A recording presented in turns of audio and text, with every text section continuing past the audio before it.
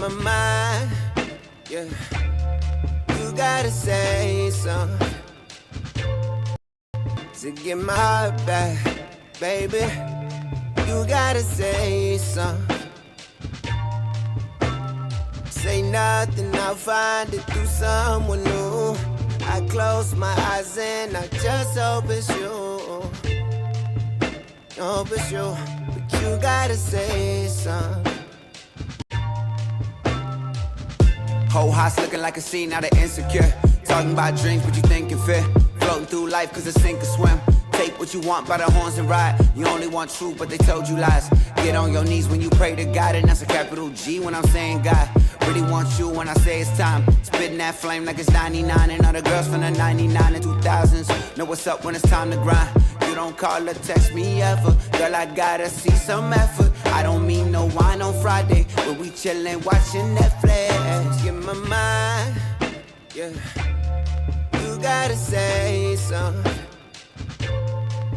to get my heart back, baby. You gotta say something.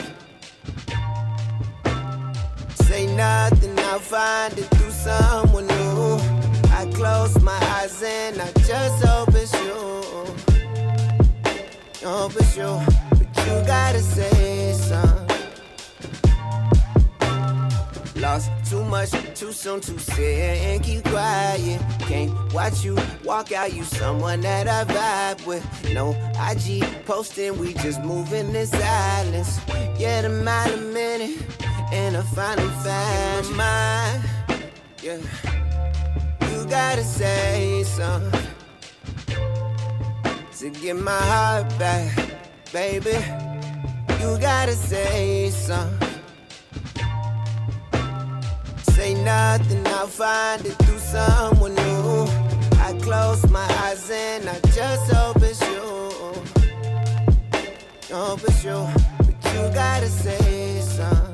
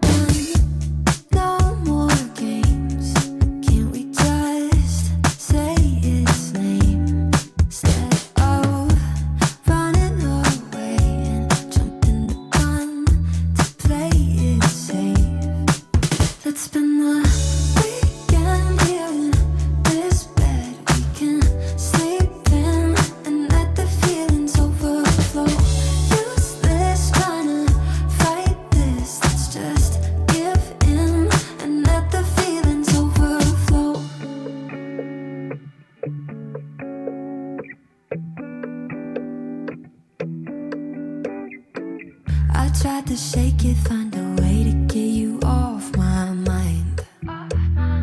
Really tried to draw that line. One look from you, I'm praying I could call you mine. Baby, you got my hands tied. No more games.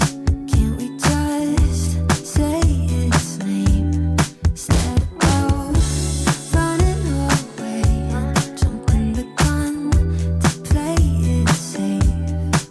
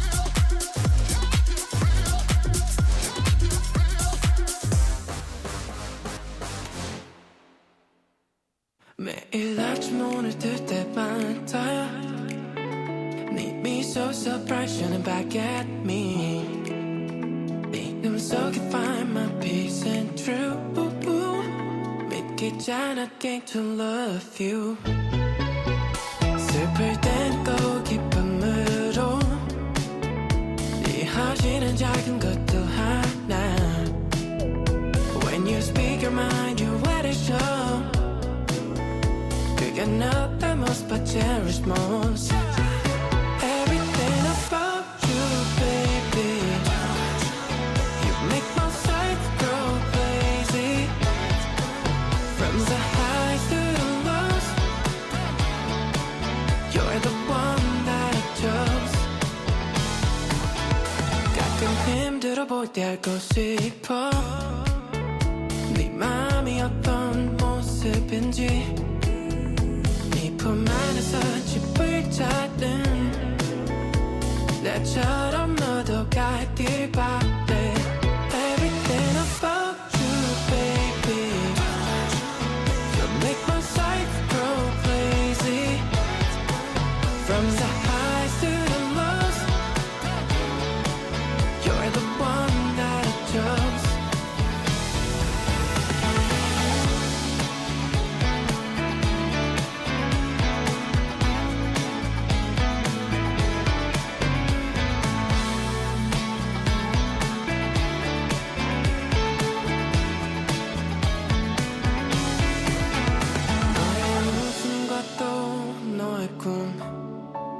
모든 게 가끔 흐려질 때 붙잡아 the things only you know I just love the way you are Everything about you baby You make my sights go lazy From the highs to the lows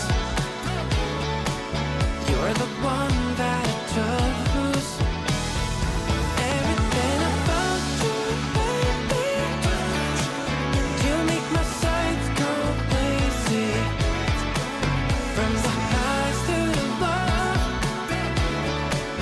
You're the one that I chose Everything about you You make my sights grow lazy From the highs to the lows You're the one that I chose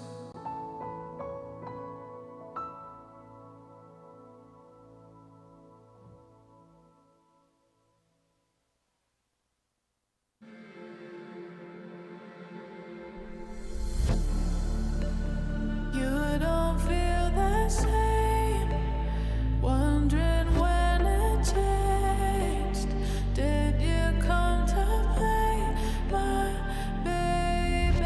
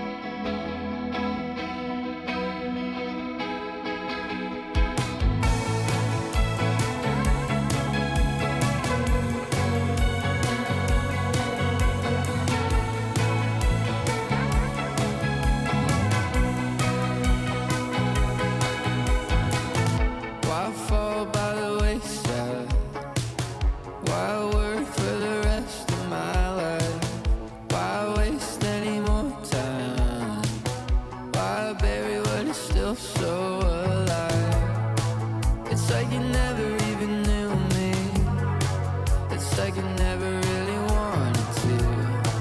It's like you never really had a clue. I don't know why I even tried. I'm no better than I was last night. And but for sure I know I'd fall in love. So tell me why I even tried. One more then it's over. I don't think it goes any lower. I'm done picking clovers. One more then I'm fully sober. It's like you never even knew me. It's like you never really wanted to. It's like you never really had a clue. I don't know why I even tried. I'm no better than I was last night. And but for sure I know I'd fall in love. So tell me why I even tried.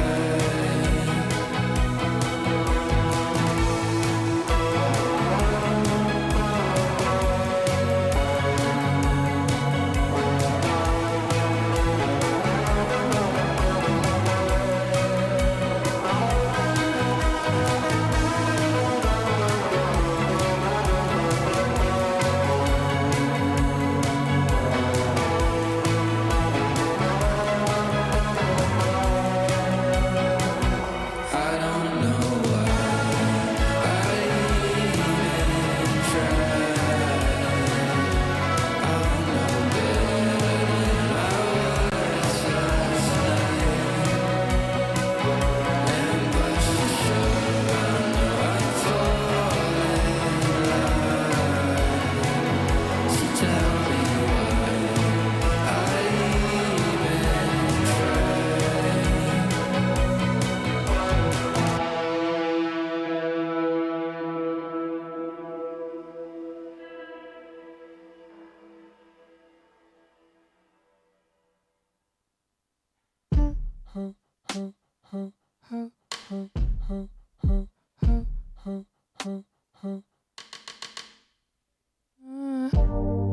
Lately I've been staring at the dark.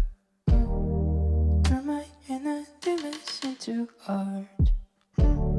Struggle with the pain inside my heart. Wish I didn't care about what they say. What you want to say, what you want to say, what you want to say, what you want. Say what you want to say, what you want to say, what you want to say, what you want to say, what you want to say, what you want to say, what you want to say, what you want to say, what you want to say, what you want to say, what you want to no one.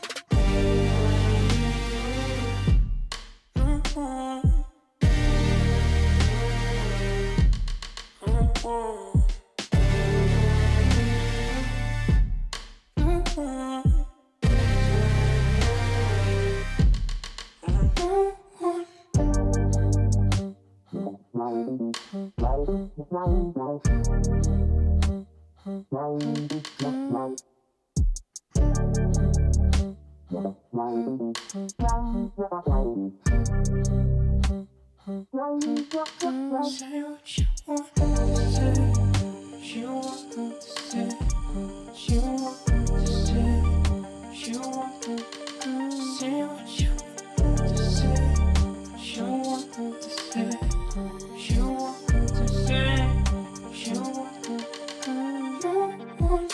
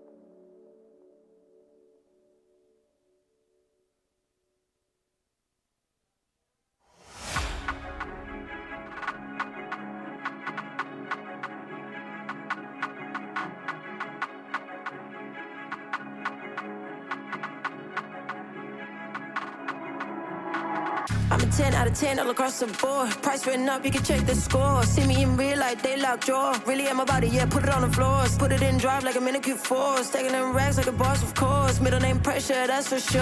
Bitch, I'm a dumb, but that ain't you know. CEO, got a boss energy. These hoes ain't all fucking with me. Everything nice, yeah, everything real. Talk to me nice, for real, for real. I don't play that, I've been in my bag, I stay there. I got plans on top of plans, and I do not intend to play fair. I'm going in, that's all I do. Standing on business, that's what I do. Phone blowing up, bands come through. I'm on top again, what's new? I'm staying here, I like the view. I got options, I ain't gon' lose. I'm a savage and I'm cute. Talk to me nice or you get the boot. Talk to me nice, don't talk to me crazy. Yeah, 10 out of 10. Yeah, you know I'm wavy. Yeah, talk to me nice, don't talk to me crazy. Yeah, bitch, I'm a don. Yeah, I'm not your baby. Yeah, I'm running up, back it up, they just a fan. Look at me, bitch, yeah, I'm high in demand. I'm pressing play and they pausing their plans. Feel like a DJ, I'm running the bags. Catching the service, damn, look what I started. I'm killing shit now, they can't do nothing about it. I bet on myself, give a fuck if they doubt it. It's up and it's stuck, you know me, I be wildin'. I'm out if they ain't trying to pay me the fee. I'm bad as fuck, I got places to be. Look me in the eyes when you speaking to me. I'm knowing that they want the spot that I'm in. Hair, nails, everything did. Feel like a model, I'm out of your league. Drinking my water, protecting my peace. Just hitting the pinnacle, shooting them threes. It's your bad, yeah, you know that. Take a picture, yeah, that's Kodak. I get in my bag, you know that. Been a girl, hit the throwback. It's your bad, yeah, you know that. Take a picture, yeah, that's Kodak. I get in my bag, you know that. You know that. Talk to me nice, don't talk to me crazy. Yeah, 10 out of 10. Yeah, you know I'm wavy. Yeah, talk to me nice, don't talk to me crazy. Yeah, bitch, I'm a don. Yeah, I'm not your baby. Talk to me nice, don't talk to me crazy. Yeah, 10 out of 10. Yeah, you know I'm wavy. Yeah, talk to me nice, don't talk to me crazy. Yeah, bitch, I'm a don. Yeah, I'm not your baby.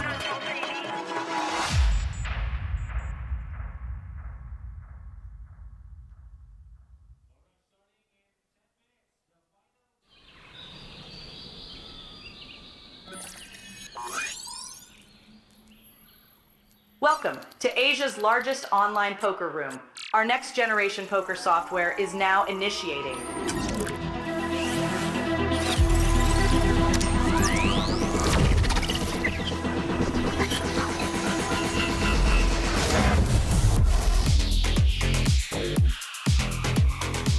Elevate your online experience with a wide variety of poker variations to choose from. Get fully immersed with fun and social features.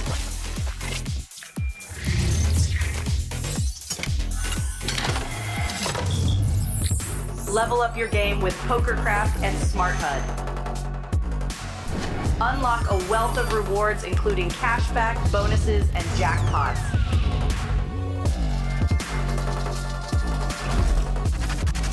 Join world-class poker tournaments featuring some of the world's most renowned brands and the largest guaranteed prize pools in the world.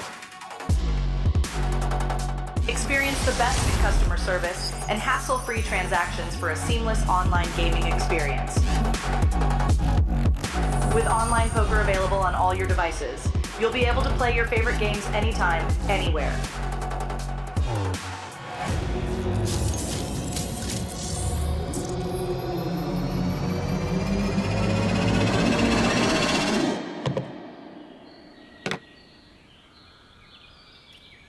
Sign up now and elevate your online poker experience today.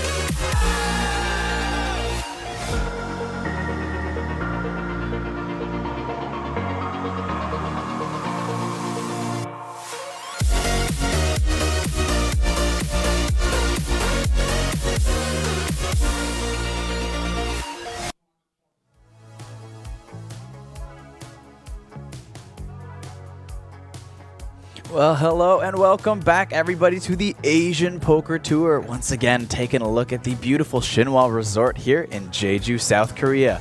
My name is Pocket Kyles, and we are covering the main event day 3. I'm joined by Sam Insole in the booth for all your main event coverage. Sam, how you doing? I'm doing fantastic, Kyle. Like you said, we are on day 3. We burst the bubble at 247 players just last night, and those 247 have returned to play down to the final 48. That is the final 6 tables. And we do have some very big stacks. You know, William Teo was our Flight B chip leader. Still has 700,000 in chips, putting him in a top 10% spot. Some other notables with large stacks. Abraham Seesfin with 600,000. Renee Von Redden with 573,000. Just there on your screen, we have some main event fact files for you. With Junji's win at Incheon, China are now tied with Japan in terms of main event winners. Luo Shishang is the defending champion here in Jeju. Did take it down last year, 2024, for a top prize of $308,000. Kyle, how much is the top prize this year? Ooh, the top prize this year is going to be a whopping 246,000. Sorry, my dyslexia has cut in. 462,000 USD. More than double what I just said. There we go. Amazing. Go. Yeah. On your screen now, we do have our day 2 chip leader, Yu Sheng Huang, who is actually not our overall chip leader, as we are going to introduce our on-live qualifiers from Natural 8. Kyle, why don't you explain to the viewers what the on-live qualifiers are? Yes, so of course, you know, these people were playing their day 1s on Natural 8 and qualified into the money there. So they've just been waiting for all of our live players to get into the money, and now they are joining us into this field of 247 in the money players as they finally get to take a seat at the live table. And one of those players is going to be Jianfeng Sun, who is walking in with a whopping 1,013,000 in chips, I believe is our chip leader, coming from online to maybe to the surprise of our live players, as he does have a couple 100,000 over the day 2 chip leader from live in person. I just got to say, that is an incredible chip stack. There are only 234 entries online. So there are 1/5 of the chips available in play online than there are live. So to come in with a chip stack that dominates the live portion, he must have been on an absolute tear, and I cannot imagine he didn't play his A game the entire time. I'm sure he did pretty well on the bubble there, and some other people just probably squeaked in next to him there. But nonetheless, even coming into day 3, the average big blinds are still 46. Plenty to play with, and look at that. From 1,693 players, we're down to our top 246, all competing for that large grand prize of 464,000 USD, and of course they will be getting an APT Championship main event ticket in Taipei later this year, and that golden Mega Lion Trophy. Here's the recap of what happened yesterday. Set the record for the largest main event in Korean history.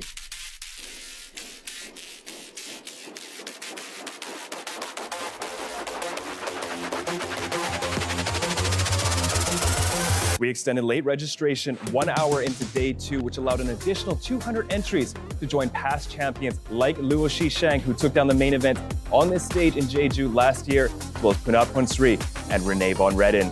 The win last year was life-changing, and I still have a full-time job, so I have to pick my spots. And yeah, when it comes to where do I want to go and I see APT, I have time, then that's a lock, basically. The field of almost 1,700 players battled their way down in hopes to secure their spot in the money. Some of the largest stacks in the tournament noticed their time to shine as they put on extreme pressures, even playing hands such as 7-deuce offsuit to steal chips from their opponent. Next thing you know, we found ourselves just one off of hand-for-hand play. We heard Neil announcing on the floor that this would be the last hand for hand-for-hand, but suddenly 3 players were eliminated and we found ourselves on the stone bubble immediately. We got a king, an ace, and an ace with 2 diamonds. Nobody has a diamond in their hand. This is the stone bubble, Kitty. Turn card dealer. It's an 8. 8 of clubs. River card. It's a deuce of clubs. And unfortunately, the bubble burst within one hand. And you have all cashed the largest main event in Korean Asian Poker Tour history. The fastest the bubble has ever gone in APT history.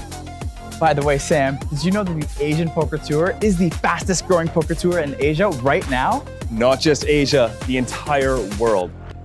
Stay tuned for day 3 coverage of the main event here at APT Jeju 2025. That was a lot of fun. I enjoyed that recap. And now we are straight into day 3. And can I just say, it was actually a coincidence that Rene was placed right underneath his own banner. Oh my God. Did you notice that he was actually wearing the same sweater that he had in the banner at the same moment? Guy knows his style. He's consistent. I like it. He sure does. But like we said, we are now into day 3. The players have already been sat down for about 30 minutes. All I can hear is chips riffling out there. I'm very excited to get this going. We're playing down to the final 48 players. Tomorrow, we will come back to play down to the final table. And finally, we'll crown a winner. Day 5 of main event championship. There we go. But until then, we've got to play through day 3. Like Sam said, top 48. They're going to be battling it out here. And if it goes on very long, we will just play 10 levels to make sure it ends at a reasonable hour. You still get a little bit of your beauty sleep before day 4. But we're going to be covering all of that and more all the way through the rest of this APT Jeju series. And of course, our high roller event on that final day we'll be coming back for once we get crown a winner to this main event. For sure. I don't think we're going to hit the 10 levels just based on how aggressive the play was yesterday. Everybody was not afraid to get in there. Perhaps it'll slow down now. This is what I would consider a deep run into a main event with a field of nearly 1,700 runners. The largest main event in Korean history. That is quite an accomplishment. And coming back from only 1,089 entries last time we were here in Jeju to now nearly hit 1,700, it just shows how much the APT is growing. Nearly more than 50% increase for a single year. There you have the overview shot. We can see Rene van Redden with his classic pose, the hoodie up. See if there's any more notables as the camera pans across the floor. 30 seconds to go until cards are in the air. I was walking into, we are of course on a 30-minute delay. I was walking in around this time and I did see some people, running towards their tables, trying to get there in time for the first hand. Nobody wants to miss this, but here's Isara with a little live coverage.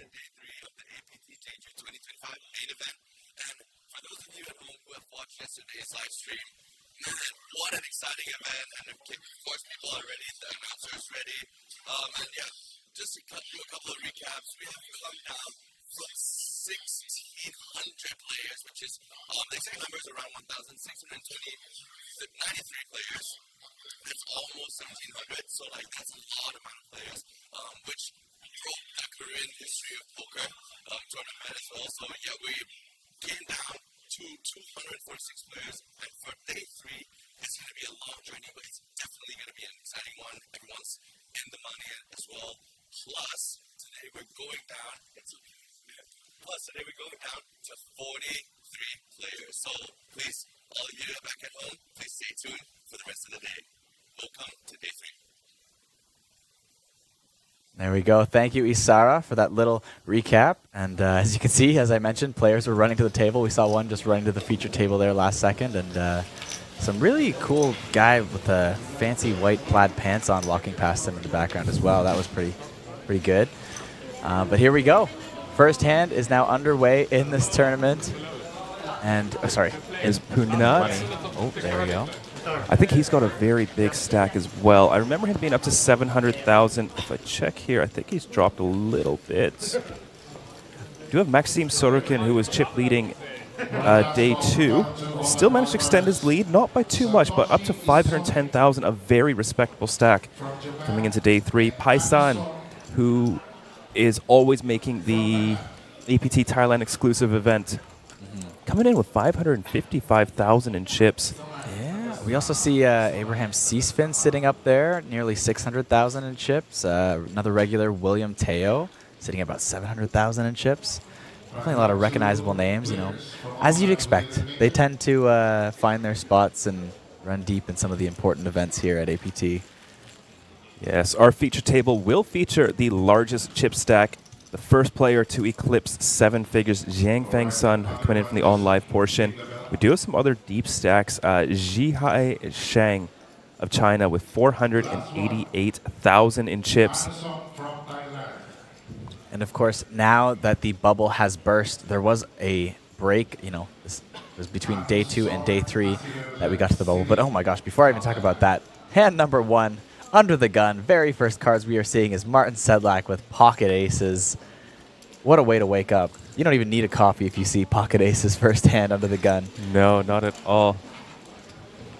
Let's see if he can get some action. So far, no luck. As Martin said, like one of the more accomplished players at this table, sitting on 850,000 head and mob earnings.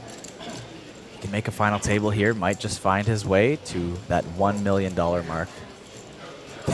7 deuce offsuit. I think we also saw another 7 deuce in the mix there. And he's got to show it first hand of the day. Beautiful.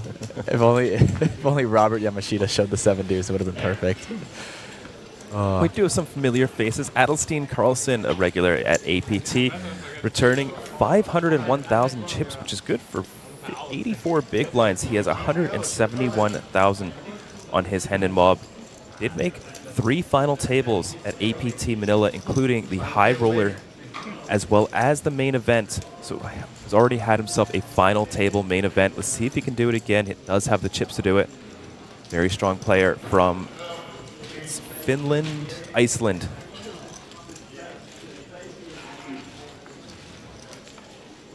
Yeah, even though maybe on a worldwide scale, 100,000, 150,000 in live earnings isn't quite as far up there for Iceland. He's number 6. Definitely. I can't imagine being too many poker rooms up in Iceland. There's got to be a few, you know. I'll take a trip there and I'll let you know. Come back with that report soon. Thank you. Now, of course, the bubble has burst here. As I was saying before, I saw those aces, and just as right on time, I was going to say we're going to see a lot of jams here, a lot of shorter stacks that have squeezed into the money. Now are more than happy to just try and spin up their stacks as they have locked up $2,800, almost $2,900 to be honest at this point. So, Shang Wen Yu of China did go for the jam, and his hand and mob's quite something. In 2024, he came to Jeju and cashed 2 events. The main event for 94th place, looks like about a min cash, and then won the WPT closer for $56,000 and hasn't played a live event since. If that doesn't get you into the poker bug, I don't know what would. But he has returned. It's been just under a year, and he has returned to Jeju, and looks like he'll be locking up his 3rd cash. Let's see if he can improve that $56,000 score. yeah, it's okay, you know. Nearly 10x my biggest score at the moment, I think, yeah. And as of course we've already seen a few eliminations here. Like I said, some people just squeak into the money. As far as the live players from day 2, no one really too far under 10 big blinds. Like, sometimes you see people squeezing in with just like 1 or 2 big blinds right on the bubble, but we barely got to hand for hand. The bubble burst so quickly that I didn't think we saw enough time for those stacks to dwindle down. So our bottom 15 stacks are all about like between 8 to 12 big blinds right now. And it's more than you'd think right after the bubble would burst. It really is. Yeah. I would have expected a lot of 1 or 2 big blind stacks. I feel if the bubble went on for, as long as it did in Taipei, perhaps we would get to that point. Yeah. Yeah, our shortest stack of the entire live day 2 is sitting on like 4.5 big blinds, which is wild for that to be the absolutely shortest stack in a field of 247 players. We get our first flop here. Edelstein versus Tang Yishi. Yishi is going to find top pair, top kicker here after defending the big blind. Edelstein Carlson with the betting lead under the gun versus big blind. Going to c-bet quite often in that spot.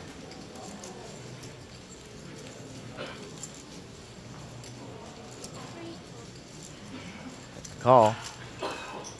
Go to the turn.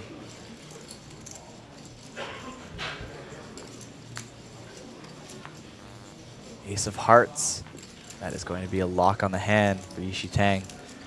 Top 2 now, but very good card for Edelstein to keep barreling on. Going to be unfortunate timing, but can't see him not continuing on this turn.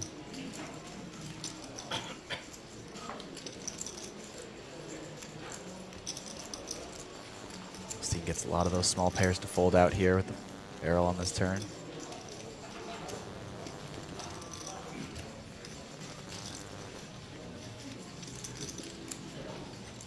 Very inclined to raise in Tang's shoes. Yeah. lot of ace-x hands to call you here right away on the turn. More chips in.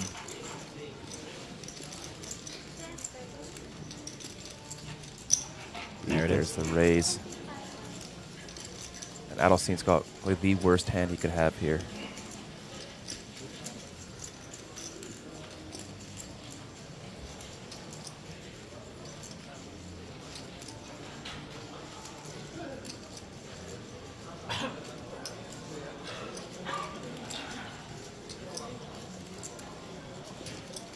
Does he want to take an adventure? Does not. Hang Yishi picking up 56,000, 9 big blinds.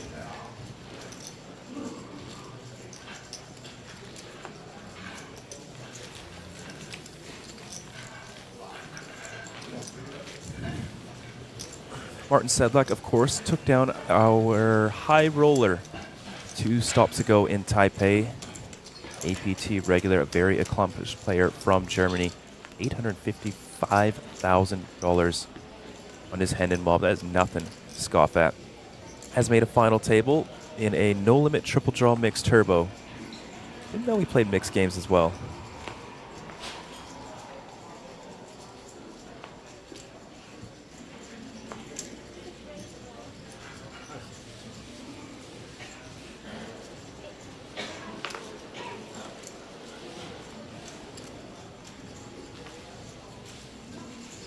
Fang here. He's one of the only players with 1 million in chips at the moment. There's a Queen 10 suited under the gun. And Zhang Jihao with pocket 8s going to come along for the ride.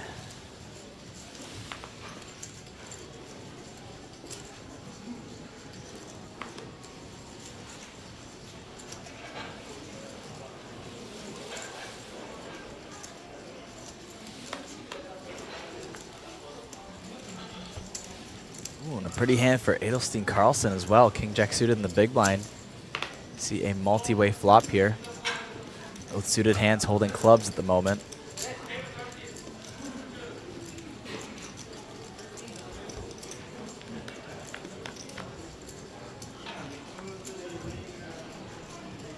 Five deuce. Nobody connecting at all in any way on this board. Pocket 8s is not about as good a board as you can hope for that doesn't contain an 8.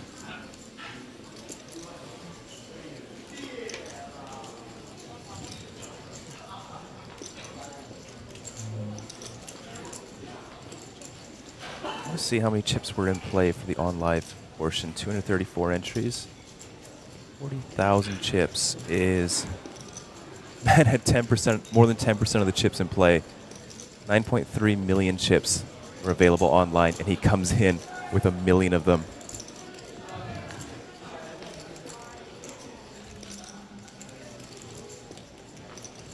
Six of hearts on the turn, improves Shang to a flush draw. Holding the best hand as well.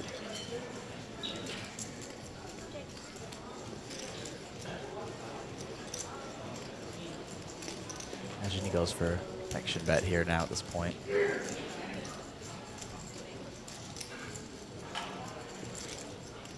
Still get called by some heart combos.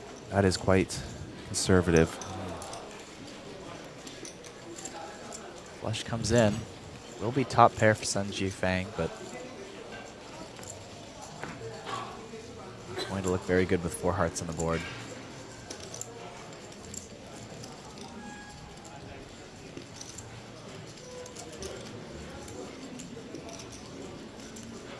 Oh yeah, very true, Justin. I totally forgot. They were different flights, so it wasn't just one large flight.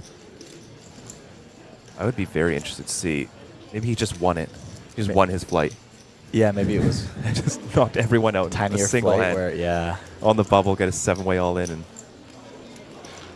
For our main event tournament leaders, complete the hand that turn on. I think Shang missed out on quite a bit of value with this hand. Obviously with these holdings, as played, wouldn't have gotten a bet.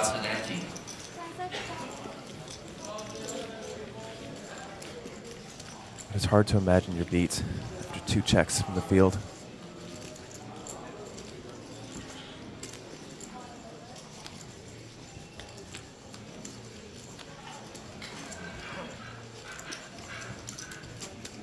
Look at that, we're a field of 234, which is the exact number for the on-live qualifiers, or on-live entries through Natural 8. Folks, if you did want to learn more about the Natural 8 qualifiers, you can check out their website. Largest poker site in Asia. And we offer on-live qualifiers, meaning you can play your day 1 and day 2 online. If you get to the money, you take your virtual chips, convert them into real chips here at the APT, and jump straight into day 3.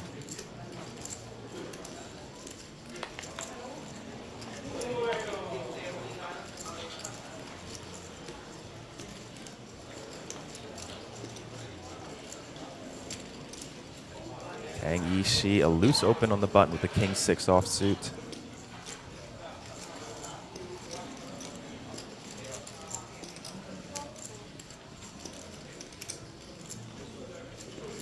Edelstein Carlson will join the party with his pocket 5s. As will Jianfeng soon. Another 3-way flop, you don't see this often.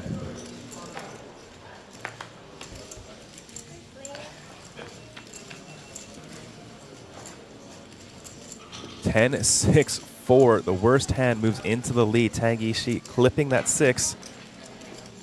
Pocket 5s and King 9 of diamonds can't be too happy with this board.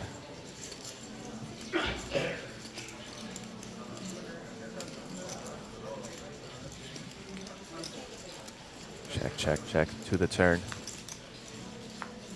Queen of hearts. Jianfeng picking up a gut shot. Nobody with a heart in their hand.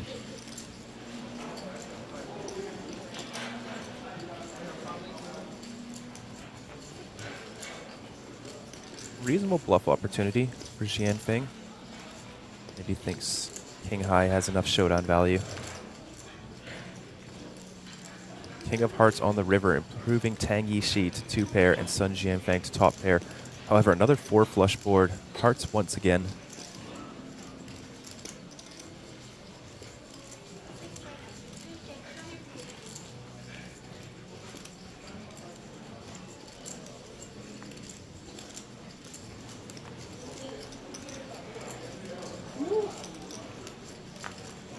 King 6 takes it down.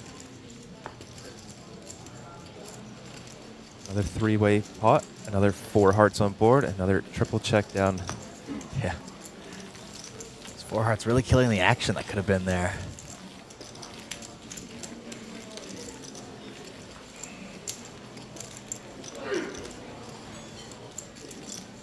We're seeing some very passive play on this table.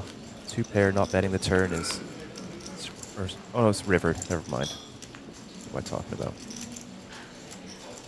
It was very reasonable, the whole hand. I think the only chance for a bet to go in was Jianfeng turning his hand into a bluff on the turn, but he does have a lot of gut shot straight draws to choose from. It's notable that the blinds have already gone up. We did start with a partial blind level today. Just finishing up level 18 with 12 minutes of that. We're back to our 60-minute levels. Zhang Jihao, ace-king suited here under the gun. Lots of early position hands opening, and gonna run into Martin Sedlak's pocket kings. This could be very, very big.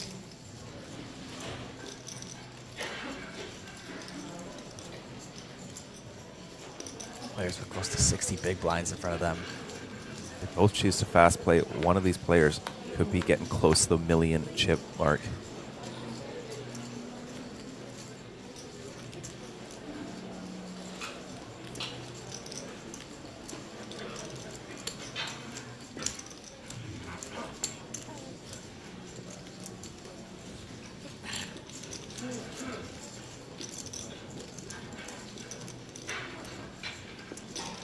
Ace King suited. 50 big blinds effective, maybe 45.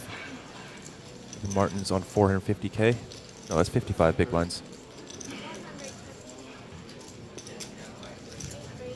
Incoming 4-bet up to 16 big blinds. This pot is up to 200,000 already. What do you think, Kyle? Any merit for slow playing here in Martin's shoes?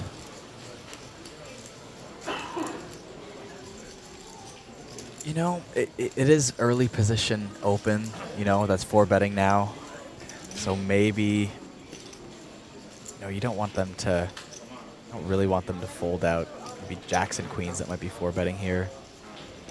There's some argument for it, but I think you could go either way, and it's not going to make that much of a difference. Yeah, I think most of Shang's 4-bet bluffs are going to come from something like ace-queen or ace-jack, so I don't mind shutting those hands out and taking the already 600K out there. Not allowing that 30-something% equity. Yeah, I mean, that's a ton of chips to just lock up pre-flop, right? It also ensures that you cool your pocket queens, pocket jacks, if jacks do call, which I'm not sure if they do. I think you fold out jacks here, given the end of the gun open. I also don't think jacks 4-bet, so mostly just queens. True.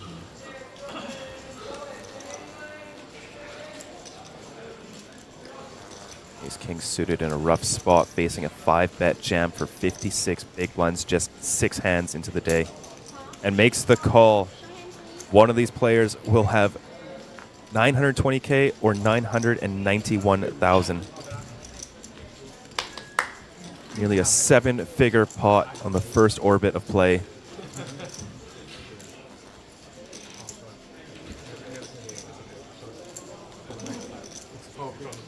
34% equity is quite high considering his king is essentially dead. Must be a lot of diamonds out there. No folded aces. Let's make poker fun.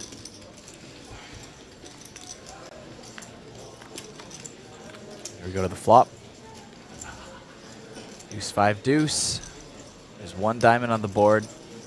Backdoor straights could come in as well. 1 ace was folded. 2 still live. Turn. 7 of clubs. No more backdoor opportunities. Jihao gonna need to hit an ace on this river, otherwise we'll be crippled. Just 70K. River is the 6 of clubs, an absolutely massive double up for Martin Sedlak. Sitting on over 900,000 in chips now. Just 6 hands into day 3. Zhang Jihao, a monster ace-king suited, crippled down to less than 10 big blinds. That is a rough start for him. But such is poker. And better to happen here than on the way to the bubble in day 2, you know? For sure. We saw a bit of that yesterday, and some people went home with nothing because of it, so.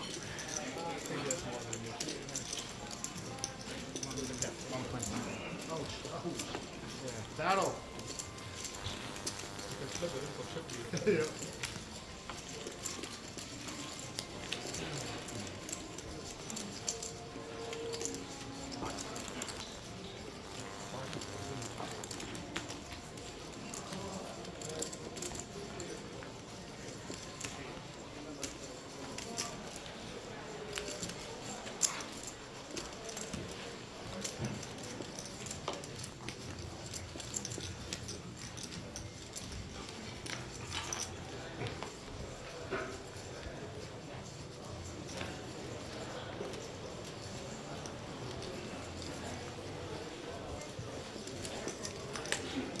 And number 7 now.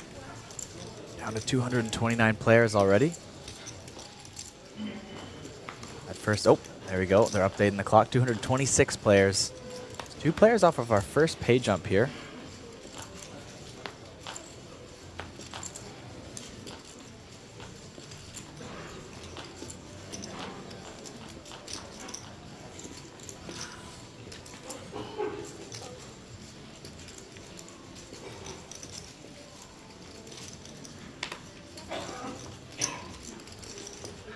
Kazuhiro jams a small blind against Shang's short stack. I think Shang might be thinking about that hand for a little while, but I don't think you can fold there. Ace-king suited. Yeah. You don't expect pocket aces to jam. So you're really only in terrible shape against pocket kings. You're still 30-something%, and given the odds, 30-something% isn't that terrible. Yeah. Flipping against queens, sometimes he's going to have maybe like an ace-5 suited or an ace-queen.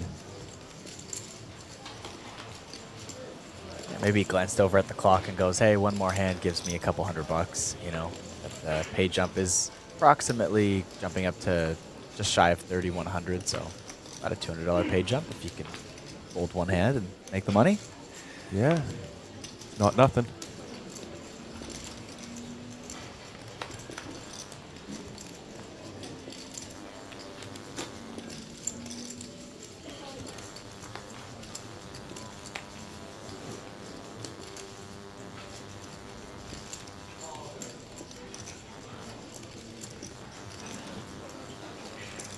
Chip leader, the medium ace in the cutoff.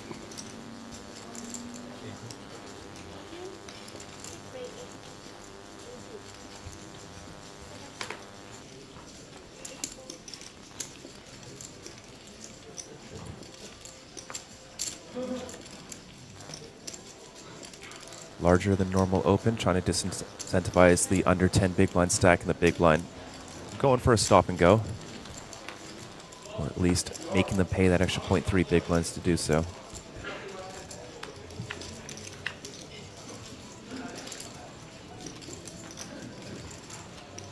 Is this enough for the 5-4? I don't mind a stop and go. You do get folds from Queen Jack. Jack 10 without a heart. Justin, what about anything you saw yesterday with lead? You believe these guys were about a $300 pay jump? Well, we didn't see any of these people on our table. You know, 2 feature tables with 3 very aggressive players does not indicate the rest of the 200-something person field. Everyone's got their own objectives. Yeah.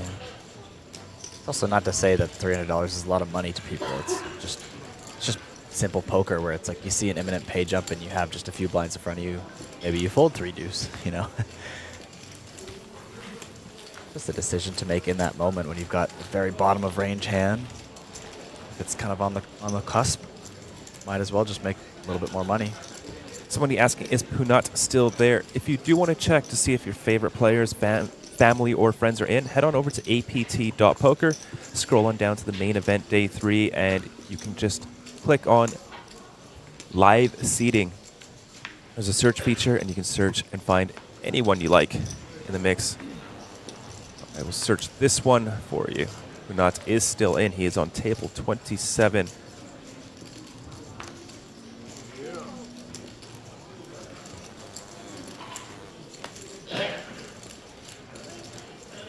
Discipline. King Jack, no good.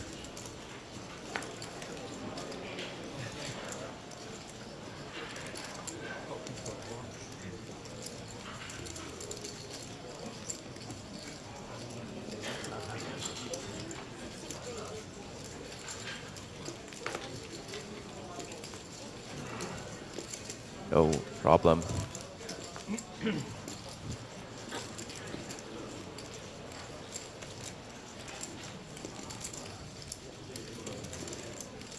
Mystery hand for Jian Feng soon.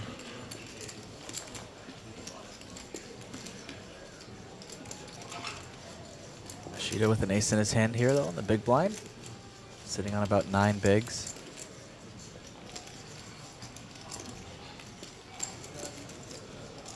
And if you include the one already in the middle, you'll make the call.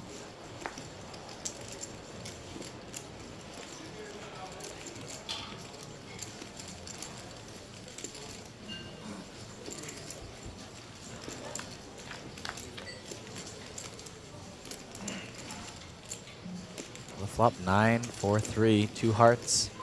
Not a bad flop for Robert Yamashita. Backdoor nut flush draw, the gutter.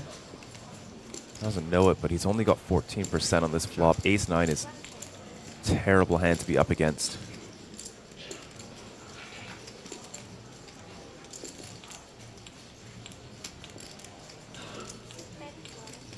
$12,000 is the bet.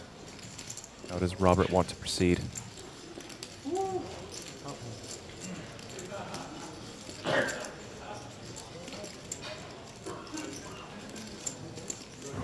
Probably going with it, but in his shoes, I would just raise to 60,000 and then use the time bank to see if you can make that extra 300. Looks like he is going to decide to do that. Oh, no, he just snap called the 4-bet jam. Needs a 5 or running hearts.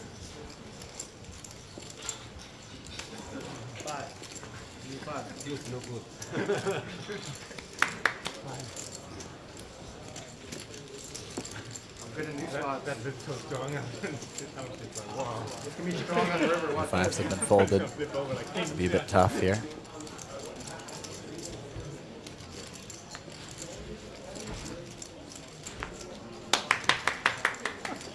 Picks up an additional out.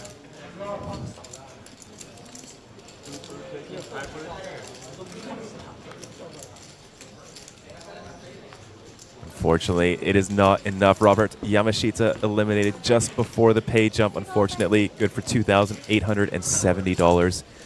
Now we're on a soft bubble. There's another small pay jump coming up. Sun Jianfang reclaims his million in chips.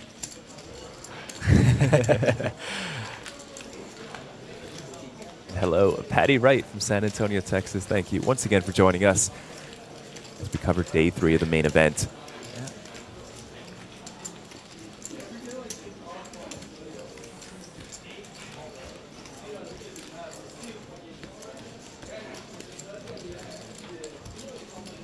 Very small pay jump here, just about 200 USD, but as expected, everyone just made the money. Very chill pay jumps at the moment. Poker has gotten more relaxed. Eliminations are flying off a little faster. Money is going to make very little difference at this point, but the chip stack will make all the difference. Going into those final 6 tables, if you can find yourself from a short stack to a middling or even one of the larger stacks in the tournament, it's going to be worth all the risk. Help set yourself up for the final table. Let's see. Guys, would like your opinion on the recent Under the Gun Ace King raise 2 bigs, villain hijack 3-bet 6.2, hero 4-bet 16, villain 5-bet 56. Is it correct to just fold and preserve 40 big blinds? Depends on their ranges, but I think versus Martin, I don't think it's correct to fold that. Martin's going to have appropriate 5-bet jams in that spot. An Ace King suited is making too much money to fold there.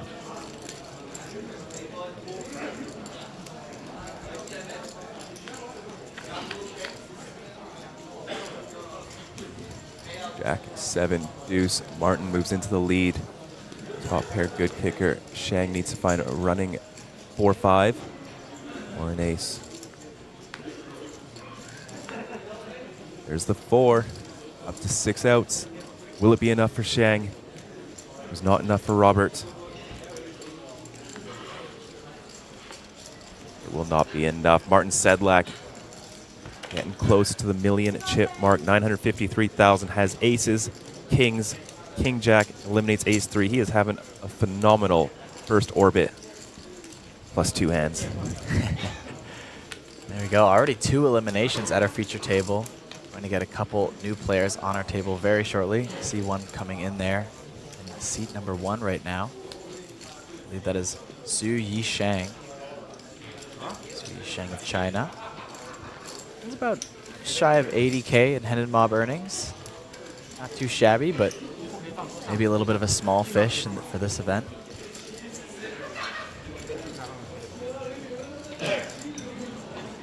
He's represented as a Chinese player, but most of his caches are in the US, so probably a resident of the US or just loves to hit up that World Series potentially.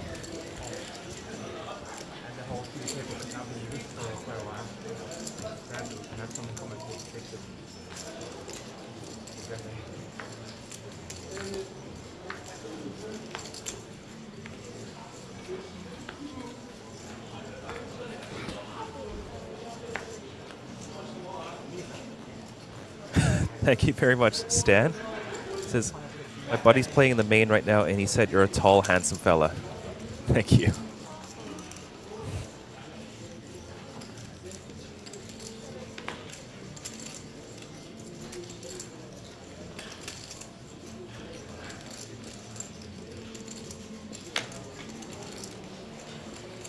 We dropped down fast. I was losing 5 players in just a hand, essentially.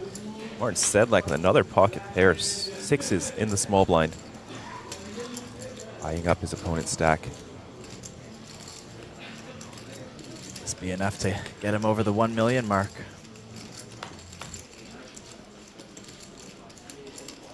$50 bigs effective, queen 4 offsuit. Reasonable to go for a raise or a check back. Tang chooses the ladder.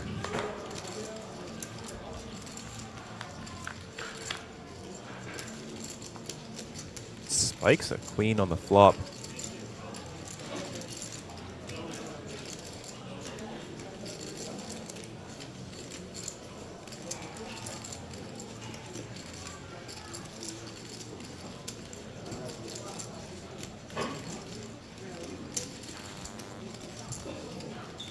Martin kicks things off with a small bet, 8,000.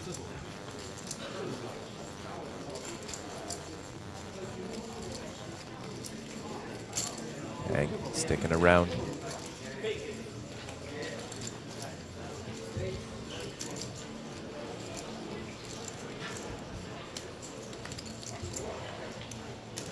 Ten of clubs on the turn, very connected turn. 2 flush draws on board.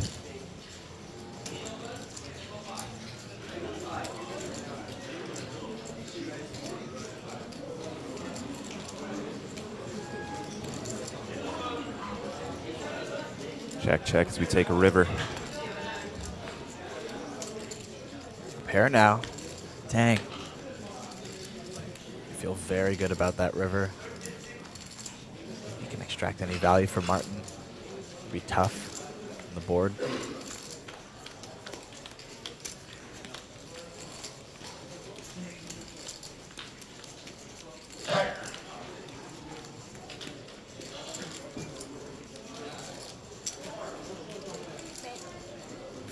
Large bet here, 35K.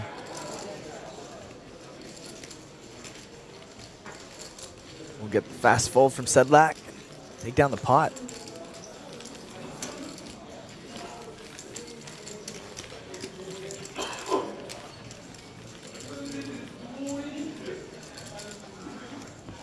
Justin letting us know that Nevin and Weiwei team win have unfortunately both busted the main event.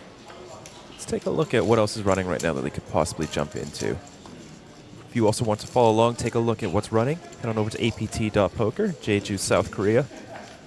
Oh, we have the Heads Up tournament going on right now with a 32-player cap, which has already reached the cap. It began at 11:05 a.m. and closes at 11:15 a.m., but managed to cap that.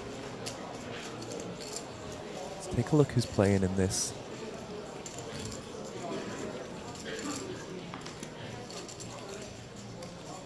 Wandet from the APT Thailand exclusive.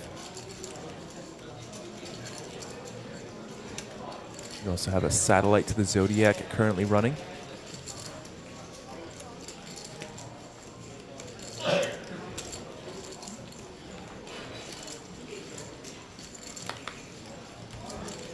I think most players are going to be waiting for the Zodiac Classic at day 1, kicking off at 3 p.m. It's a 3.3 million Korean won buy-in, and as well, you know, the players' party tonight. See some blind versus blind action here now. Ishi Tang versus Edelstein, and just take it down on the flop.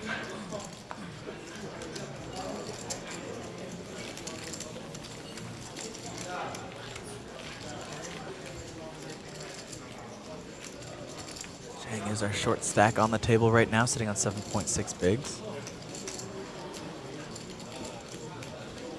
A lot of ICM pressure on anyone. Pay jump still relatively small here early into the money.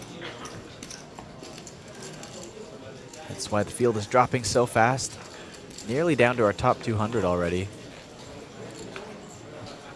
Still just the first hour of play.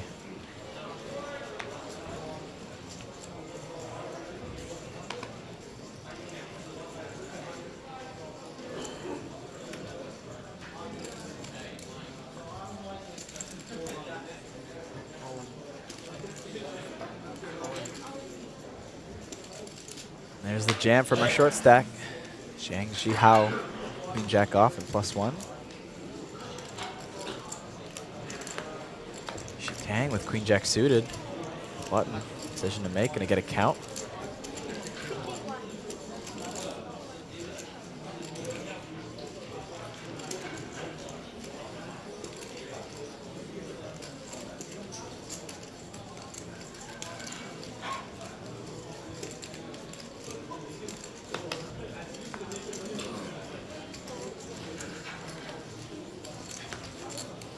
Chip leader, Sun Chin Fang. Ace-8 suited on the big blind, going to put Zhang Zhihao to the test here. Getting it in good. Zhang Zhihao going to need to hit something here to stay alive in this tournament. Can't complain though, already laddered up a bit. Made the money. Not a bad day even if you bust here. An okay spot to try and spin, 40% equity. And nearly a blind steal, almost got it through. We go to the flop. King, Jack 7. Hits a jack. Pulls into the lead here, just dodging that ace now. Even blocking some of Sun's backdoors. Four is safe. One ace was folded, just 2 outs to fade here. Zhang Zhihao will find the double up. That is safe. 134,000. Like 16 big blinds.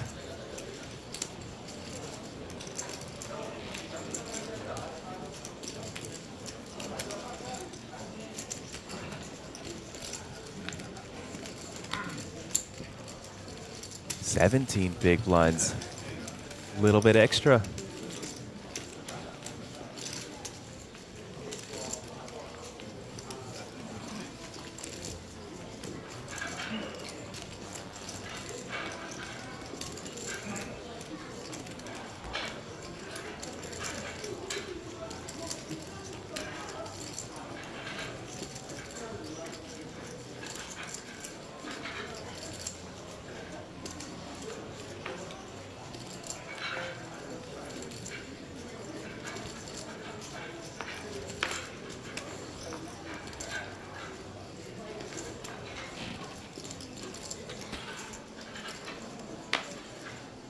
Shang Shu joined our table at 78,000 on his hand and mob. Looks like he hasn't played poker in about a year or so. Visiting the World Series of Poker last year. We'll make an open with the King 10 offsuit.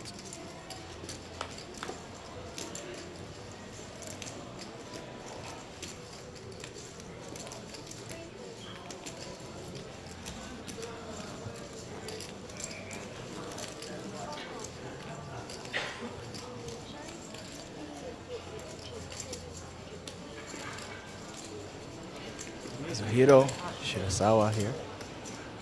Right to defend 7-6 suited in the big blind. Kazuhiro did join us at APT Incheon. He made 2 final tables, a 4th place and a 3rd place finish, both in mixed games. You see the Japanese love playing the mixed games. Off to a flop, 9, deuce, deuce, neither player connecting. Shang Shu still with the lead, King high.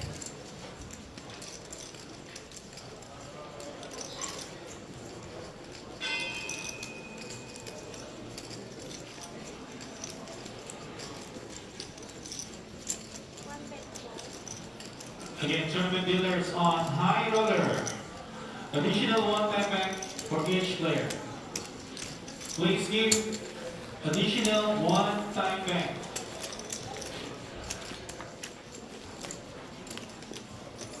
So Zhang Zhihao has doubled up. Nobody really short at the moment. Shortest stack sitting at 17 big blinds.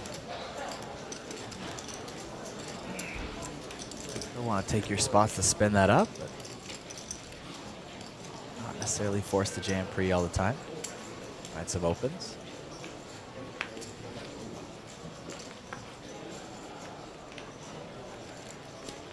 All right, a friendly reminder to all the tournament players.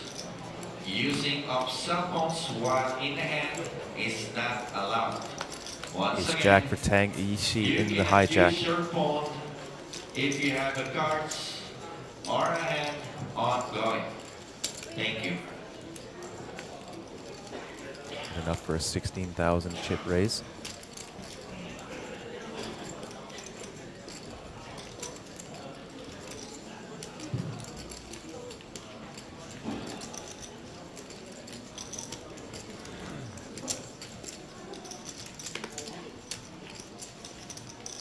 Zhang Zhihao with an offsuit ace, one of the weakest ones.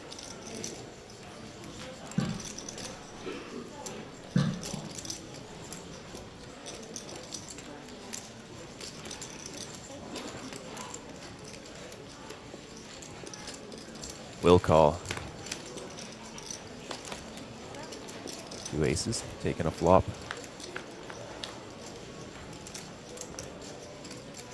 And a little bit of domination, rotation, as Vidur likes to say. Ace of spades working for Tang. 2s and 3 also quite unlikely to connect to the big blind range given how short they are.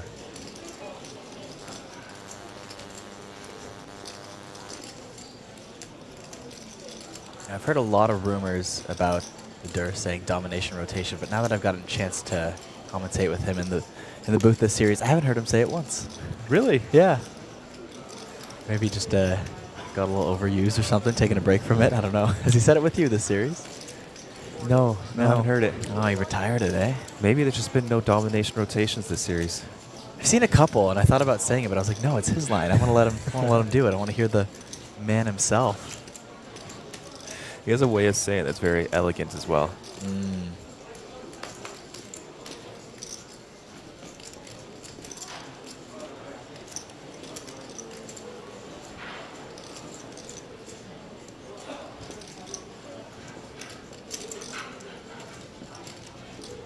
This is quite interesting. Ace 3, a little bit of a protection raise. Ace Jack with a spade will continue. 70K behind, 124,000 out there. We see the 4 of spades on the turn. That is an action turn. Not flush draw now for Tang. And Shang cannot feel too good about his ace 3 despite picking up a gut shot.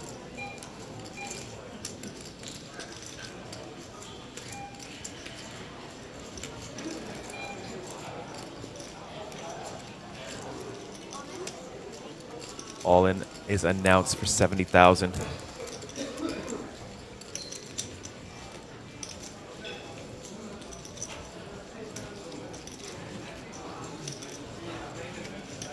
Let's see how Tang let this one go after turning the 4 of spades.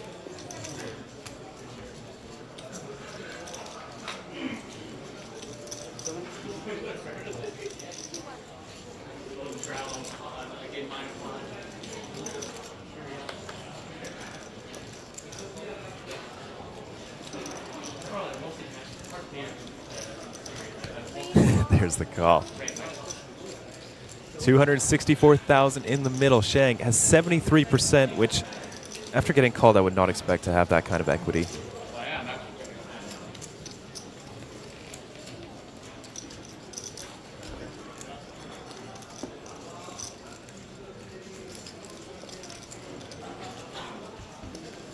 Tang needs to fade a jack or a spade. Does so. Doubles up to 264,000 in chips. What a comeback. Yeah, just on the verge of elimination not too long ago. Suddenly sitting on a very comfortable stack. Over 30 bigs now, Shang Shihao.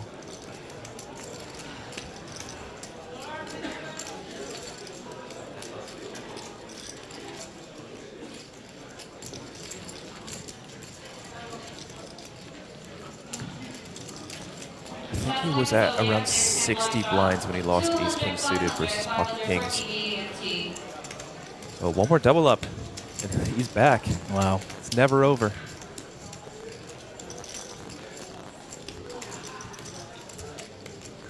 I mean, that's the beauty of having chips behind even after a cooler, right? It feels like you've lost your stack, you're on the way out, and then suddenly you're given a chance to come back. Never over until it's over. That's a Justin Bieber quote. Wow. My God. That guy's a genius. Must have been a poker player. I think he was too young for that. He came up with that song. Hey, I played poker. I played with quarters with my friends back in high school. True, but you don't have that poker terminology at that time. He was wise beyond his years. That's what people say about him. Never say never. Who is DJ Funnybone, Ken? Let me try to Google this. I hope it's not horrible.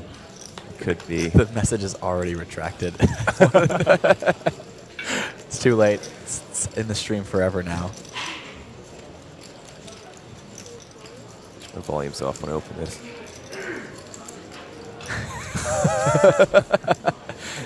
Is that you, Ken? Are you DJ Funnybone? Every thumbnail is exactly the same. No way to differentiate between his reels. I mean, maybe the reels are all the same too. It's like that one guy that does the cover of Smash Mouth's All-Star to every other backing track. Remember that guy? I haven't seen it. Oh, it was just like, I think it was the YouTube days. And, he would just say, oh, my cover of this song, but he would always just sing All-Star Smash Mouth over whatever song it was. Yeah. Yeah. It's great. Similar thing, the thumbnails all look the same. Just a webcam shot of him. And Yeah, I could see that. yeah. 3x raise from Shang. Queen 4 of diamonds.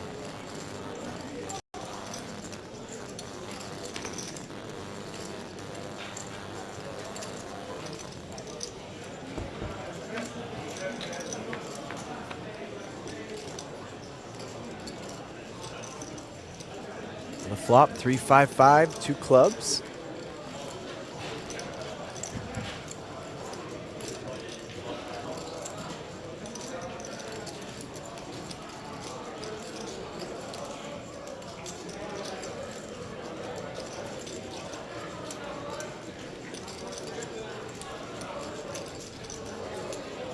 Yeah, with the betting lead going to continue here. Will be good enough to take this down on the flop.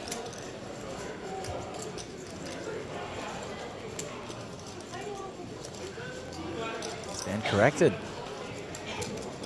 Yang Haiyang. Too much going on. A couple of back doors. Make the call here. And spikes 10 on the turn. Now top pair for Yang Haiyang. Call has paid off. No flush draw on board.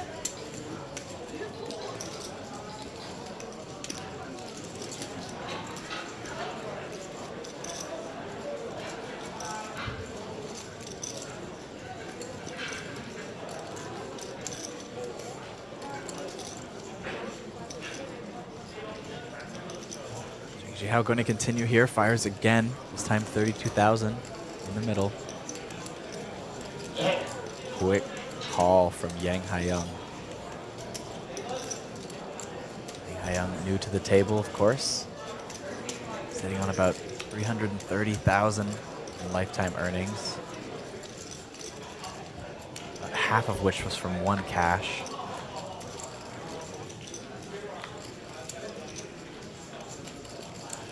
Haiyang going to get a better 2 pair here, 10s and 7s. Jihao already double barreled here. Not too much to go on. I don't think I like triple barrel. Also just 95K left behind for Yang.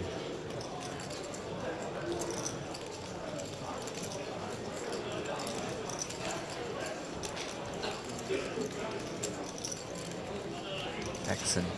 Yeah, I'm going to go for some value here on the river. I believe Zhang Jihao has just given up, so will not find the value.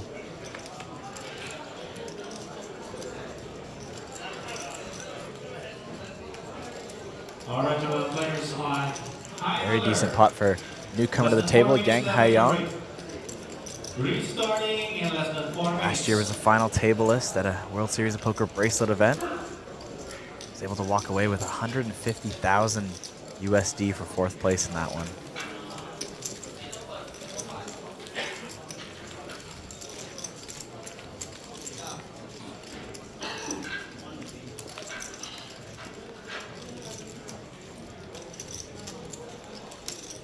Most recently cashed a Triton series here in Jeju.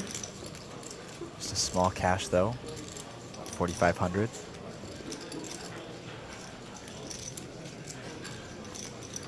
Yes, Janexon asking how many levels for the feature table. Every break we switch our feature tables, so levels are an hour each, which means 2 hours till every break. Thanks Justin for letting him know in the chat. Of course, welcome to all 727 of you watching right now on stream. Always a pleasure to have you here. Main event Always drawing in a ton of viewers. Don't mind hitting that like, subscribe button as well. Helps grow the channel, helps grow the APT brand. As you can see, we keep breaking records here, and we're hoping to do the same with our championship series.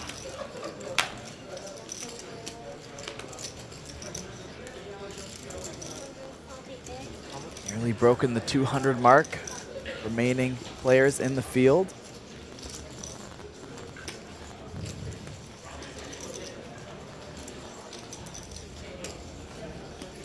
Kazuhiro, 17 big blinds put at risk with ace-4 suited in the cutoff. Players on final day of the high roller, starting in less than 2 minutes. Surprised to see this hand for this many blinds.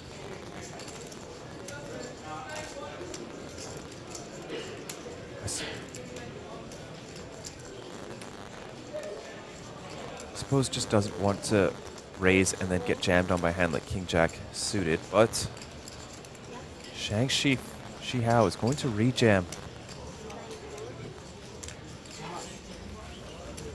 And pocket tens for Yi Shangshu. Was that just snap folded? No, he's asked for a count. Oh, yeah. I mean, that's a tough spot for tens. Yeah. I'm not sure if I'm even taking it. It's a big shove from Kazuhiro, which I'd be very excited to call, as I think it's going to be a lot of lower pocket pairs. Now Shihao reshoving. I think the question you have to ask yourself is he doing this with pocket nines and most importantly pocket eights? Actually, now that I think about it a bit more, I think he would, given I think Kazuhiro would be shoving lower pocket pairs. Changed my mind, I think I'm calling tens now. Just based on cutoff versus button. Like, I'm definitely not thrilled by it. I think I'm gonna like throw up a little bit in my mouth and then call. You think Kazuhiro's ever finding this larger jam here with like ace king, ace queen? Yeah, could be. I think even like hands like ace-9 offsuit are typically jamming for around this size as well. Typically on the button though, rather than the cutoff. But I also do expect some suited broadways. You know, the hands that don't want to raise fold versus a jam and would rather just raise and then get it all. And that is a great result for Kazuhiro. It's a 66% favorite rather than a 30% dog.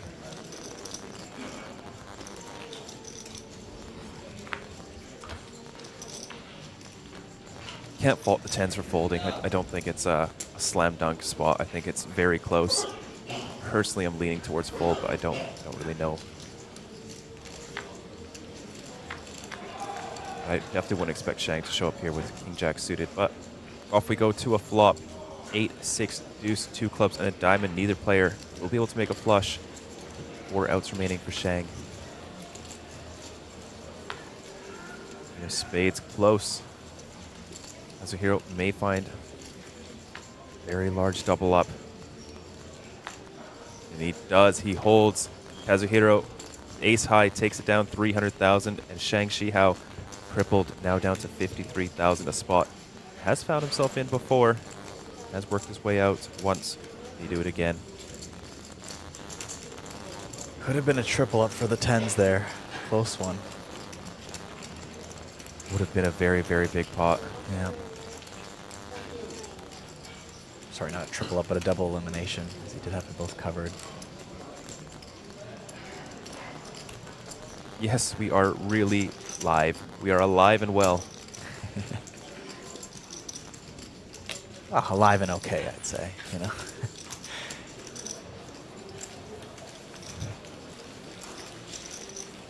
200 of our players as well doing live and okay, I imagine. After all that work, Shihao finds himself short again.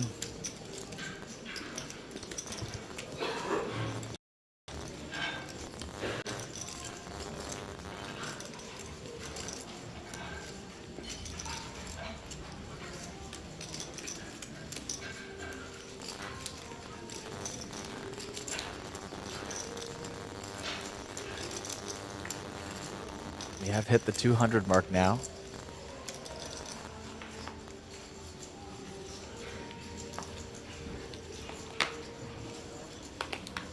Ace King for Tang Yishi.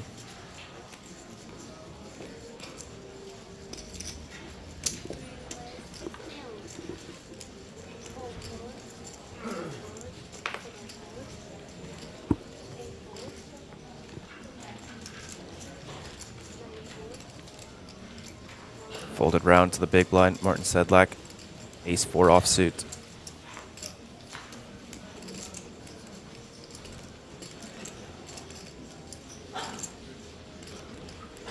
I love that description from Justin. Zhang with the travel blogger stack, never in one place for too long.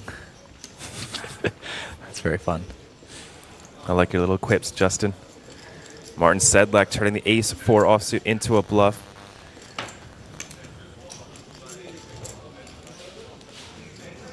It's a nice hand combo to do so with. Unfortunately, going to be running into Tang's ace king.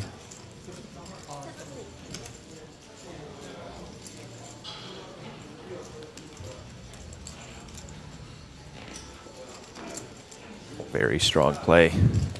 Even ace king's not feeling that great for 40 big blinds. Iron in the gun versus a big blind 3-bet.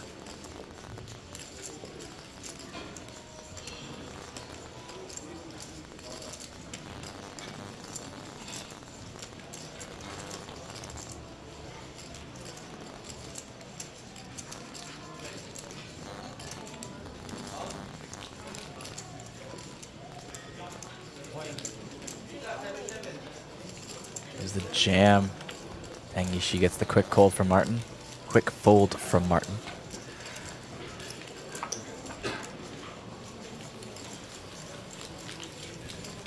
Yishi will take that.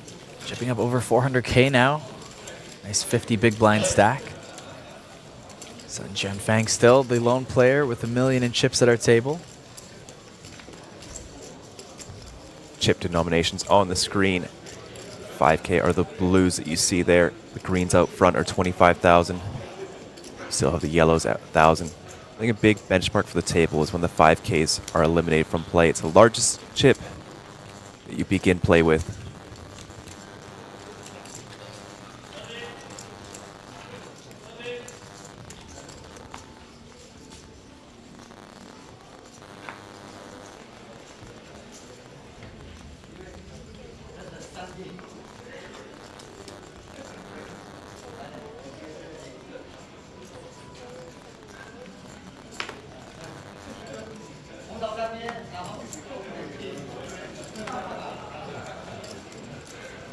The worst ace on the button for Yisheng Shu.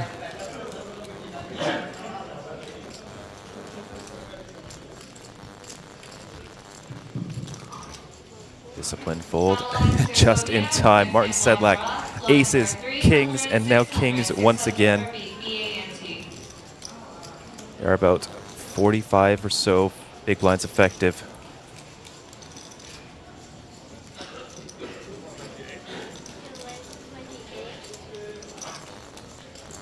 $28,000 is a raise, unfortunately.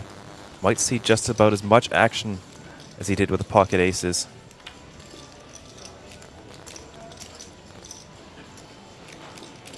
Players and satellites, please be noticed that once your chips have reached 105,000, please inform the dealers and call the floor. Martin Sedlak still with a beautiful 100+ big blind stack at the moment.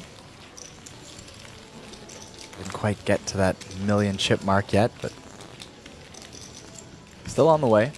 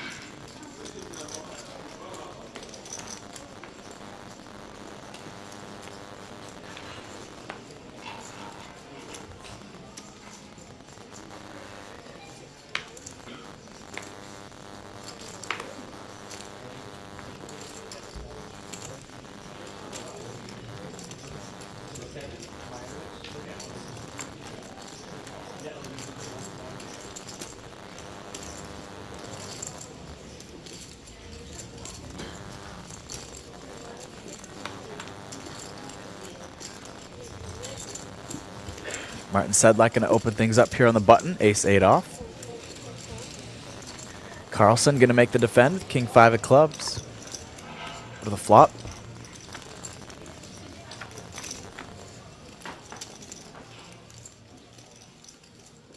King-3-4. Beautiful flop for Carlsen. Top pair. Second nut flush draw. Couple of backdoors for safety too.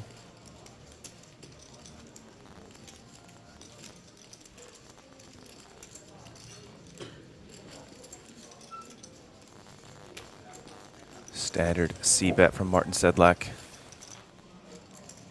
Does Adelstein want to raise right away?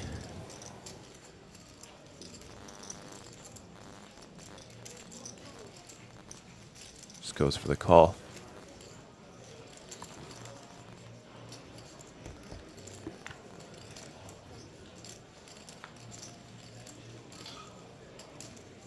Ten of hearts rolling off on the turn. Does not improve Martin.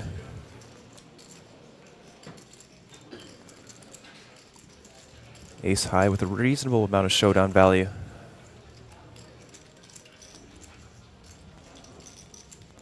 Do have some ace deuce, ace fives that you can choose from to bluff.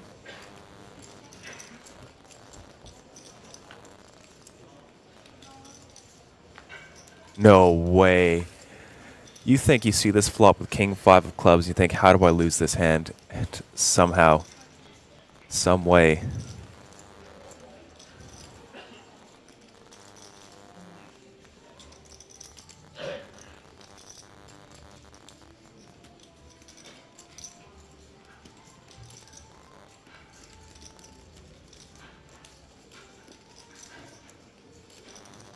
See if Martin Sedlak get some value. 32,000 is the ask, and a very quick fold from Adelstein. Wow. Very impressive to fold that quickly. I would have at least given some consideration to check raise bluffing. I think king-5 is a little bit too strong. I don't think I'd be able to fold that.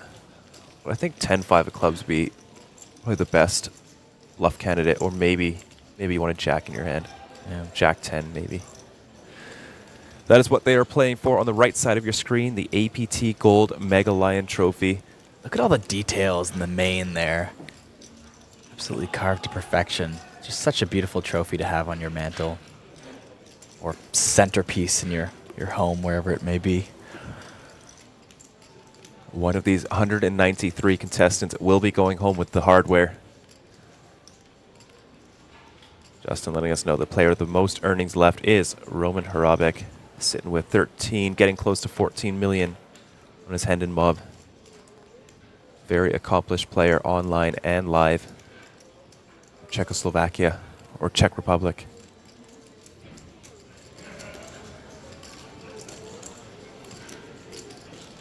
Someone in chat saying, look how many people there are. I wish I was there playing. Well, you could be.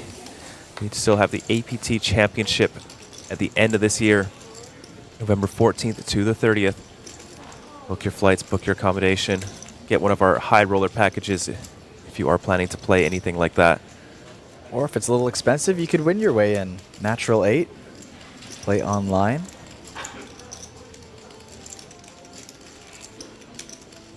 On the other side of the world, I believe you can play on GG as well.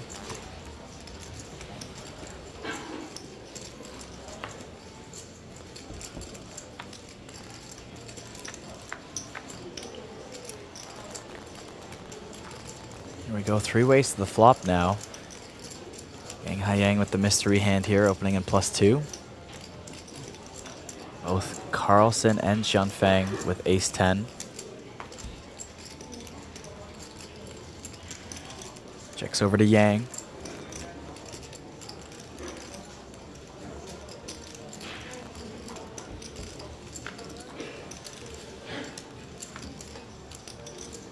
Go to the turn, 7 of clubs. Checks through on the flop.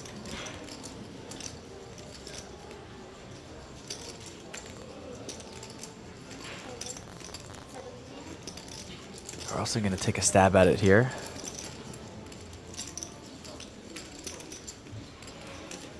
At the ace of diamonds.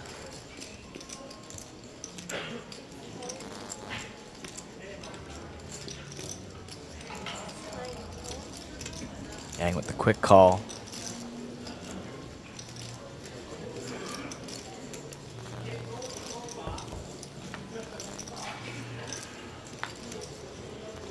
Four of hearts on the river.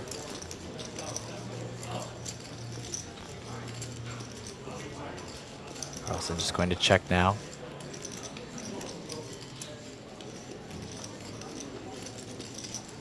Mystery hand potentially about to be revealed here as we get the cards on the RFID reader.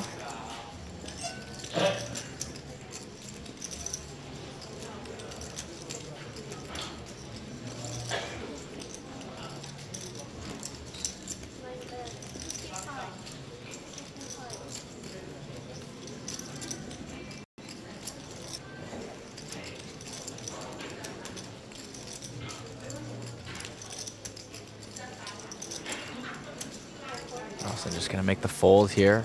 This is the early position aggression. Yang Haiyang finds a way to win this hand.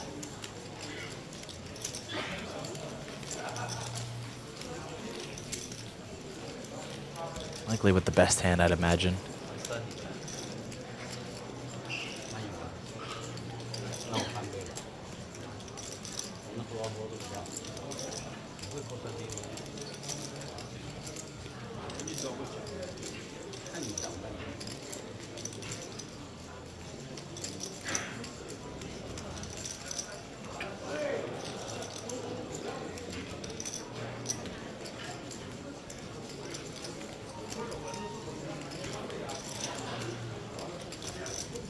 Daniel King guessing pocket sixes, potentially.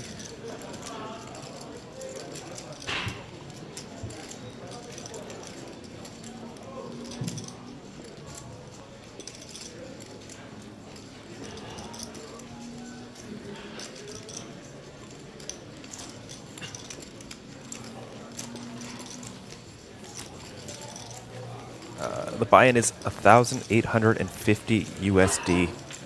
460,000 plus the Mega Lion plus the APT Championship ticket going to first place.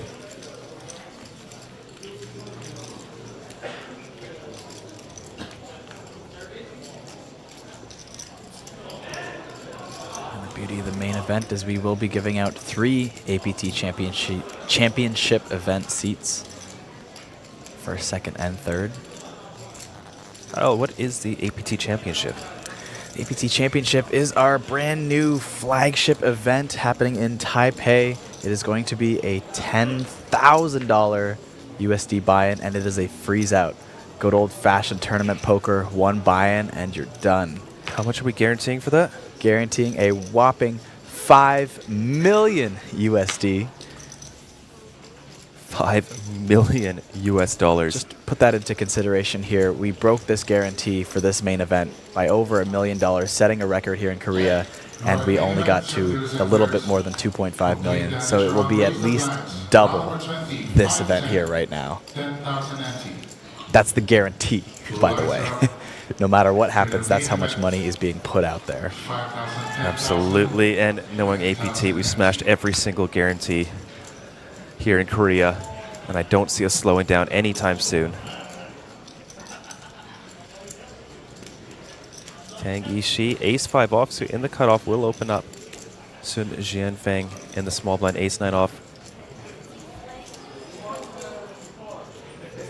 Classic, all options on the table. This time elects for the re-raise. Makes it big, 9 big blinds.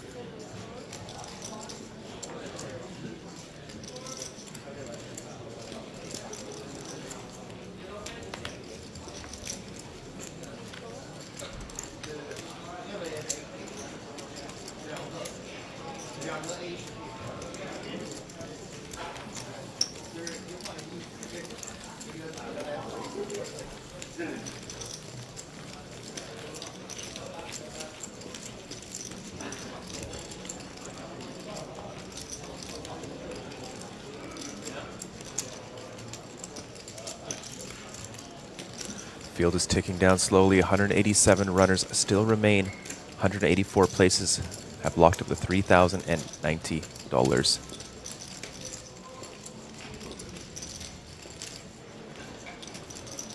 Now we will be looking at about a $300 pay jump now. Once we get down to 183. 33.80 will be the payout for our top 183.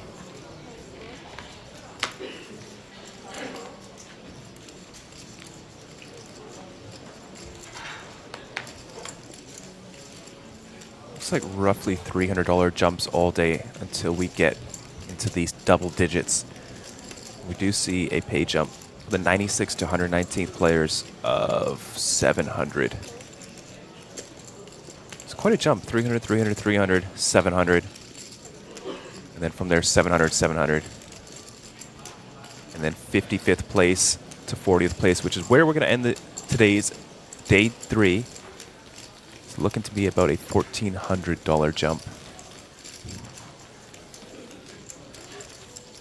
It's pretty nice playing for nearly a full buy-in pay jump by the end of the day. It's been exciting. I feel like day 3 is a very low pressure day in terms of like the whole main event coverage. You know, day 1, you're entering the main event. You really want to spin up a decent stack, try to find your way into the money. Day 2, of course, is the bubble. Probably the most intense part of the series, maybe other than the final table itself. And then day 3, it's kind of that one chill day where you're not really gearing up for that final table stack quite yet.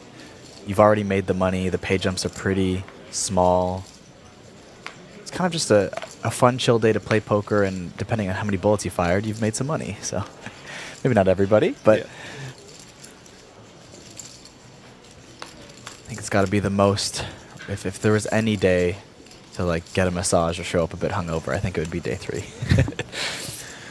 The thing is, I think most of the hungover players come in on day 4, seeing as we do have the players' party tonight.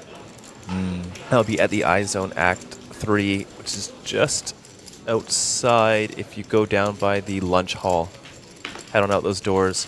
Free drinks, potentially some free food as well.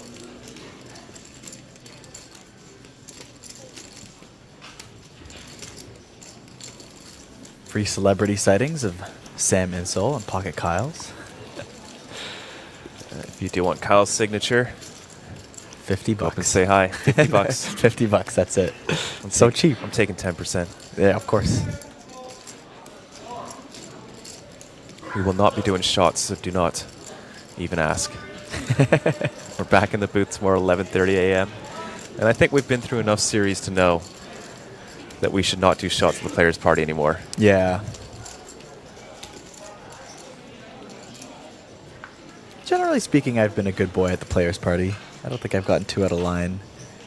It tends to have been some other nights that I found myself unexpectedly having a good night. Put it that way. It's a good way to put it. I think generally speaking, every players' party that I've gone to so far, you're either in the booth a little bit later, or I'd taken like a nap first because of some late nights prior to that. So, made a late appearance. This might be the first one, depending on how this goes today, that I might show up for the start and be ready to keep pace with everyone. So let's see, when does it begin? I believe it starts at 10 p.m. tonight. Of course, at iZone Act.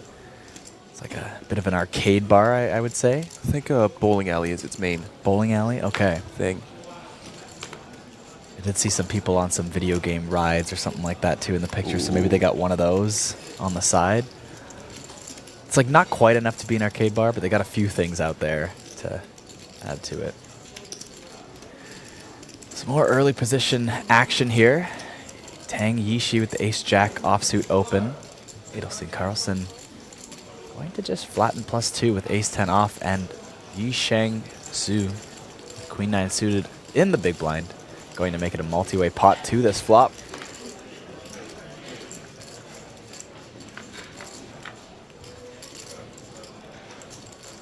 Ten in the window, ace-king to follow. That is 2 pair for Adelstein Carlson. And a little something for Yisheng Shu. Some backdoors and the gut shot to the nuts. Tang Yishi with a strong ace-jack. Loose peel from Adelstein working out for him.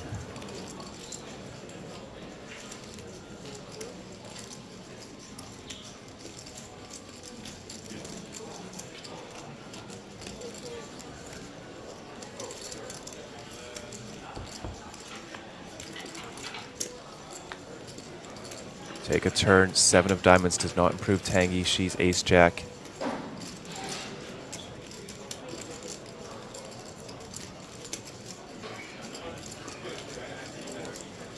Good spot for a pretty chunky bet. It's your last chance to get value from some king, queens, ace, queen, ace, jacks. Size is down to 50,000. Ace jack makes a quick call. This pot is up to 225,000. 7 outs for Tang. 4 of hearts is not one of them. What a clean run out for the ace 10. Can Adelstein get the full double up? Wow, I'm surprised to see this call here in +2. Whoa. Wow. Quick check back. I think that's a lot of value missed out. I just don't ever expect to be beat with ace 10. I would expect a check raise from ace king. And aces and kings and queen jack are definitely check raising, I think. I don't see how you're beat, but...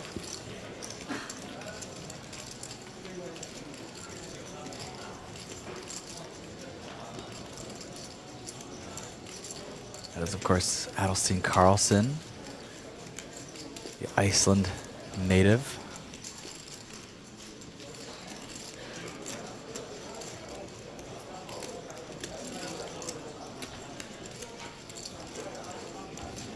Only has 1 cash so far at APT Jeju. It's an 11th place finish in the Win the Button Turbo. That one's fun. Right? I usually play that one. Haven't gotten a chance yet this series.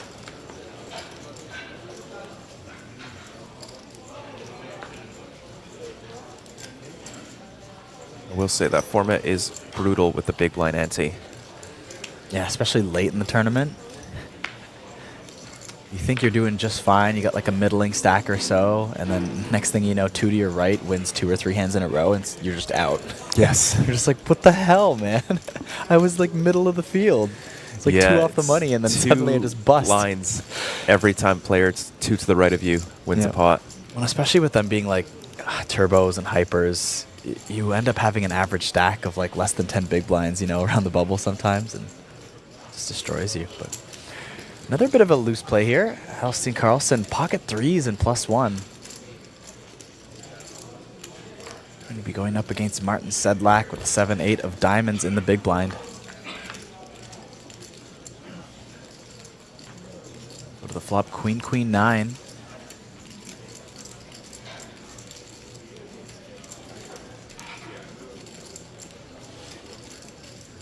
Well, they get to c-bet this board quite liberally. 3s with such benefit from a lot of protection. Get to fold out Martin's 45% equity. Just a small bet.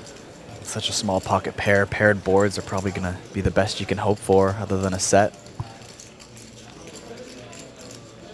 It's going to give him the chance, and he takes it down.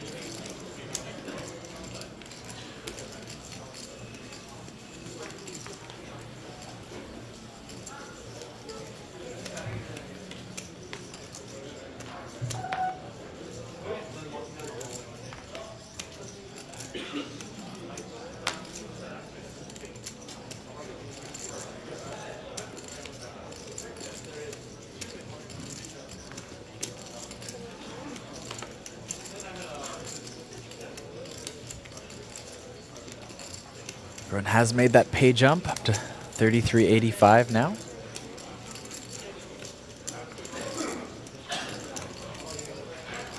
Getting very close to double your buy-in at this point.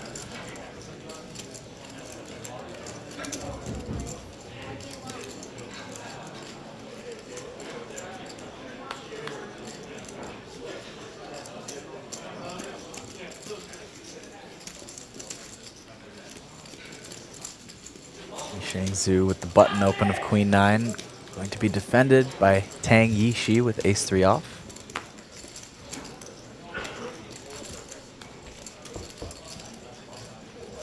25 big blinds effective behind. We go to the flop. Ace in the window. Make that 2 aces on this flop with a 7. Top trips for Tang Yishi. Very low kicker. Facing a button open from Yi Shangzhou. Shang goes for the C bet.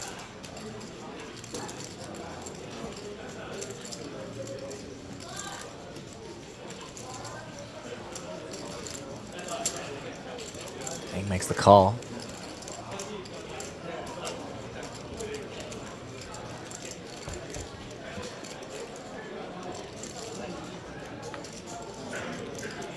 Board now double paired with the 7 on the turn. And checks again. Su checks back. Go to the river. 8 of spades. Shangsu with just queen high. Tang with the best boat at the moment.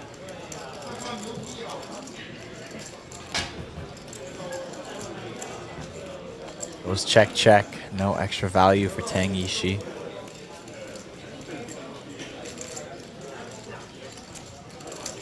I'll take down the pot though.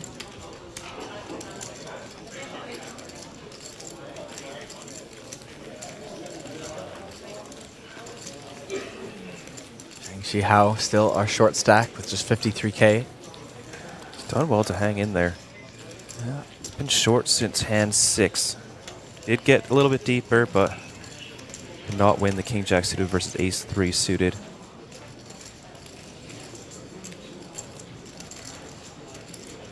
Up and down like a toilet seat, as I've heard someone say once. Who said that? Oh, I think it was, I don't even know what you'd call it. my mother's boyfriend's father said that once. whatever that is. Like almost a grandfather-in-law, something like that, but they're not married. Yeah, whatever it is. It's French-Canadian. This is one of his like 5 greetings that he cycles every time I talk to him. How's it going? Up and down like a toilet seat? So, sure thing. Thanks, Jill.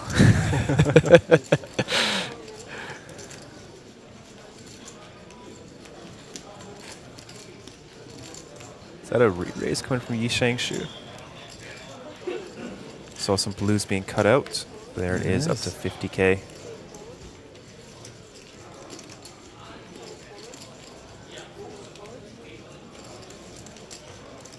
A quick fold from Kazuhiro.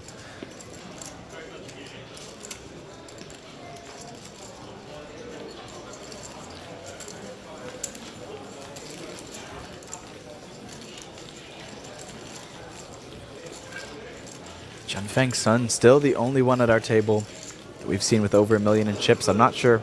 It's very possible at this point someone else has hit the 1 million chip mark, but we did not see any to start the day. And looking at those live updates, I don't think I've seen anyone hit 1 million in chips yet as well.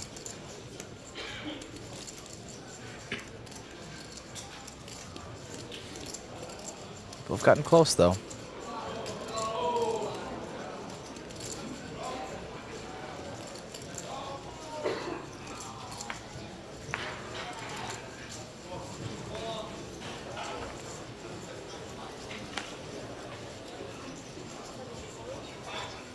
Very possible, even looking at some of the updates here, that Martin Sedlak is possibly 2nd in chips in the whole tournament as well.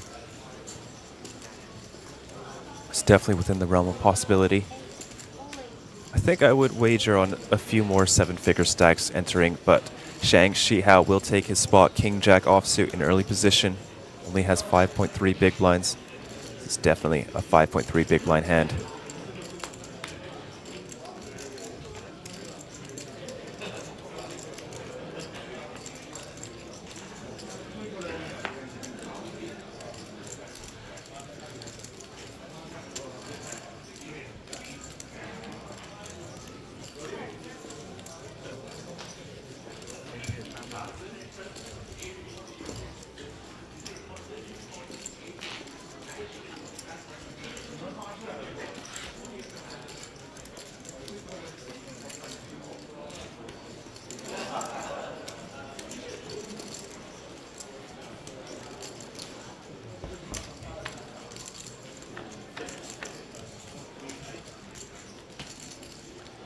Off to the flop.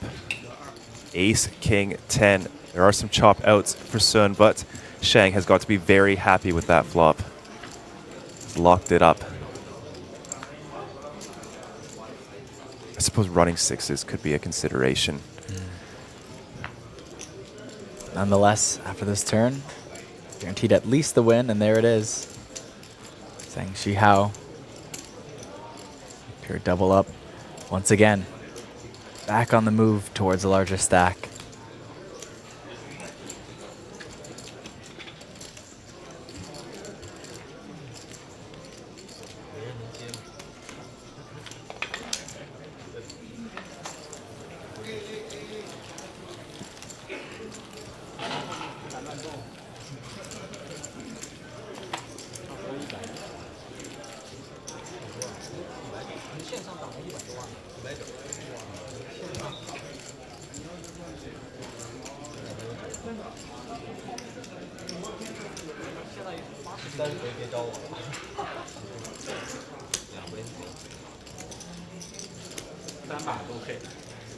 I would say the pace of play, mostly card distribution, is a little bit slower than yesterday.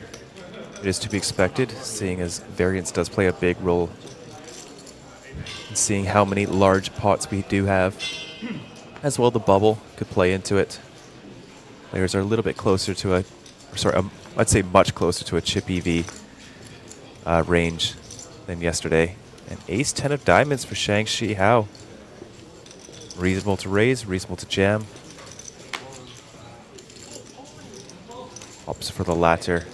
Back-to-back all-ins. This time 12 big blinds should earn him a little bit more respect and fold equity.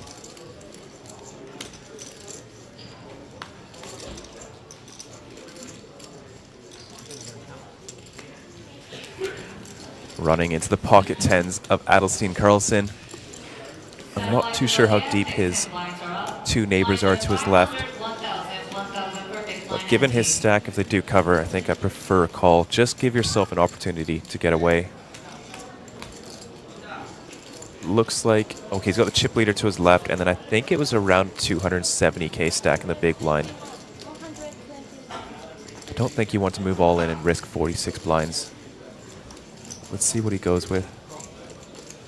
Here's the call.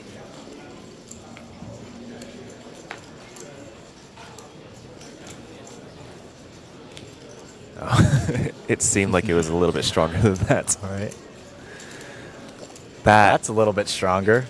Is a tough spot. What are you doing here, Cal? You're sitting on 24 bigs? Yeah. Onto the gun jam, button call. This is so cheap for Carlson. Yeah, I think you go for it. I think I go for it. Especially if there's any chance you can get Carlson to fold it out and get that dead money to I don't play. think there's any chance of that. It's only 126k to call into 504. That's true. Even 10s little versus too aces short. is getting the correct odds to, nearly the correct odds to call.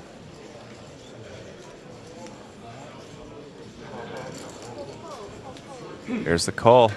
Shang in very rough shape is triple dominated. Only two players, but triple dominated. That hurts. Needs to find diamonds. Even his straight outs are blocked.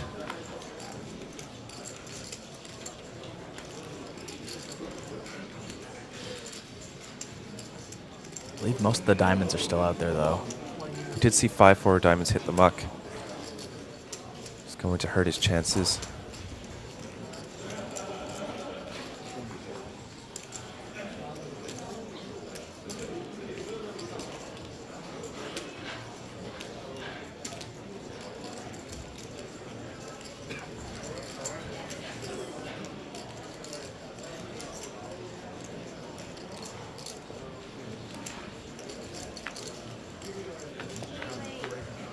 Here we go, off to a flop, 630,000 in the middle and a queen in the window. That is bad news for Adelstein.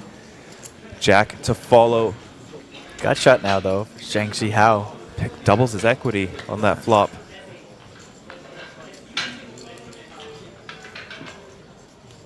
And an open ender for two of our players. I mean, Adelstein will still take the king, despite losing to the shorter stack. Yeah. Not meant to be. A huge pickup for Kazuhiro, up to 630,000, and Shang Shihao did very well to hang on. Earn himself another 2 pay jumps, good for another $600 and change.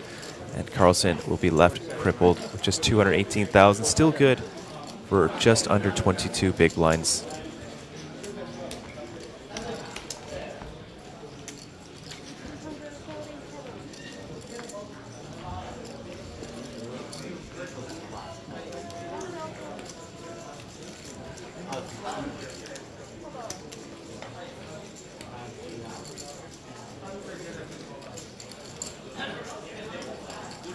Kazuhiro went for the spot.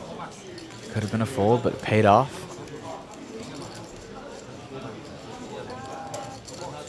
Now with a very large stack here early in day 3.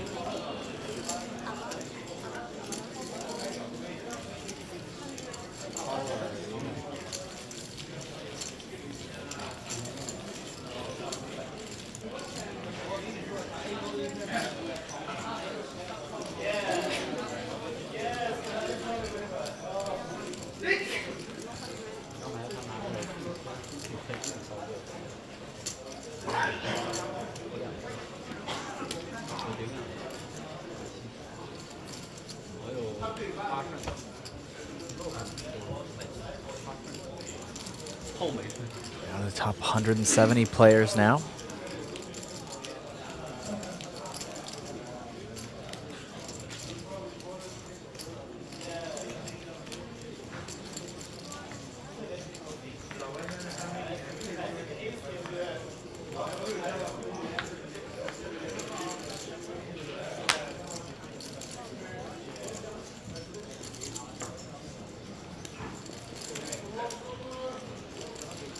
King Queen off for Tang Yishi in the hijack, sitting on 33 big blinds.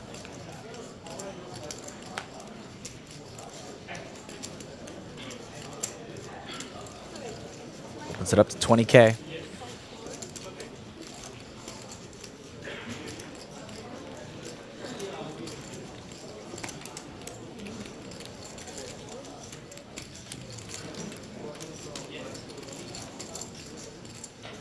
Yang with King Deuce of Diamonds in the big blind.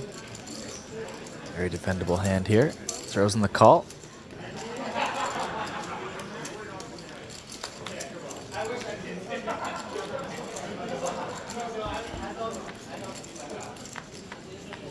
Go to the flop. 9-10-3 with 2 diamonds out there. Yang now picks up the flush draw. King Queen actually falling in behind an equity here. Let's have a gutter.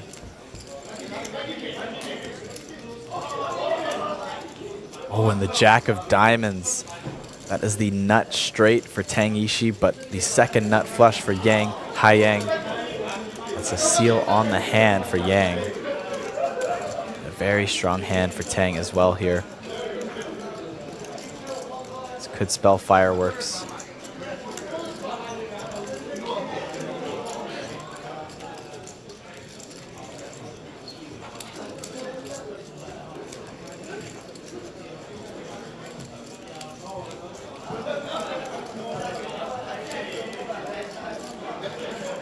Just checks the flush, and Ishii's going to put in 30K into the pot.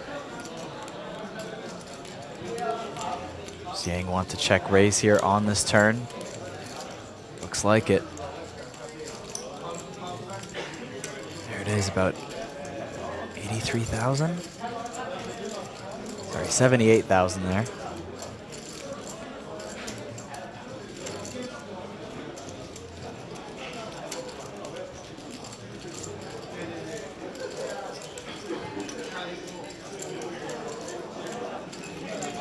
Going to make the very quick call here. Pot now over 200K, less than 1 SPR as we go to the river.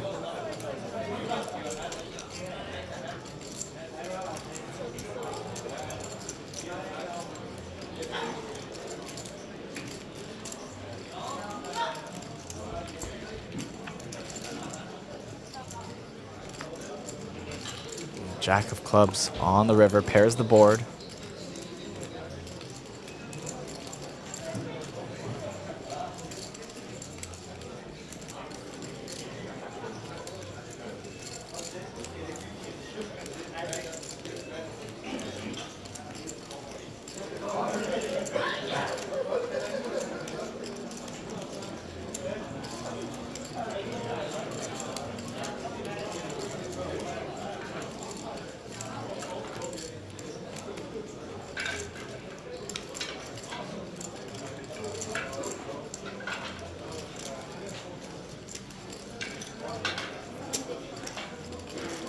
Gonna try and squeeze out some more value here. 75K on the river.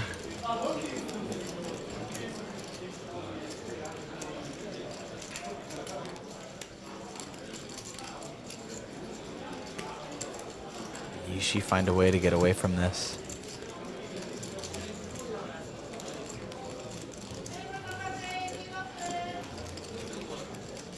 It's gotta be tough.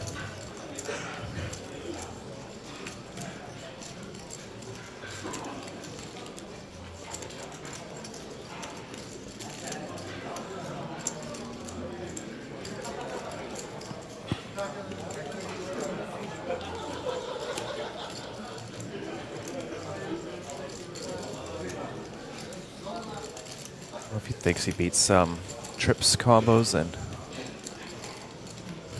it'll make it tougher to get away.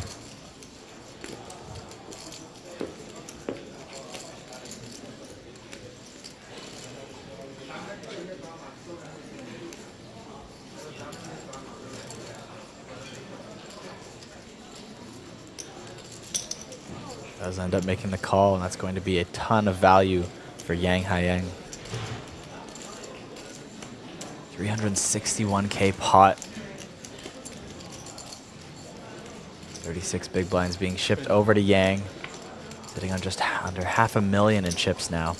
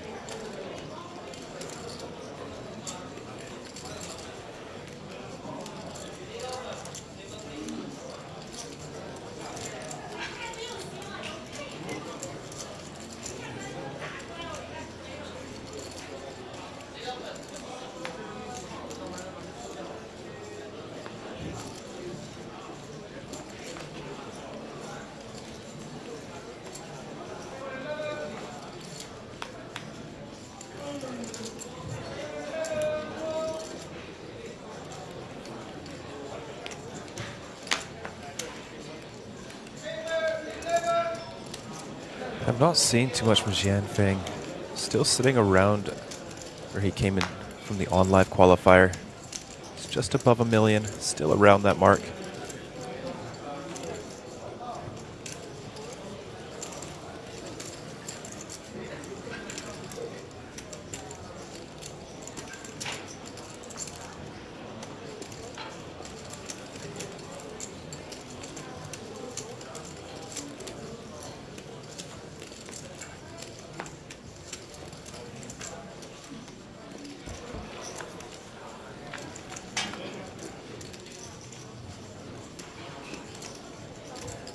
Going to be getting outflopped on the ace 7-5.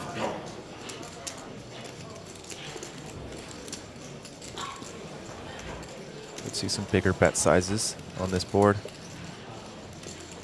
Let's see what he likes to go with.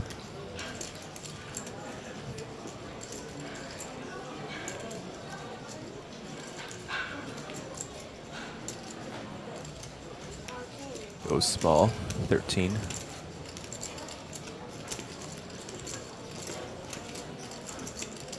Powerhouse of a hand in Yisheng's. It's the backdoor, straight backdoor, nut flush draw, top pair.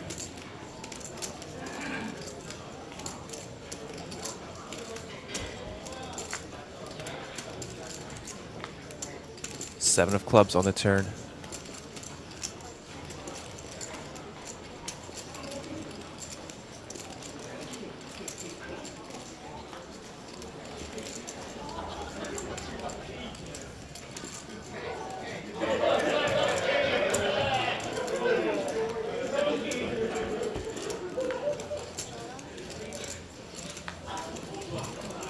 Full house for Yisheng Shu. He checks, he may get Jianfeng to bluff. May decide just to bet, try and get some value from pocket eights through pocket kings, power from a cutoff range. His hands are not too likely. Maybe a king high could potentially look him up.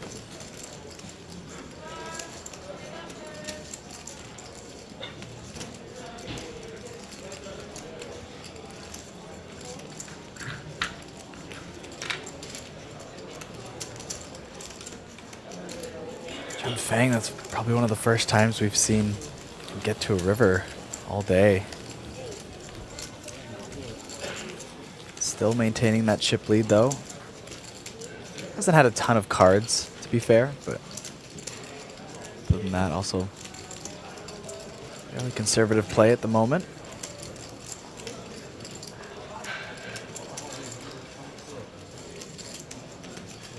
Knave on Redden, just relaxing there on the right side of your screen.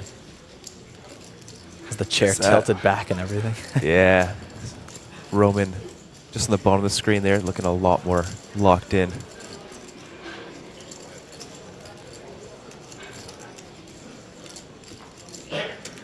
Oh, is he the one wearing the short sleeve shirt there at the bottom of the screen? Yeah, the Hawaii kind of get up.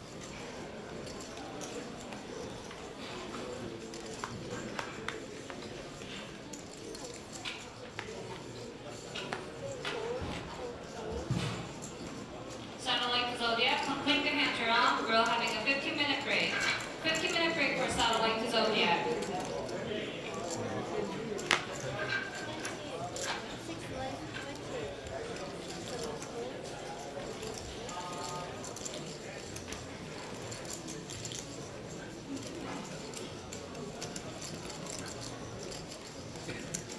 Just letting us know that regular William Teo has also busted 164th place.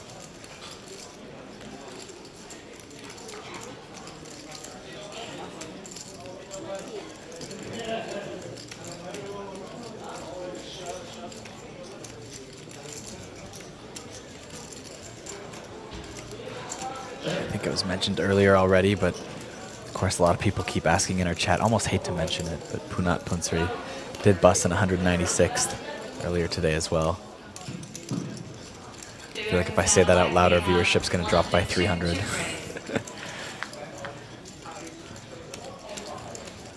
Here we go. Sun Jin Fang finding himself in another post-flop spot with ace-8 off. Martin Sedlak defending the queen-9. Neither player connects with this flop. Very dry board.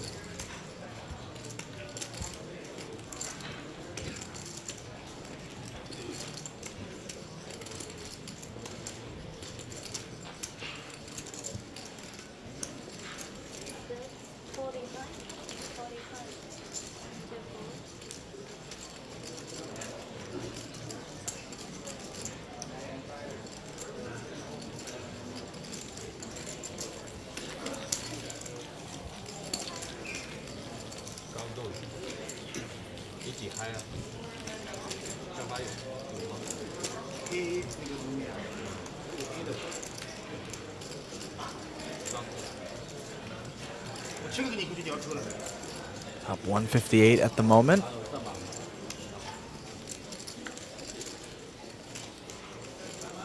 Lost nearly 90 players today already.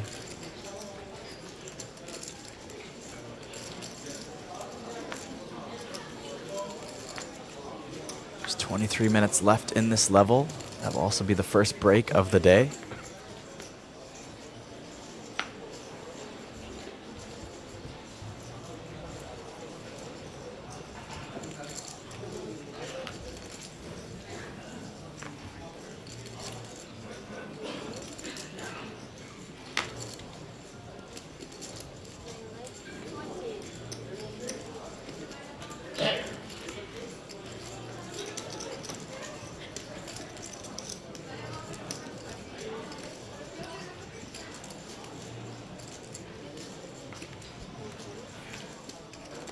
Oh, a little bit of a tight fold on the button.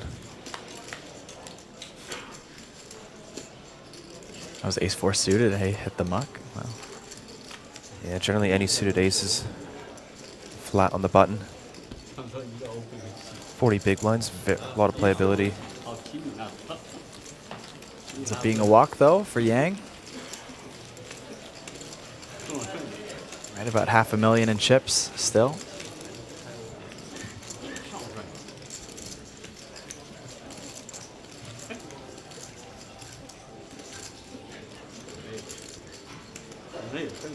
Just no Chen Ming Kong just busted. He's been having an incredible run. Took down the super high roller, first place. Second in the baby superstar. And then had a deep run in the main event. So overall, a very strong start to the series. Still a few days left. And we still have our 2-day high roller. That I'm sure he'd be very happy to jump into.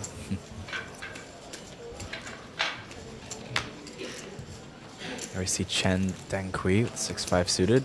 New player to the table. Very small hand and mob earnings. Just 4 results there, totaling about 12,000. 2 of those results are from this series.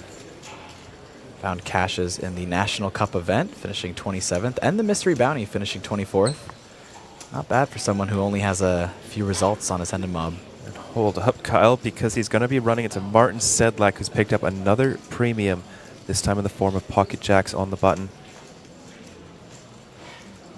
6-5 suited is one of those very nice hands to call 3 bets, even out of position. That whole block of 5-4, 6-5, 7-6 suited.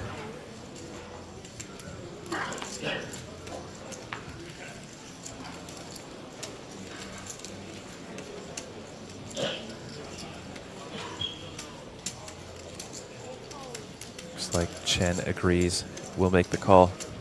155,000 out there. Martin Sedlak with 83% equity. One of these players may be able to push past that 1 mil mark. Both of them very deep. 75 big blinds left to play for.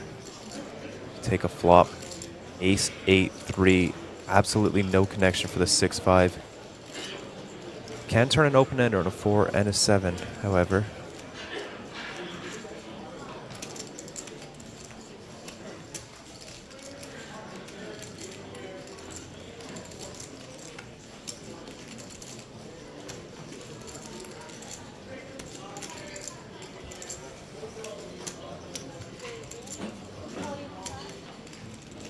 $45,000 is a wager from Martin. Chen, without the backdoor flush draw, is most likely going to have to release his hand.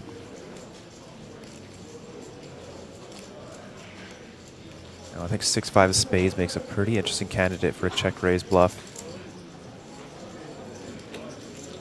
6-5 of clubs is just a little bit too much nothing.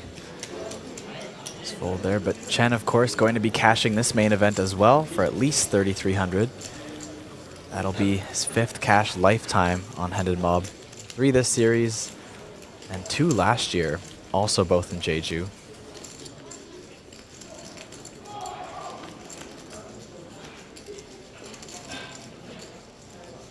Of course, don't forget that the APT Championship Series is coming up. It is our very next and final series of the year, November 14th and the 30th at Red Space in Taipei. It'll feature that ridiculously large main event with a $5 million guarantee. I keep hearing of people from around the world who have yet to reach the Asian Poker Tour, going to make it their first stop, for first time stopping at the APT.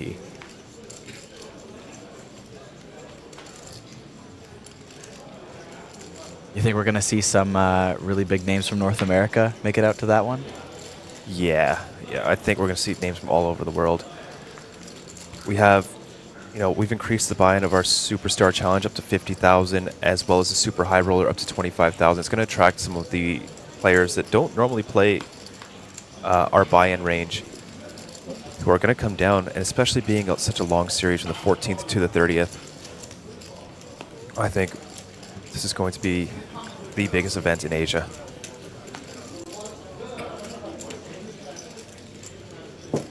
Definitely going to leave its mark on the world stage in terms of poker.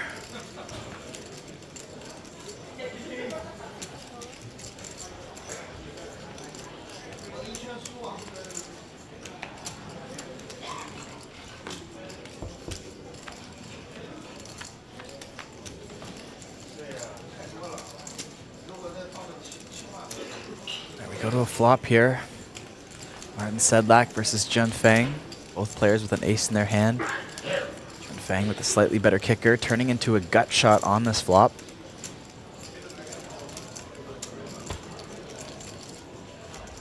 Martin Sedlak with the worst ace. Has chop outs though. 2 cards over the 9 already. Also with the betting league, gonna take a stab at it here.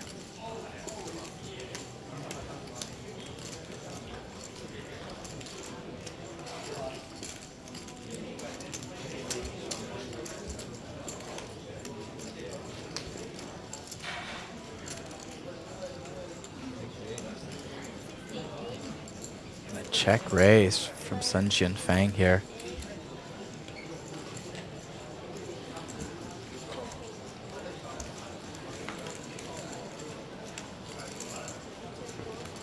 We'll get it done. Jun Fang back over $1 million in chips. Hasn't really left that mark, but just dipped below it for a little bit.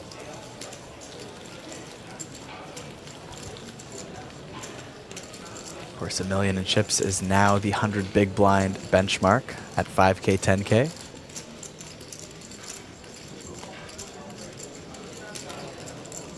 Starting to see some empty tables there in the background as the field dwindles down, preparing for new tournaments and side events that are going to be happening today. Most notably the Zodiac Classic, which kicks off in about 1 hour and 20 minutes. Very large field event, a couple thousand or so for the entry. A quick check, 3.3 million Korean won is the buy-in. Yeah, with a guarantee of almost 360,000 USD for that one. Not bad for a quote-unquote, well, I wouldn't really call that one a side event, but non-stream event, we'll say. But pocket aces now for Yang Haiyang.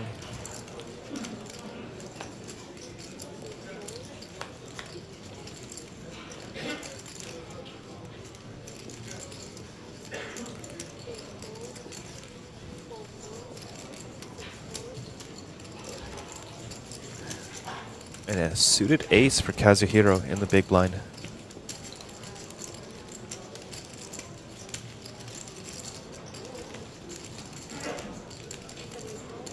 Will make the call. Doesn't know it, but he is severely behind. Only 13% equity. Queen 10-4. This could save him. Backdoor potentials here, 2 of which would give him the win.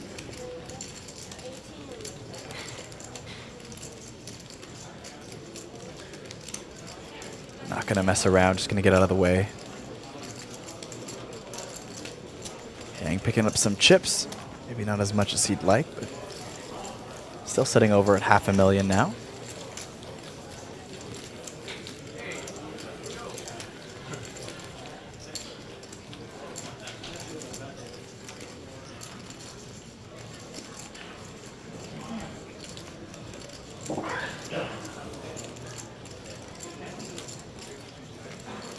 Just in chat letting us know Maxime Sorokin, who was the day 2 chip leader, has unfortunately busted. Another decent run in the main event.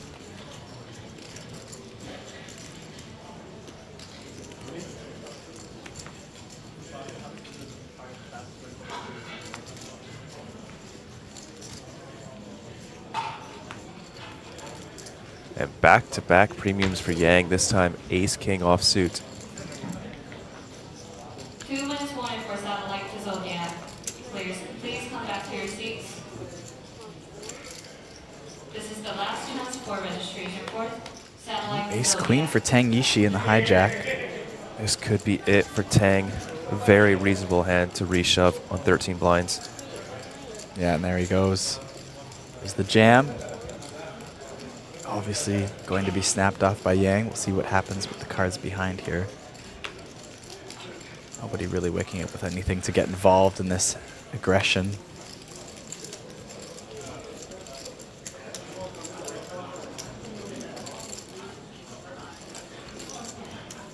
Yang getting a count first.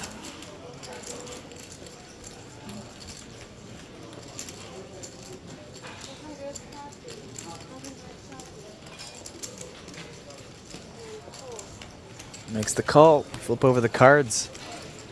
Ace King way ahead at the moment.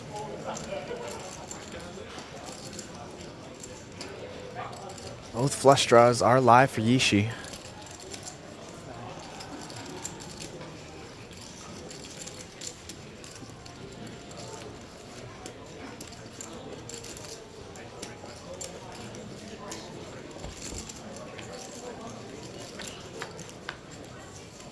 Go to the flop.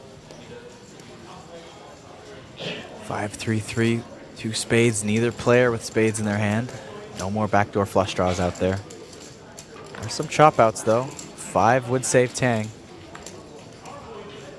3 comes on the turn. Another chop out added to Tang.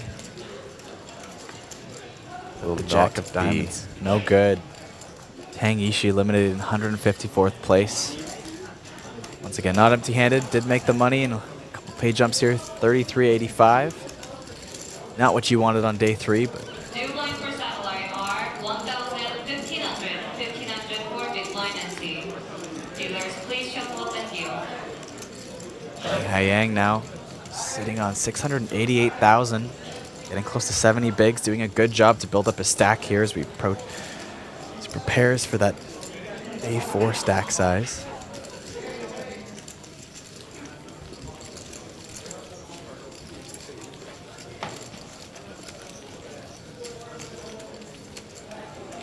Satellite to Zodiac has now, the registration has now officially closed.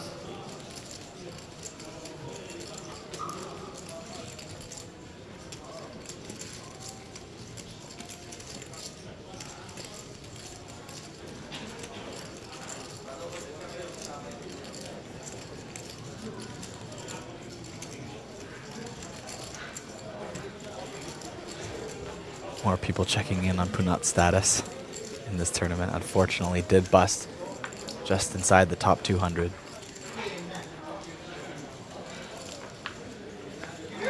No repeat main event champion for Punat this time.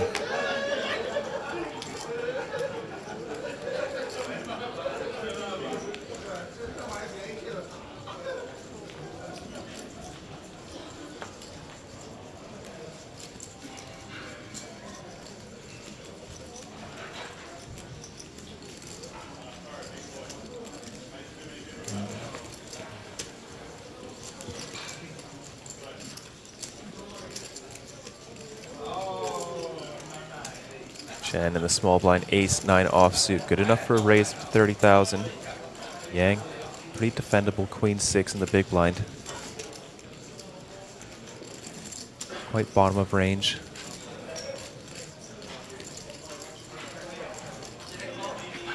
Decides to just let it go.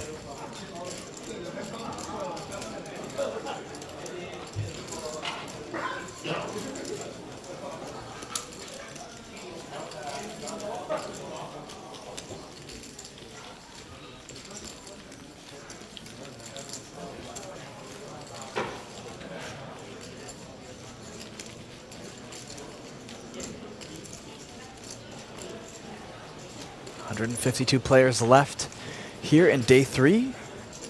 Getting close to 100 eliminations today.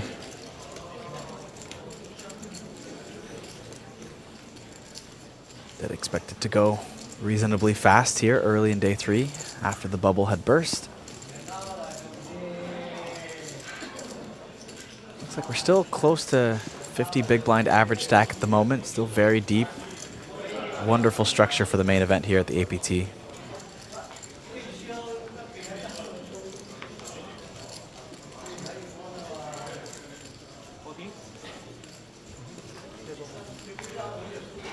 You see a new player joining us at the table. That is Hong Wei. Potentially from United States. Total live earnings $167,340, of which $167,430 those come from a single entry, which was 2 years ago. Second place at the WSOP short deck event. Very close to winning a bracelet on his only entry. That would have been something. Well, he will be getting a second entry from this tournament. Currently pales in comparison, but has a chance to top it. Could you imagine topping that entry with your very second entry? That would be something. He does have a decent stack, 530,000, slightly above average stack. Just ends up being one of those guys that, you know, plays a big poker tournament once a year and just final tables it, because why not? So I'm just here on vacation. Almost a Renee von Redden type. Yep.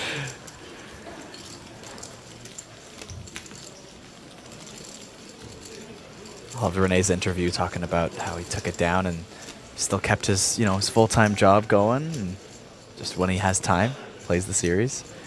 Yeah, it's nice. Happy that he does make it out to APT as often as he can.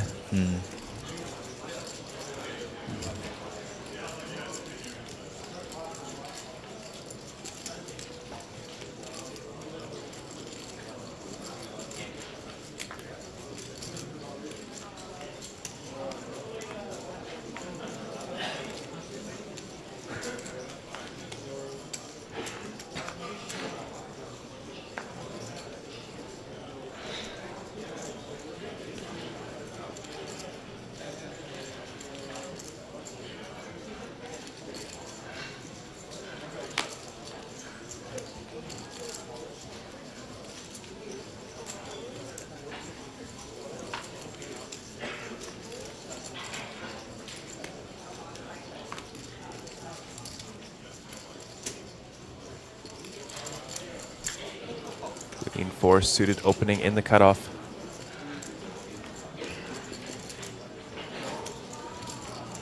Queen 10 off, could be reasonable to flat behind.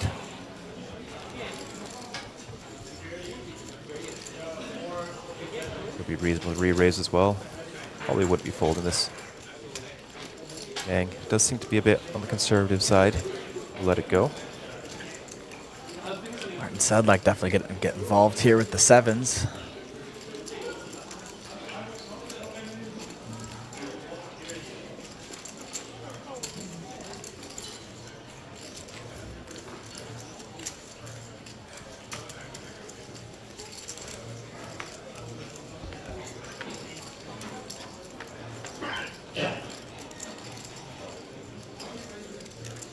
Go to the flop, ace, king, king.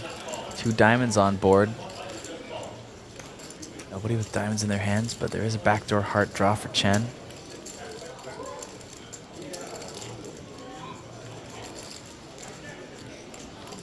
Could see a check raise from time to time from Martin.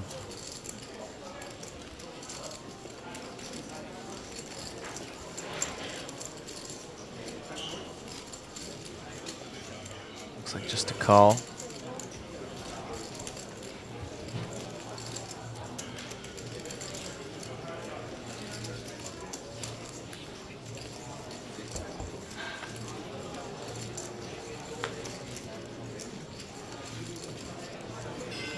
Five of spades. This would be a nice card to see in Martin's eyes here. Chen with a very quick bet on the turn, keeping up that aggression. 36,000 is the ask.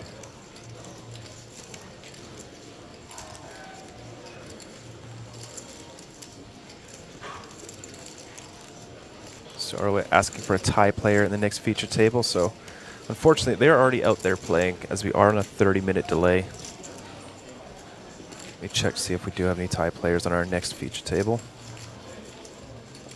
I think I saw any from what I took a peek at. Mostly No. Chinese players, as the field is heavily dominated by them.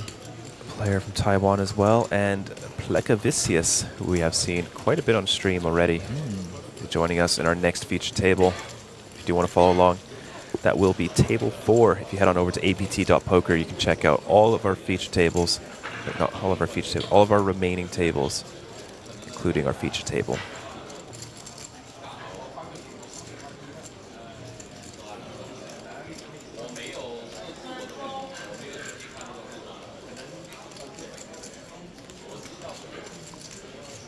And letting us know that we do still have 4 Mega Lion winners left in the field. Renee von Redden, Martin Sedlak, Tannishorn Sailor, and Hyujin Long. All of them attempting to be a repeat Mega Lion winner here. It'll be the first in APT history for anybody to win 2 Mega Lions. Given there's 4 players in, 150 the field, so like a 3% chance, just based off that alone. Hiro, with ace-jack suited and +2. Decides to open up the action.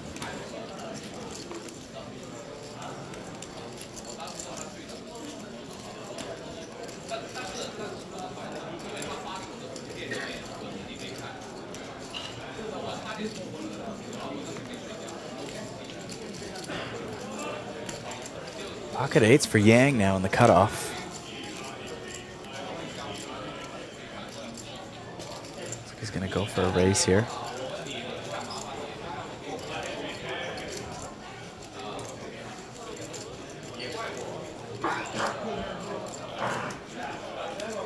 $58K into the middle. He's going to fold back to Shirasawa.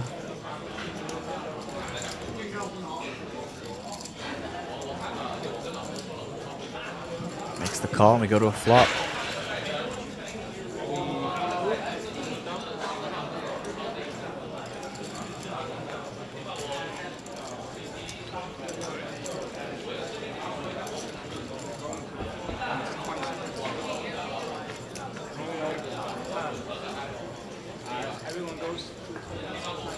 Seven, 8, 9. Action flop, 2 diamonds there. It's the nut flush draw for Kazuhiro. But middle set for Yang Haiyan. Don't forget the gut shot working Kazuhiro's favors. 2 overs, doesn't know they're no good though. Looks like this will be the last hand before the break, and what a treat it is. 532,000 behind to play for. Look at this, Kazuhiro going for the lead. I really like this. This board is going to be much better for him than it is for Yang.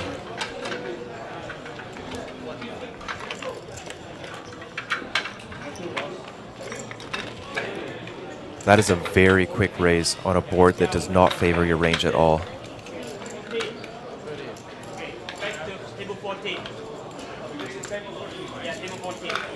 Kazuhiro with this hand way too strong to fold.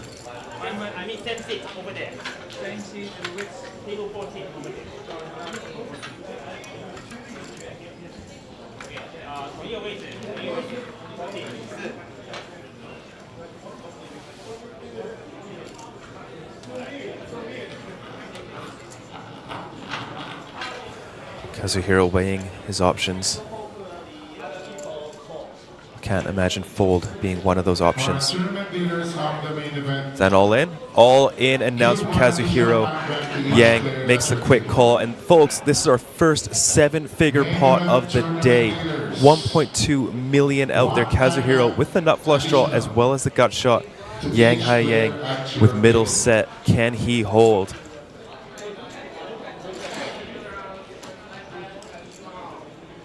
Kazuhiro not expect to run a hand that strong. He's most likely trying to apply pressure to an overpair. Deuce of clubs on the turn, very safe for Yang. Needs to fade a 10 or a diamond. It will do so. Kazuhiro eliminated in 147th place, so close to the pay jump. They will get a chip count. But what a hand that was, Kyle, as we go into the break. What a setup on that flop, just absolutely asking for destruction. And now Yang Haiyan has surpassed that million chip mark and becomes our table chip leader, maybe the chip leader in the tournament. Hard to say at this point. 1.3 million in chips. That's going to be absolutely an astonishing stack to play with after the break as we look for that next pay jump. 37.65 coming up shortly. Stay tuned and we'll be back.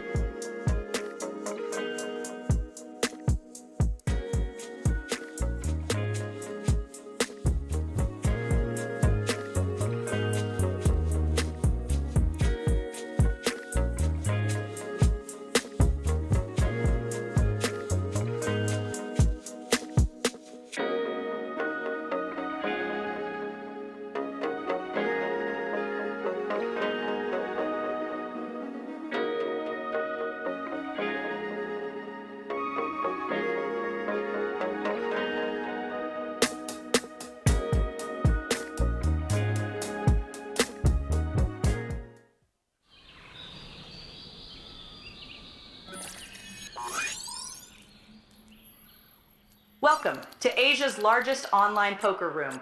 Our next generation poker software is now initiating.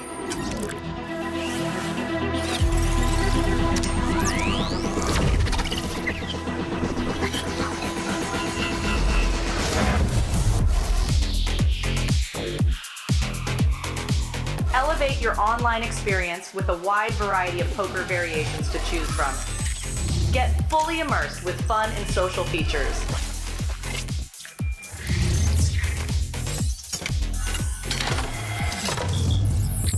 Level up your game with PokerCraft and Smart HUD. Unlock a wealth of rewards including cashback, bonuses, and jackpots.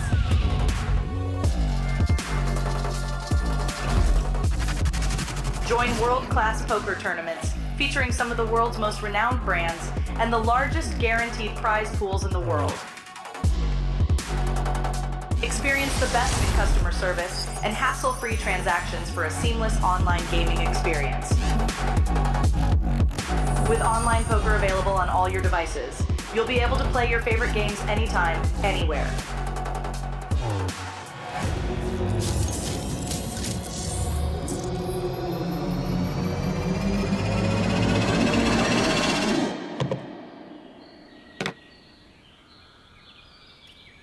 Sign up now and elevate your online poker experience today. In a world where the stakes are high and the competition fierce, there exists a realm where the best of the best converge. From over 50 countries, they gather, drawn by the chance of winning millions of dollars in life-changing money. But amidst these contenders, only a rare few will make it to the top.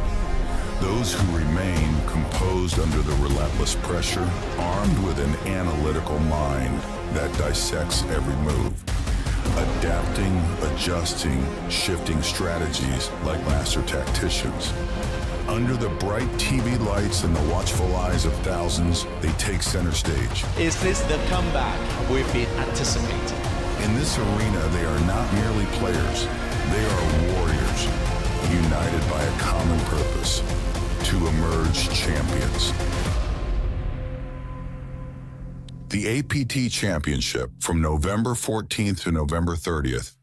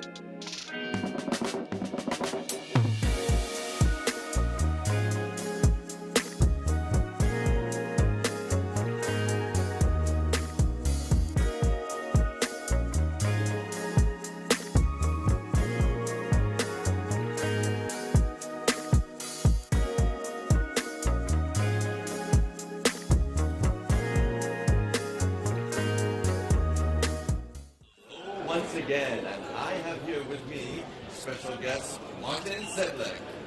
First of all, congratulations on making it to day 3. Man, the stream started off, and the very first hand, you got pocket aces. You've been running quite well earlier in the morning today. How does that feel to be able to get pocket aces and also pocket kings up against ace king earlier this morning?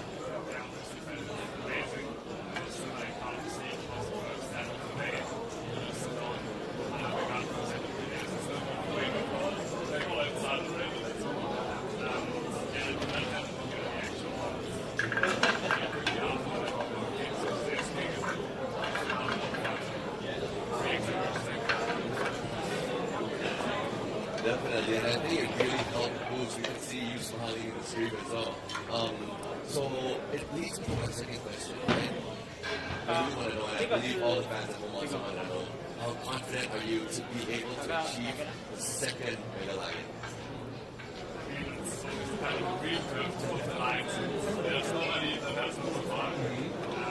It's a pretty hard one for the guy as well. I always hope that it's not a little bit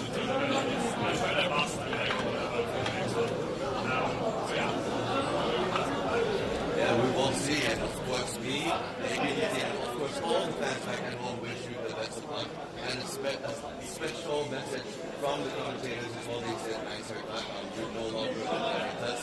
So yeah, best of luck, congratulations, making it today 3. I hope to see you further deeper in the tournament. Maybe we can do more interviews, but that is it for now, folks, and I'll send Martin back to the table for the next break. See you guys soon. Thank you. Thank you so much for that interview. Martin Sedlak, a very nice guy, chipping up nicely up to nearly 900,000 in chips, courtesy of a very well-timed Kings versus Ace King suited. And we are back into hour 2.5, hour 3. See Roman doing some stretches there in the foreground. His buddy, I think that was Medi. No, it's not. That's his chops. I don't remember. We are down to the final 147 players. Less than 20 tables remain. That's officially 100 eliminations since the money. Didn't take very long today. Oh, is that Joshua McCulley? Is he still in the event? I didn't see his name earlier today. He is still in the main event, so another notable name, Joshua McCulley, APT regular, very strong player, plays all the high rollers as well. He does have...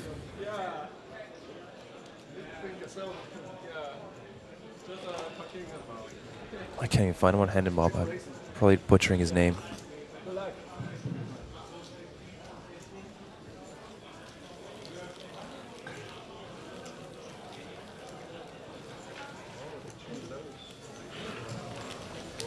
Josh McCulley with 2.6 million on his Hand and Mob, a very impressive resume and an APT regular, and also a very nice guy.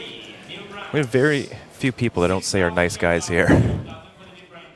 APT just attracts all the right people. Yeah, all but 5. And that's we'll reveal them as the stream goes on.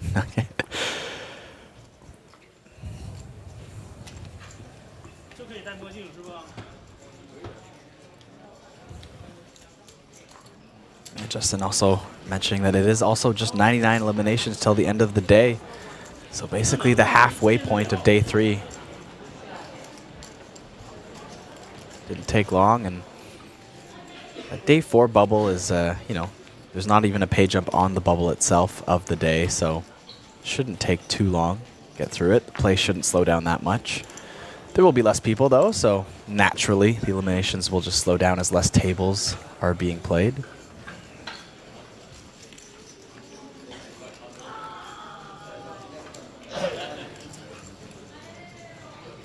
Su Yu-han here opening under the gun, one of the last few women left in this main event.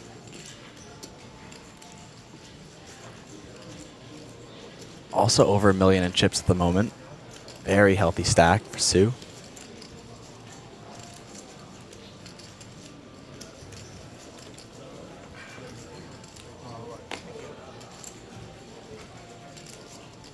Su with just a humble 36,000 on her Hendon Mob. Need to add to that. It's already cashed a couple events here in Jeju, including a 7th place finish in one of the women's events just a couple days ago.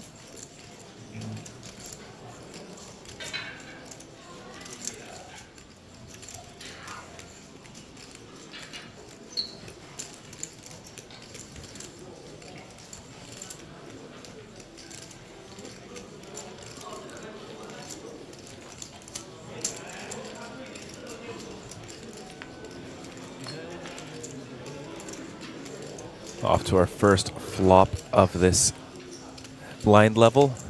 Jack 10, flopping 2 overs, not much else to go on. Su Yu-han connecting on a board that she wouldn't normally connect on, given an under the gun range.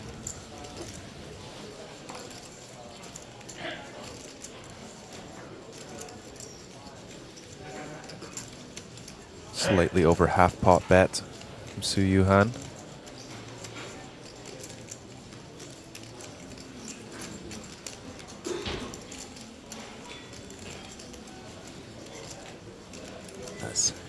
Her opponent, Peng Shishu from the US, an even more humble Hendon Mob, just 7K in live earnings, only 3 results. All in Vegas at the moment. Sorry, 1 at Hustlers Casino. 2 were at the Win.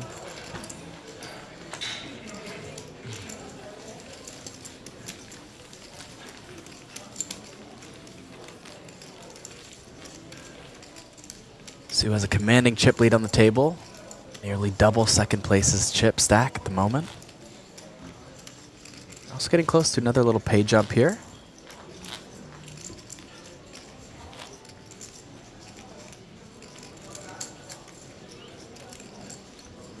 Nearly a 400 US pay jump. A little bit short of it.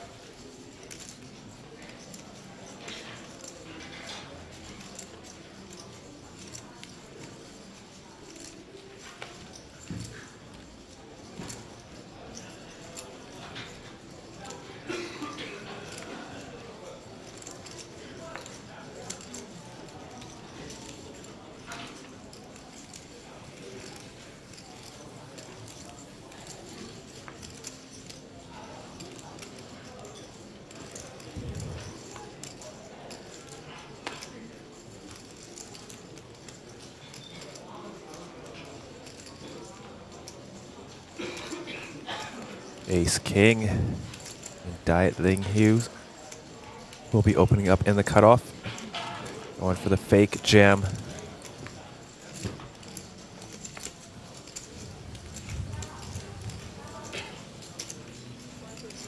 What does Stephen Lai like to call that? McDonald's jam? Is that what he says? Is it? I haven't heard that one. No? I feel like he mentions it every time I'm in the booth with him. I think that's what he jam. says. He considers it very fake jam. I myself, I don't think I've ever had jam from McDonald's, so it's hard to... Oh, I see. Really, yeah. McDonald's is jam? That's what I mean, yeah. Must be one of his popular orders. What can you order with jam? Do they have like toast with jam in the morning? I don't know. I mean, to be fair, different parts of the world have different McDonald's menus. I'm a little bit more used to the Canadian menu. Maybe in the UK they have jam and McDonald's. Wouldn't surprise me. Sure they got beans there too. Who knows? I'd pay for that. Right? One player away from another pay jump. Be up to 3,700 and change.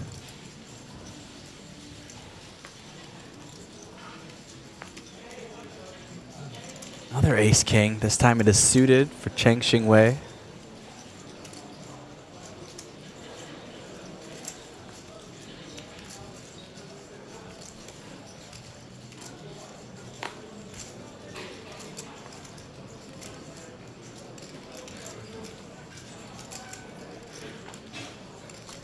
$24,000 is the raise. Looking for some action.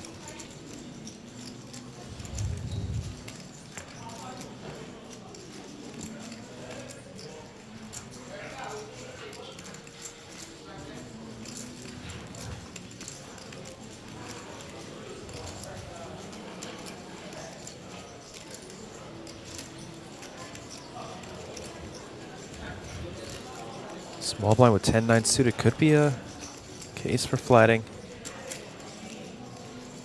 Fortunately, no value for Chen under the gun.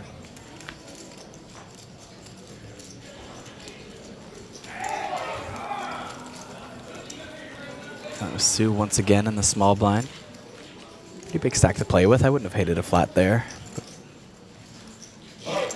Surprised. That's quite a strong hand, 10-9 suited. You have a decent flatting range. You've already got half a big blind invested. Perhaps thinks big blind is a little bit short and might jam too often.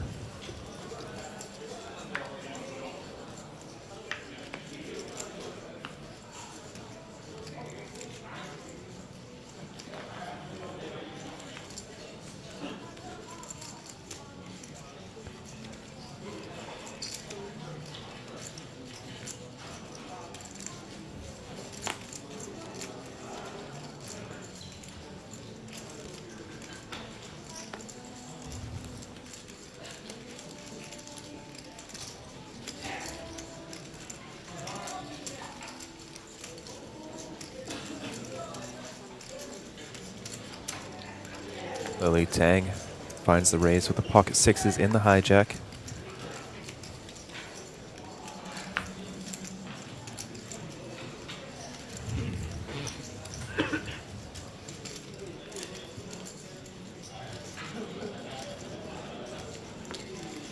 Lily Tang did take down one of the women's events here at APT Jeju. Bit of a smaller field, but did get the trophy for it. Looking for a much bigger one in this event. Chen defending the big blind with the queen-8 offsuit. Equity's running close as we take a flop. 7-4 deuce, 2 clubs and a diamond. Not a bad flop for the small pocket pairs in this table.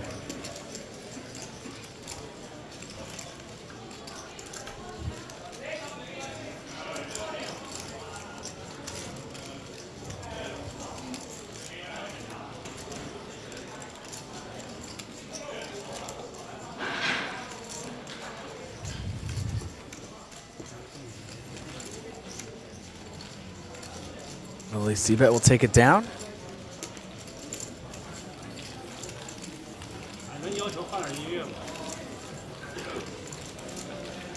Lily is second in chips at the table.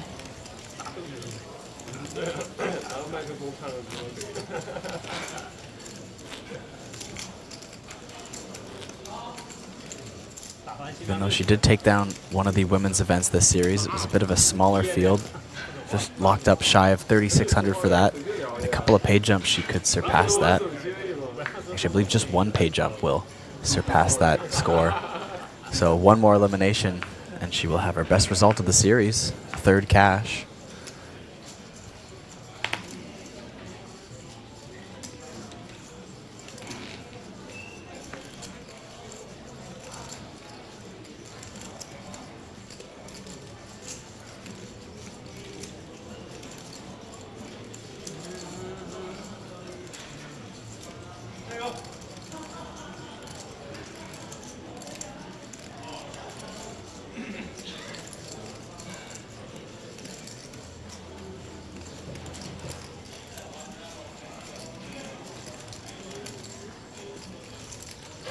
Pretty ace-jack suited for Su Yu Han in the cutoff.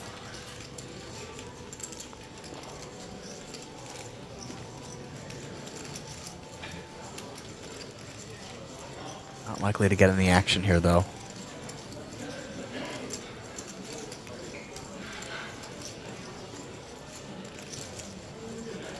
Just rocking that basketball jersey. Showing off the tattoos still. Wearing that same river hat as the day before. Tank top is a bold move at the poker table. Right, it's always freezing in casino rooms. It is. You know, I'd argue to say that at least this casino here at APT Jeju is a little bit more neutral, but it's still on the colder side. I wonder what Lithuania is like temperature-wise.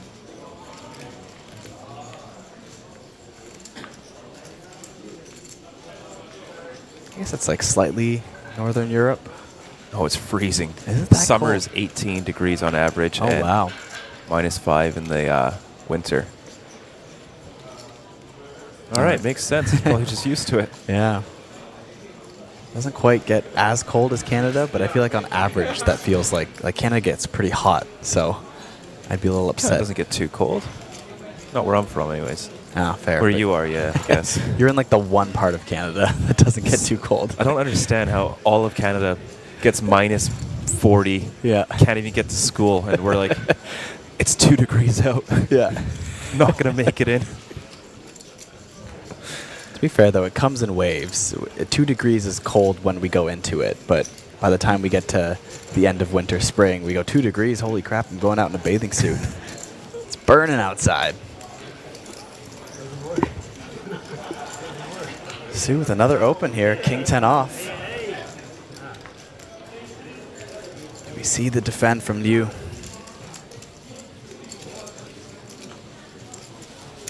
You're just sitting on about 20 bigs here, a little bit less.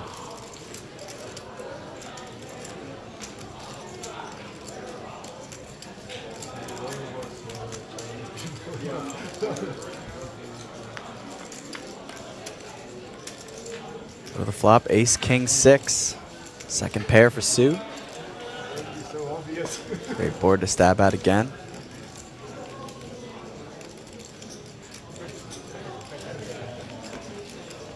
C-bet takes it down. We have crossed the 143 player threshold. Everybody locking up 37.65 now. As mentioned, that's going to be Sue's biggest cash of the series.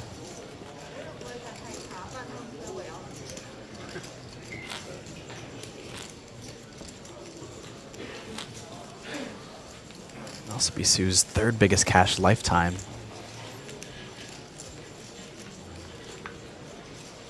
What's her largest cash? 16K back in 2024. Took down a Japan tournament.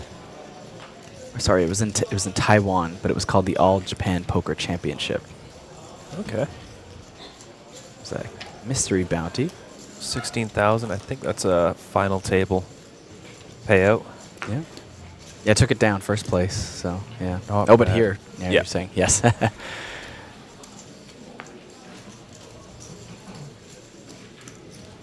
Ace queen off for Chen Shengwei.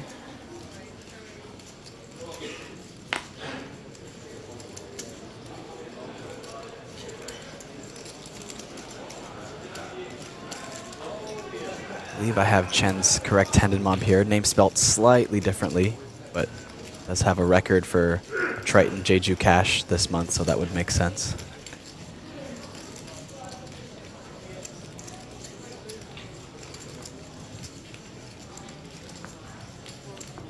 Not a lot of action so far, mostly due to card distribution.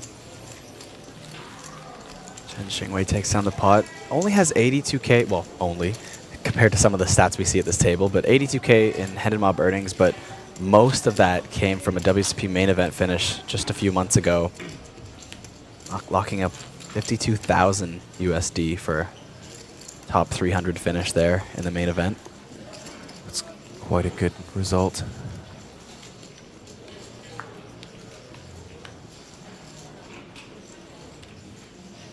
Wild to see something like a top 300 finish be such a large score.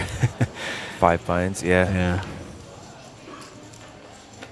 I just meant purely like the amount of cash, obviously. Large buy-in, right? But it always just seems a bit odd. It's like, whoa, 52,000, you finished in the top 300 of a tournament?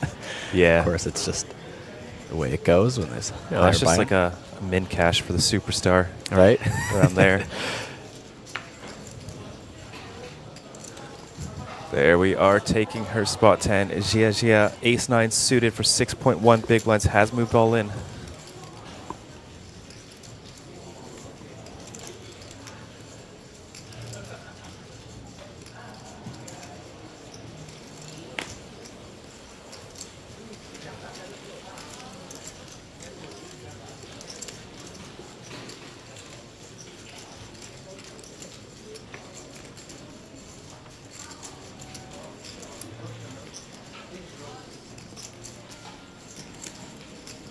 Safe. Adds 30K to her stack, basically 50%.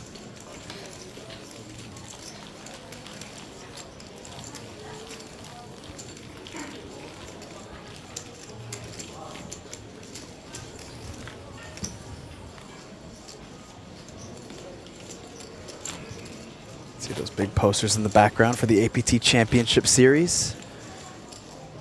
You know, we like to mention that one. It's coming up. It is the official next series now. We've been talking about it all year long.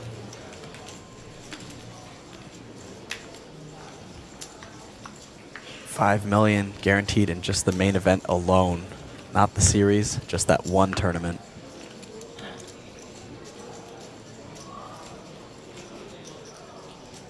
Maybe another spot here for Tan. 9-10 suited. Sides no.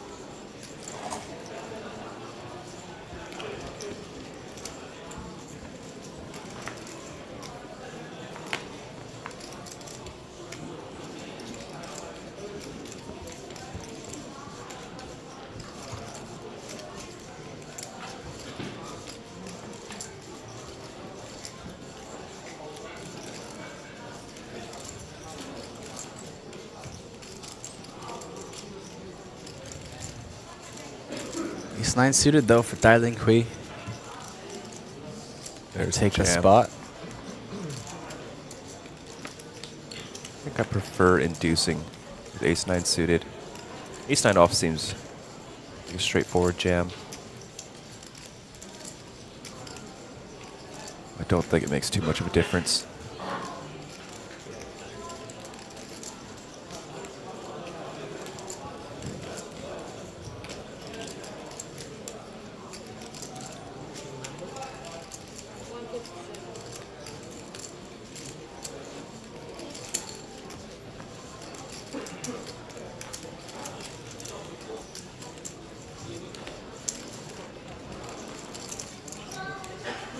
We'll just take it down pre. Go back up to 16 big blinds.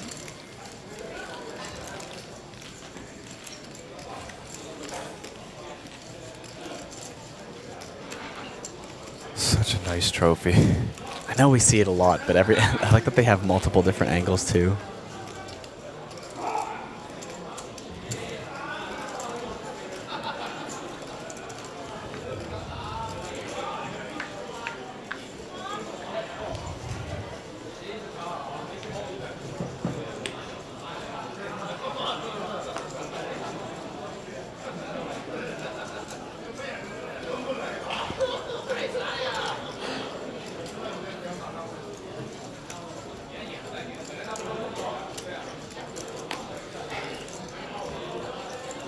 Mantis, Placavicius, so far card dead at our table.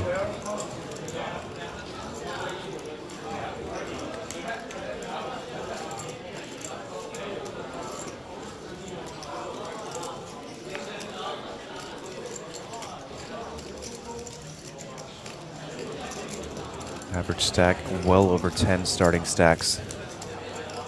Lily Tang, Jack 9 offsuit will raise on the button.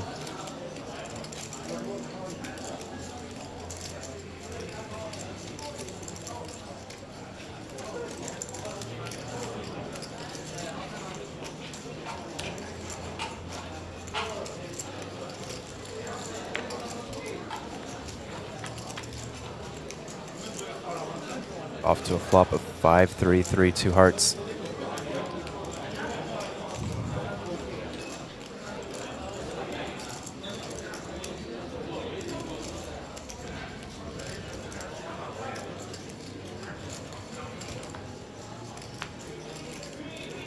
Check, check, as we see the ace of diamonds roll off on the turn.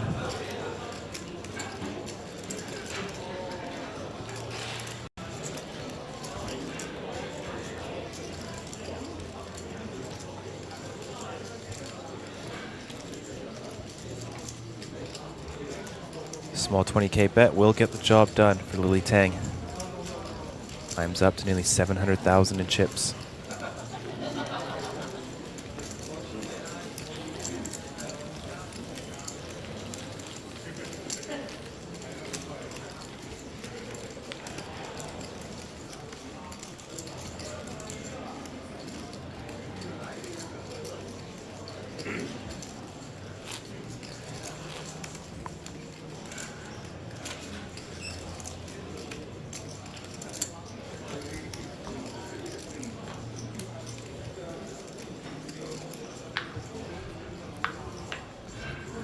Don't forget, folks, we do have the Players Party tonight. If you are in the area, that is at 10 p.m.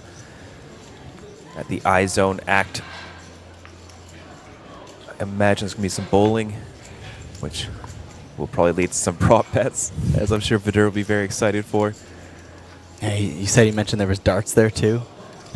Yep, something like that. I'm sure darts and drinking is a great combination.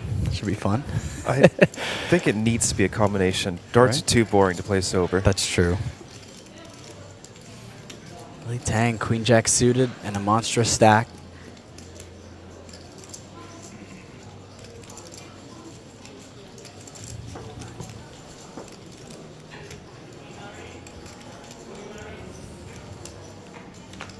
Opens it up from the cutoff. Gonna run into 10. Ace Queen off here. Of course, jams it for 7.6 bigs. Quick call from Lily Tang. We go to showdown. Dan getting it in with quite a bit of equity here. 3-1 favorite. As long as Tan can hold. Dodging Jack. 3 diamonds specifically. Flop fairly safe. 1 diamond on board there. Backdoor straight is available for Lily as well. 8 of diamonds on the turn. That now brings in a gut shot and the flush draw. Lily Tang holding on here. 10 is safe though. Deuce of spades on the river after that sweat on the turn. Holds on and is still in the tournament. Breathe a breath of fresh air. She chips up to 200K.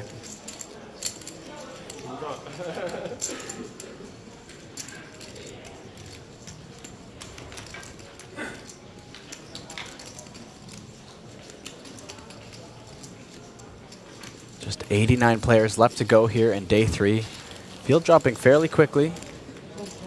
Expected to slow down a little bit as the field gets smaller.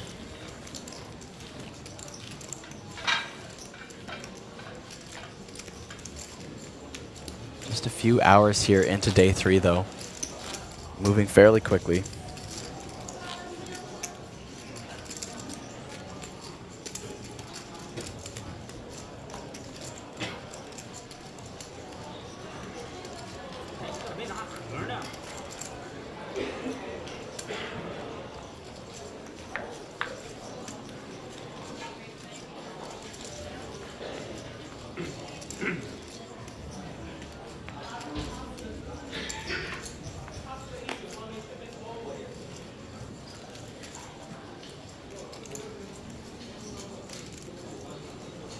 King Queen off now for Liu Jinquang.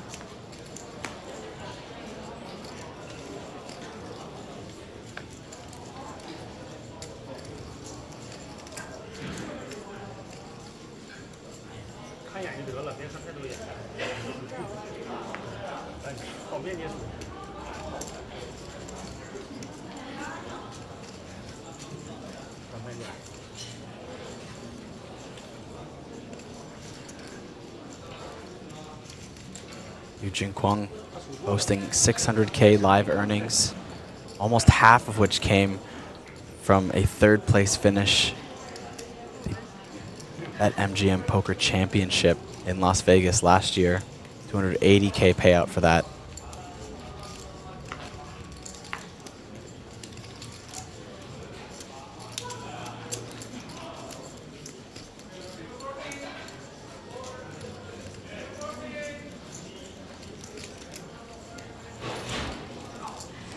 Liu with just one small cash this series here at APT Jeju.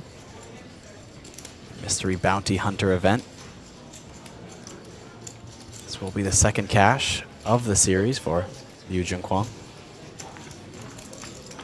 Sheng Xingwei going to put him to the test here. Defends ace-6 off, and the flop comes 5-3 deuce. Got shot for Chen. 2 overs for Liu.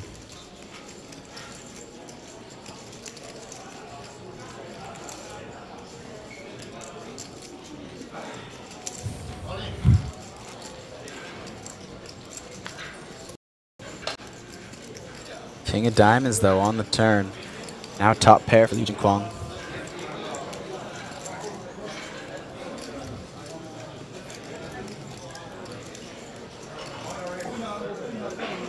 You will fire again, this time for value. It's the quick fold from Chen.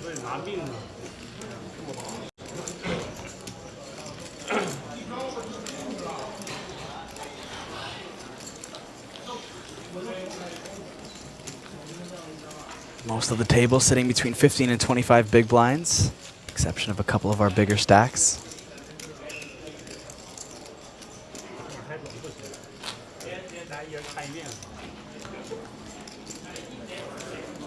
I believe we've only had one female on a main event final table in the new era APT. This could be cool to see that happen again. There's a decent shot at it.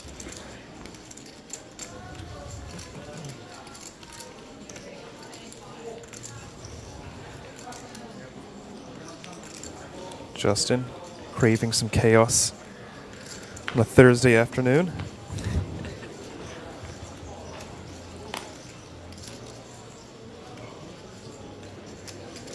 I mean, there's no better time for chaos than Thursday afternoons, I'd say. It's when I like to schedule it in myself. Get ready for the weekend. Kick things off right. Right? I mean, it is the players' party tonight. I did time it for it, so. it is true.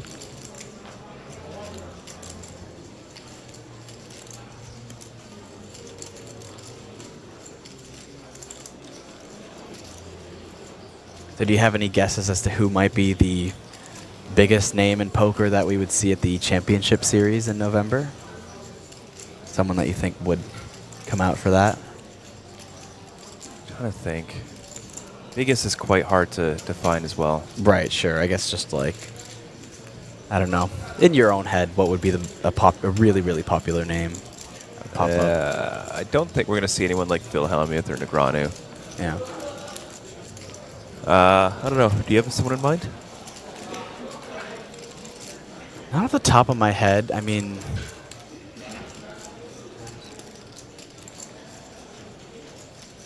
yeah, I'm trying to think. Wonder if we'd see someone like Elke make it out.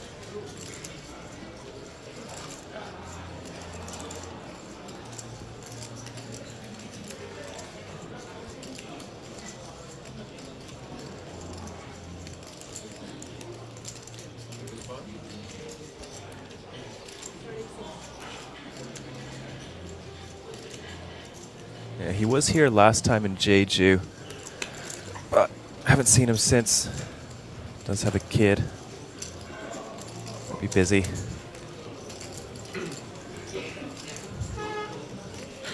I think we might see some of like the high rollers from Triton. We do have some events that they can definitely jump into. You know, some big names like Foxen could make it out. Sure, if one comes, they'll both come. Of course. Yeah. They're going to make some superstar poker babies. Right? Yeah. All right, blind on blind action here. Hyman Tass raised pre. Chen called and now flops the flush draw.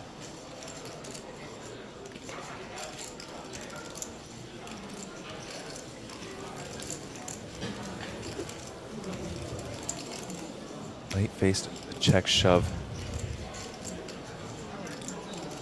Even the stacks behind. Vicious with just 154,000 behind. Even less after firing 23,000, 24,000 into the middle.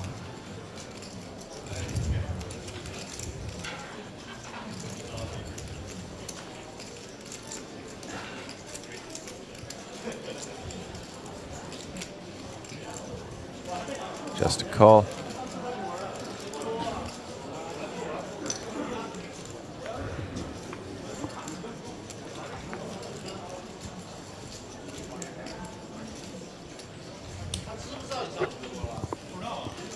It's a good card for Plecavicius. Introduces a few chop outs that weren't available before.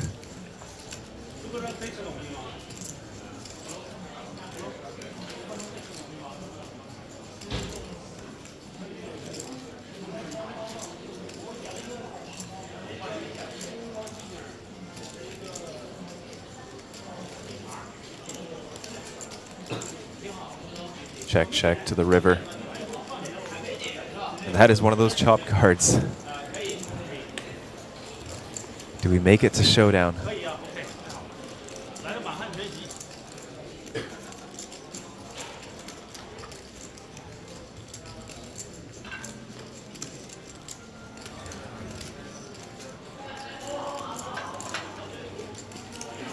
Chen checks.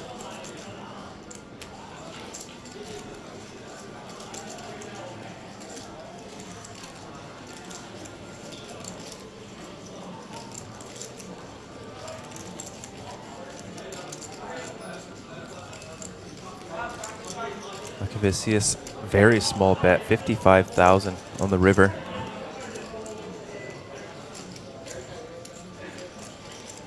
Chan doesn't look like he's ready to release.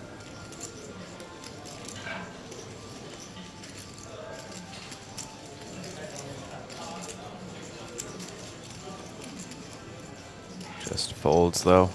Very nice pickup, Plecavicius.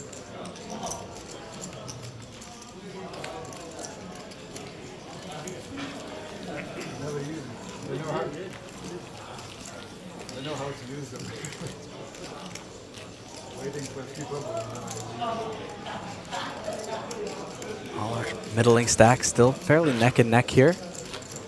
Lily Tang and Su Yuhan with the larger stacks at the table. Thank you to our sponsors, Natural 8, of course our valued partners there, Landing GG, and our card sponsorship, Copag.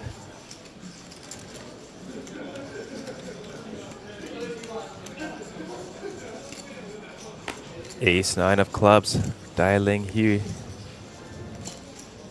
I've seen him making some larger than 10 big blind shoves. Given his position, opts for a 2.1 big blind raise.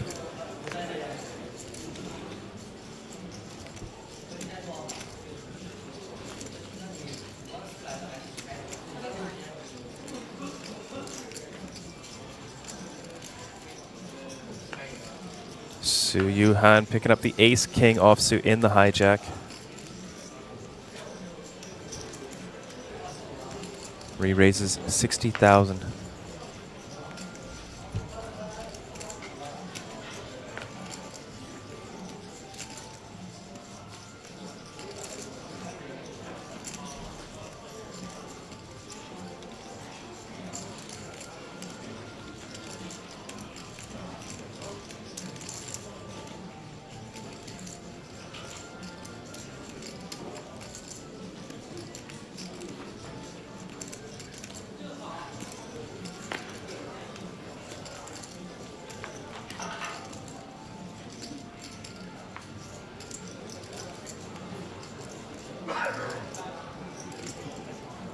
Back over to Dai Ling Hui, ace 9 of clubs.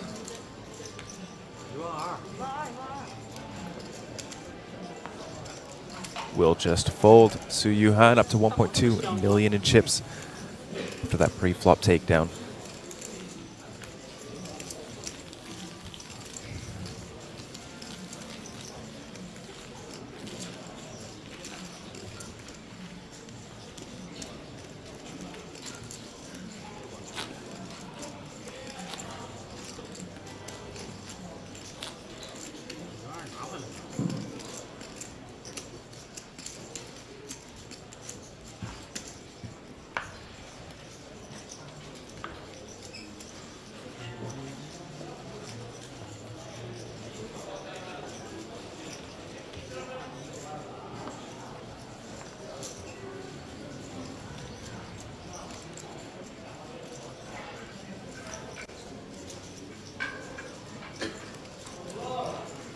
Yo.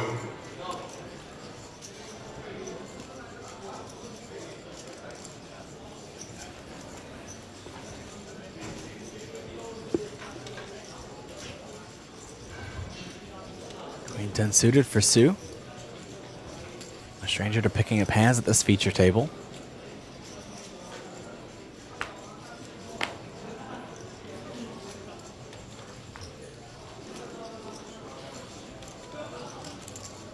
Open getting it through so far.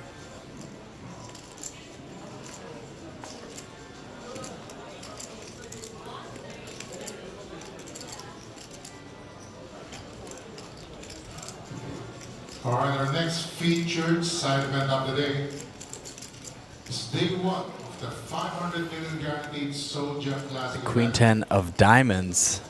Dai Lin Hui will defend in the big blind. Matching hands, clubs versus diamonds. Is the guarantee sponsored by Natural 8. We're starting in 40 minutes. Go to a flop of all hearts. Jack 10, 6. Both players will have the exact same hand here. Everything leads towards passivity. Monotone flop, middle pair.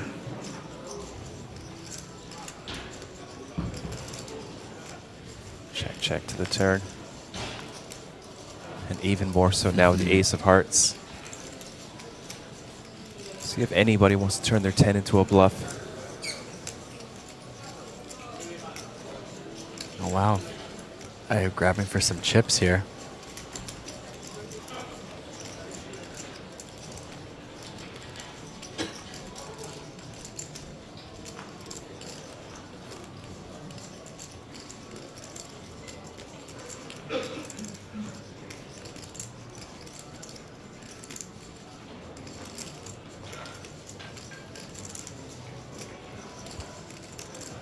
Su Yuhan has so many better hands.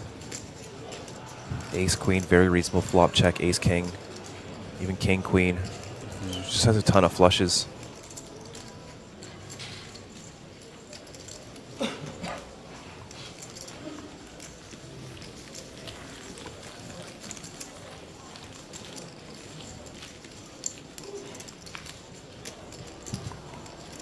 Just 10 players away from our next pay jump. Be nearly a $700 pay jump.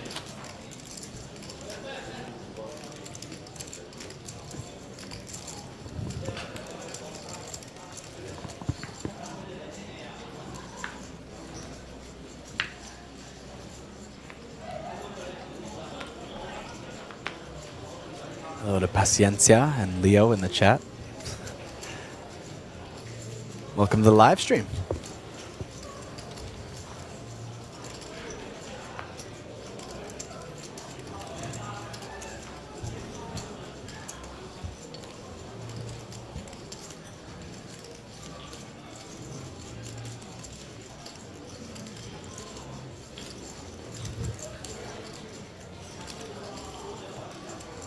Holds around to the blinds. Queen 6 suited for Dai Lin Hui.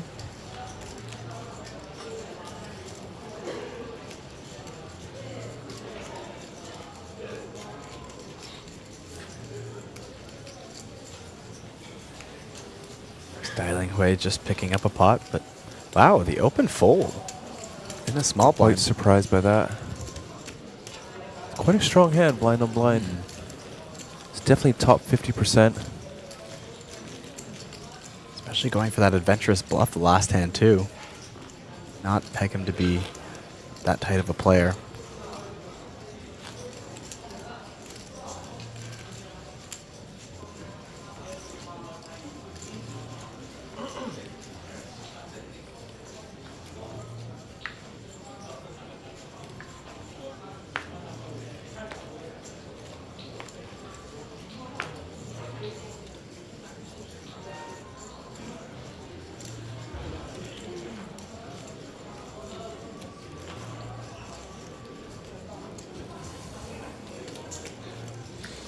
Ace, 6 of hearts. Imantis Placavicius. Sitting on just over 20 blinds.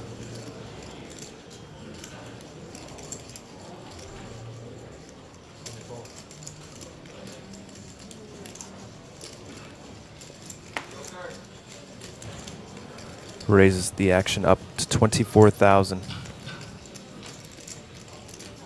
All right, calling turn of players on the high roller. Less than 2 minutes left in your break. King 9 of diamonds And dialing this is here. turn of players. There's a new chips in place, the 100,000 chips. Find a way to play this? No, he will not.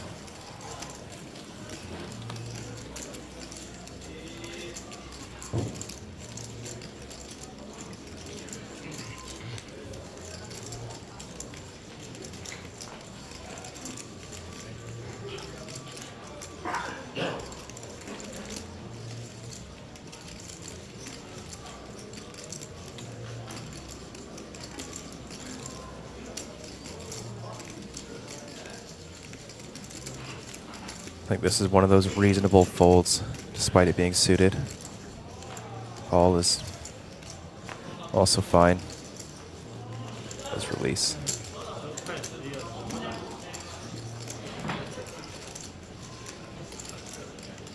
Got about 17 minutes left on this blind level. 6K, 12K. We'll be going up to 8K, 16K after that.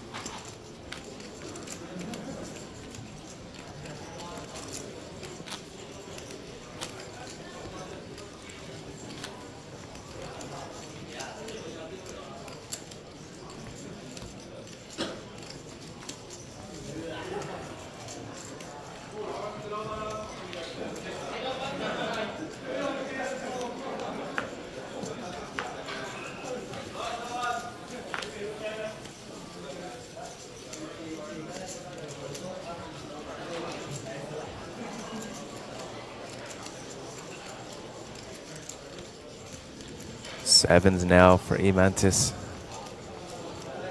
Back-to-back playable hands.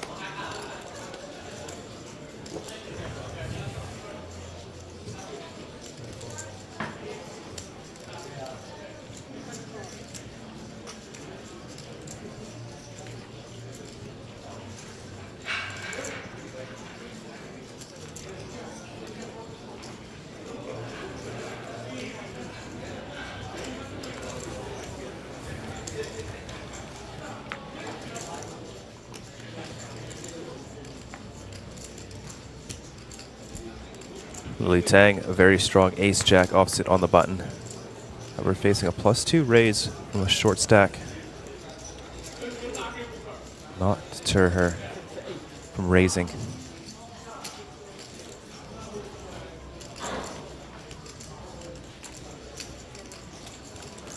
$68,000 is the re-raise.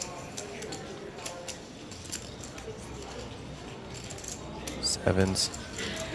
Probably between jam or fold. I don't really see too many merits flatting out a position.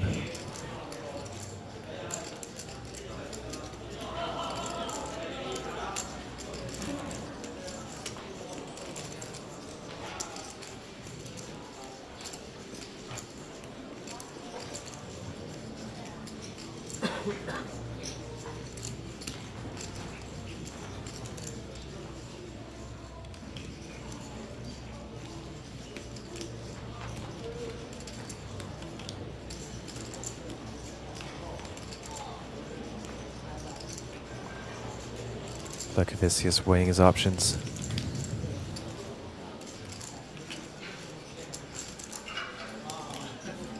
It's definitely a close one.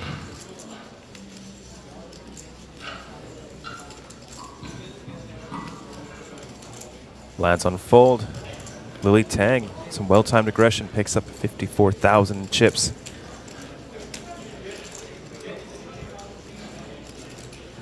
There's a few more players there, down to 125 now.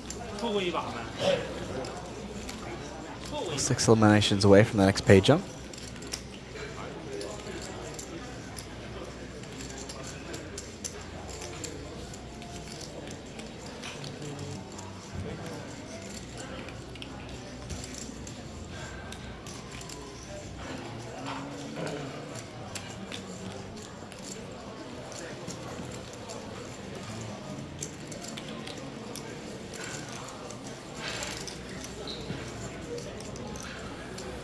All right, and with that, I'll be taking a short leave, get myself some bibimbap, Ooh, nice. Good Yeah, call. thank you so much, Kyle. And Vidur will be joining us. Yes, thank you, Sam. Appreciate having you on as always. And Vidur, are you live with us? Hello, hello. Hello. Kyle, how you doing? That's Vidur Singhal back on the live stream. Welcome back, Vidur. We are obviously well into day 3 here. Over 100 eliminations already, a couple ladder ups.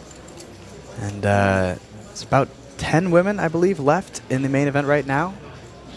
A couple of them with big Very stacks cool. on our table. Get to watch them in action. Yeah, half the field gone already. I have to say I'm pretty surprised, Kyle, at the speed of eliminations. I suppose it does happen once you make the money. You can just try to spin it up, be more aggressive, but just 125 people left, and the day ends when we reach what number today again? When we reach our top 48, which will be our final 6 tables. We're getting close. Not too far. Yeah, considering it's still early in the day. It's only 3 in the afternoon here, local time at Jeju. We usually expect a full day of poker to go well into the evening, but if it continues like this, it might be an early day for all our players. And some of the staff too. Not a horrible idea when there's a players' party to be going to this evening. Exactly. This All would right. be the right time to have an early day. Exactly, yes. Of course, if you're here in Jeju with us, you're an APT player, feel free to come out to Shinhwa Resort, the iZone Act venue. Drinks, live DJ, and bowling, apparently. Did we say free drinks already? It bears repeating. Yes, of course. Oh, free drinks, yes. That needs to be clarified. And I think it was you, Vidur, saying that people tend to run a bit better when they play hungover the next day. Is that correct? It's a thesis that needs to be tested extensively. I think so. I think so. Blind versus blind action here. 2 of the women at the table. Su Yuhan flopping middle pair. We'll just take it down on the flop. I can see that the players have locked up 3,760 US, which is just about double the buy-in, so not a bad day at the office for these 125 runners, but the 462,000 up top, that is what we're playing for. 2 more days to go. Yes, and Justin in chat reminding us that there are still 9 ladies left in the field, so we've got 3 of them, a whole third of them, at this feature table all at once. 2 of them boasting fairly large chip stacks here.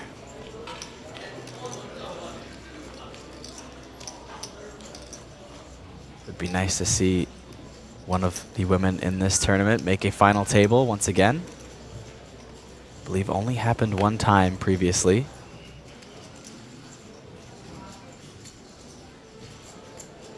Familiar face from yesterday. The man from Lithuania. I met us. He's been rocking the NBA jersey, which we were speculating must be cold in poker rooms / casinos. You know, usually there's a reason why poker players wear hoodies. They got the AC cranked in these places often, but we did look up the average temperature in Lithuania, and it is pretty cold. Their summers only get up to about 18 degrees Celsius on average. There you go. Yeah. It's funny, my brother actually lives in Luxembourg, another tiny country in Europe. Right. And he's visiting right now. And if you enter the room in my house where he's living, the AC is blasting at minimum temperature. So Oh, wow. and he's only been away 4 years. And I'm guessing Amantas was born and raised there, so I don't blame him. Yeah. Well, Amantas facing the heat now instead. Opens under the gun with King Jack off, but is going to face the jam from Peng Sishu.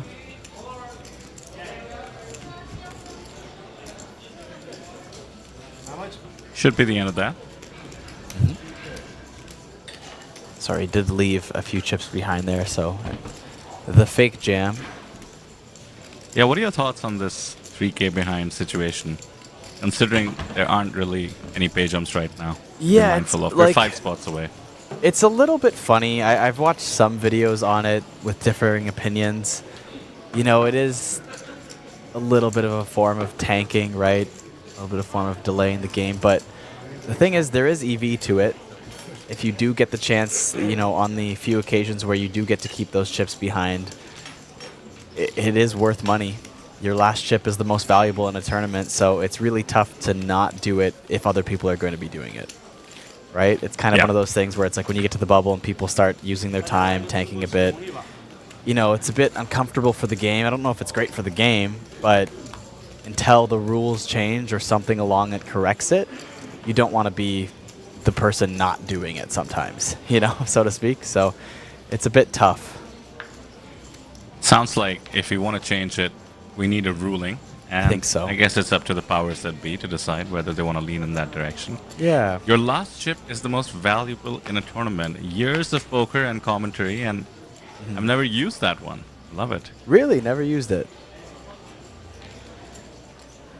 Like you've never used the strategy of leaving your chip behind like that?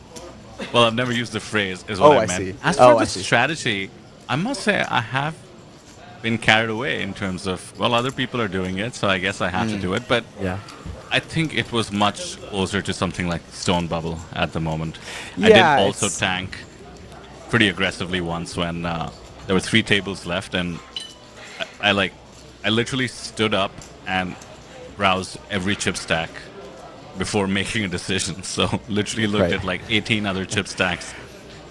Yeah, it's really more of a bubble play, so to speak. It doesn't really apply too much in other situations. Like, it will apply somewhat, but I think that's when, if you're not on the bubble, it starts to get a little bit more excessive. There are some other reasonings for it. Sorry? You have to self-regulate in a game like this, right? We call it the gentleman's game for a reason, which is to say so many of the rules they started out as norms and then sometimes have to be made into rules. I mean, I'm thinking about people who tank so that the blind goes up, so that the short stack faces a bigger blind. I really cannot get on board with that one, but there's a ton of EV there as well. So it's kind of arbitrary, the ones I agree with, the ones I don't. And I suspect that's the case with everyone. Yeah, that's tough. But they've made moves, especially like in the online world. You see sometimes you've got those like chess clock time banks and whatnot when you're on final tables and such online. I believe you see that online out here in Asia? I know what you're talking about, but I'm not sure how common it is. But it makes a lot of sense. Yeah. Of course, we have our lovely dealers taking care of the clock on the table as well. It adds a lot of work, but it's for the pure intention of moving the game along and keeping it fair for everyone. So, shout out to all the hard work. You can see the clock over there. I remember Ali Nejad, famous poker broadcaster, once said that due to his ethnicity, he cannot travel with a poker clock. Oh, man. That's not what you want to find in your suitcase. Yeah, that's... Oh, boy.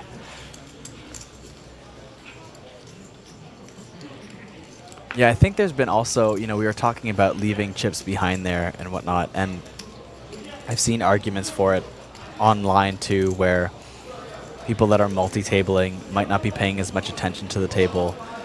They might act a little bit differently if it looks like a raise as opposed to a jam. The jam sometimes will play all-in music. It'll show all-in in front of your profile. I know that's sometimes been a bit of a strategy, that it just looks like a really strong raise instead, which might seem stronger than just an all-in for that size. Well, that I am completely okay with, because we're playing poker and you're trying to outthink your opponent, and that's a tool you can use, I think. And kind of along the same lines, this isn't leaving a chip behind, but I think I told you the story yesterday when I was down to basically just one big blind behind on the stone bubble of a tournament, and I knew that my raise was a min click, my jam was a min click, but I just decided to say all in seat 1, where the players could check my chips if they wanted to. I wasn't hiding it, but I also wasn't going to draw attention to it, and that was a conscious decision. And I just set all in, and sure enough, it got one of the 2 players to fold and led me to winning that tournament when I shouldn't have. I should have been out there on the spot, stone bubble, but... Taking edges. Yeah. So, Justin Fairbanks in chat, keeping us updated as always. Thanks, Justin. he did have to tell some disappointed viewers that Punat was out. Yes. Always sad to Punat's been see out Punat for a went through while that. there. I think Punat was out near the That's top true. 200, but people keep coming and asking. They would all love to see him run deep in this main event. I'm sure every time we announce that Punat is out, we lose a few hundred viewers, but very popular So player any here. contenders to get 2 Mega Lions still in the field? Yes, I believe. Let me see. I haven't checked the seats in a while, but I believe last I checked, Sailor, Tennisorn Sailor was still in.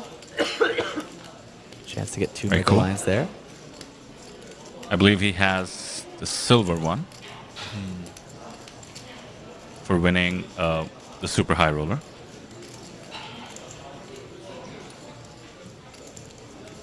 I'm sure if Justin is still around in chat, he'll let us know. But with Yeah. 122 players, certainly the dream is getting closer and closer to real.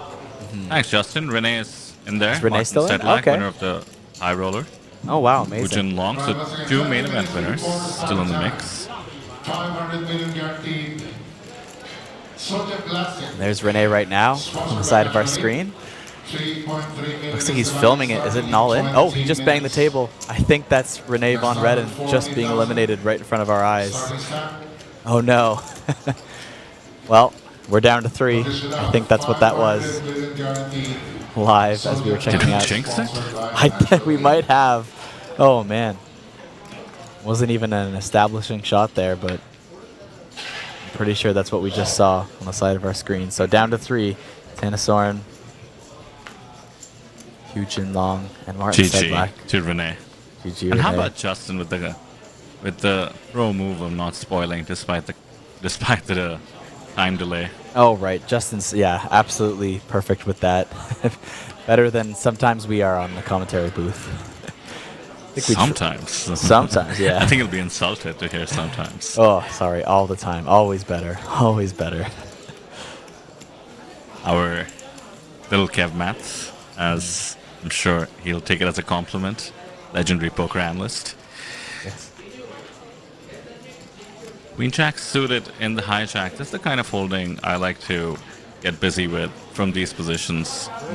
Definitely. At this stage, you can just put a lot of pressure and also get yourself a nice little flop.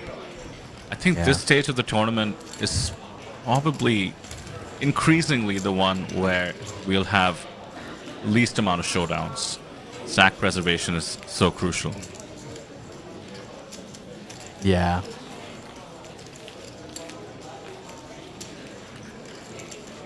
And it's, you know, it's a spot too in the tournament. I was talking to Sam earlier about how day 3 is probably the least amount of pressure in the entirety of the series. I think day 1, you know, you've bought into the main event. You're really trying to build a stack to get to that cash on day 2. Day 2, of course, is the bubble play. That's going to be possibly the most intense outside of the final table. And then day 3, you kind of just, you're in the money, and you don't really get close enough to the final table that it starts to become a huge deal right at that point. And it's kind of, you know, the most relaxed environment. You've already cashed. As long as you're in for 1 bullet, you're profitable. It's a very relaxing day, but if you have one of those big stacks, you know, you can't really use it to put on a ton of pressure onto those middling stacks. So chip preservation. I agree, and I also think it depends on if you're a professional or an amateur. If you're a professional, this is what you're in it for. You want to now start maximizing the decisions you make from this point on will, I mean, potentially impact how your whole year in poker goes. And Right. I think there's a different level of concentration. I've seen this personally as well. When somebody makes it to day 3, you'll find them sleeping better, working out in the morning. Like, Yes. they know that this is the crucial day at the office. Right. And everything you said, of course, totally applies to amateurs who no doubt are super relieved. Maybe they're hobbyists, maybe they're semi-pros. And I think they understand it's make or break, but maybe they're not as studied as well in terms of every spot. So I like seeing that clash as well. Makes for some fun plays. We Wow, did another- see some out-of-line moves yesterday, by the way, Yeah, well- with the 9-4s and the 8-3s. Is today anything like that?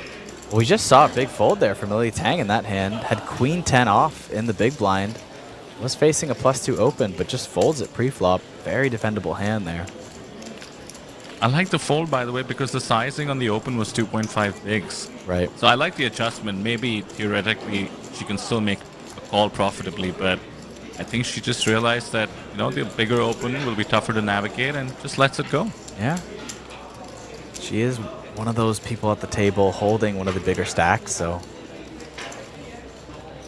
only preserving it. But I think even like you said, though, is like this is the time for, you know, the professional players to really build that big stack. I still think it's a low pressure day. I still thinking you're getting back to the dynamics of the poker game not changing too much. Starts to feel like, aside from the differing stack sizes, starts to feel a little bit more consistent in your strategy throughout the day. Yeah, fair play. In fact, ICM kind of disappears once the bubble bursts and comes back much later as we get much deeper. So yeah, of course, it's always ICM still decisions there. here. Yeah, it's always still there, but it just doesn't change as much. It doesn't increase, right? Kind of just stays at that minimal level for a while.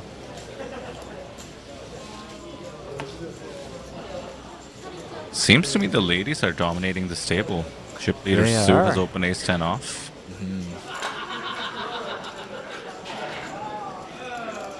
Sue with one of the biggest chip stacks we've seen today.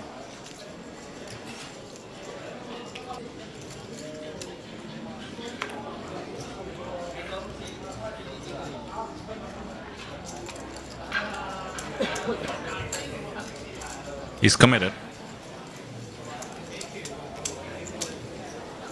Should be calling off a jam at these steps with this holding.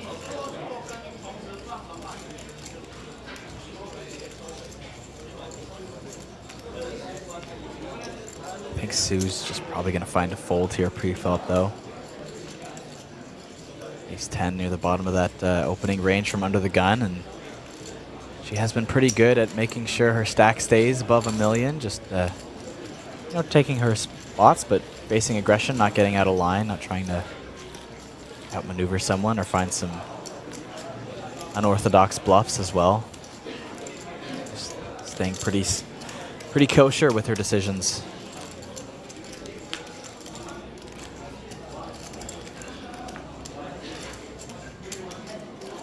So I did some quick math there, Kyle. So I believe the average stack right now should be around 500,000, give or take. We'll probably hover around the 40 big blind in terms of average stack, so maybe closer to 600 right now. Right. And if you think about the chips in play, how many players will we be down to at the end of the day? That's 48, you said. Should be around 1.4 million. Now, there are some players who actually start optimizing for that. You know what I mean? Like, if you look at Daniel Negreanu's vlogs, he'll have some goals for where he wants his stack to be at the end of the day, and that's one way to tackle 5-day-long tournaments. Right. So, yeah, if you're above $1 million, you know you can hover around there to be average stack going into the next day. Right. Could be part of your strategy. You got to remember, too, in tournaments, right? Like, just because ICM pressure might not be ramping up, ICM still remains true that the bigger your chip stack is, the less valuable winning chips becomes. So it's you know, it's still going to be valuable, but just not as valuable as if it were a cash game. So you can just kind of tighten up a little bit. You know what they say, right? Sort of like the aphorism you said about the last chip. They say you can't win a tournament on day 1. Well, turns out you can't win the APT main event on day 3 either. Right? And that's it. You need chips to run deep, for sure. You need to get in those spots. You want to have spots where you can take advantage of other stacks and other players, and when the pressure comes on especially, but it's not immediately winning you any money. 1,000 people watching on YouTube alone. Hello, as well as to those on Facebook and Twitch. Would love to know where people are watching from. Of course, I believe we don't have any Thai players, so the lack of Thai language in the chat is sort of new for this series, but I'm sure it'll change as feature tables switch, and not to be too presumptuous, but we do get more and more viewers as the main event gets deeper and deeper. Looking forward to that. But in the meanwhile, do hit subscribe. Let us know where you're from in the chat as well, and in case you're supporting anyone, Don't forget, you can go to apt.poker and find out where your friends and family are seated. And look at the live reports as well. Chances are there's going to be one or two telling you how they're doing. Laker in chat says from Nepal. Hello.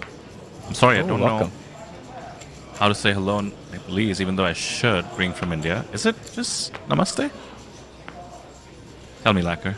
Educate me, please. There's an insider.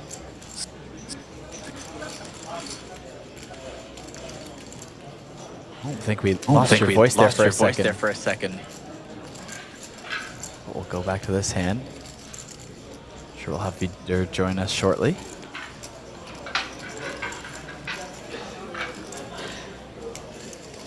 Dai Ling Hui here with Ace King suited though in the hijack. We did also see that pay jump up to 4,400 now in our top 119 players.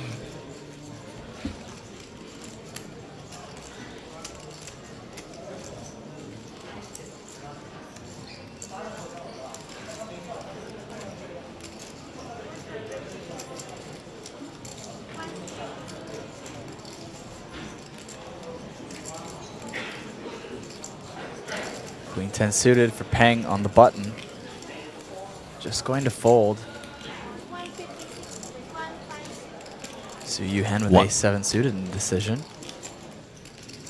The old 1K behind this time.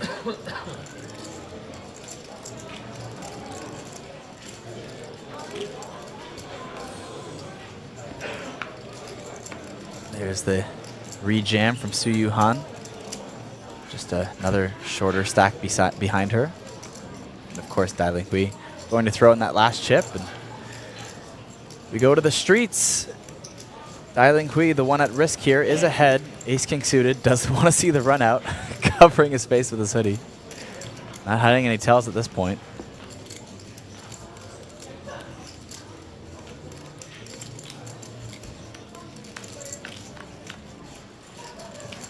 I need 7 are clubs. There's one club, Queen Deuce 9.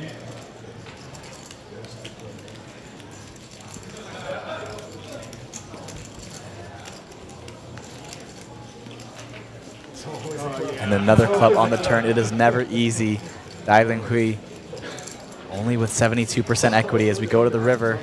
Has to dodge a club or a 7. In the river is the Jack of Hearts. That will be good for the double up for Dai Ling Hui.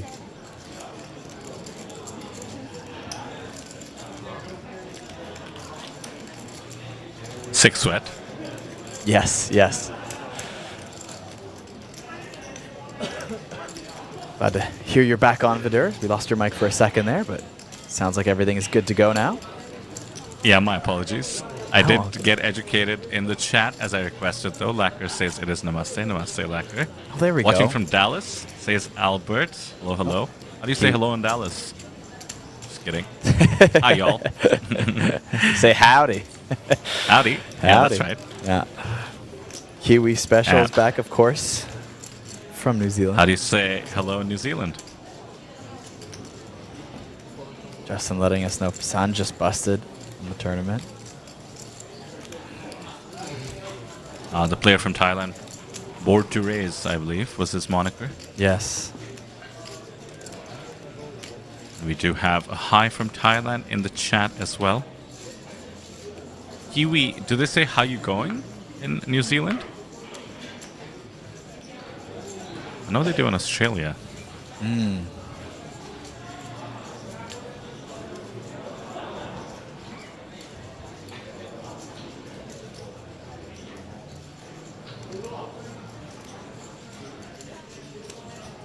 So Kyle, I'm in Tas's basketball jersey. It can't be modern day Chicago Bulls, so it just has to be a Jordan jersey, surely, right? Ooh, that's a good call. I've never been a big NBA fan myself, haven't followed it too much, but of course, very familiar with Michael Jordan, so that would make sense. You know, he would Let's have keep a lookout. A world fan base, you know, going, so I could see that being part of it. Let's see when we get to the wide shot if we spot 23 written on the back. Hi from Bulgaria in the chat. Hello. Anybody you supporting? I wonder if there's any Europe camaraderie. We have a Lithuanian on our feature table and a bunch of European players all across the field. Amazing to see the turnout and the growth of the turnout from Europe as well. It is nice that I guess Asia is equidistant to, let's say, going to the World Series of Poker in the US. Nice of them to make their way out here.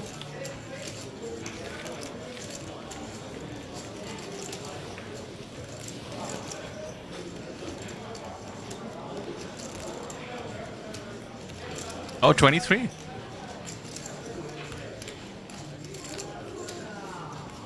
I think it says that on the front of his jersey, right? Did it say that? I missed it. Am I imagining it? Oh, On no, the you're screen right. right Oh, now? right there. Yes, you're right. There we go. Look at that. Shout out Jordan.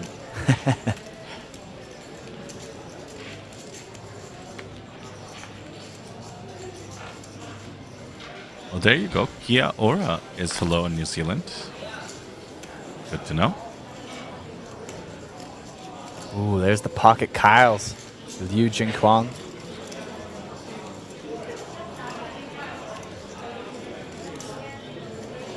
Be short here. But is under the gun. Gonna go for the all but a jam here. Lily Tang with ace queen off and +2.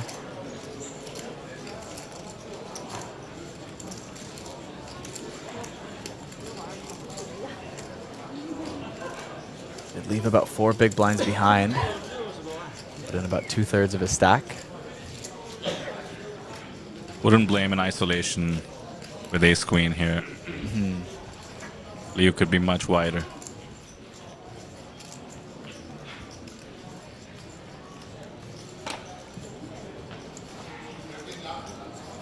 And we've spoken about this, Kyle, especially with the big blind and ante coming on the next hand. I think players are a bit friskier under the gun, so I would think all the more reason to isolate with ace queen off. I mean, the fact that she's contemplating it and lets it go. Lets it go, wow. So impressive. What a read.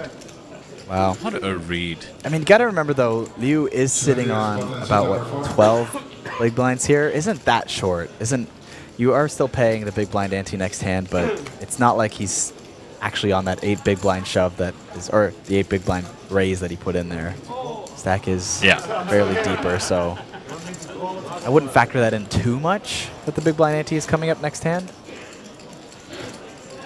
Yeah, I wouldn't expect him to show up with rags. You're absolutely correct. But I mean, ace queen is performing decently against pretty much any range from any position. Yeah. But she just made a fantastic read. I think goes to show that these players who have been playing with each other all throughout the day are starting to understand each other's frequencies. And isn't that what poker is all about? Well, Very that's impressive. it, right? You know, a lot of people back home that know that I do this job out here in Asia, they often ask me about poker, and you know, they got the Hollywood version of it. They think it's all soul reads and all that, and they forget, you know, how much of it is actually strategy, or aren't aware how much of it is strategy. And even the live tells and whatnot, you got to remember at the end of the day, it's still just frequencies, right? It's still just tendencies and whatnot. If someone's doing something with their body, it's not that every time someone, you know, touches their ear, they're doing this thing or something like that. But you might just notice that someone pays a bit more attention when they're bluffing, or they act a little bit faster when they've got the nuts. They don't think about it as much, and you don't notice it happen one time, and it's not always consistent amongst a field of players, and you might just see someone have that tendency over and over again. That's what you try to pick up on. So Kyle, are you saying people don't eat Oreos when they have it in real life? I mean, not never.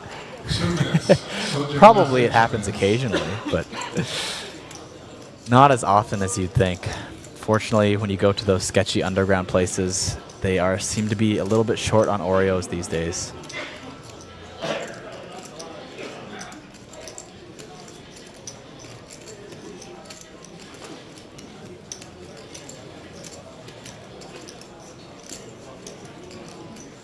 Ling Hui opening under the gun here.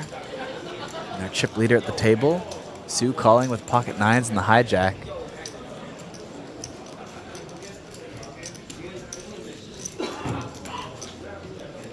Tan Jiao Jiao with just about 15 big blinds here in the cutoff, facing the under the gun open and a hijack call. Just gonna let go. Ace Jack off here. Could be thinking of a squeeze as well. Possible. Depends how white she thinks die is being. Yeah. It's really considering it. Throwing a time bank there. Chip leader's range should be very wide. In fact, nines is much stronger than you'd expect. She has about 15 bigs in her stack.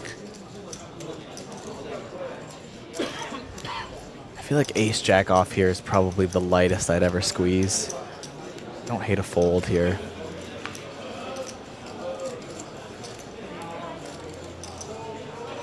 He's gonna go for it. Look at that. This could actually work out somewhat favorably. I suspect Sue is going to call, and we might be in for a flip. But you're still gonna get that extra dead money, even if Sue calls you. That's true, but both the aces and jacks are dead, of course. So yes, yeah. In slightly worse shape than she'd like to be. Yes, knowing everything. Yeah. Don't see how Die can really call this off. Looks much stronger than an ace jack can sustain. And Kyle, I know we have a serious spot brewing, but I must say this table has perhaps the best names I've come across at any APT table. At least in a while. You have Tan Jaja, such a fun name. Dai Lingui, which sounds like a fantastic pasta dish. Su Yu Han, which is fun to say. And of course, Lily Tang, fan favorite. Oh yeah.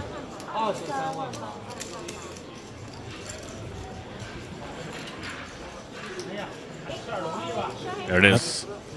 Like a lot of the red and black going on too, very APT coded. But as you just mentioned, there's the call from Su Yu Han. Yeah, I feel like APTs generally, you know, red, white, and black seem to be the APT colors. You can see it there in the logo, on the tables, and even on the chips themselves. Whatever offering you can make to the APT gods, you should on day 3. And now it's time to see if the flip is survivable. There's a 9, though. All kinds of backdoors. It's going to be tough, but not dead yet. Turn will be very telling. I see a heart, a 10, king. Nope, none of those have come out here. And that will be game. Tanjaja out in 111th place. Very good run. One of the few women left in this tournament has been eliminated here. Not empty-handed though, $4,410 for Tan Jaja.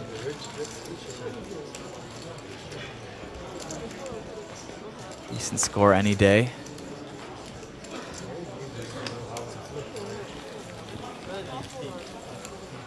We've crossed the 2x return on the money, thanks to the pay jumps.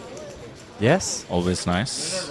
Gets you a lot more of the buy-ins into the tournaments left in this series, which are plenty. We'll cover those in a moment.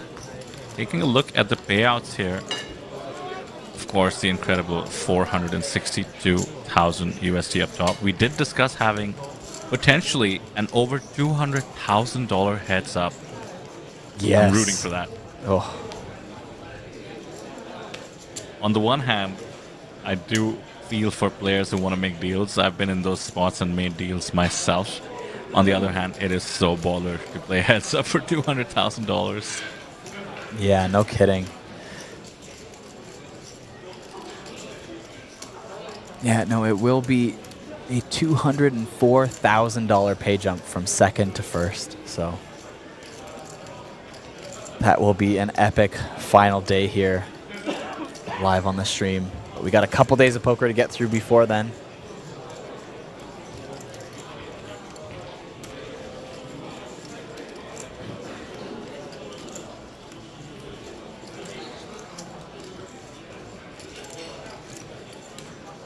So apart from the players' party, have you spoken about what else we have going on today, Kyle? We did mention a couple of the events.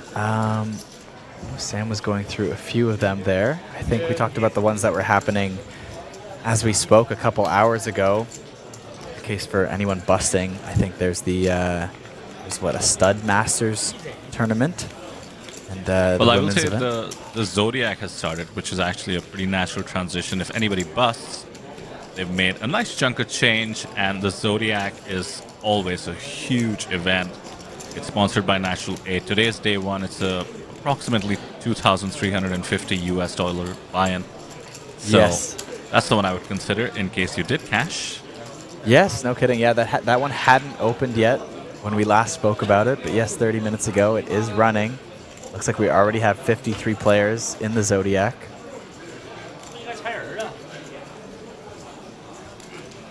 Of course, that prize pool is guaranteed to be over 350,000.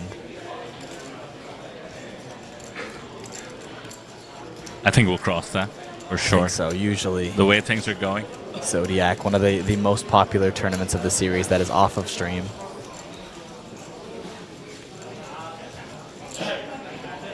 Bunch of PLOs today. The PLO High, which is just a $500 buy-in. That's sort of classic PLO. Yeah. And we do have a Big O, Tottenham Omaha High-Low 5 card. Love it. Big O as it's called. 350 is the buy-in there. And then, and this is a tournament I'm looking forward to in Taipei in case the timing works out. We have a heads-up tournament. Ooh, yes. That one I believe is already underway and hit its cap today. Yeah, capped it at 32 players. Best of all 3 rounds. Yeah, there's a good reason to cap it at 32. It's takes up a lot of tables. Actually, exactly. That's one. I think we do 2 matches per table on 2 sides or something like that. Yeah. But also, we're doing best of 3 rounds. So, you know, it's a lot more skill because heads up can have a lot of variance, as we know. Mhm. Best of 3 helps the cause. And this way, it's a fun, about $600 buy-in to exert your heads up skill. Yeah. It says we have 9 players left at the moment. It's a bit of a funny number in a heads-up tournament. Yeah, that's true. One person is They're doing their event one and sit and a waiting. go. Yeah, one sit and go on the side. No.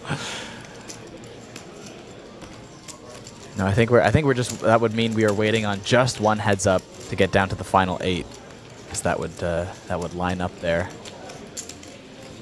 Playing down to 2 players. So everyone just waiting on one match at that point.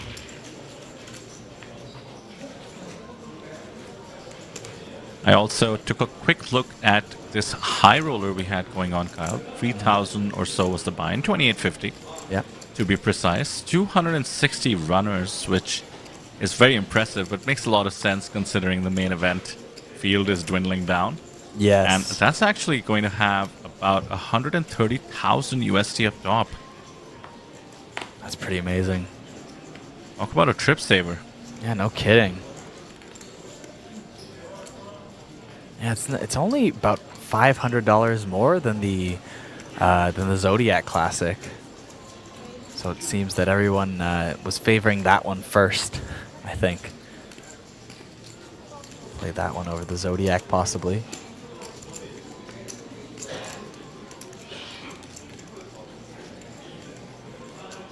And I believe this was the one you were about to mention. An $1,100 7-card stud Masters buy-in. So all the stud variants, that would be regular stud, stud high-low, and Raz, which is basically stud in reverse. You got to make the smallest hand.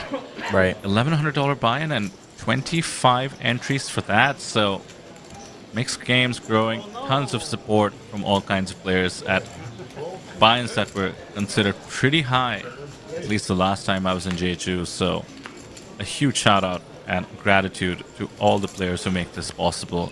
This actually helps grow the sport in Asia in many ways, not just in terms of No Limit Hold'em, but PLO, mixed games, and to me adds a lot of variety and fun to the game that a lot of tournament series are missing. I mean, there's times when I've been to tournament series where it's just, maybe due to regulation or due to demand, it's like 5 Hold'em events.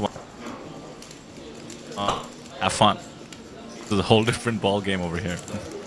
Yes, all these mixed games and side events are quite fun and extensive here at the APT.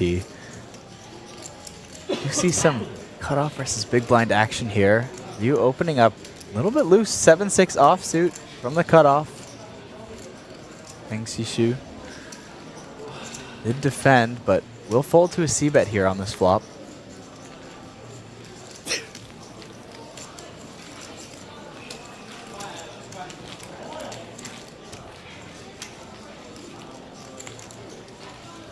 So running Google Translate as we do on the chat, and I think the Thai is, when they say busting, it gets translated to exploding. I don't know if you've seen that.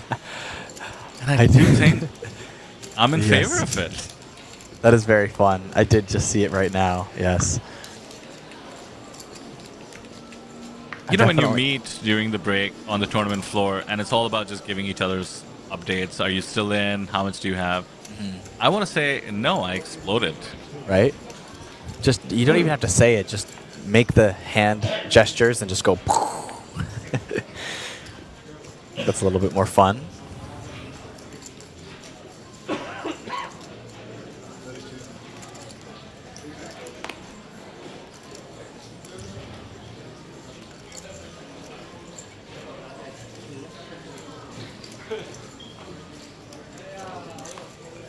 Diamond toss with the open here. Queen 8 of diamonds.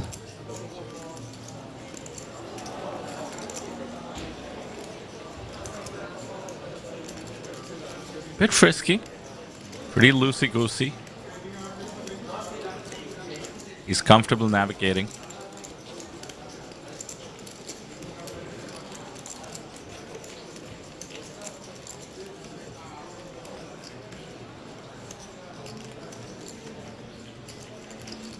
Seems to be working out at least till the blinds. He's raising off a 15 big blind stack. Yeah. Should exude strength. Can I get at least to the big blind here?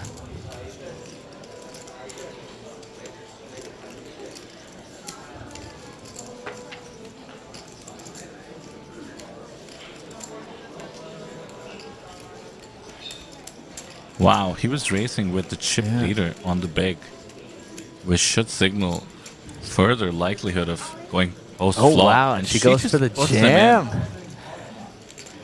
Maybe picking up. Well, Imantas's looser opens here. King 7. Quite a jam to make versus +1. Love to see Su Yuhan take the spot. Could not agree more. King 7 suited is like the solver favorite hand, but this King 7 is not a solver move. Oh, Imantas laughs and folds. They're gonna love to watch that one back on the stream.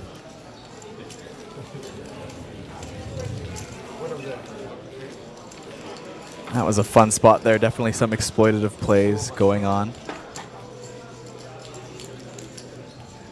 Justin in chat said, I don't see any sandwiches at the table because I said the words loosey-goosey. It's amazing how a meme can take over poker. Oh. You can't say the word loosey-goosey anymore. No, and you can't eat a sandwich at the table anymore either. Back in my day, you could say loosey-goosey without anyone talking about a sandwich. Right?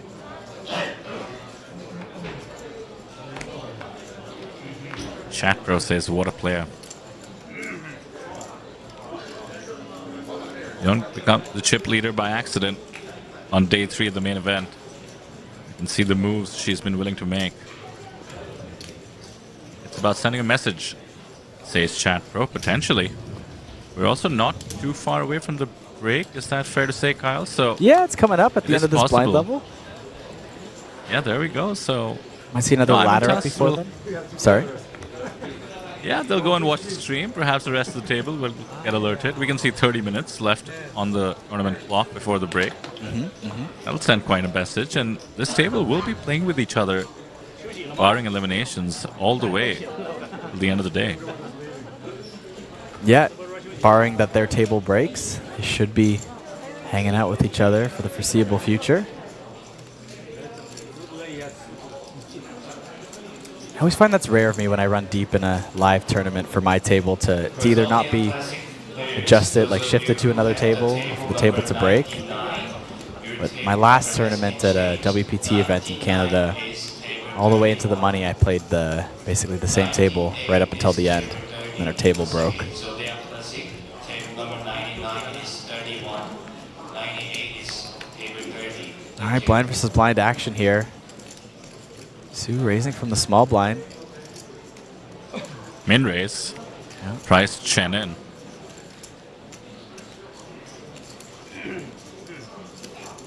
But now she takes a stab, as one might, after taking the pre-flop aggressive line and flopping nothing. Yeah, just a couple of backdoors It's here, good. and 8 high, great candidate to bluff with.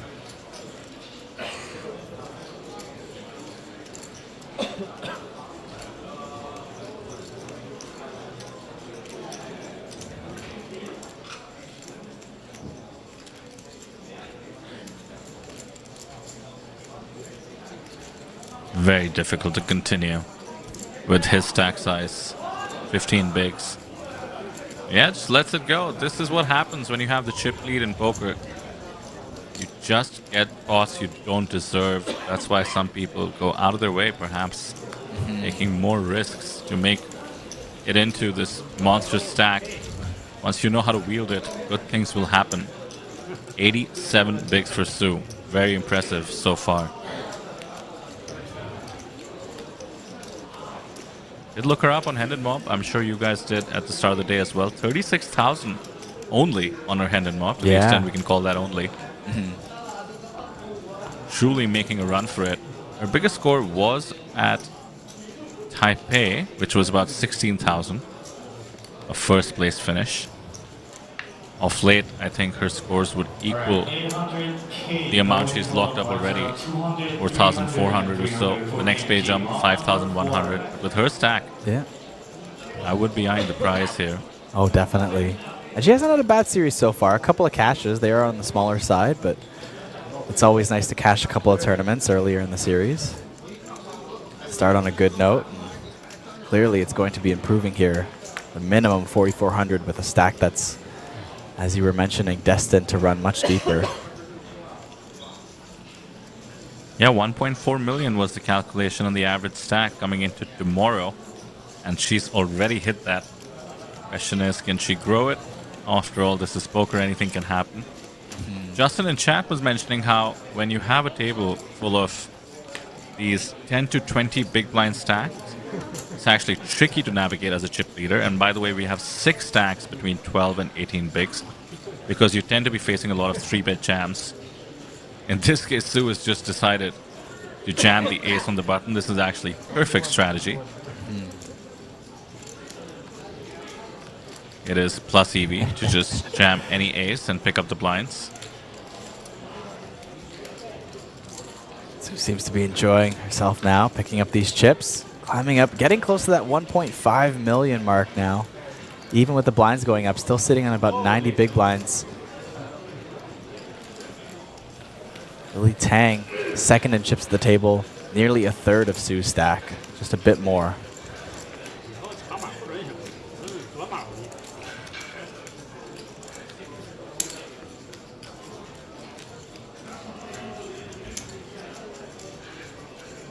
Poker is a lot more fun when you have a stack. I will say that. There is no denying it.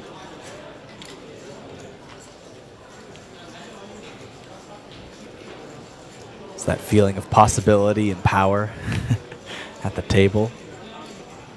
Flexibility to make the moves you want to make. It's like we were saying, you're either dominating or navigating, as my friend Gaurav Soot likes to say, and dominating is a lot more fun.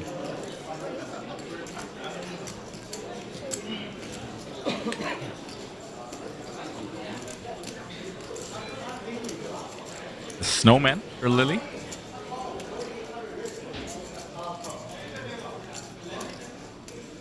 Oh, that's a good one in chat, Kyle. You seeing this from Koo in chat? No, I did not see it. Poker tournaments are just 50% shuffling chips and another 50% wishing you had chips to shuffle. Very nice one. I love that. I love that. Yeah, I can agree. Yeah, when I get short too and people offer to exchange my bigger chips, I go, yes, please. Give me something to shuffle.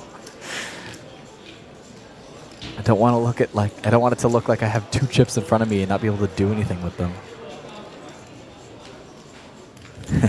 Liu Chenghuang rubs the luck into those cards he was holding there. Goes for the jam versus Lily Tang's open. 17 bigs in the middle. Lily does cover him.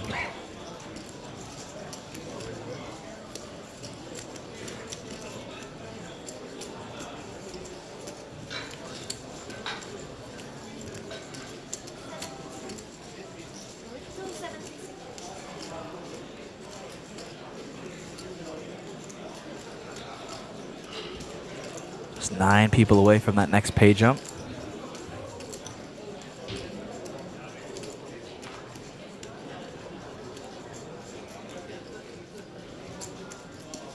We'll be looking at approximately a $700 pay jump. Yeah, Lily does have her opponent covered, so the pay jump shouldn't be a factor, but it's all about whether she's willing to reduce half her stack with what she hopes is a flip.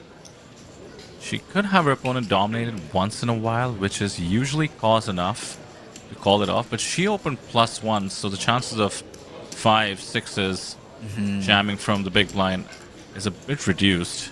Yeah, I don't Are a bit reduced, really rather. see that happening too often here. I love the spot that Liu has taken, by the way. As we can see, Lily's in the blender and he might get a fold. When you have a stack that's between 10 and 20 bigs, you actually do have a decent enough ability to make a dent in the bigger stacks, and you can wield it with all the fold equity. But in this case, Lily decides to take what she hopes is a flip and gets the relative good news. Now just needs to hold, and thanks to some folded cards, 60-40 equity, pretty good shape. Yes. Yu Jung-kwang is the player at risk here. Nearly down to our top 100 players. Hopefully main event. Go to the flop. Queen 7-4. Liu hitting top pair here. Pulling way into the lead now. Just needs to fade an 8 or now a 6 on this river. Backdoor straight draw comes in for Lily.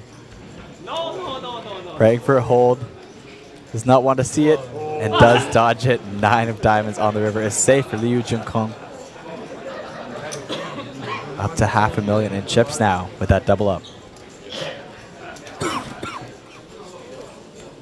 Bit of a stack swap between Lily and Liu.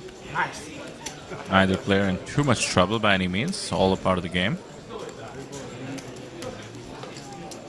Of course, the dynamics of those stack sizes changes a bit.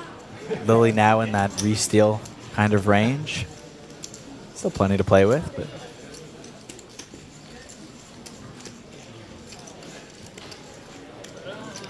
you kind of with a bit more of a comfortable post-flop playing range, but of course that would only be effectively active against the chip leader at the table.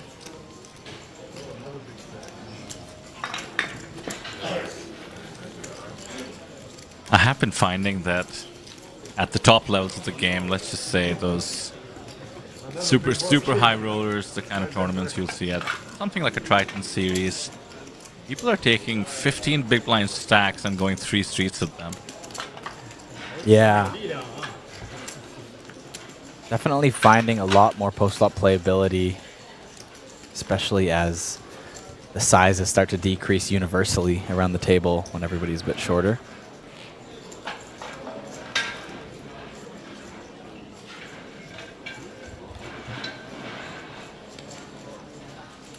It's almost like we're going back to limit poker, right? 1 big blind bets, 2 big blind bets, min raises. Right? Yeah. Like limit poker with the polarization of overbets combined in. Why not? Have you ever played limit? I believe I have. I've played some weird versions of it. I know in Toronto they had some weird laws where they hosted a fair where they wanted it to call it no limit poker, but they had set it, what was it called? Oh, I forget. It was such a weird kind of limit poker. It was like, I think a limit per street or something like that.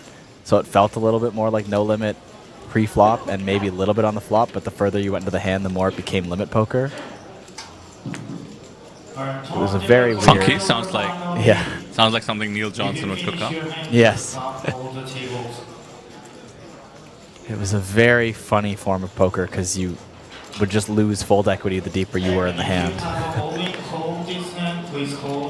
Yeah, but that's what limit poker is, if you think about it. Yeah. So it was effectively something like that, but an ability to get chips in pre-flop and maybe on the flop. It is funky going to limit poker after playing a lot of no limit. You just think you're priced into everything, and that's the beauty of the game. You have to realize when you are and realize when you're not. Odd odds are so much more crucial. Yes, definitely. Limp in a jam here. Pretty standard spot. Jam should Every get once through. in a while you get trapped. You just live with it. Yeah. In this case, should be more than safe.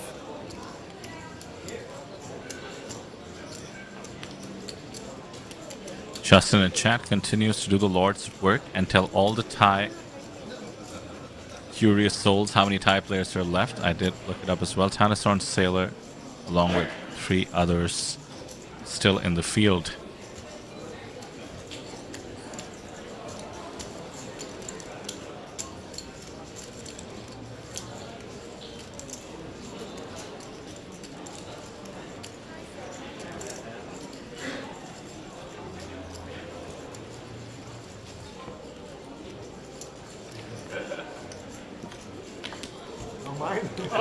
And 4 is in the big blind again. Just getting it through.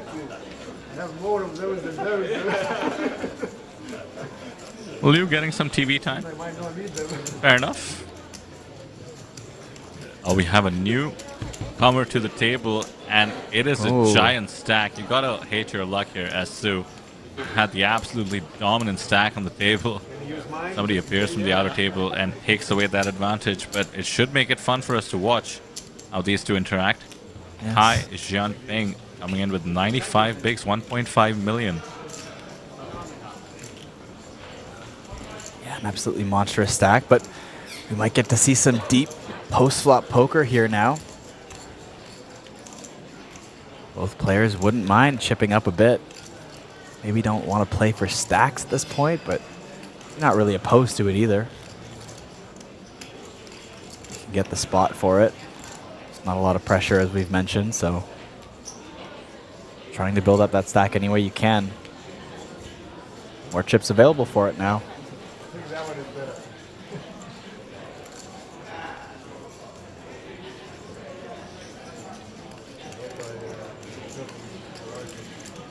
Alright, Tom dealers and players for high roller final day. Now, we have 40 players. Jack 2 suited. Can't be the one for Bang. If you got a link code, do not show your hands. My theory about being frisky under the gun can only go so far. He lets it go. Alright, Tom dealer for high roller final day. Please deal 1 hand. Yeah, it's an interesting spot that I think, you know, after this series, I want to look up everyone's opinions on it a little bit more. Just curious with the, you know, just from talking about it with people at least, not really looking up any studied spots about it, but it does seem people are overly valuing, like they assume they're losing that big blind immediately, that they get to play the next hand, and I feel like that affects your range tremendously there on what you want to be jamming under the gun before you face the next hand.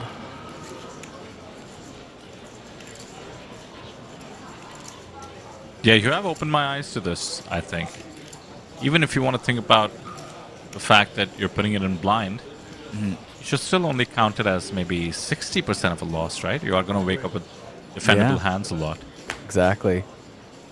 And I mean, if you're short enough anyways that you're going to be calling most raises, then you're going to be at least flipping your equity there, so.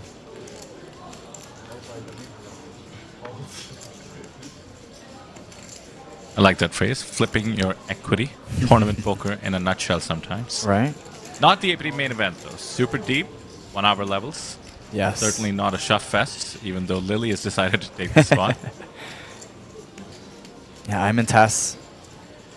Committed, barring some wild action in a spot with ace-4. Put in half a stack there. About 5 big blinds behind. And there's the rest of his Let's stack. call it off.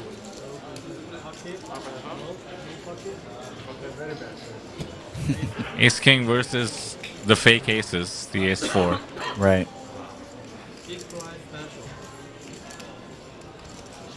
Three to 1 underdog. Let's see if Hymantas can hold him, or can catch rather. 6 deuce. Queen is certainly not going to count. How about a 3 or 5 for a sweat. Oh, 6 for the there we sweat as go. well. Chop out. Chop out's coming in. Did he hit it? No. I'm in TAS. Plekavicius has been eliminated in 102nd place here. Once again, on empty-handed, $4,410 as he walks away from our feature table. Got a lot of TV time. Brilliant hat was saved yesterday. Could have bubbled. Could have made no money in this tournament, but was saved by the river. Despite wearing the hat that he fears river cards. Maybe he'll change That's his right. tune Was on it them. running diamonds? Yes, it was, yeah.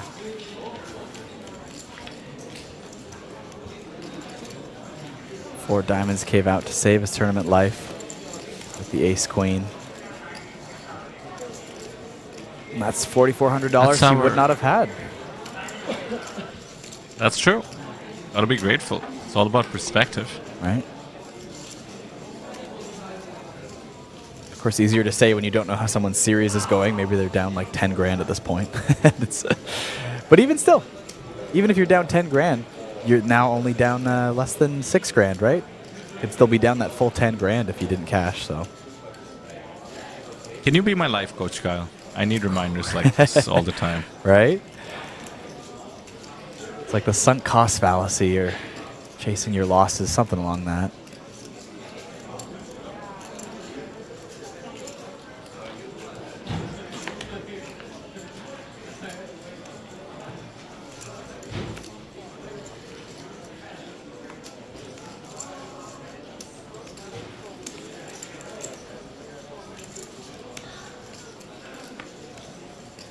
The true fake aces for Lily Tang. Pocket fours. Sailboats, they call them. Mm-hmm.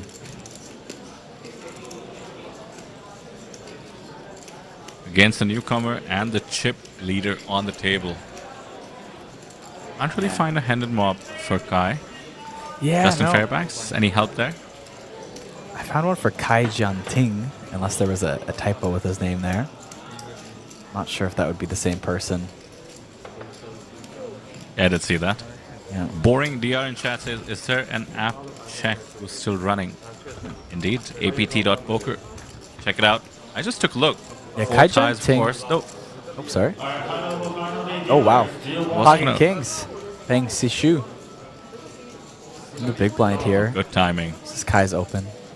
I think this might be Kai's hand and mob. There is a couple caches for Kai Jianting with a couple Jeju caches here at the APT just a couple days ago. So could just be someone else also here with a very similar name.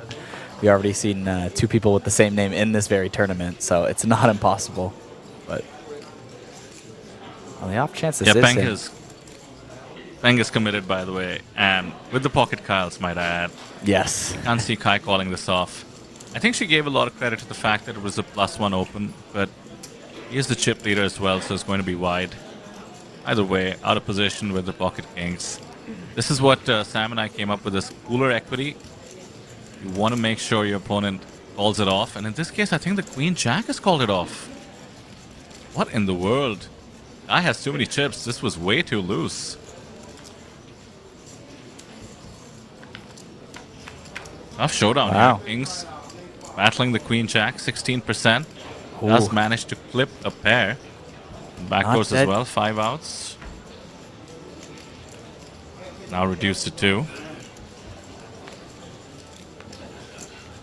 Easy enough for the Kings.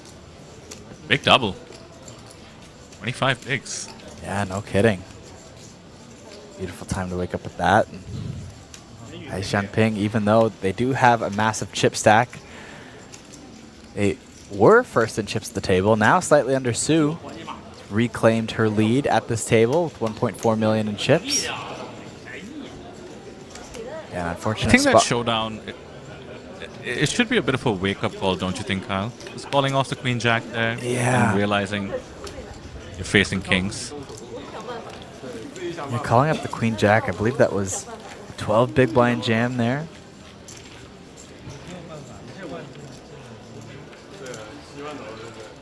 In the chip leader position, I much prefer the strategy of just taking non-stop jabs. If you just think about opening 2x and sometimes picking up 2.5 big blinds in the middle, sometimes picking those up with a C bet, and Oh, it's sometimes having huge. a ton of equity.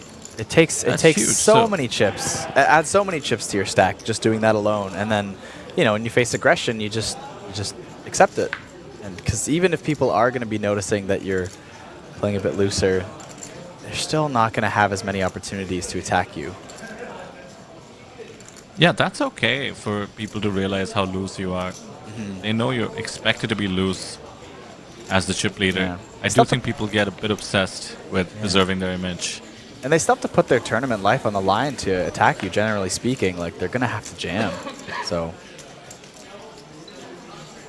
This is a dream spot, though. Ace-Jack suited after losing the all-in could look like he's tilting. At least he'd like for others to think that way. Previous open was Queen-Jack off from +1 this time. It's much more premium.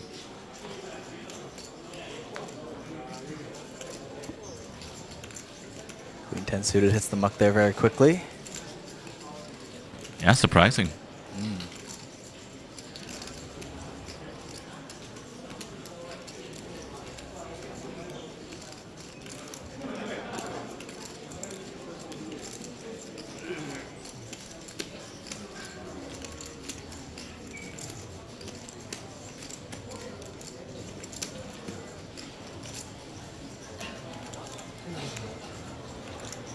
This is TV time, surely. Queen 7 suited, not a hand you want to call from the small blind. Yeah. Sue going to defend her big blind here, though. 7-6 off. This is the end of the gun open. Go to the flop. 5-6 queen. That's a pair for Sue. Couple of backdoors as well. Checks to Kai very quickly. Check back on this board. 10 of diamonds rolls off. Their overcard to Sue's pair. Check again. That shot comes in for Kai. Kai will take it as an opportunity to fire now. Looks like it's about 40K. Sorry, 35,000. His range is pretty capped here. Could have been facing aggression, but these two are the chip leaders. I suspect they will play a bit more cautiously against each other. Just a check call, as you can easily do with the 6 there. And now the check mark.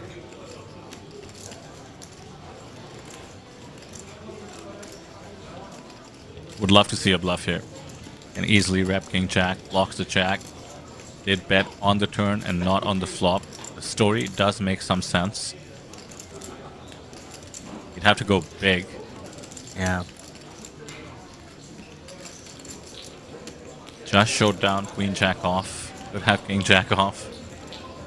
Decides to take whatever little showdown value he had. Not that there was much, but certainly does beat some of the flush draws and such. And as mentioned, more chips for Sue to take advantage of here as this big stack starts to give a couple hands to Sue Yuhan. Now over 1.5 million. Both players still have massive stacks for this table and for this stage in the tournament, but trading some action a little bit as well. Bit of a milestone, Kyle, a meaningless one in terms of payouts and such, but 100 people remaining in the field. Yeah, 1,593 eliminations.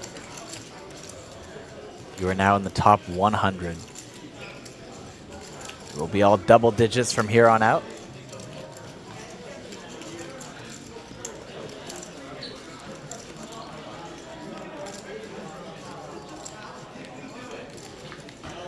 Just 13 tables remain. Yield dwindles down here, and Chen Xingwei, ace jack off under the gun. Fairly short here, might just go for a jam.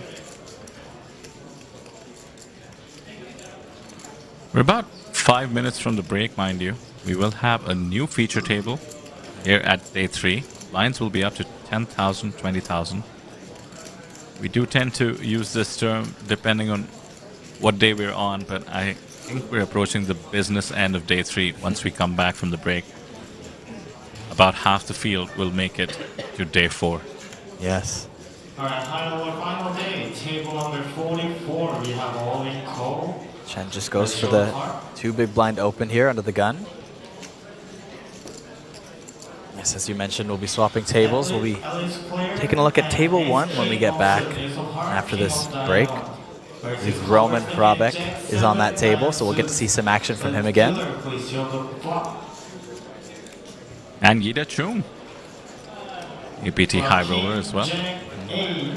The race player got hit. The king long pair. 10 suited on the button for Peng. Time is 5 of dia. Still, race player is had the last river. Just gonna let it go. 7 on the river. Cover second. Jack 7-2 pair. Sounds like a bubble is about to burst in maybe that high roller event right now. All right, high roller final day players. You guys are there you go, you're right. Yes. Congratulations, guys. A lot of excitement from what's likely to be a lot of main event bust outs in that tournament.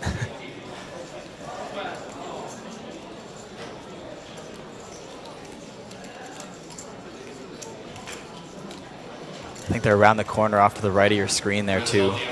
Poker tables do extend down that way. We're down to 98 players. Just 3 more to go till that next pay jump. And we'll be going up to about 5,100 in the prize pool for $700 pay jump. Oh, Kyle, speaking of bubbles, we have to talk about what happened yesterday. I caught the coverage. Oh. Yes. Not the standard APT bubble, was it? Definitely not. If you blinked, you might have missed it. If you weren't tuned in yesterday for the bubble coverage, it was the opposite of what you'd expect. You know, we were waiting to go down to hand for hand. The fields, obviously 247 in the money, as what we started with today. But we did, you know, it was announced that once we got down to 250 players, 3 till the money, we would go hand for hand. And the eliminations were kind of flying off all the way about to 251 players. And then it kind of slowed right down, almost like we were on the stone bubble suddenly, but it wasn't hand for hand yet. And then suddenly, I guess there was a bust out and you hear Neil Johnson call out, all right, when your table is done, have the dealers please stand up and stop dealing as we're going to go into hand for hand. And in the time that he called it, 3 players had busted out in real time, bringing us down to the stone bubble before we could even line up hand for hand. And then someone else was all in and told to not show their cards. And of course, that was Kitty Kuo, who you might have seen in the recap there. And the run out did not favor her, and she was the stone bubble right there, all in one instance. Probably the fastest bubble, well, the fastest bubble actually ever in APT history. Wild, absolutely wild. And now did get a. Sorry, go ahead. Oh, pardon me. Go ahead. I am seeing. I was just gonna say, yeah, aces. Peng opening aces here, and Chen Xingwei with ace-5 suited. Often a little fun bluffing candidate. It's very short though. The GTO Wizard special. Right?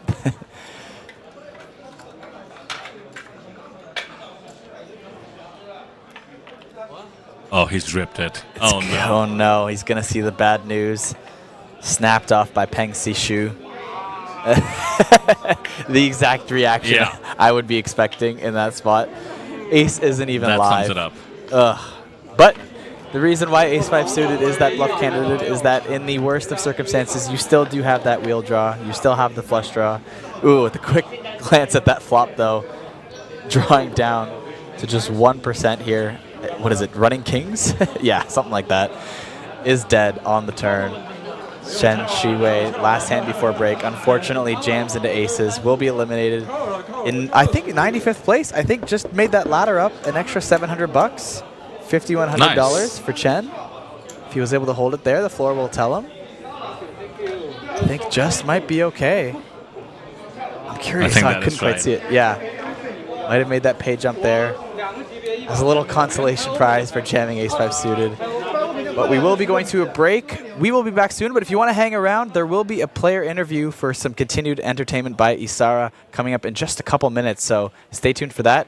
And if not, we'll see you very shortly.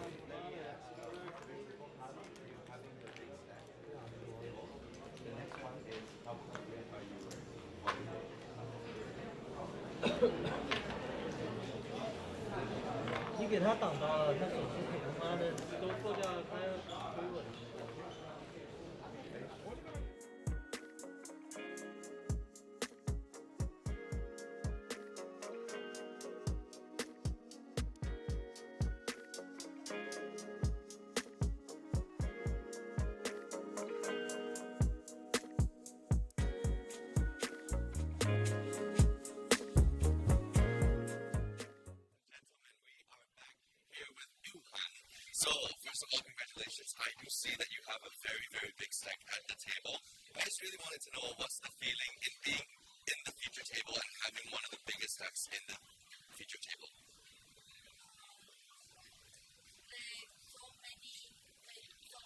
So many times.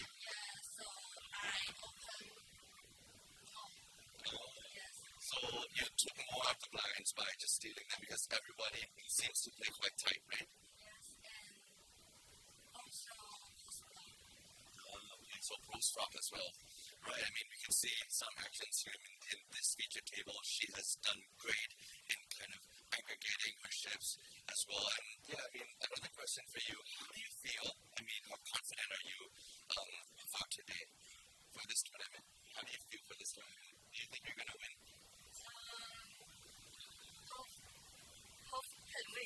Hopefully. We all hope the same. And of course, the Taiwanese fans that are watching APT back at home, wish her luck as well. And as for now, we're on the break and I took a bit of your time. So thank you so much, Johan, for your time. Thank you so much for your time and good luck for the future tables as well. Alright, that's it from here, folks. And we'll be right back just 10 minutes after the break. And there's more poker action for all of you.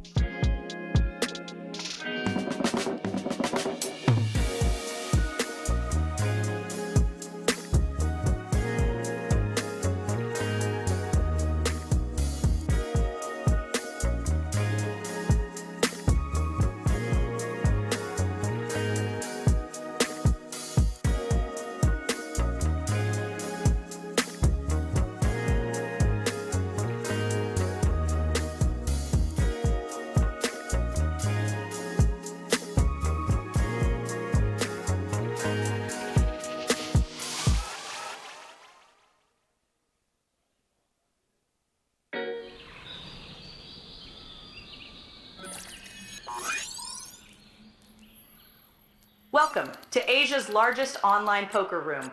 Our next generation poker software is now initiating.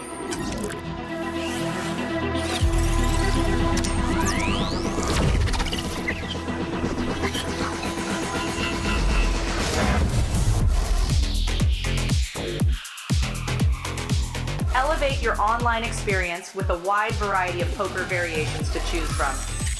Get fully immersed with fun and social features.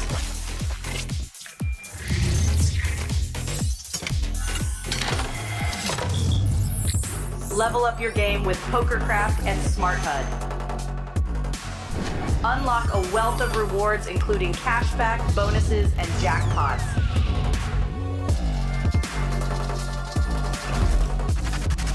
Join world-class poker tournaments featuring some of the world's most renowned brands and the largest guaranteed prize pools in the world.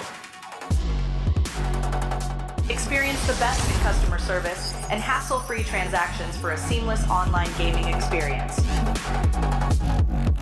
With online poker available on all your devices, you'll be able to play your favorite games anytime, anywhere.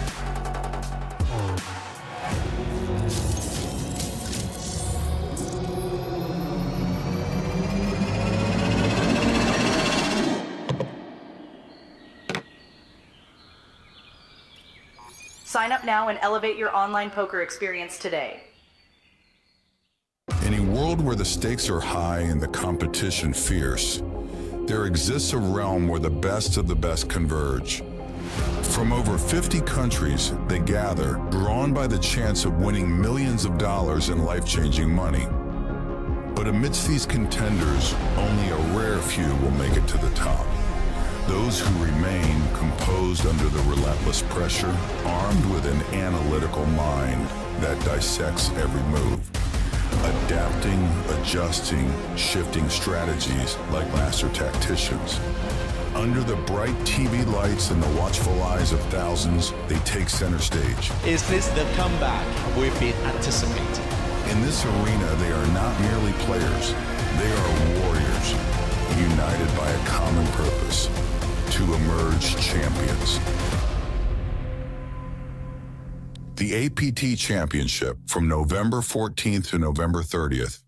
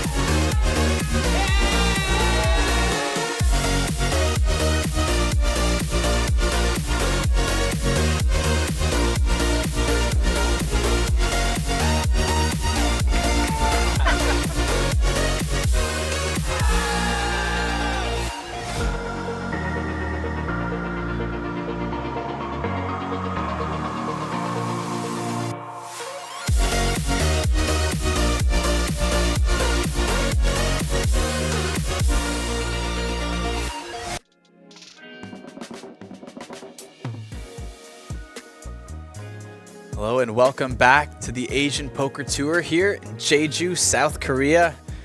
We are currently on day 3 of the main event, and we've got all your main event coverage. My name is Pocket Kyles, joined in the booth by Vidur Singhal. We are going to be playing down to the top 48 players today. It'll be our final 6 tables. Of course, as with every break, we're going to get a new feature table. But before we talk about that, just a quick look at some of the stats here. Started with 1,693 entries in total for the main event. Down to 94 now, double digits. The first time in this main event. Average big blind still about 36 bigs, not bad, but starting to get short for the first time since this main event started. Very deep structure. It's taken all the way into a decent amount into day 3 here. Started to get below 40 big blinds.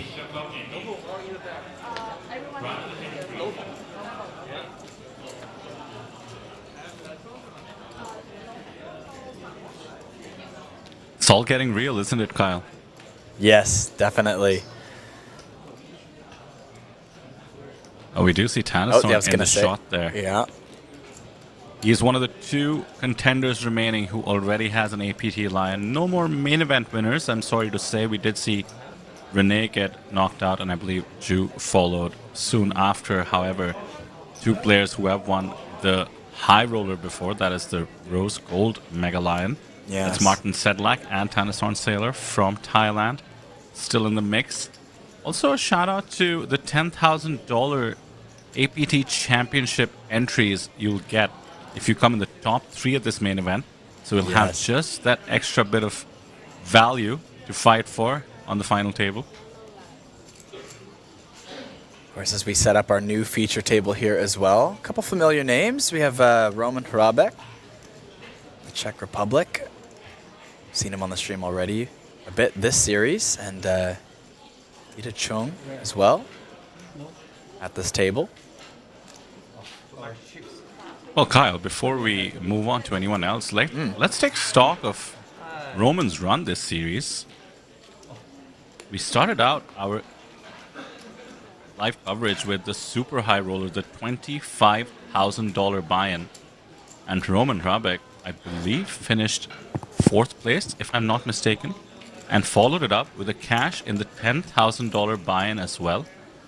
And now here he is in the main event, making a deep, deep run. Probably the 3 richest events you can perform well at in terms of prize pools. Talk about momentum. Yeah, no kidding.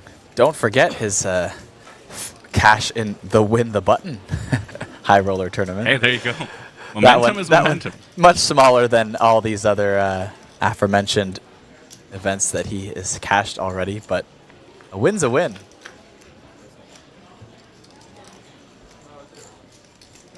There you go. He's approaching 13 million on his handed mob, by the way. Yeah, and if he can run deep in this main event, he will get there. Going to need to have a top spot finish, though, to do that in just this one tournament.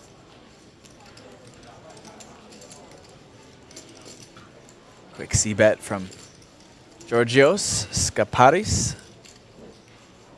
Take down the first pot of this feature table.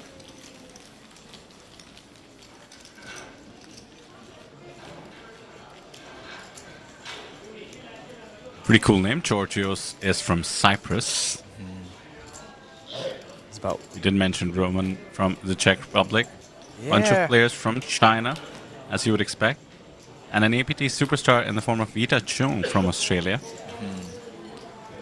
Also, I believe we have San Chun Wong from Hong Kong. Nobody too short on this table, looking at where the chip stacks that we came in with were at. 257,000 is the shortest, still over 12.5 bigs. Georgios, who just took down that pot. We see in his profile picture on Handed Mob, he is holding a WSOP bracelet. Indeed. Was able to take down the mini main last year in Vegas. Over $500,000 went his way for that one. Well over 1.5 million in live earnings.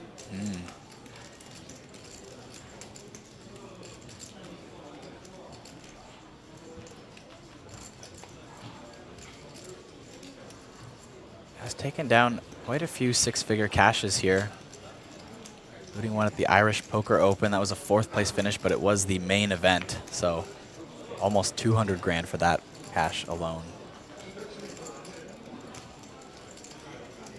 If you told me to pick one poker open to go to, I'd probably make it the Irish Poker Open. That sounds like it would be an absolute blast. Yes, I've been eyeing that one for, I want to say 1 or 2 years now. Didn't really hear much about it before then, personally. But I actually just went to Ireland for the first time and absolutely loved it there. So, you know, I might try to make it a combination trip for me if I could get back there, maybe play a couple shows as well as, you know, the thing I do back home the most is play Irish pubs, to be honest. So I'd be right at home getting some gigs there. And then... what kind of music are you playing at Irish pubs? Well, I mean, it's not as much, it's not necessarily has to be Irish songs as the name might expect, but just playing a lot of covers people love to hear, and if someone wants an Irish song, you might throw one in too as well, but it's just, I think the theme is more like live band music at a bar as opposed to having a DJ and stuff. That's kind of more the vibe of the Irish pubs back in Canada, I'd say. Yeah, my favorite. I think live bands are superior to DJs, especially if you're at a pub. So Yida Chung going for the 3-bet here versus Nokwa On's +2 open. Does get called off and, you know, going to flop top pair, second kicker here. Let's go check, check. 9 of hearts on the turn. Double flush draw. Some straights get there as well, but some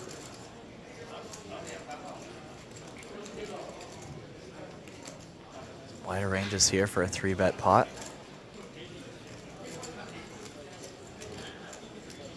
I did recognize Go from our APT Vietnam events. I think he's been a regular at many of those. Has been playing across the world, including APT Incheon. Had some small results there, but a first place at Triton 1. Wow. Winning 58,000 for nice. the 8-handed event. Just about 80K shy of hitting 7 figures on Headed Mob as well. This could be the one. Has joined us at events, as I was mentioning earlier, such as Fukuok. Came 5th in the event we were just talking about, the Zodiac Classic at APT Fukuok.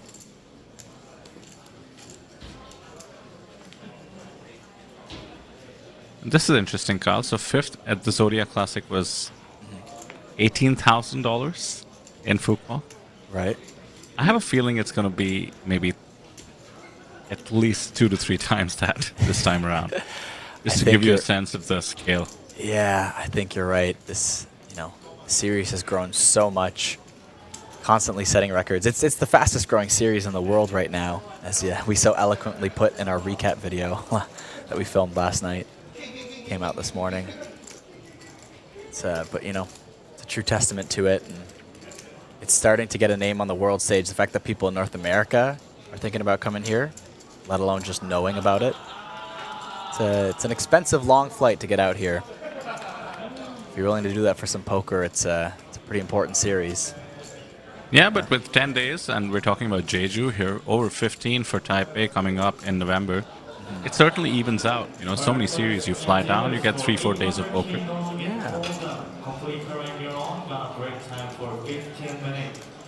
Quite a lot of beautiful cities we host into here as well.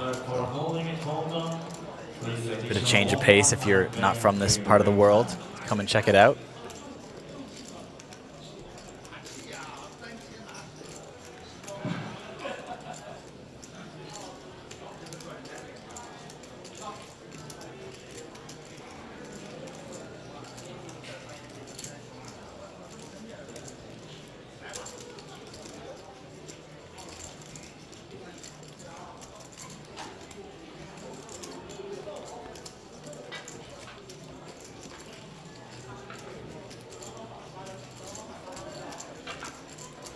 Price jump's getting pretty serious. 5.1K locked in.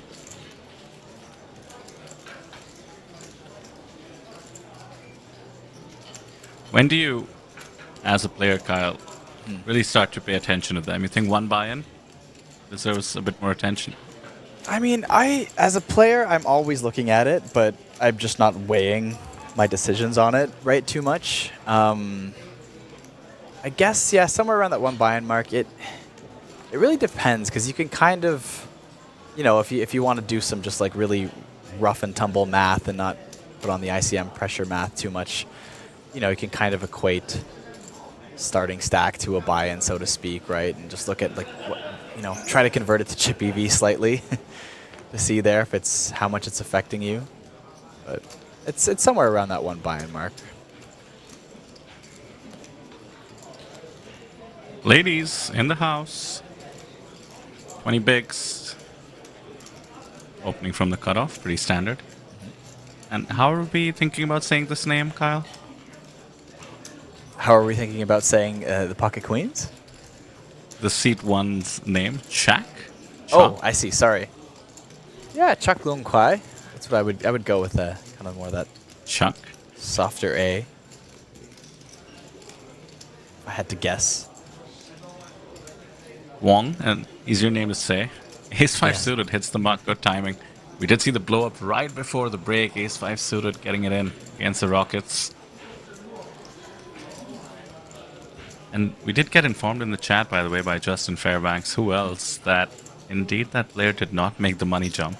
Right. Unfortunate. Yes. That's, you know, thanks to our very fast graphics team here. They are on top of things.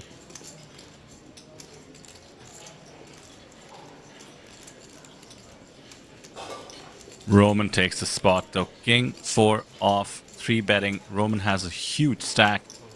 He's trying to press his advantage, and there's the 4-bet jam. No harm, no foul.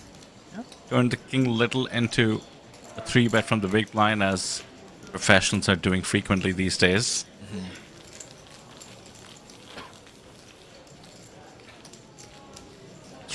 3 left in the tournament. We have been informed by Justin. 2 of them we did see on our table, feature table. Oh, wow. Just recently. Went down from 9 to 3 fairly quickly there in that last maybe hour or so. We did also see Yuhan Su being interviewed there briefly on the break. Give her a bit of extra TV time with that big stack. Hopefully going to make a deep run into day 4, but only time will tell.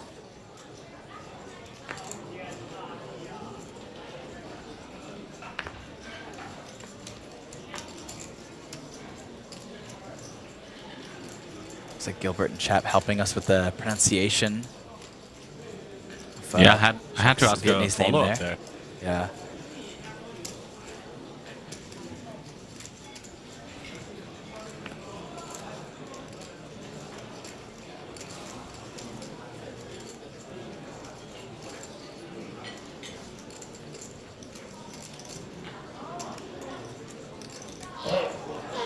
I fold go of ace from the 10 hijack. now. Yeah. I like it. Discipline, discipline. Georgios' queen 10 suited open, getting through really quickly here. I think a lot of players, when they're trying to play a tight, aggressive style, forget the tight part. This is what Right. it means. It means protecting your range and being pretty high up, and then mixing in very strategically some weaker holdings. Definitely. You know, and you want to take those aggressive actions, but it's so easy to start to get a little bit out of line, trying to find too many of them. It's kind of like me playing like a 1-2 or a 1-3 game at the casino. Now that I've gotten a little bit more comfortable with 2-5, when I play those stakes, it's I just feel like I just want to bully everyone at the table, and probably hurts my win rate getting out of line in those cases. Yeah, so coming back to the high rollers, we have Roman, Yita. We mentioned the player from Vietnam, An, I believe. So how do you resist the temptation? That's also part of the game, even though you're playing quote-unquote smaller stakes with so much up top and you're 89 spots away. It's important to not get carried away, isn't it? Oh, for sure. And it's, you know, I think that falls more under the mental game, right? You know your strategy, and you know when you're trying to exploit, but it's, you know, it's almost like akin to winner's tilt. just getting a little bit too loose with it because you're too comfortable. And then it's the opposite. You could do that, Yeah. but when you have rebuys, save it for them. Sure. But even if you have rebuys, I mean, you're still trying to make, you know, best plays, right? If you're just going to go trigger happy and just be completely loose aggressive, it's going to hurt your win rate if it's not under a solid strategy as well, right? You're trying to make best plays, but it just depends how many rebuys you have. Sure. We have somebody with some serious momentum on the screen. Ho Bao Shang, as you see. 3 cashes already in Jeju. And that's quite a watch they're wearing. I've been educated by Sam. I believe that was an RM. I think safe to say they're a high roller if they're wearing an RM.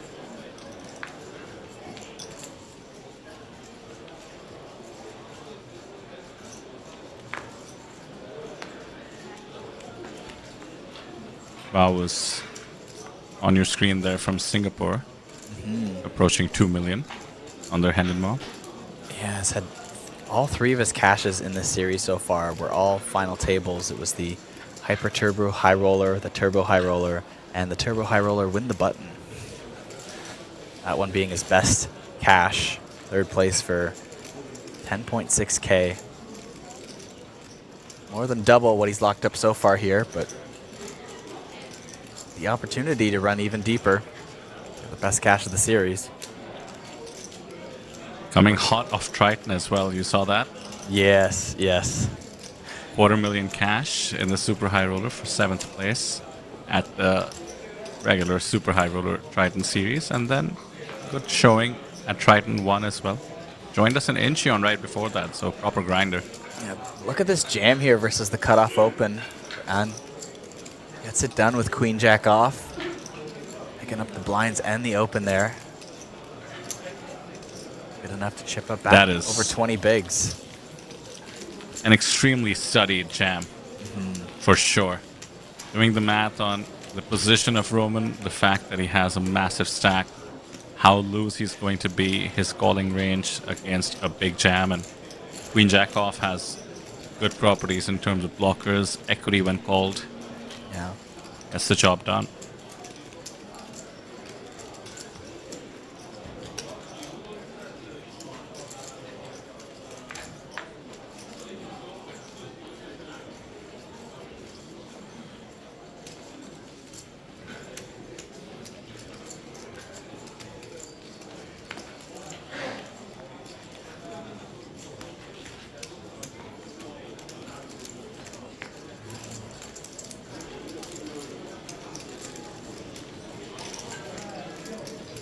Also letting us know that Bao has cashed every APT main event this year.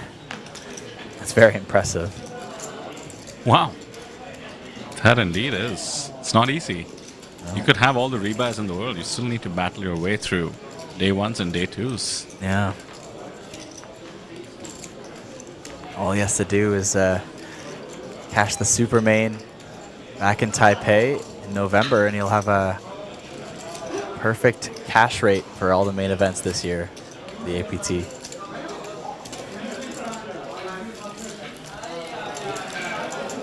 Two chip leaders,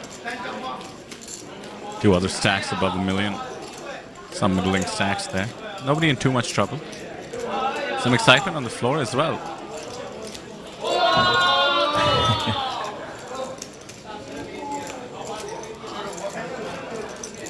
No elimination? No.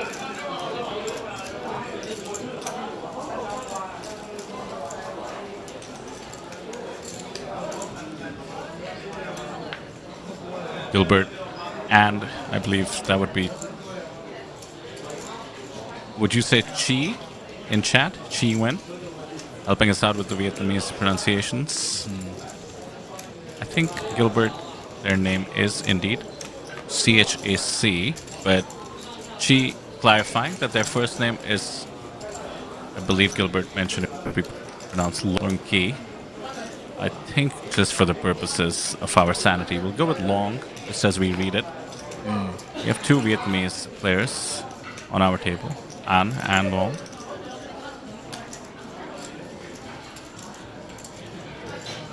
Yidu Chung, though, waking up with pocket 8s here. Going to go for the all-in versus the cutoff open. The big blind's effective. Takes it down.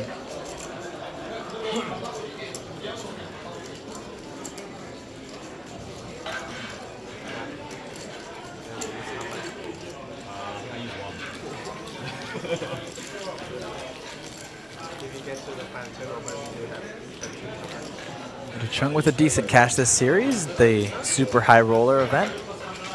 13th place for shy of 20 grand.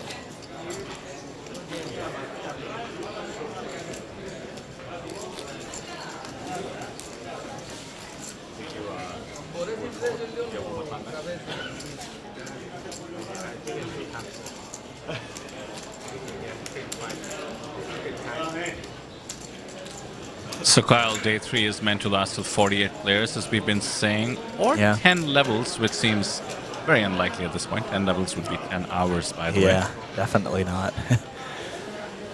Never know, though. I may have jinxed it. We'll see, we'll see. I mean, there's no bubble play in reality here. There's a decently good pay jump for the top 55, but outside of that, it's just a fake bubble, so to speak. Oh, I could not disagree more. I think the high five equity of making it to day 4. Oh. I think the Instagram posts go out. That's I would true. Be putting it on my LinkedIn. It is the world we live resume. in. Put it on my LinkedIn. I love that. Oh, that's true. I've never even bagged for a day 3 myself, so bagging for a day 4 does sound pretty cool. All the players, please come back to your seat. I think in one of my most recent tournaments was a WPT event, and the money was right before bagging for day 2. Went into the money first, and yeah, it was definitely. I was actually more inclined not to make day 2, as I would have had to give up some shows back home to stay out of town and play that day 2. It was very short, just squeeze into the money, and figured, hey, either spin it up now or don't come back. Yeah, we might see some of that. Oh, and what a turn we have here with the King 9. Under 10k in the middle, top pair, top kicker has been playing cautiously, and now the trips on the turn. Depending on the river, if it's safe, this could go for stacks. Wong needs to pick a size that enables him to do that. On a board this wet, I do hope he goes big. 60k just about cuts it. Yeah. A call would make it 230 in the middle. Maybe a 1.2 SPR. Look at that. Oh, and it quads on the river just to rub it in, and Yang, Hai Yang, now with a boat. Gotta feel pretty invincible in this spot. Generally just losing to a 9. Oh, and looks like he's eyeing a lead, which would enable the quads to go for all of it. This hand could have gone so many different ways. Cannot blame him for going for value.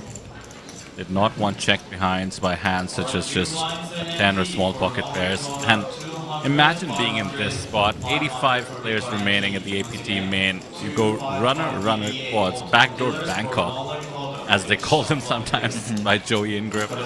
Love that. And your opponent has the top there for the boat. Oh, absolutely beautiful. Beautiful spot. And there's the jam. So little to call.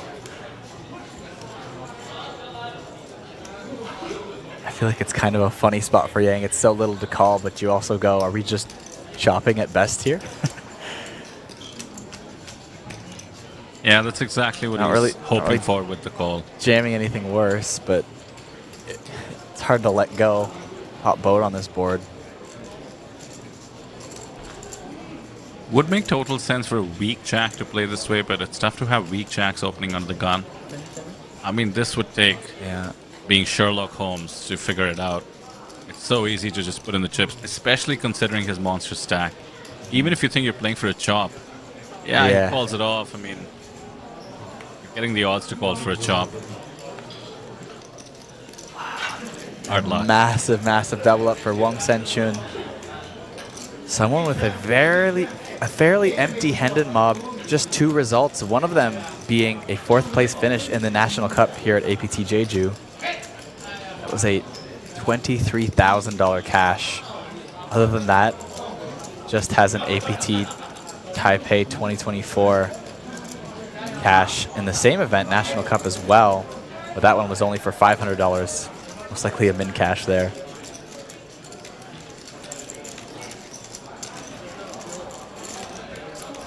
Now gets to boast a fairly confident 800,000 chip stack. 40 big blinds late in the day 3. More than 1 and 2 players will be making it to day 4.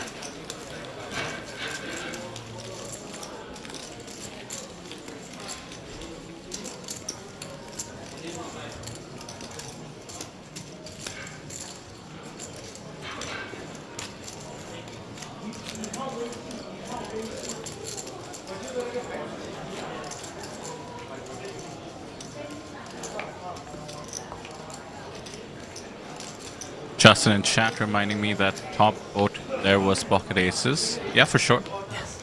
Maybe I misspoke. Top pair turning into a boat. The river, by the way, did complete the straight flush as well, so I think he had to know while calling it off. There's a fair chance he's behind, but that's why you get pot odds. Even if you're chopping, you only needed to be right about the chop 1 out of 3 times. Cannot blame him for calling it off. When it's not for your tournament life, you don't even have the risk premium to think about, right? So you're just going with the pot odds in that case. If your tournament life, or indeed a chunk of your chips, are at stake, then in terms of ICM math, these days we do use the mental model of a risk premium. How much more equity do you need to justify risking your chips, considering ICM? No risk premium here as well. Yang will call with the ace-jack, or indeed will 3-bet, unafraid to 3-bet the other big stack on the table. Understands how loose Ita will be late position with the big stack. Nice timing for it, and good sizing as well.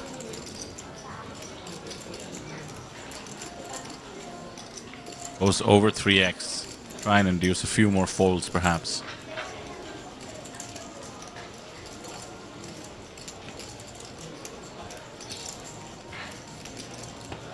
Players with stacks over $1 million here. Lots of room to navigate this spot, both pre-flop and post-flop. Way to make the call though with Queen 8 suited. Oh, sorry, was that a fork? Was that a raise? Misread the chips you grabbed there. Wow. Wow. You don't see that every day. Big stack on big stack violence.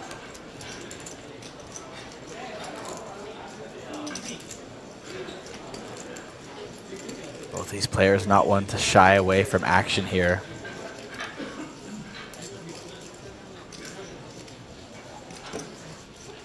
Knows what their opponents are capable of in this spot.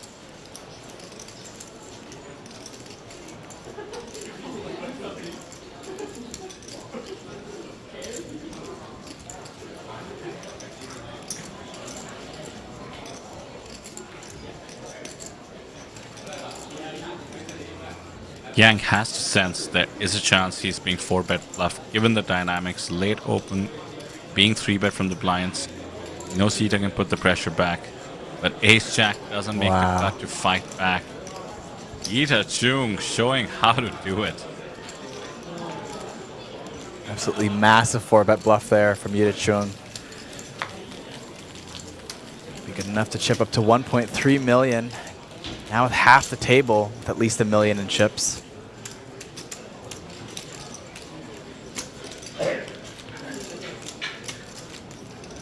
How do you think Yang feels looking at that on the stream later on today? Ooh, yeah. It's gonna be a tough spot to look at, but you know, you're still up against like kings and queens there a lot.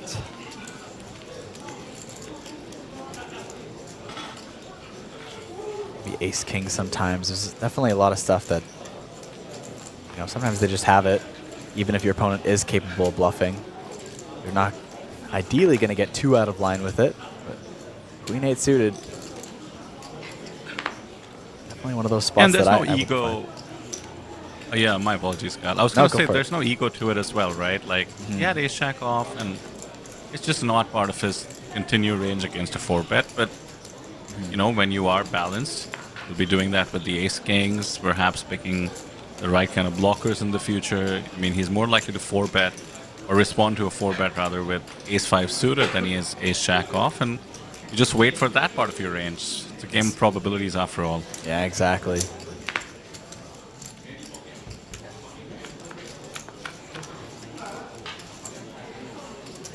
Ida Chung versus Roman Harabek this time. Harabek flopping a pair of 6s. Ida Chung with the betting lead on an ace-high board.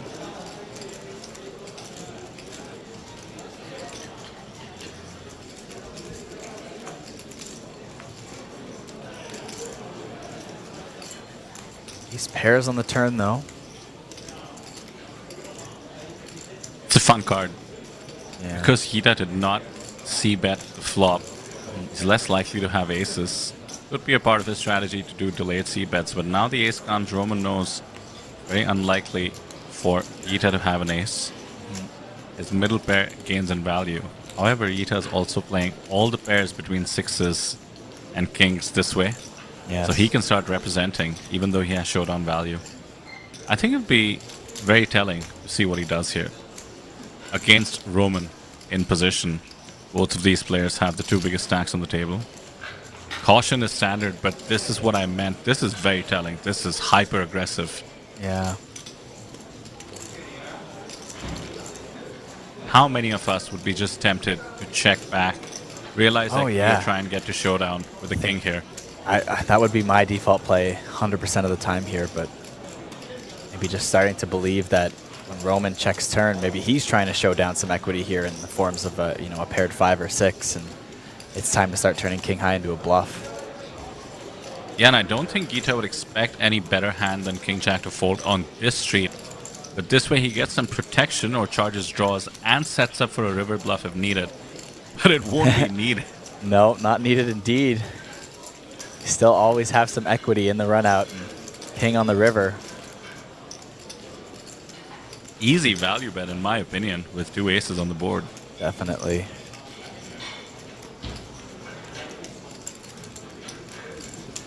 Don't forget he did not continuation bet the flop. Having an ace is much less likely. I'd love to see him go big here. Yeah, there we go. 175K. It's the perfect spot to polarize. He does have the king of clubs for what it's worth. Backdoor club draws had become activated when he started betting. Not to mention the fact that if he's going this big, after checking on the ace, he's trying to say that he's somehow trapped an ace on the flop.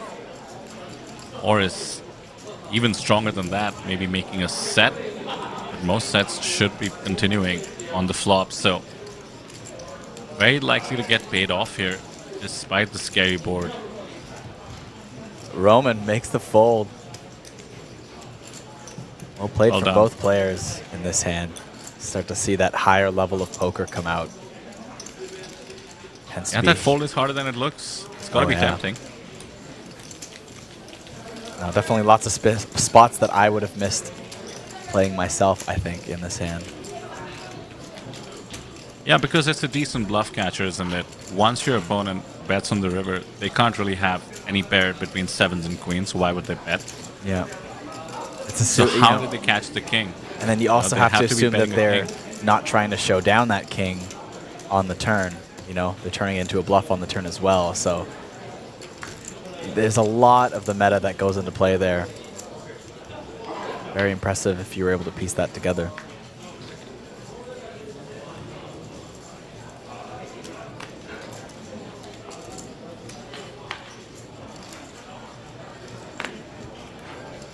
Well, you don't get to 12 million in earnings without making some impressive folds.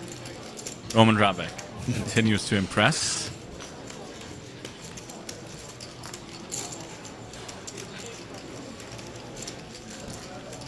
He is number 2 in the Czech Republic all-time money list, and trying to bring it up here right now. See, what will it take for him to get to number 1? Ace King, perhaps? Ace King, perhaps. He's going to still need approximately 3.5 million more to beat Martin Cabral. And that's assuming Martin Cabral doesn't cash anymore till then. Well, I know what can help. Coming down to the APT Championship. Playing the main event, shipping it. I think it'll go a long way. Definitely. I'm hoping for $1 million first place prize. I think we can get there. There we go. Defend for man. Up comes Queen 10-7 with 2 spades. Quite a difference between the demeanors of number 1 and number 2 on the Czech Republic all-time money list. Roman, a consummate gentleman, very much on the quiet side. Right. And then, of course, Cabral. We'll call it the opposite, maybe?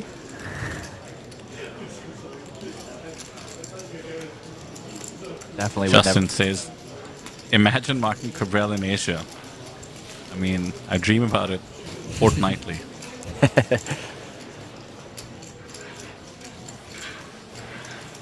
You say you dream about it fortnightly? Yeah, weekly seemed a bit creepy. I don't think I've ever heard someone as using the fortnight period of time quite that way before. It's great. Almost like an adjective.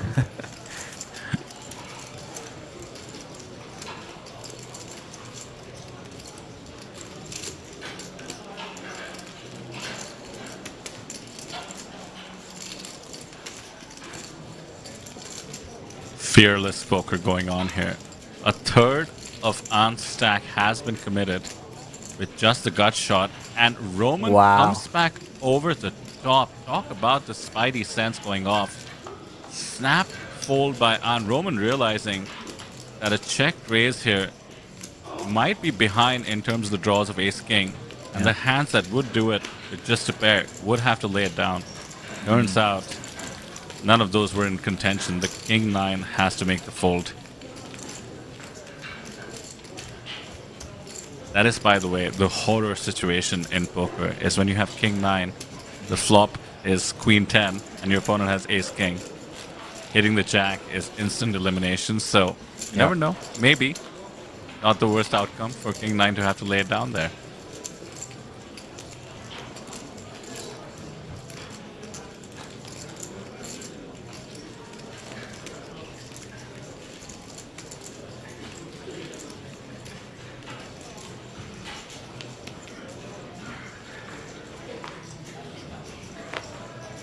Definitely seeing some higher levels of play at this feature table specifically.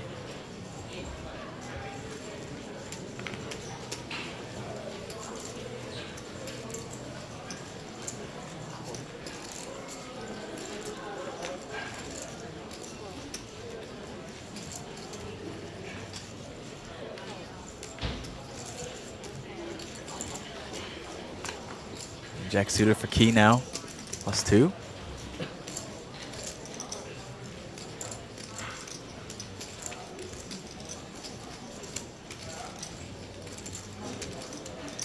Take it down pre.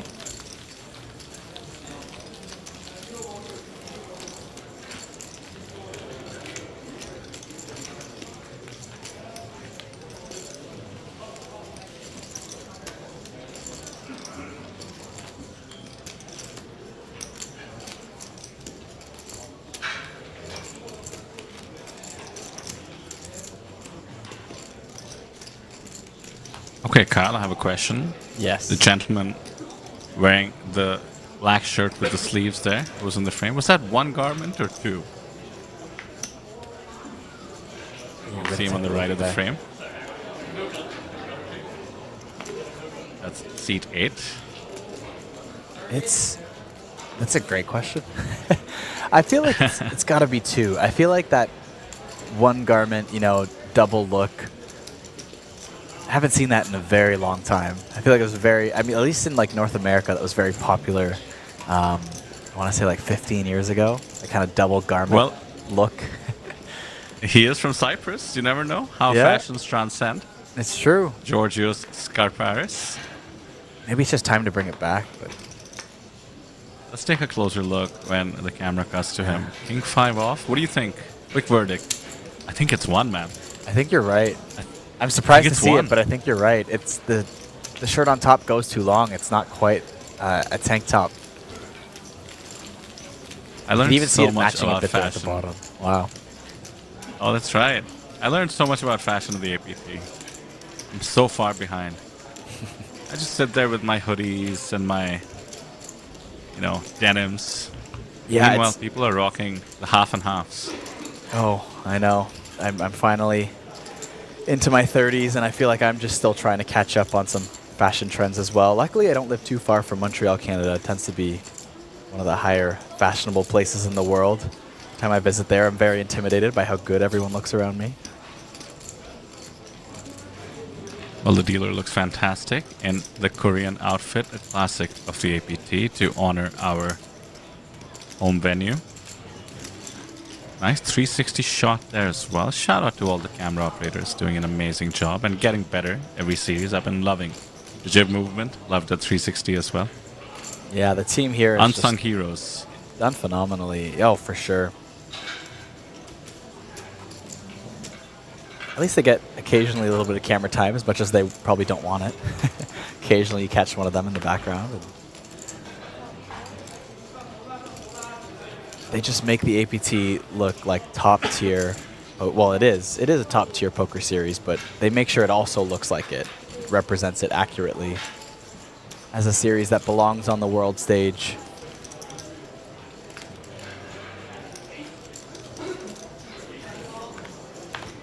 So important in today's day and age where everyone just consumes everything online, and there's a lot of amateur content from different stuff out there, and it's nice to see high quality streams, high quality shots, especially the drone shots we get every day of all our venues. Even the locals might not get to see the views of those venues like that quite often in such high detail. Yeah, didn't you guys spot helipads on the hotel? Which I think at least 6 I heard of you them. And Sam. Yeah, 6 is definitely It's quite egregious, but yeah. Maybe it's just one so of you the can things- land anywhere. Yeah, I believe you have to have at least one to be a 5-star hotel. Safe to say our venue is... Well, they have multiple 5-star hotels actually at the venue. Right. All right, we go 3 ways to this flop, though. +1 opens, pocket 4s, and both Yude Chung and Georgios defend their blinds. Yude Chung does flop the pair of 5s. There's still a gutter for Georgios. Yeah, I mean, the way he's been playing, I think he's just the favorite to take it down in these spots. Yeah. He's been hyper-aggressive. We saw the Queen 8 suited. We saw some of the moves he made after all lean towards aggression. Taking a stab here is pretty good chance to take it down. And look at that, he's getting some value from the pocket 4s. And that's the beauty of aggression. You actually get paid a lot more as well. Yeah. There you have it. Well, that's going to be my time. Oh, wait, so we still got one more. Let's finish this hand here. Jack of clubs. Oh. Let's make the most of it, Kyle. Yeah, right? I don't know why I thought Yang had folded that turn for some reason in my head as I looked away, but made the call there. So what's your plan? What I think as Sam left, he nicely teased me with the fact that he's getting a bibimbap. What's on the agenda for you?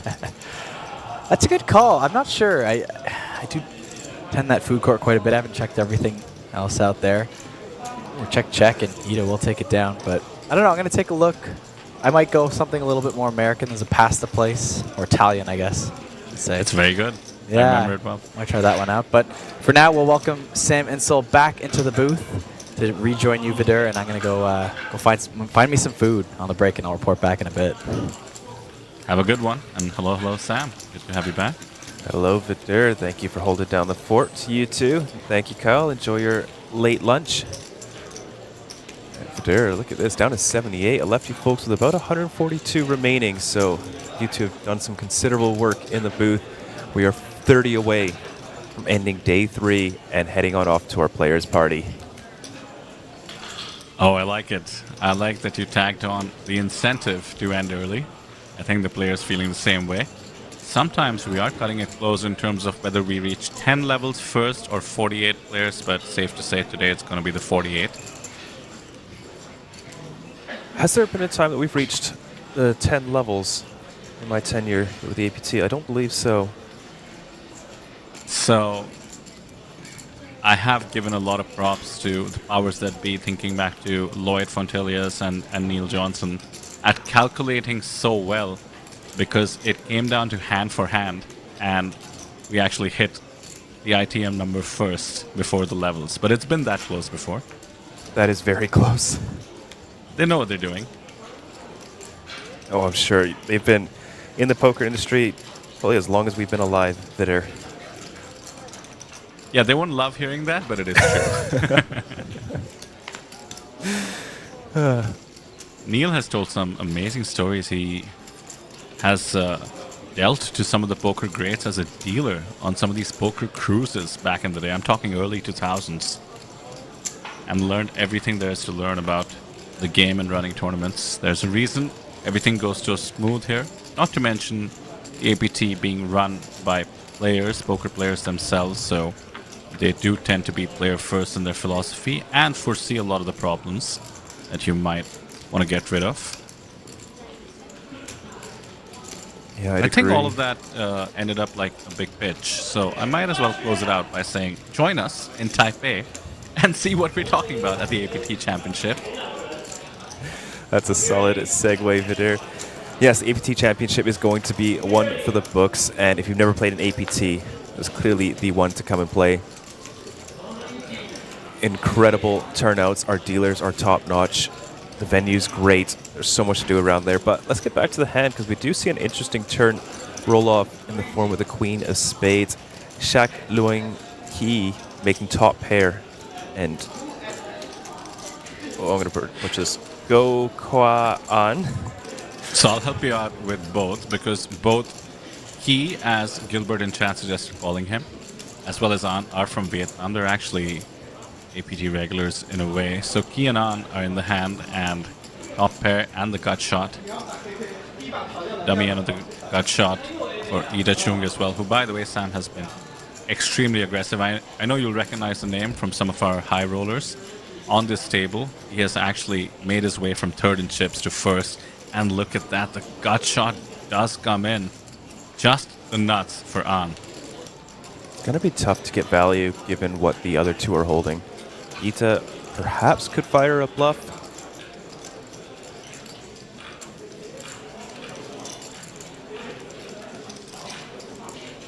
He definitely has some straights in this spot, and I need some bluffs as well, and indeed, there is the bluff. He's absolutely fearless and very, very aggressive. I think both players know that, which is why he might have a slight decision on his hand.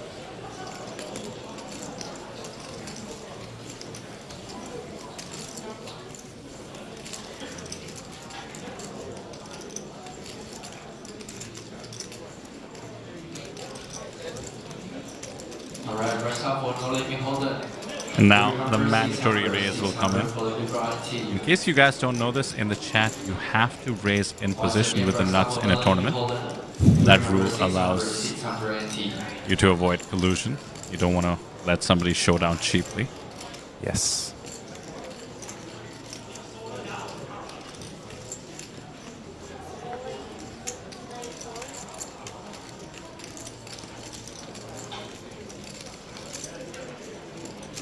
$77 remaining now, 30 spots away, 29 to be precise from ending the day. Talk to me, Sam, about how you feel the players will be feeling the tension and perhaps how the short stack should be approaching the game from this point on. Well, there's still not a whole lot of ICM to be considered, so I don't think it's worth passing up on plus EV spots to preserve a stack right now. I think you're still wanting to go after it. And, you know, try and build that stack into day 4, as we will be playing from 48 players, our final 6 tables down to the final table, our final 9. We'll come back on day 5. Compete for the nearly $500,000 up top.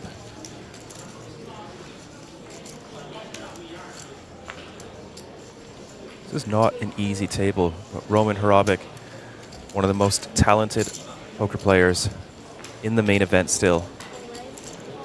As well as Yita, who, like you said, is just going after as many pots as he can. We did just see him try to fire 6 high 3 ways. We did also see him open Queen 8 suited. Yeah, I think it was Queen 8 of diamonds in the cutoff. Face a 3-bet from an equal stack above $1 million in chips.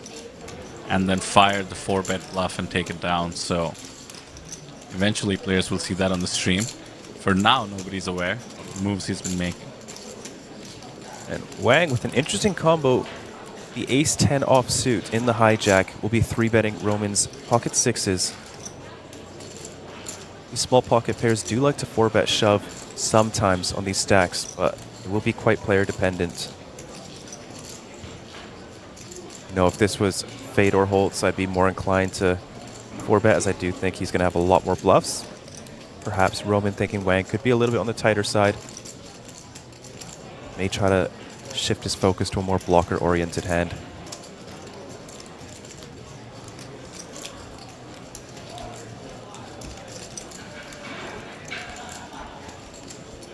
As you mentioned, the ICM pressure should be on the lower side right now. We do have pay jumps. They're minimal compared to what's up top and what was the buy-in. Roman deciding not to put any pressure back, but instead peel. Doing the math on falling off to 3 bigs compared to the 12 or so remaining in Wang's stack. Looking for a 6 or a low board here. Bit of both, I guess. Jack 8-5. 2 hearts, little bit low, little bit high, but can't be too comfortable with pocket 6s. And mind you, Wang not loving life with ace-10 off either.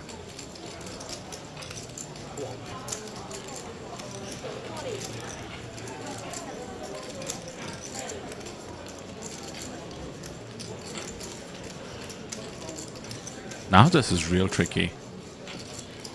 Is this too early to release against a 2 big blind bet? I think the so. SPR is so low. You do have a lot of strong hands to continue with on this flop. But given the pot odds are being laid, I think it's very tough to fold a made hand. Yeah. I mean, I'm very surprised by the call pre-flop. 6s out of position is an incredibly difficult hand to play at this stack depth as well. As we can see with this board, facing this C-bet, does have to check call the 2 bigs, and one of the backdoor draws does come in, completing the front door flush. Proves Roman to a gut shot straight draw as well.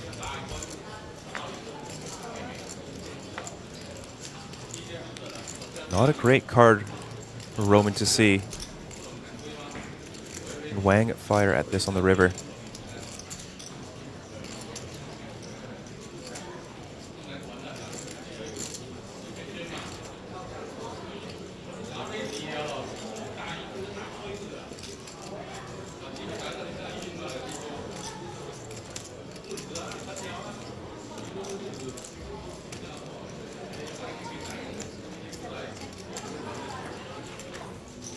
Check, check. The 6s put up a stand and take it down. Wang has to be a little bit sheepish about that showdown, losing to the 6s on that board. Ace Queen and Ace 10, I suppose, are the 2 hands that do that. Did take a look at TNU Wang's hand and mob. 35,000, with his largest score being around the 11,000 mark, but he's only been playing live tournaments, at least in terms of hand and mob registered once, since June of this year. Putting in the work, having a good run, it seems.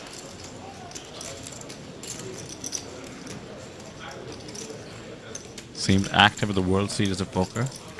Now guaranteed a hand and mob hosting thanks to his $5,000 cash. Time to see how far he can take it.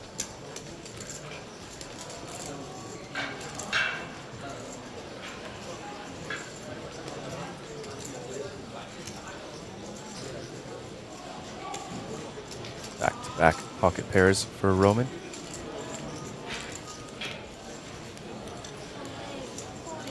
Oh, he's sitting on 1.7. I didn't even look at his stack last hand.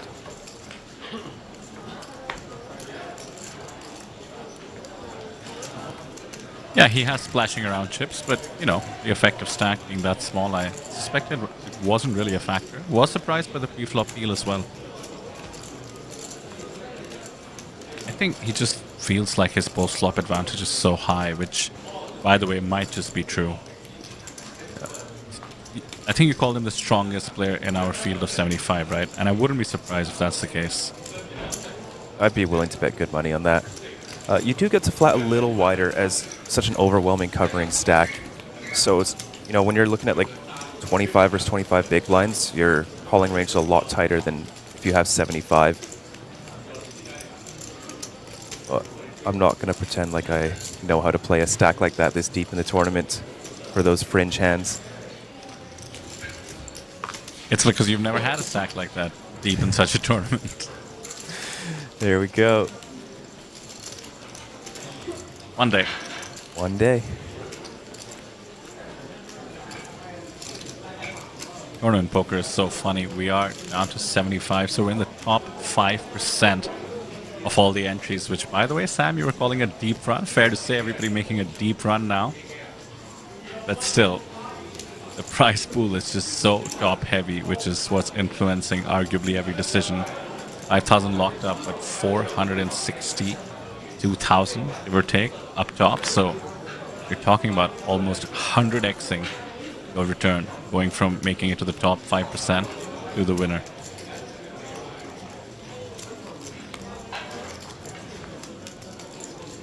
There's still so much to play for, and it feels kind of, I think it definitely still hurts quite a bit to bust out, even though you're winning more than 2 buy-ins.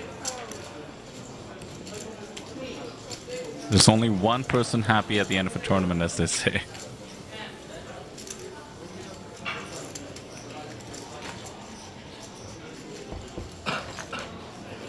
That's but I actually quite disagree good, with yeah. that. I do a if little you bit think as well. back to, yeah, if you think back to what you were describing, Sam, Jason Lau laddering 3 spots with 1 big blind or so. I'm guessing he was pretty happy as well. Just about perspective.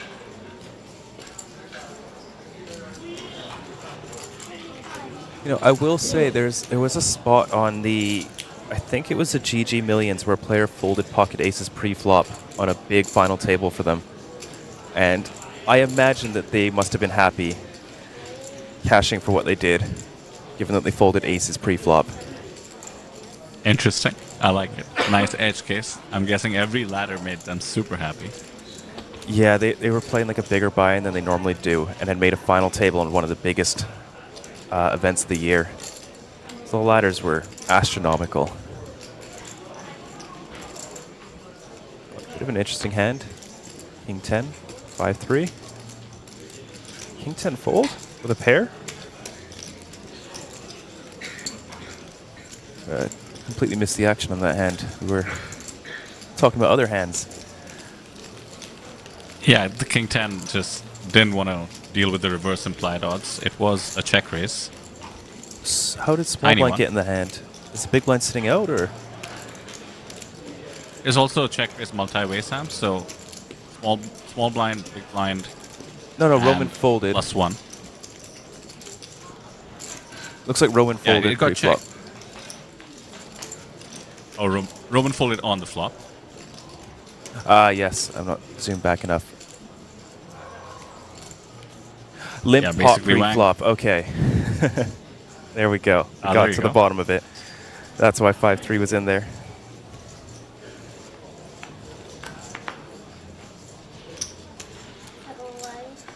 I gotta say, Vitter, that is ballsy. Check raising a limp under the gun on a double ace board. I would be terrified of the trap.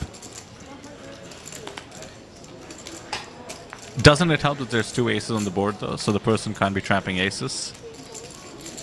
I just imagine it's such a strong range, and am I really going to try to make somebody fold even pocket kings on that kind of board?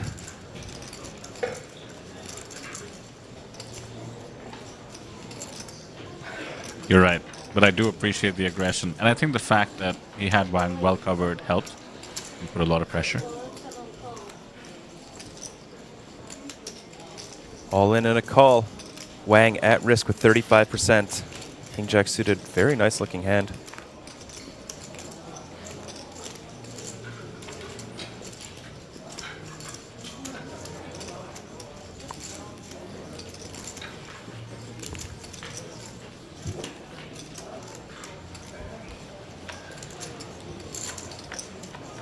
They just fold the king 10 to try and get into a favorable spot.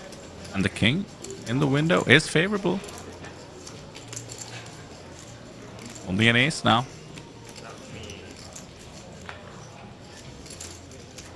No diamonds. Diamond is no help.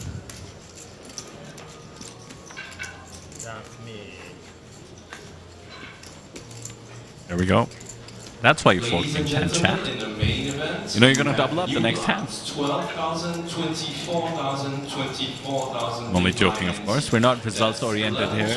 But essentially winning a flip. Got to do that at these stages.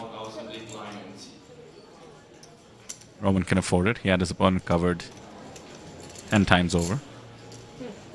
Yes, indeed. But very nice, well-timed double up for Wang. 384,000, that's some breathing room.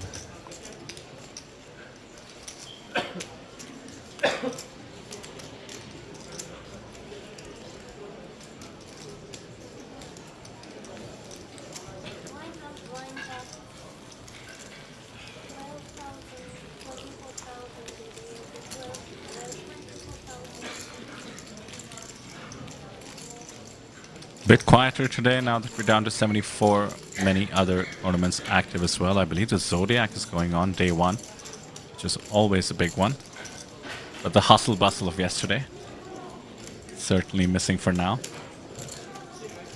Yes, two familiar names that you will know in the Zodiac Classic, Rishi Mira, Kunal Patni. Ah, my fellow countrymen. Yes. So Justin pointed out in chat, Sam, that Rishi Mehra has cashed every main event this year. And I have seen that. Barring this one, APT Jeju 2025, he's made it to day 4s in the other main events. Pretty impressive.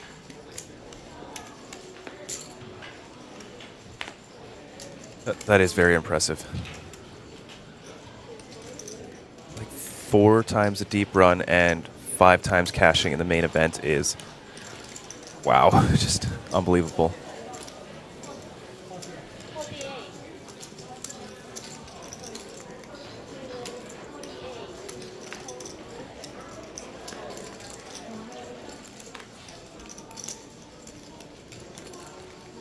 So what plans for the players' party, Sam? Are you getting your bowling gloves out? Oh, maybe. Depends if there's prop bets. Are you any good? Is anyone really good at bowling who doesn't play professionally? The philosophical question of our times. You're either terrible at bowling or you can strike every single time. There's no in between.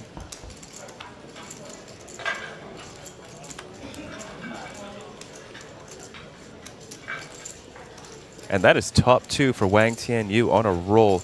Does need to fade one of 3 remaining 10s for a very difficult cooler. Good evening, players in the Zodiac Classic. You have new blinds, 200, 300, 300 NT. That's Check back, Ace King. 300 big blinds. Might have saved himself from a check raise. That will be trouble for Wang.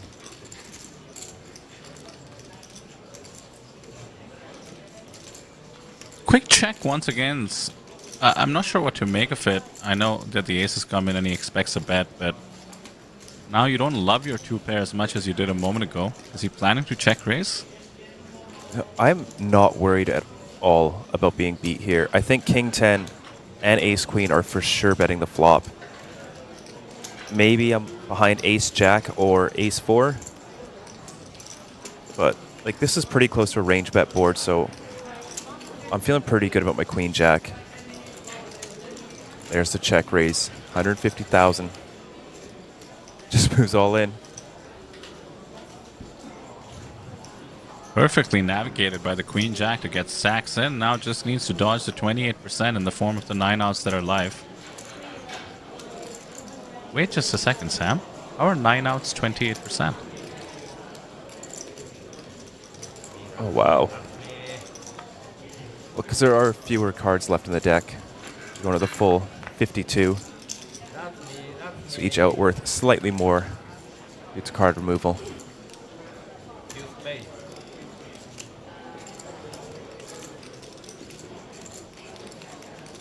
That's me. Safe for the Queen Jack. Wang Tianyu up to 756k, was down to 7 big blinds not so long ago. Would be up to close to 40 if we were on the previous blind level, but still good for 30 big blinds, and this is a very comfortable stack.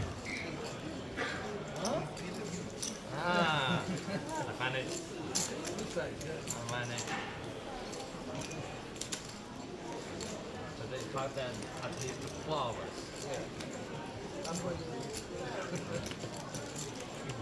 What do you think? Yeah, well.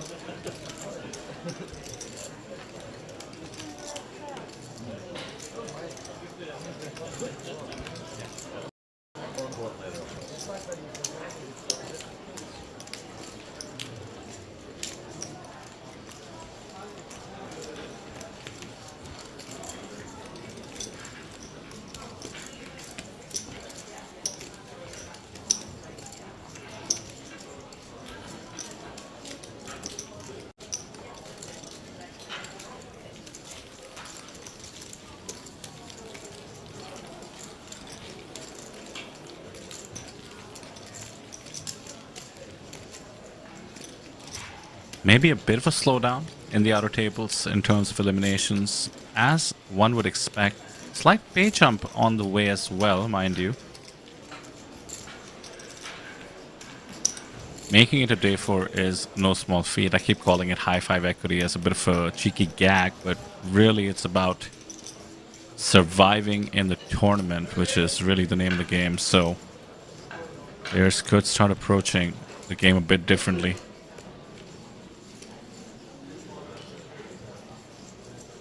Maybe this is my own mental barrier, but I think like 68 remaining, being 20 spots away, it just starts feeling all too real, and you know you can maybe fold your way into day 4. Another aspect to it is you might be tired, you know, even though we haven't been playing that long today yet, but there's a lot of tension to it, and you might feel like you'll make slightly better decisions waking up fresh the next morning, or perhaps partying tonight.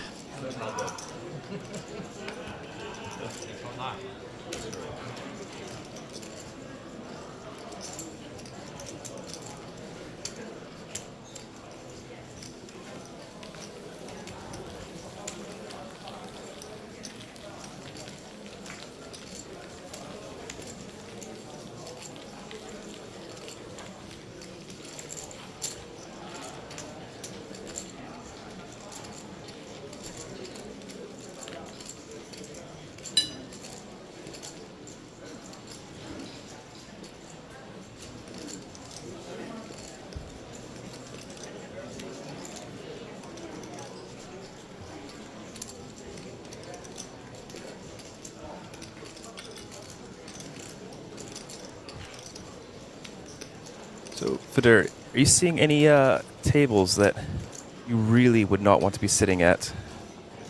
We do have some very aggressive regulars in the field. Abraham Seasfin. Andres Vasquez has been not afraid to mix it up, and we did see him earlier. Christopher Park, another very strong player from America.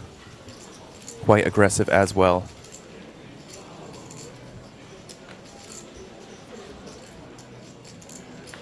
Joshua McCulley is still in the field. That is quite a question, Sam.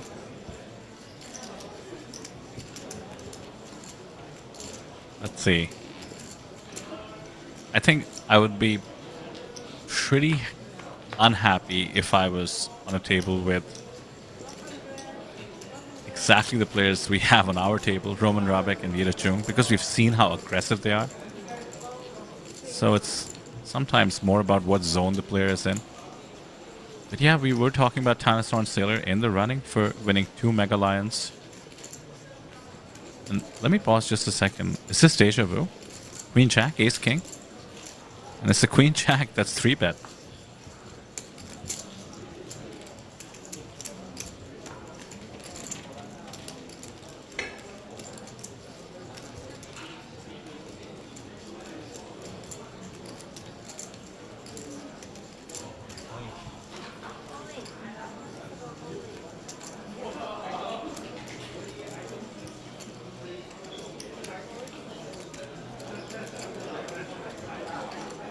Pick one. I'll see TV later. No idea.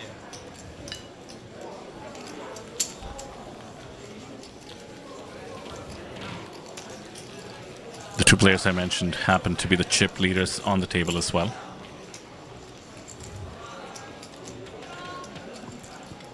I think, to your point, Sam, table draw is an underrated part of the variance of tournament poker.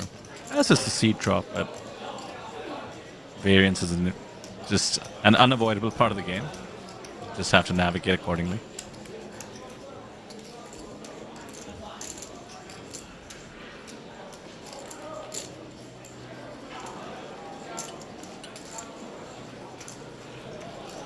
Yeah, it's not like cash games where you can just jump around tables, try to find the nicest one, or move to the left of someone. Do you find yourself doing that? Never. Yeah, I knew you wouldn't. I You don't find strike it, me as the type. I find it like just quite predatory. I don't like it, in my opinion. Bum hunting, as they call it online. Yeah, I'm not a fan.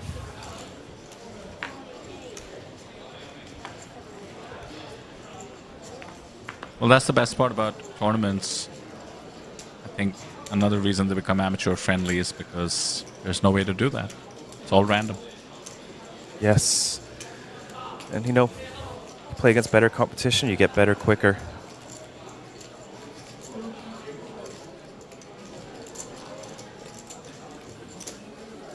Steven Lyon chat. Giving me that. the old. I'll leave you to chat to read the comment. Good afternoon, Steven. Good afternoon and happy birthday, Stephen Lai. Oh, happy birthday, Steven. Steven, you're born on the same day as Mahatma Gandhi. Today is a national holiday in India for that. That makes sense. They're both philosophers. Look similar.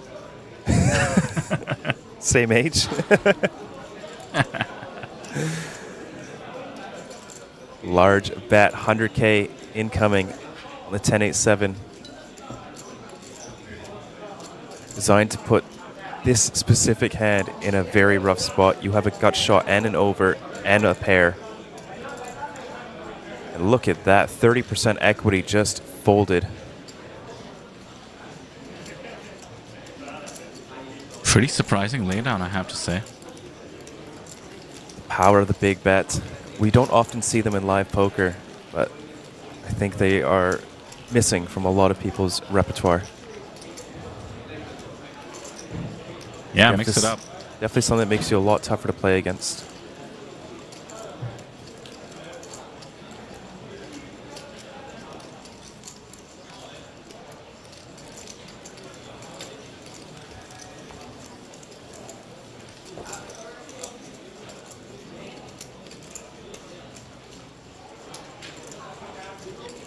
We did have a bit of a blow up right before we went to break. Ace-5 suited, 3-bet jamming against the pocket aces, but since then, I must say, no big missteps or anything like that. Everybody cautious, as they should be. But I am, and I hate to say it, but I am kind of rooting for, you know, the pressure to get to someone, see some big moves with perhaps some weak hands, looking for blood, as they say.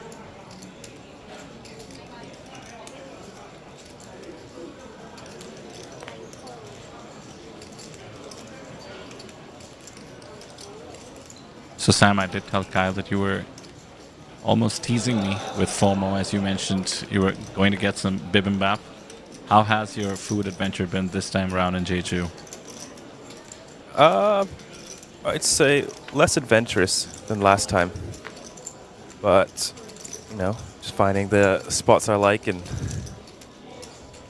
focusing more on poker. And with the poker, we've got a very interesting hand. Everyone catching a little bit of a piece, with Giorgio's making top pair. Yang in the big blind with a very weak flush draw and a backdoor straight flush draw, and Yita showing with middle pair.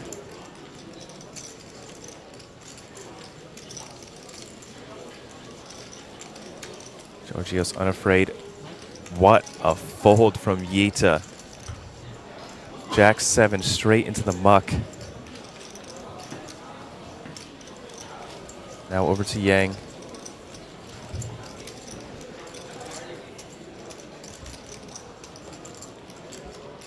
He makes the call.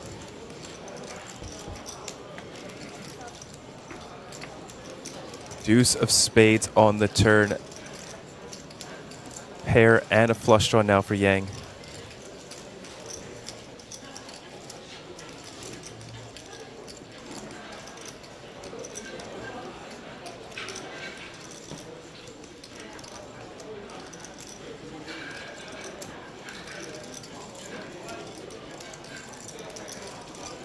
Is it getting too thin to bet for Giorgios, or are there enough draws out there? Does not want to give his opponent a free river. Yeah, there's 2 flush draws. And we have been saying in position, you can fire on the turn and sort of earn yourself a check in the river on a lot of runouts. Do you risk facing a check raise? Yeah, this would be a great spot for Yang to somehow pick. It's unlikely, but would work against the weak top pair of Giorgios. I find the turn check raise gets a ton of credit. I don't think enough people find bluffs, so when you're up against like a regular, they often think that you're just weighted towards value. Something like pocket fives that check call flop and is now going to spring the trap. Something like queen jack that's doing the same.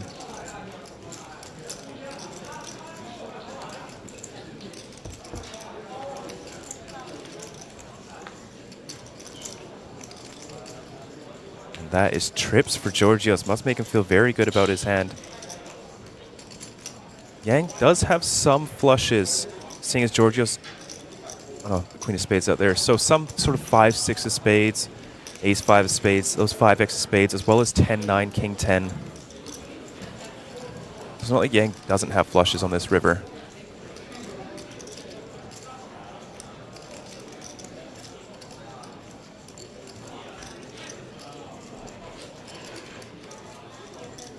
Giorgios with a very small bet. 110k. This is quite thin. Does lose to some better queens. Yang can have some flushes as well.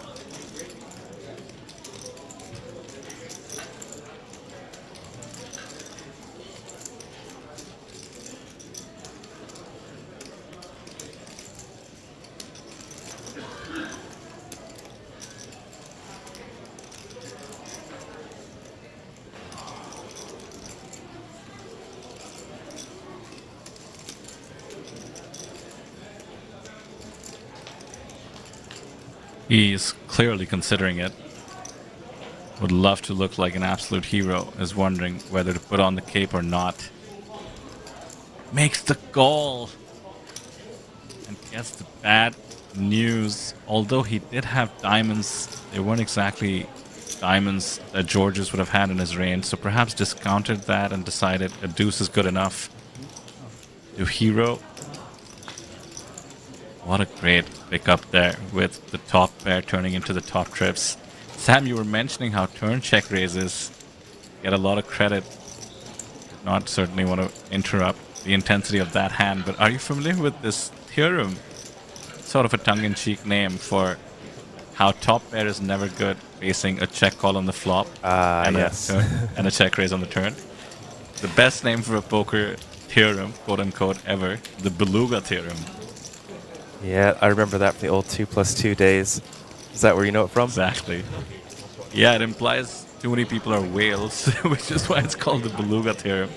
And they don't turn check raise light enough.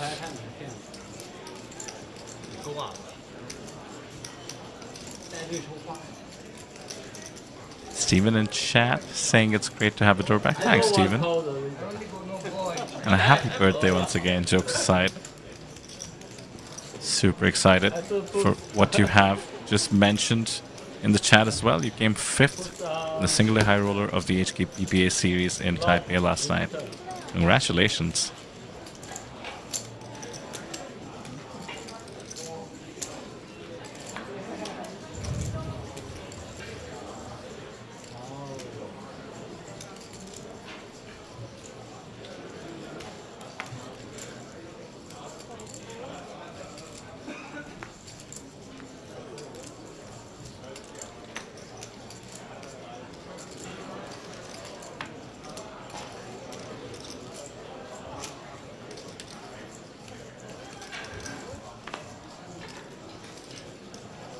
Ita picking up another hand. King, queen offsuit in the cutoff.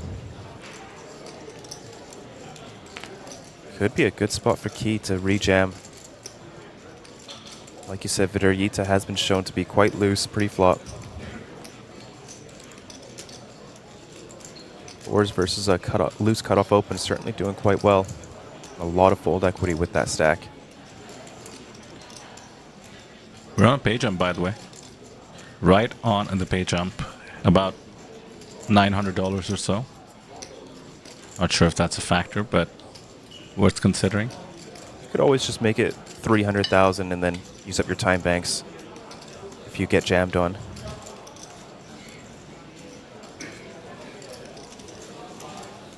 And I wonder if this is one of those spots where making it 300,000 actually gives you a bit more fold equity as well. I find that with a hand such as King Queen, people are, and maybe not somebody as experienced as Ida Chung, but people are a little less likely to want to put in even more with a hand that they think is weak.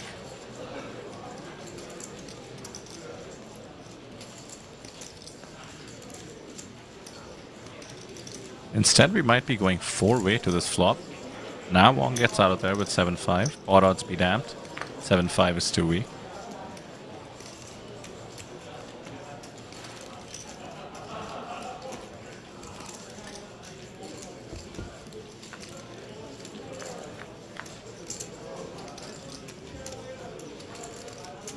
And King look at 4-9. this flop, Vidur. Top pair, good kicker for Yita, and bottom set for Key. Dream scenario. Bottom set when your opponent has a strong top pair on a dry rainbow board.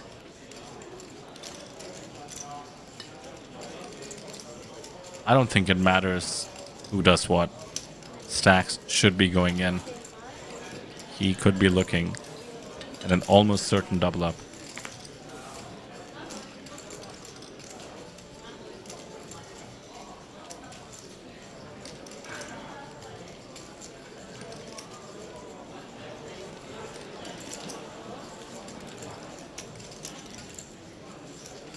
That's it, we're at 1 SPR already.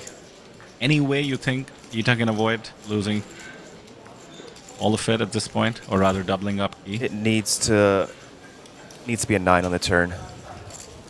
Or an Maybe ace, an perhaps. ace, but I don't see Key floating any ace-X. Yeah, it's not going to do it. I think Yita's just going to try and get all the money. Whether he goes 40 on the turn and 40 on the river or just jams here.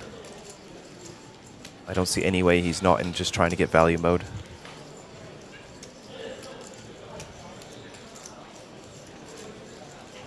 He has basically the best king since Key is always 3-betting ace-king, so he's just trying to get value against other kings, perhaps loser calls in that, and gets the worst news possible, drawing dead. Full double for Key.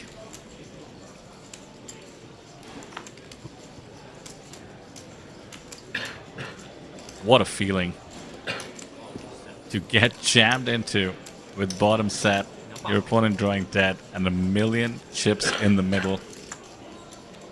Sometimes the APT poker gods decide that they want you around in this main event.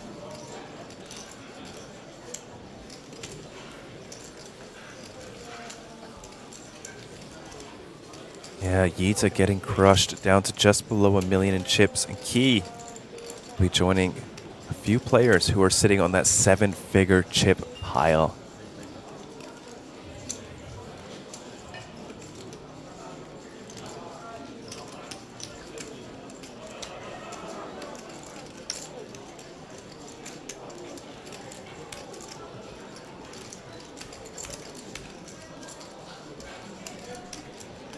Did some quick math, Sam.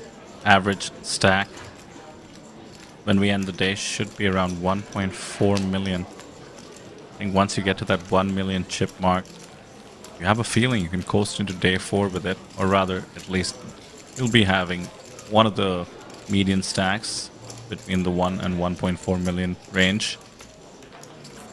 Okay, yeah, that makes sense. Would give you a lot more comfort. I'm quite surprised it's 1.4. That sounds high, doesn't it? I might be wrong. I'm not the best at these things. You might want It to does double make check. sense, though, but... 48 out of players. 1,600 players. Yeah, that does make sense. Yeah, that sounds about right. You did tell me that the average stack at the final table will be about 7 to 8 million, so seems about right.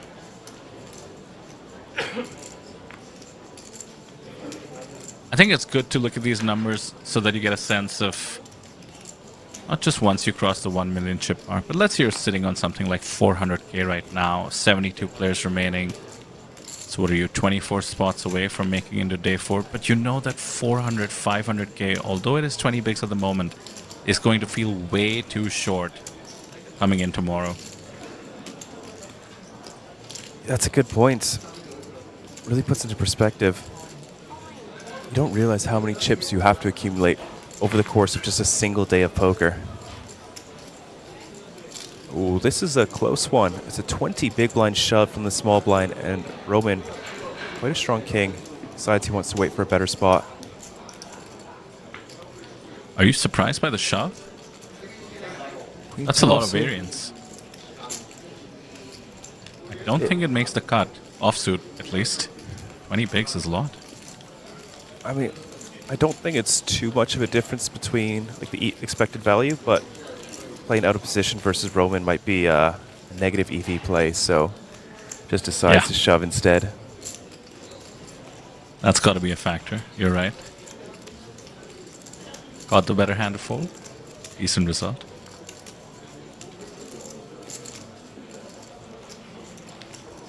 Yeah, if I take a look here, no, they're all 0.19 EV, so shove, raise, call are all the same.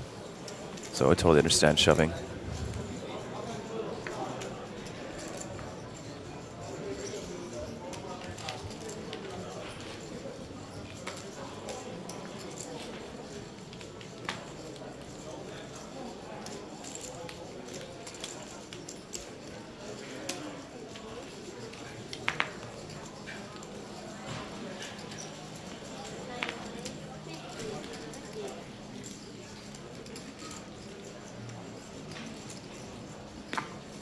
These two might tango once again. Ita, the same king-queen offsuit.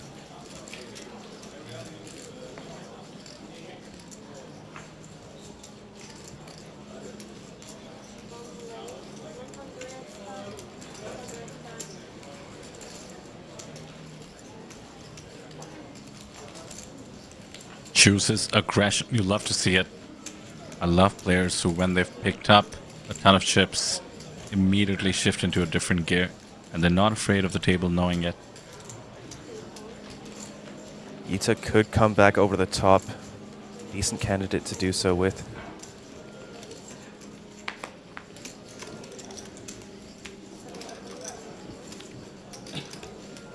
Just decides fold this time. Talk about momentum. 1.1 million now. The man from Vietnam. I believe Leung Ki Chak, you were calling him. Let's go with Ki. 46 bigs.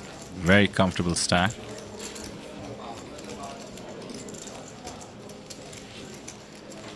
Over there, I'm quite disappointed there's no Jeju hats. I noticed the orange hat there standing up, but isn't a Jeju one. With a little sprout growing out of the top. Well, Sam, you know what you got to do. Go out there and represent. I want to see you in the white shot next time Kyle and I are in the booth.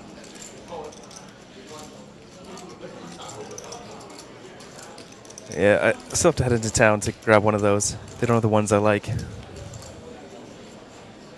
Are you a Jeju orange hat connoisseur now? Yes. I know the best place to get them all. Yita back to backhands, ace queen offsuit in +1.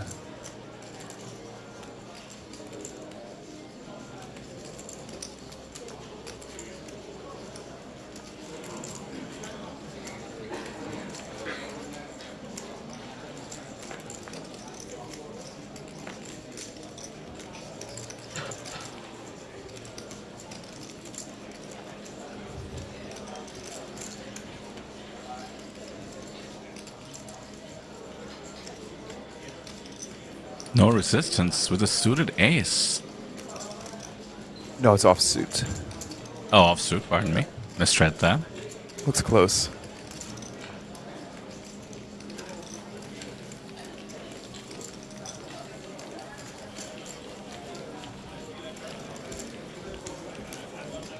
Some explanation in chat from Justin Fairbanks, who has been mentioning how 2 Thai players are left.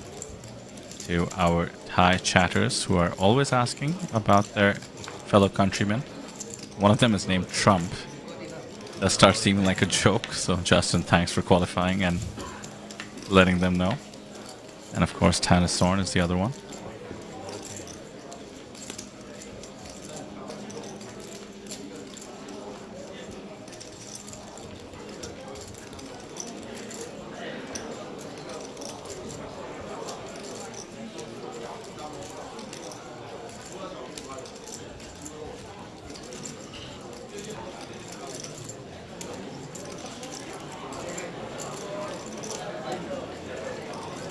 Can hear the poker room buzzing, and since we're down to, let's just say, about 8 tables in the main event, I assume the Zodiac is the most exciting event in terms of population right now. Let's take a look at how many entries we have there so far.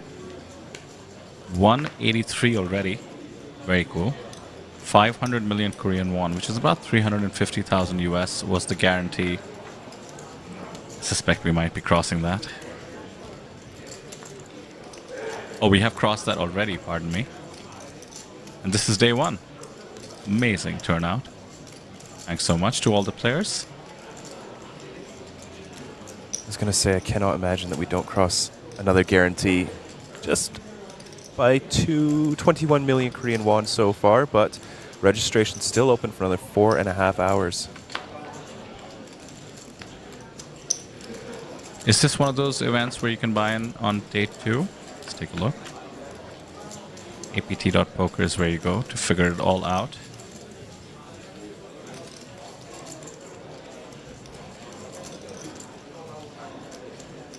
Seems to be not the case. Yeah, you're right, Sam. Till late night tonight. Yeah, 10:25 closes.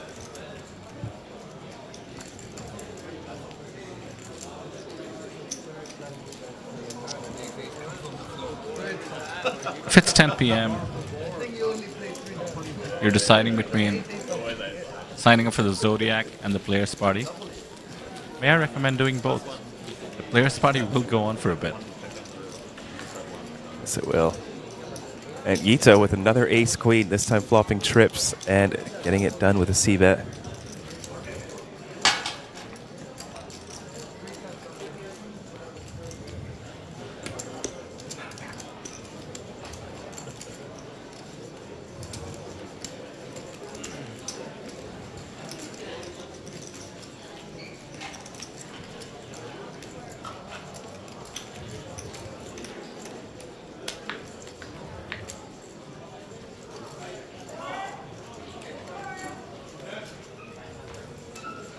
Of all the events today, I must say I am most impressed by the turnout, even though it's going to appear small, but 29 entries for the 7-card stud Masters event, over $1,000 buy-in. Very, very cool to see. Kind of support the quirky events are getting here. Yeah, we generally can't even get a mixed game tournament going off the ground back home, and this many entries in a, would you say 1K buy-in? Yeah, $1,100 almost. 1.5 million Korean won. That's just incredible.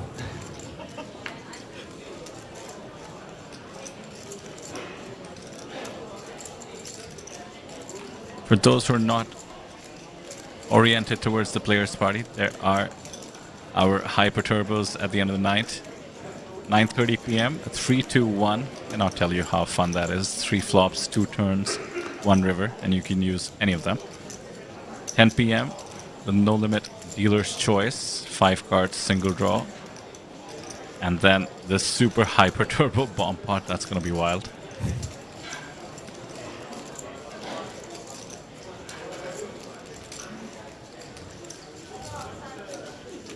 Baby lions on offer for all of these. Smaller buy-ins, 250 to 350 US. Wow, nice takedown here with the 3-bet from the small with the pocket 7s. Shorter stack of Wong decides to not take the spot in any way. Ace jack off, hits the muck.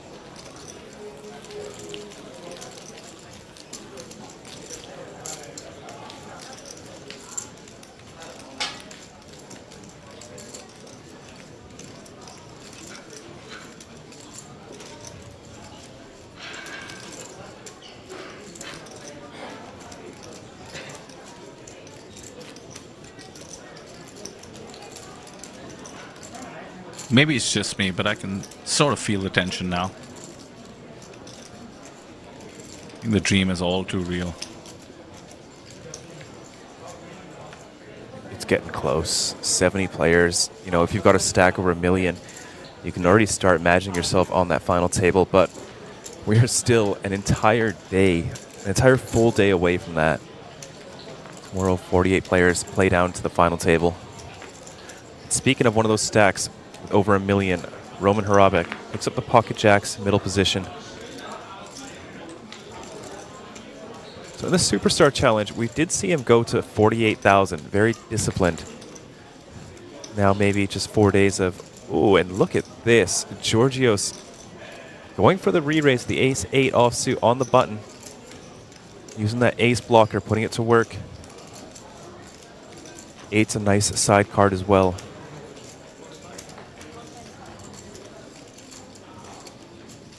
Probably that 1 pip below Roman's offsuit opening range. I could see Roman opening up King 9, Queen 9, maybe from +2. Not sure if he's doing offsuit 10x. Close enough either way.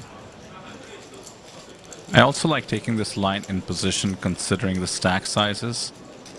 You're actually much less likelier to get 4-bet considering big stacks wouldn't want to battle each other, and we see exactly that. The jacks just flat calls, so being in position you can realize a lot more equity as we go off to the flop. No overs, so the jacks remain the best possible pair compared to the board. However, straight draw in the form of a 7 for Georgios. Not a bad flop for an ace-8. Just quickly checks back. And that is top set for Roman Harabek. See if he can extract any amount of value. A 7 will be a disaster. I don't think he would ever expect his opponent to have an 8 in their hand. Once again, 1,000, 118, no limit, no room. Stack to pot ratio is around 4, so if you did want to bet sort of a geometric size to get it in, it would be around pot. 75,000 is the wager.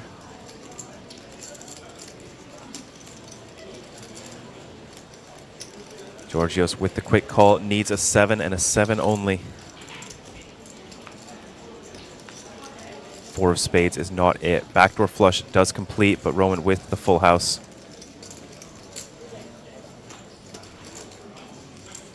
As far as Roman is concerned, that is the best card in the deck. He makes the board, the backdoor flush comes in, which you can hope his opponent has. Doesn't block any spades, of course, with the top sets, so should be wanting to go for a big chunk of it, or maybe try and induce considering the sizing he made on the turn.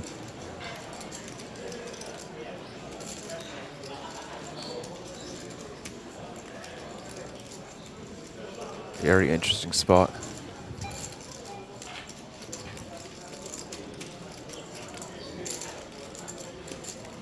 Would be cool to see a tiny bet here. See, I was thinking about that, but I just don't think it induces enough. Georgios' range here looks like an ace high. So I think I want to build my strategy around targeting those hands. I'm not expecting to get raised. And I also don't want to go so big that I cut myself when he does have a flush, because I do expect flushes to raise. But I still want to put those ace highs into a spot where they could potentially hero call. Yeah, I like the point about not going too high so that flushes still raise. Certainly possible for Giorgio to have backed into one. Yeah, given the flop check and then call the turn. Spade's very possible.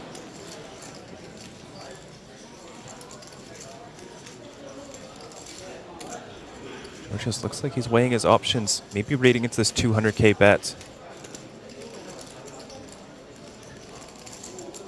Both of these players super experienced. Justin in chat pointing out how Giorgio is a regular at the 1k to 5k buy-in level. Makes the correct laydown.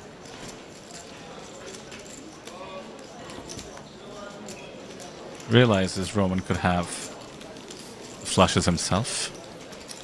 And I think for that size, Roman could be going as thin as a jack. Some queen jack, jack tens. Or ace jack. He did call a 3-bet after all. The induction I was talking about was conjuring up this dream scenario where you target Giorgio's having the ace of spades and getting a bit frisky. Ah, yes. Okay, yeah. Yeah, I completely forgot about that card. That's absolute fancy play syndrome, though. Keeping it clean and going for good value when you have top boat. Usually the way to go. Can never be wrong to put chips in the middle with a full house.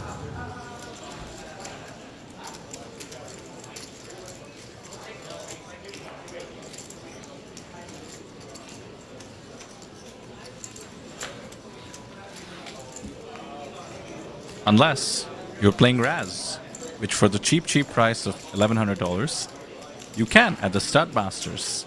Should I become a late night advertising salesman for poker tournaments? Like a ShamWow guy? Just walking around, you'll have your little booth in the corner, and I can see it. Looks like we're going to be going pretty multi-way, and ace-jack suited in a spot to knock out some real equity.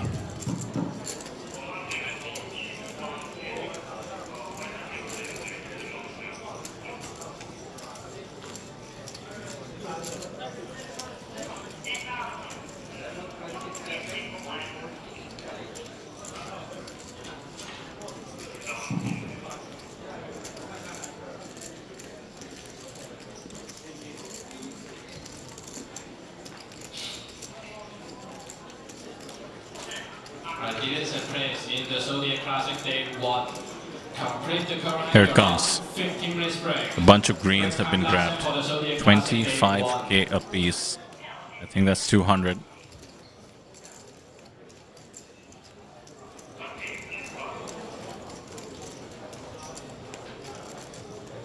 Too much dead money to not go after it with the ace-jack. This is quite small. 200k is about the standard size without the two flat collars in between.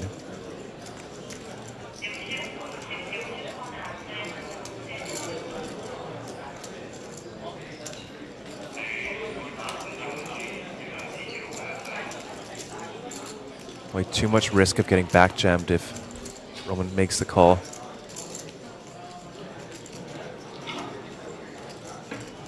Wang with an interesting spot to do just that.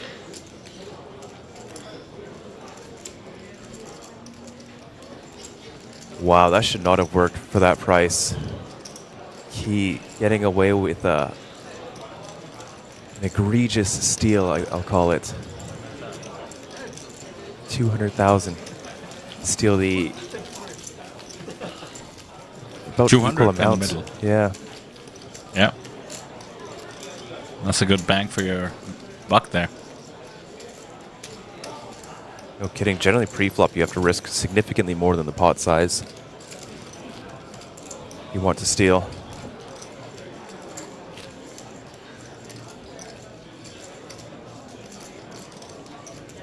Bunch of eliminations, Sam. It seems like 66 remaining now, 18 spots away from the end of the day.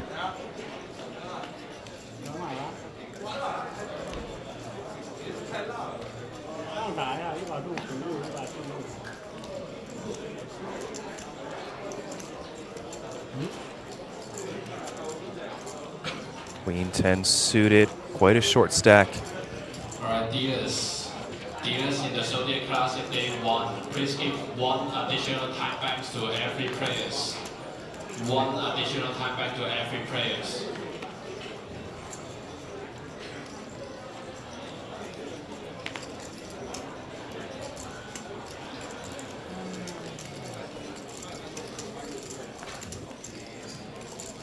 May get some action. Does not want to see diamonds on this flop. I do, though. Still rooting for some blood. Let's have one. Keep both people interested. There's one. I don't think it's going to be Not a fun enough one. for Wong to continue. You're going to have to overfold a ton on this flop. I don't think king high backdoor flush draw is enough. You have a very far-fetched backdoor straight draw as well. I just think it's slightly too little, especially given how tight on should be.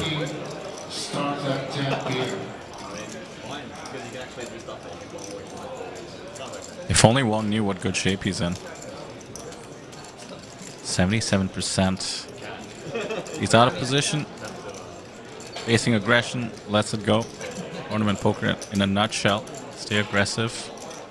Ace-high board rainbow does help the cause though. These two even out in stacks. Shortest stack is 15 bigs. Nobody in that danger zone yet.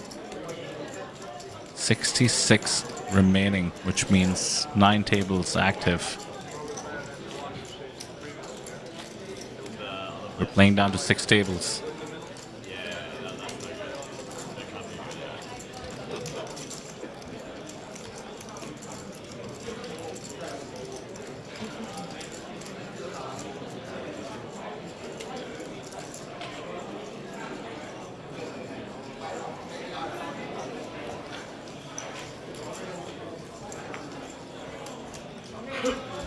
So Sam, you've been covering a lot of the main events and indeed other events where we have been giving out entries to the main event championship, such as the Superstar Challenge. Have you seen one of those big entry, it's like those giant checks Ed McMahon used to give, right? Yeah, yeah. Have you got a picture with those yet? I want one of those so bad. We'll possibly have some in Taipei. Actually, it's just one. We just give it to people for the picture, and then they don't actually get to keep it. Oh no, you don't say that on the stream, Sam. It's all movie magic, folks. Well, I know what I'm taking down. You know when a TV show ends, they break down the set and everybody steals something? Oh, yeah. After the championship in Taipei. I'm taking that on the flight. It's a pretty decent flop for Georgios' pocket sevens.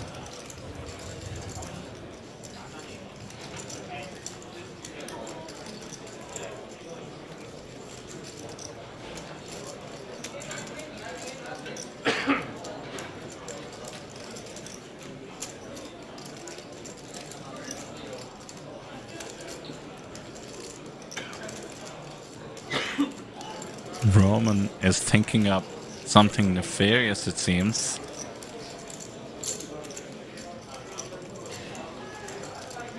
Doesn't go too crazy. Check balls. Brick on the turn.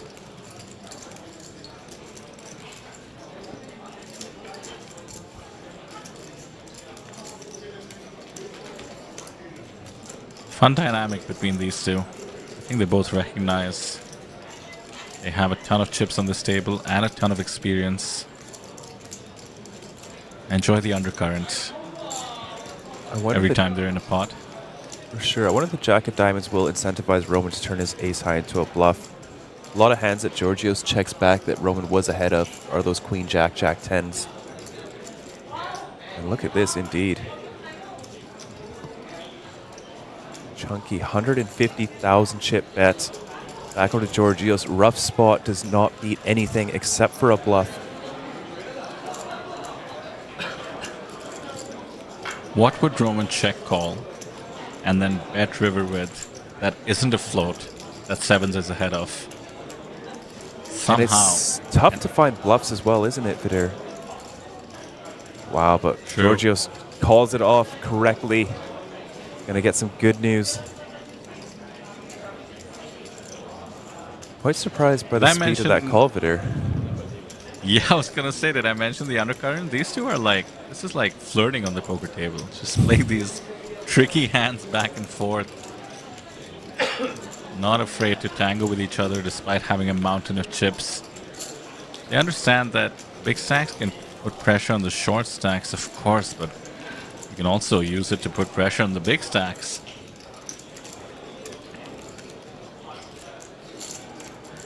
Mind you, the pay jump did get unlocked. $6,000 locked up. Not a bad payday at all. Our buy-in here was somewhere between 18 and 1900 in terms of USD. Over a 3x payout locked in as we start inching towards the end of the day.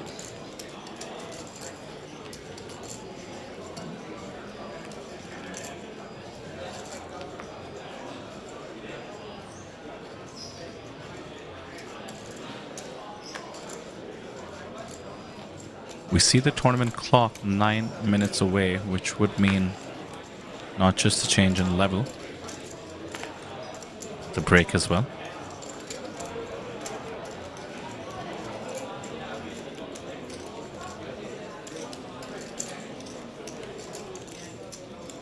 So break and then a new feature table. Table 3 will be joining us. For those of you in chat who want to look it up, just go to apt.poker, click on the main event. You can see everybody on every table in the live seating tab. Sam, safe to say we reach the end of the day with the next feature table? I think that's quite a safe bet.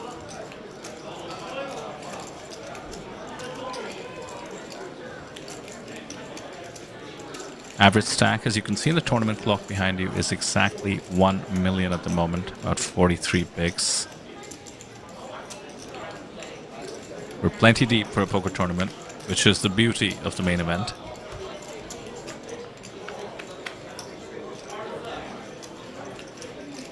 Key card in the window, the 9 of hearts, and it comes along with the Queen of hearts as well. Got shot to a straight flush, always nice.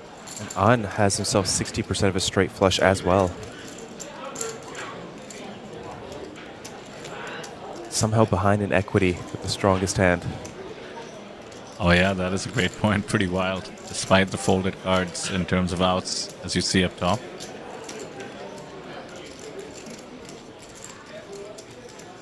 Cannot continue with just ace high.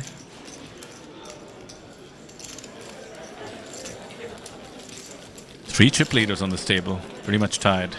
He, Roman, and Georgios.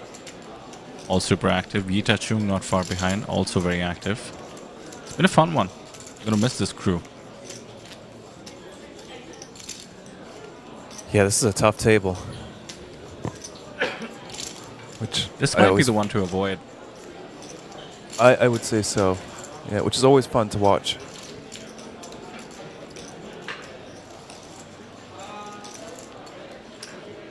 I'm going to do exactly what I suggested you guys do in chat and take a look at the table coming in, which is table 3. All you need to do is type in 3. We have Fabian Schmidt. I believe he's a high roller from Germany. Joining us. Tandasorn Sailor is on the next feature table. Chat, all of you asking about the Thai players. Well, you're going to see the fan favorite on the next feature table. Bunch of players from China. I count 4.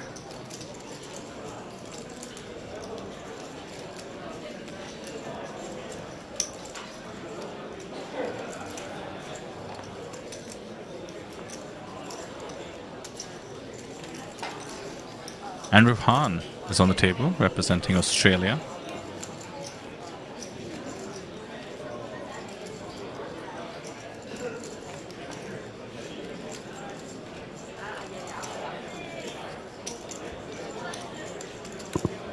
And an accomplished player from Taiwan as well, Chao Ting Chang.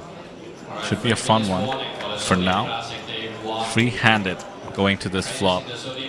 King, Queen, Jack, the straight for Wang in the big blind.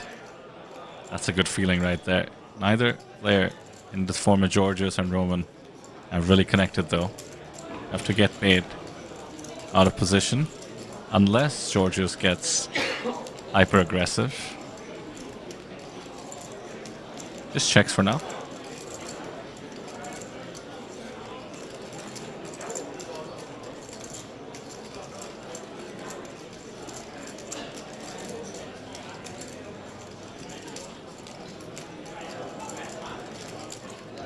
Ooh, Roman is reaching 50,000. I think you do get a lot of better pocket pairs to fold. I can't imagine Georgios check calling something like pocket 7s or 8s. Wang wants to raise right away. He will be out of position. There are a lot of bad turns.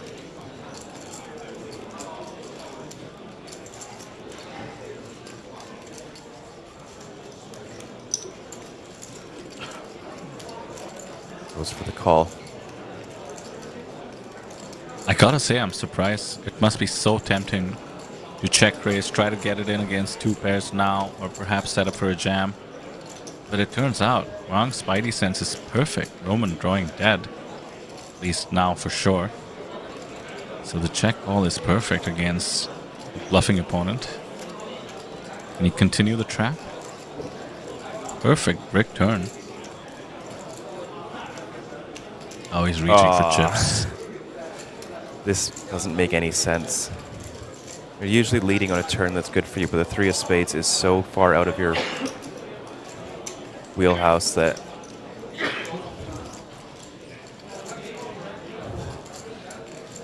yeah, I think you're just going to deprive yourself of a very aggressive player being able to unleash a triple barrel with a hand that is drawing dead against you. Unless this is a perfect bet to induce something out of Roman. I think Roman has given a lot away with his expressions. Don't see him continuing. He's just processing the unconventional bet. The bluffy face trying to get his opponent. Oh, he does show. There we go.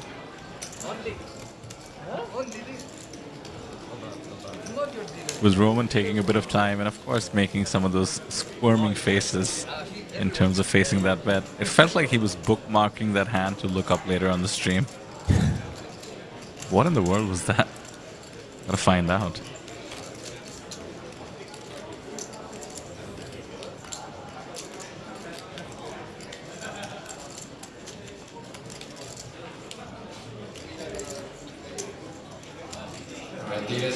In the Zodiac Classic Day 1, the tournament resumed 2 minutes away from the break now.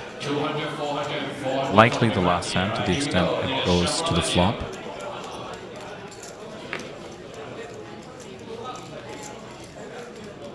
Quick check on how many of you are joining us. About 1,000 on YouTube alone, Facebook and Twitch as well, not to mention some different language streams on those platforms.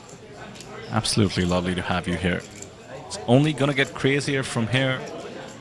You hit subscribe so you keep up with the coverage. We have 3 more days covering the main event and then the high roller, which means 2 Mega Lions to give away on the stream.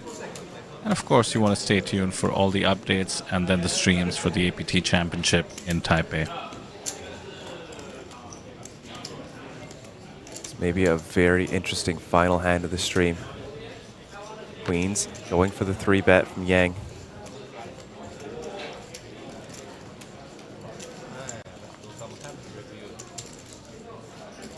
$130,000. A little bit on the larger side considering his stack.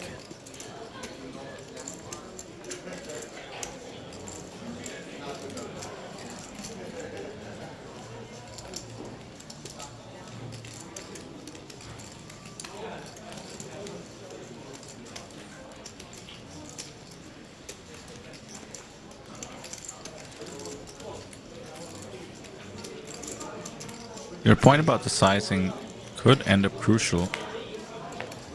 Does Key think he has any fold equity and he decides to let it go? Great fold.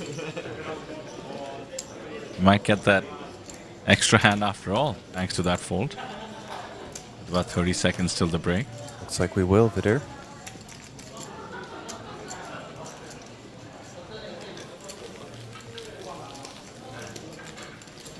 Thank you, Justin, in the chat for typing out the next table, including their countries. Excitement, no doubt, for Tanasorn, as well as some of the other players we mentioned. Looking forward to meeting them, especially as we head into day 4. The journeys are coming to light. Some familiar faces, not just from other tournaments and series, but from the main event itself. With so much more context into the journey as well, when you and I have been able to track them from sometimes 2-3 days ago in the booth.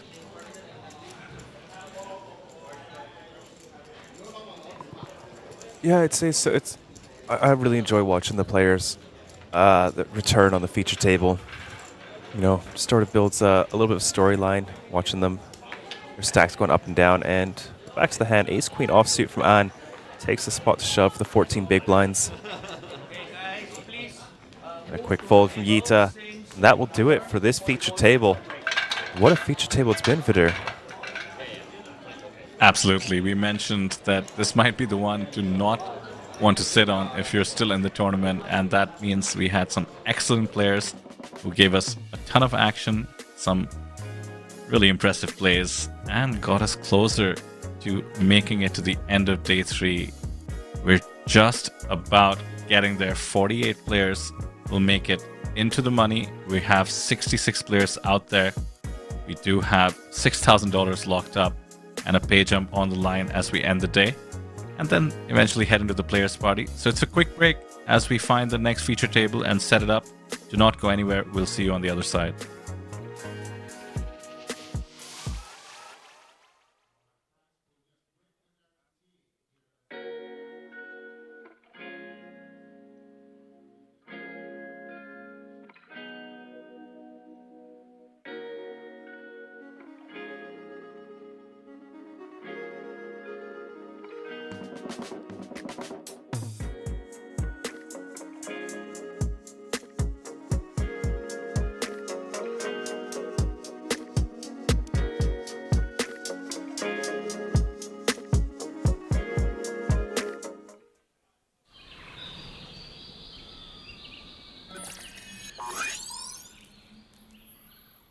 Welcome to Asia's largest online poker room.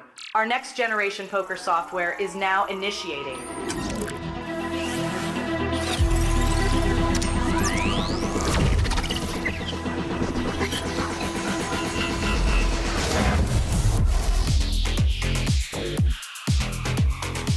Elevate your online experience with a wide variety of poker variations to choose from. Get fully immersed with fun and social features.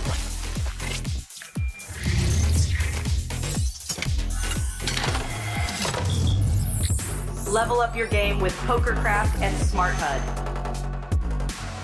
Unlock a wealth of rewards including cashback, bonuses, and jackpots.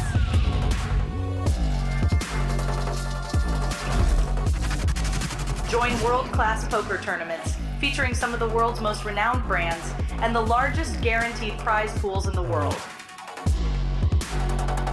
Experience the best in customer service and hassle-free transactions for a seamless online gaming experience. With online poker available on all your devices, you'll be able to play your favorite games anytime, anywhere.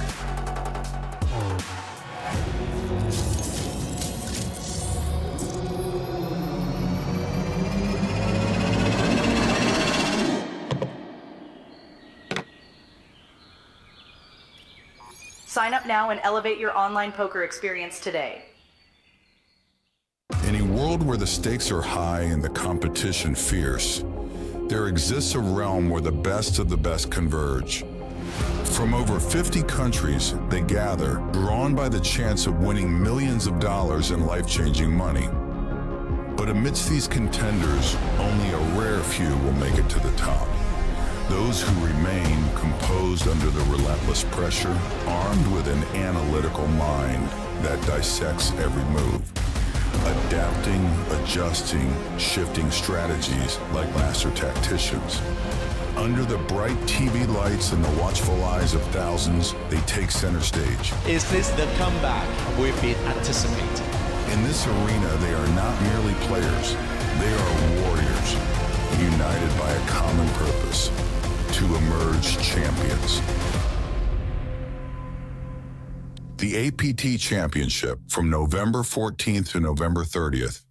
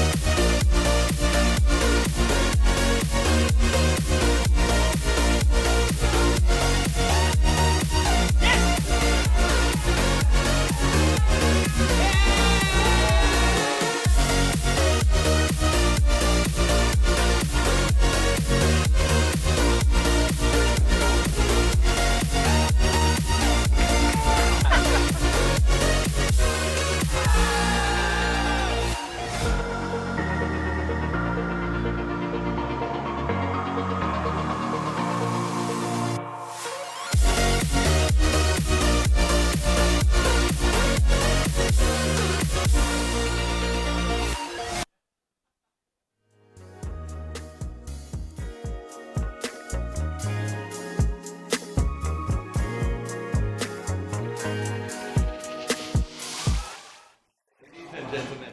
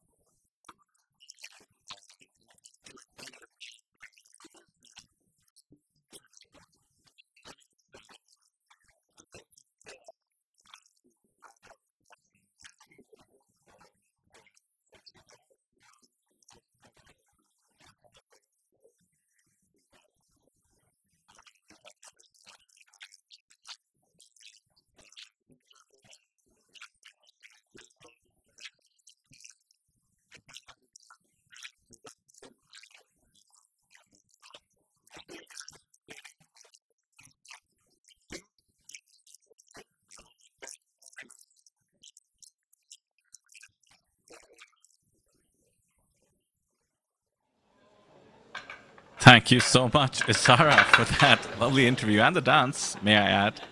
Thanks to Yuta Chung for all the entertainment on the previous feature table and some of the insight in that interview, as we do return to what I suspect will be the final feature table of the day, because we are down to 65 players remaining here at Day 3 at the Asian Poker Tour main event in Jeju.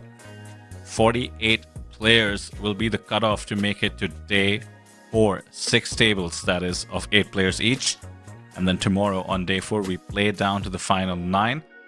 What are we playing for? Well, there you see it, an incredible $2.7 million in the prize pool. That's almost 4 billion Korean won, which yields a top prize of almost 465,000 USD and an added bonus of a $10,000 APT Championship main event ticket to the top 3 finishers here at the main event.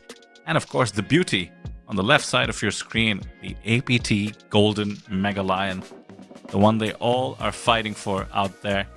Should be a fun one. My name is Vidar Singhal.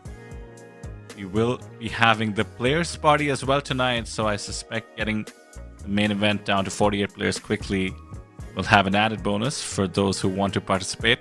In case you're here in Jeju and participated at any APT event, you are most invited to come and join us here at the APT Jeju Players Party at Shinhwa World. Now, what do we have to look forward to with this feature table? Well, the players, for one. Fan favorite Tanasorn Sailor. He is one of the only players in the field who can achieve what is yet to be achieved. 2 APT Mega Lions. He's won one of the rose gold ones you see on the left side of the screen again for winning the APT High Roller. The golden one would be quite an addition and would make him the first one to ever do 2 APT Mega Lions. Other notables on the field, you can go check them out. apt.poker is the website. Go check out the live seating. All 65 players and their seed draws will be visible. And those are the 65 players. That is the floor here at Landing Casino. $6,000 locked up. Next pay jump, and it'll be the final one. We'll be at 55th place. Hearts are in the air. You can see our feature table all the way at the back. That's the LED, so you get a sense of what the other main event players are experiencing at our beautiful venue. And there you have it, the new cohort, and that's Tanasorn, as we were mentioning.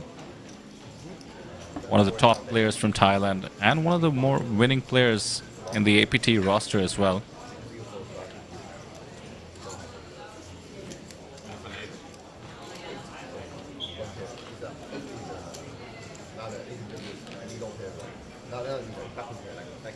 Fabian Schmidt there from Germany.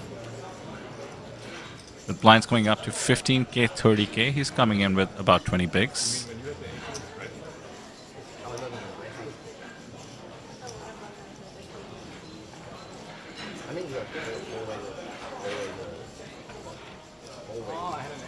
Ong from China looks down at Queen 7. Not the moment. The Dolly Parton hand, 9-5. Not going to make the cut as well. Andrew does have a Korean last name, but lives by the way of Australia, which is why he can play here in Jeju. Part of the Aussie contingent, and what a monster stack he has. 1.8 million, 60 bigs at this stage.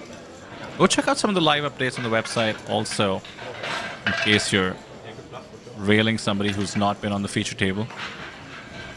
Our live reporting team doing an excellent job.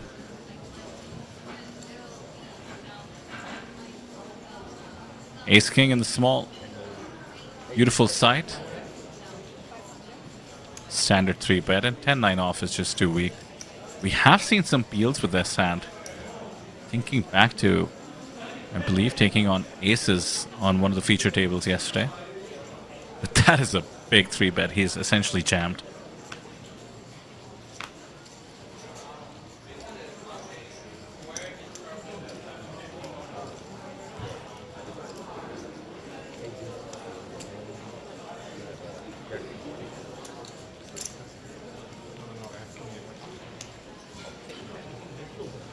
There you have it, one short stack in the form of Hong, under 10 bigs.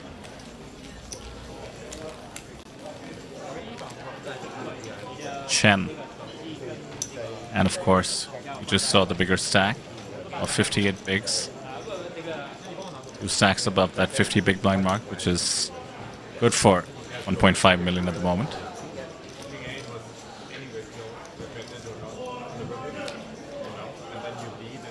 Eric in chat asks, why bet so much? It was basically an all-in.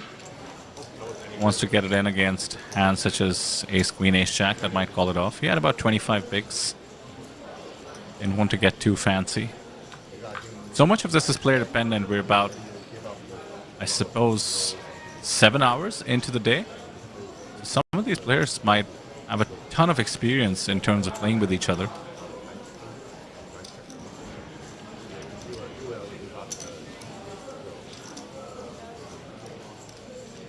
There's the other big stack raising it up. Chen Kai from China. Ace 9 suited.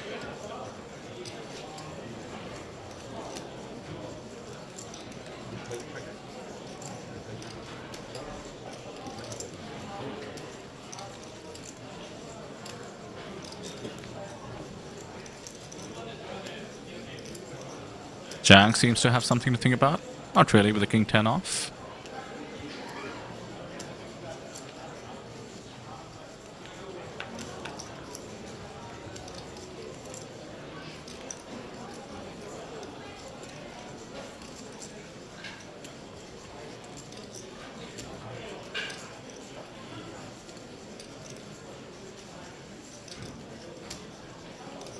Queen it off. Good enough. Getting the big blind discount. 2 live ones, as it turns out. Jack 9-5 on the flop. Both players with a little something something. Middle pair, best kicker for Chen. Looks like he's about to fire. The timing for it as well. Doesn't want to give any free cards to the man who has a gut shot and an overcard.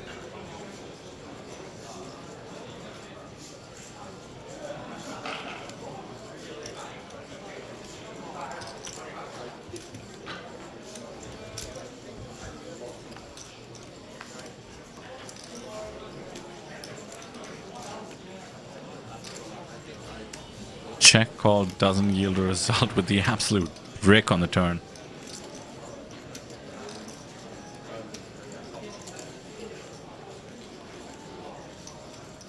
Middle pair does feel like a 2-street hand.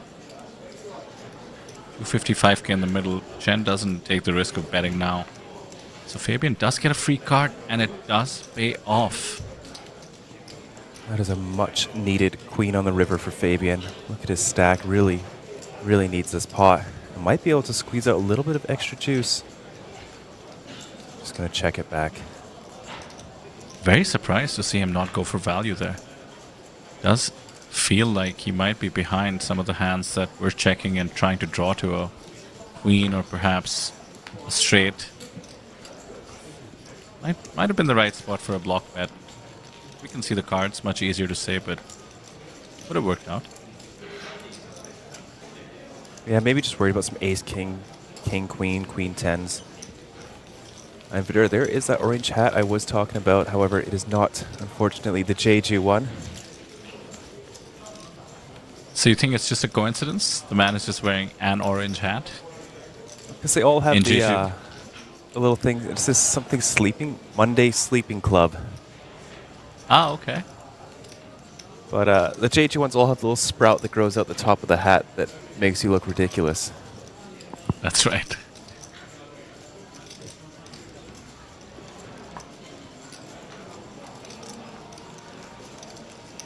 "17 spots away, Sam." We're getting in that zone where at least I start feeling pretty bad for anyone eliminated at this stage. Sure, not much of a pay jump, but so close to day 4, so close to having a much more fun players party. Yeah, that's definitely got to be on your mind when you're at the players' party. Ace King suited, 8.3 big blinds. What a hand to look down at before posting a quarter of your stack in the big blind. Andrew Hand with a decision, King Queen offsuit.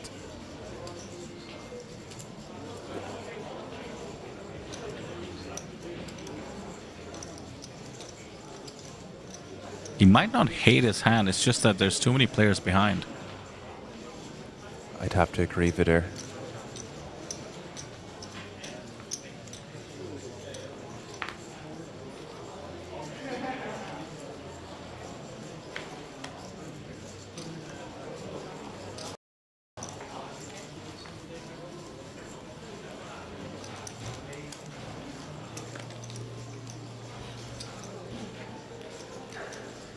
Gets it through. Makes a bit of profit over the 60k he has to post on the very next hand. Remaining 15k, to be fair, goes on the hand next to that, so some breathing room though.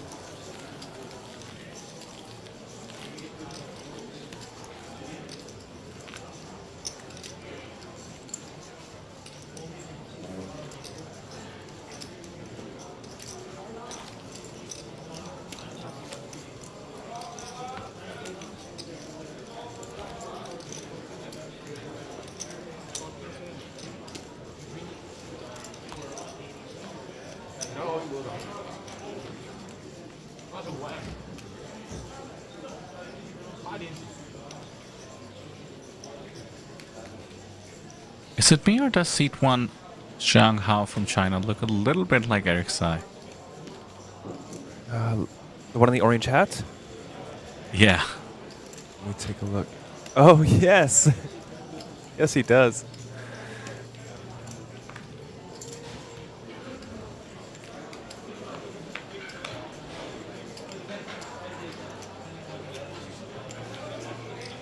How about a new addition to the APT Championship? We start having lookalike competitions. We need to spice things up, Sam. Poker tournaments need some non-poker activities. A fashion show? I'm always impressed by our future tables. Some darts prop betting, which will likely happen at the players' party tonight. Oh, we have added golf to the schedule, to be fair. Yes, yes we have.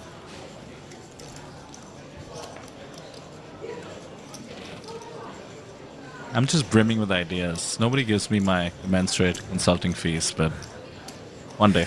Keep going. I think you got some more hidden in there. You're talking to me like I talk to ChatGPT. More. More.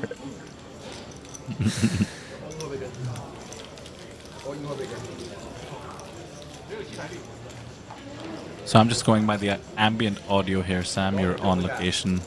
What do you think the vibe is right now out there on the floor as you walk through it? So it's definitely been slowing down overall during the beginning of the day when we had what must have been 30 tables of main event as well as everything else going on.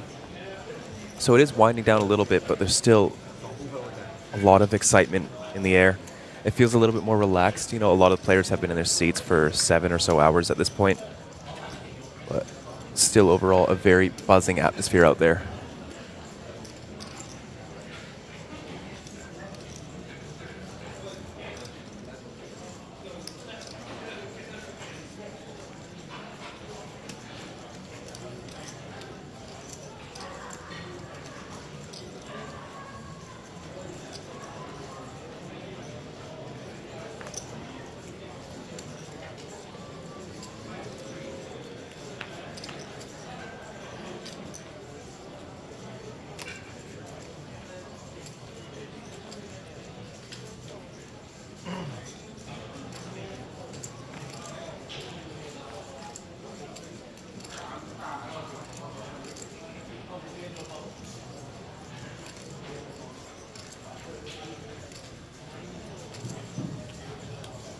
That's gonna work out. Opening +1, king jack off.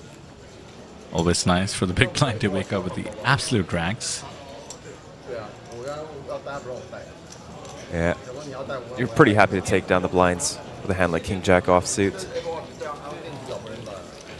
You know what I found surprising after looking at the solvers for so long and just studying pre-flop is how much more money you make if you just take down the blinds, and you'd be shocked at which hands, like what the cusp is of where you actually want your opponent to call. Okay. But just take a look at something like 10% of the field left, you've got 30 blinds, and you open, say, the low jack to 2 big blinds. So a hand like ace jack suited is making less money if your opponent's call. It's making 0.2 of a big blind, but you'll win 2.5 if you just raise and take it down. And ace queen offsuit is making less than if your opponent's just folded.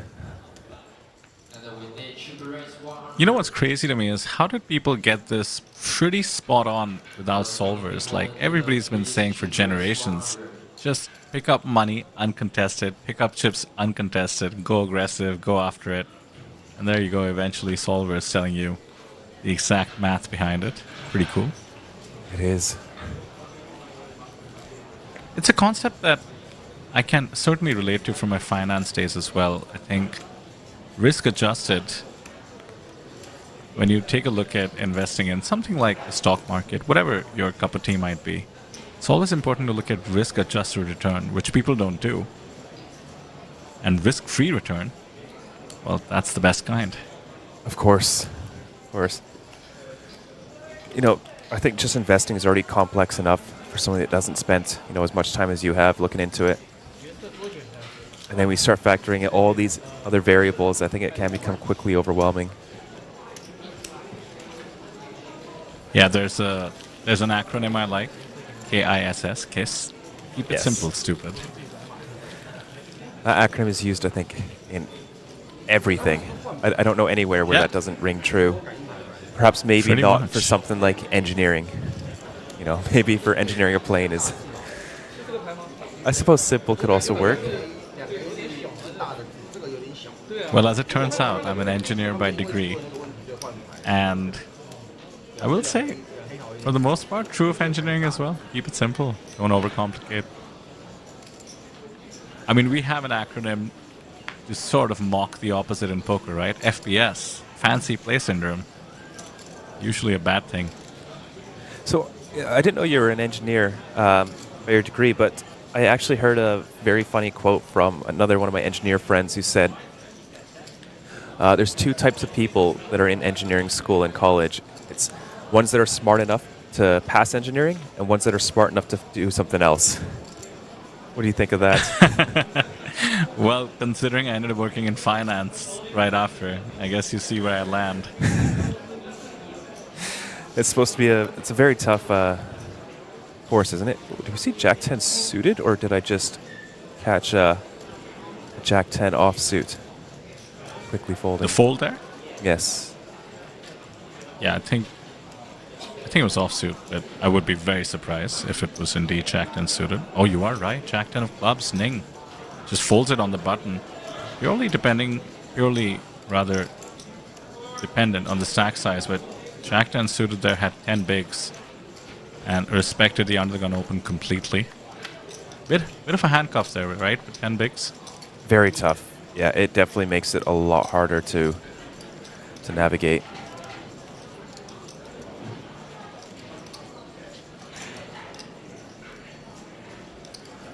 Top pair versus middle pair. And the Jack 10 would have got the middle pair as well. Very tricky to navigate. Tannis aren't so comfortable. Has the Queen of Hearts for all the key backdoor outs. And Zhang might be thinking, well, I defended 10-8 off and I flopped a 10. How do I ever let this go? I think too soon to let it go. Even facing 80k bets, you should technically have more equity than this. Even against the top of Tannisorn's range.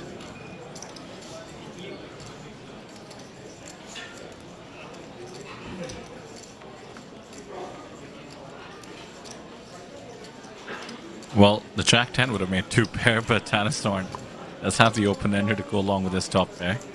And a gut shot for Zhang as well. No good, by the way. Just has 9% equity. 3 outs live. I must say, I think it's quite tough to find a bet in Tannisorn's shoes. The possibility of getting check raised by a hand that's like 8-9, very real. Looks like he is going to find it.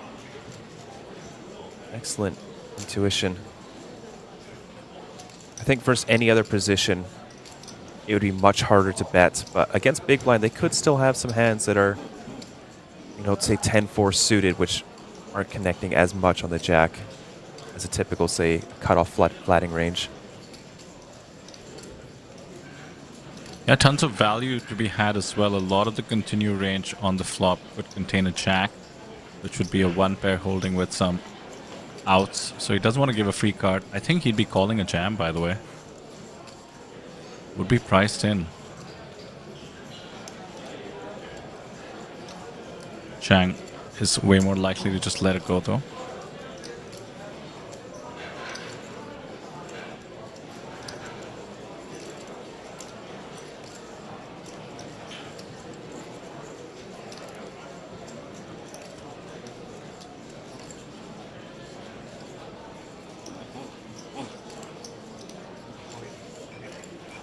You see all in? You see all in? Wow. Wow. Putting Tannisorn to the test.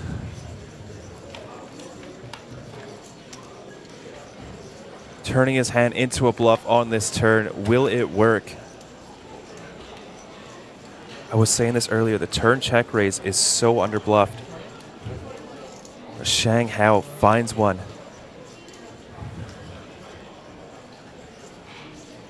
Like you pointed out earlier, the price is extremely attractive. 280k remaining to call. It is a good chunk of Tannisorn's stack. Maybe thinking, how is my opponent bluffing here? Does he just have 9-8 every time, or Queen 9? Does he have King Jack, having an extremely rough shape? Jack 10.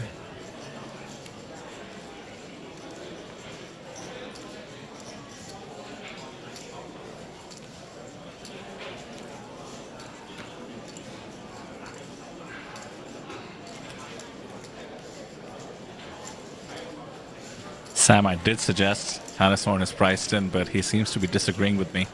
Otherwise, he would have flicked it in. I think that's one thing going against Shang here, is how little Tannisorn needs to call.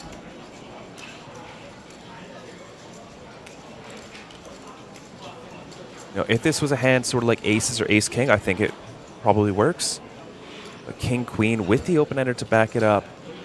You know, you've got at least, I don't know, maybe, I don't know, against a hand like Queen 9 or 8-9, you've only got, say, 15-20% equity. Wow, what a play from Shang Hao. The turn check raise bluff with the... I am speechless, Vidur. That was incredible. It really was. On the double flush board, he just check raise rips it. It's not too much more to call, and Tannisorn makes a conservative laydown at the wrong time. And look how that's changed the dynamics there. Tannisorn down to 21 bigs. That is going to be one that he's going to be happy to watch on the stream.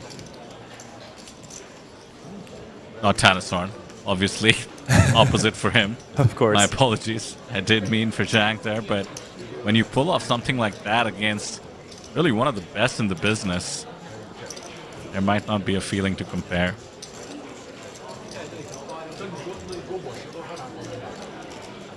Perhaps we just witnessed the Beluga theorem being put to the absolute test.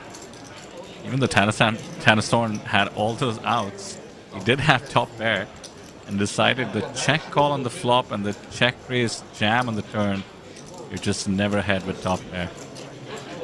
And how wrong he was.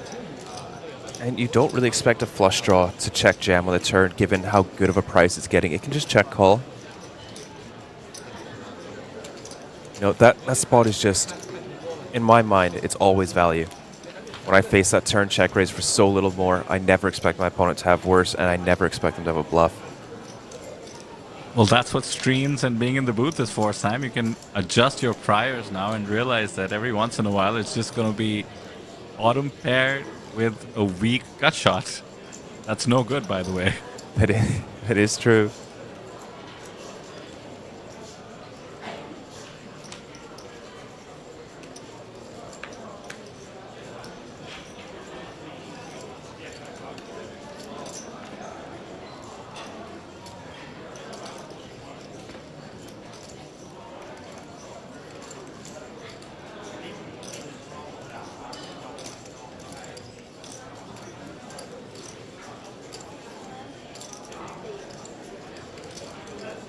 Right, tournament leaders and players in the Zodiac Classic Day 1. Prices are up 200, 500, 500 for the priority. Small pockets opening it up. Likely getting it to the blinds. Round 6.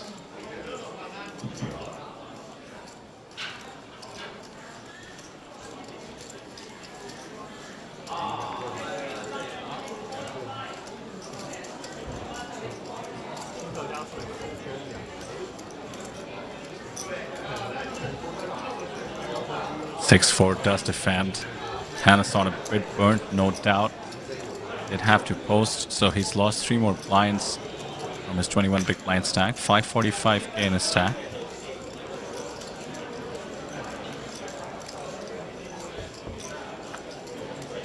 Very comfortable post flop, as a result defending the 6-4 off. Personally, I'd add the warning, do not try it at home. And this is why Ace Queen 3 Rainbow.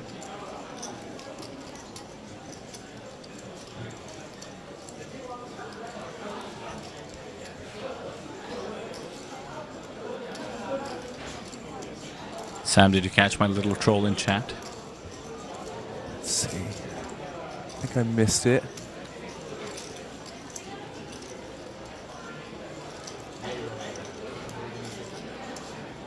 Just getting you some followers. Where is this? I don't see the... How long ago was this? Maybe a couple of minutes.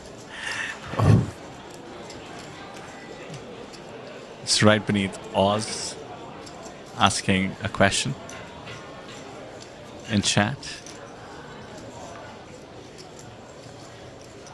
No, I don't see it. Is my thing not updating? Hey, maybe I've been blocked. I do get out of line. I don't think there's block on YouTube.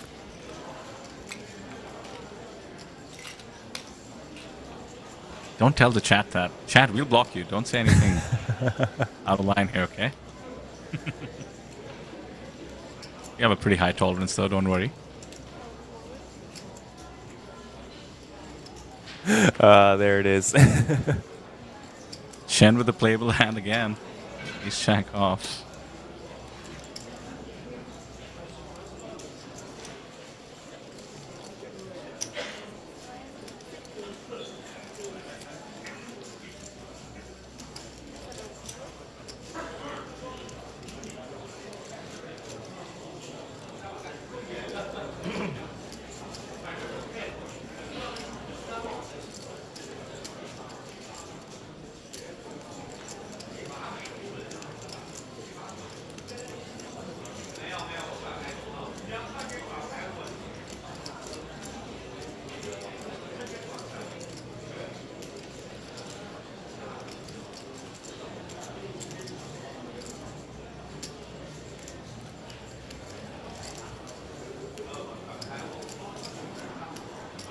do you think, Fedor? Do you think he's going to take the spot? Certainly considering. I know I'd be tempted to. It's a good candidate. And 300k 10 bigs is just enough to put some hurt on your opponent. We did see a laydown from Tanastorn for exactly that reason. Nobody wants to get crippled at this stage. Now Chen has plenty of chips. They wouldn't get crippled, but you're asking them for a decent chunk of change, and there we go. Goes with it. Now the question is back to you, Sam. Do you think Chen takes the spot? I think so. Ace-Jack offsuit for 8 bigs. I think it's got to be a call. I think Ace-10 is definitely a fold. Ace-Jack is. It's got to be a call. Yeah, I was thinking the same thing. I think it's right on the cusp. Yeah. Something else I found out that's quite interesting is usually at the cusp hands it goes, say like King 8 is a call and the King 7 will be like mostly folding, sometimes calling. But Ace-Jack off and Ace-10 off actually have a very big disparity between the two and are often just Ace-Jack is pure and Ace-10 is pure fold. I was surprised to see how big the equity difference was between the two. Interesting. Why do you This game think is that is? so ridiculous. I'm not sure. Maybe something to do with the jamming range containing some 10x bluffs.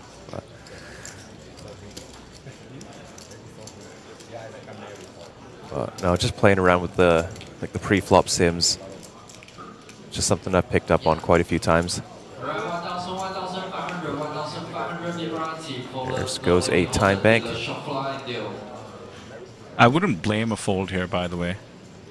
I mean, theory aside, just have this nagging feeling that you're want to be dominated ever so frequently. Ace King, Ace King. Just slams the chips though. There's the call. It's going to get some good news.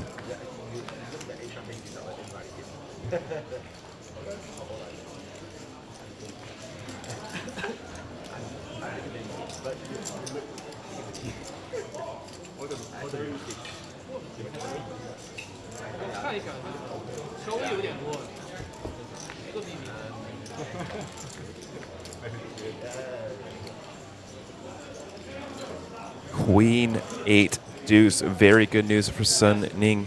Needs to fade running straight and flush draws.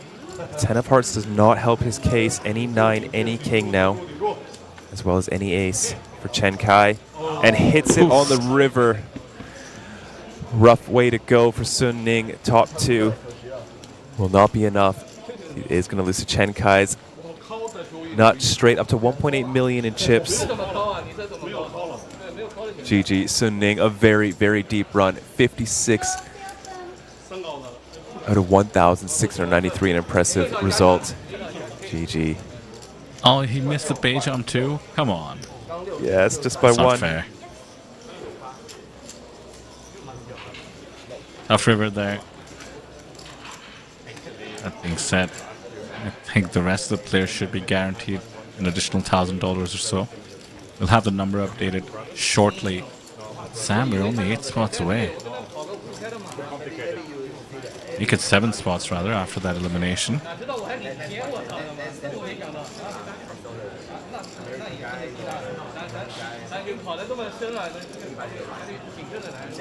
There we go. Updated. It's a $1,400 jump, and I believe this is the final jump. So everybody today will be guaranteed $7,500.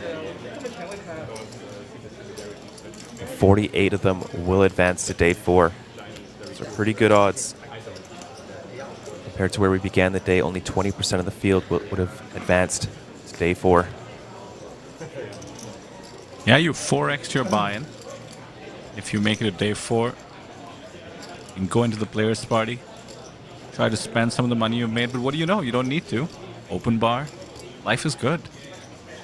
Life is good.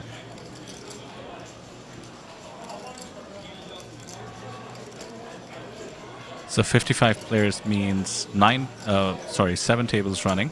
So you lose 1 player per table, and we're into day 4. It's good math, Fedor. I struggled, let's be honest. You got there, though. It took me a moment to also figure that we are 8-handed on the tables, which is actually pretty good. you're not exactly full ring, makes for a little bit more action. Then as we head to the final table, we do kick that off 9-handed.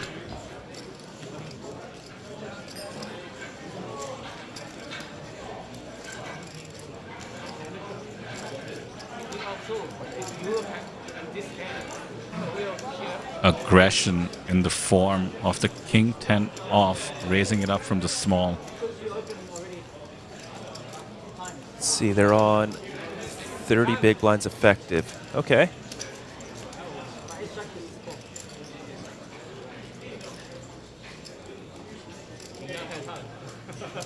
Very reasonable. The size is a little small.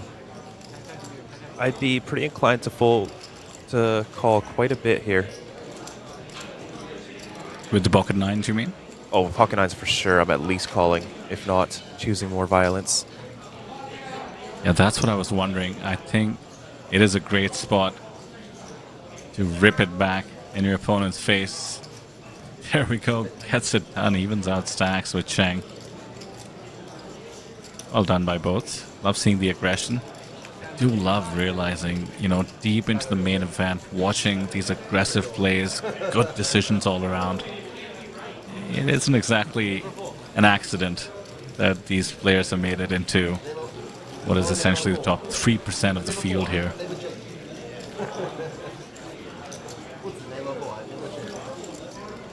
Oh, nice shot of the chips. There you have it. The greens are the 25Ks, the blues are 5, I believe, and the 100Ks in the form of the grays. There you have it. Chip denomination graphic, confirming what I just said as well. Yeah, I always think it's quite a big milestone when the 5Ks are removed from play. It's the biggest chip that you started the tournament with, and when they're gone, I think it's a real big marker of how far you've come in the tournament and just how big the field is. And how about that card protector as well? The wooden elephant. Oh, that's quite nice. Could be a specialty chess piece. Like a new chess piece or an existing one? The rook? No, would probably be the horse. I'll tell you why. In India, the names of the chess pieces correspond to animals, like the horse you just mentioned. So the bishop is a camel, and the rook is an elephant. Oh, okay, that's good to know. What do you think of specialty chip sets or chess sets? Like them, or are they too confusing? No, I do love them as like home decor, but they are confusing to play on. I would have to agree.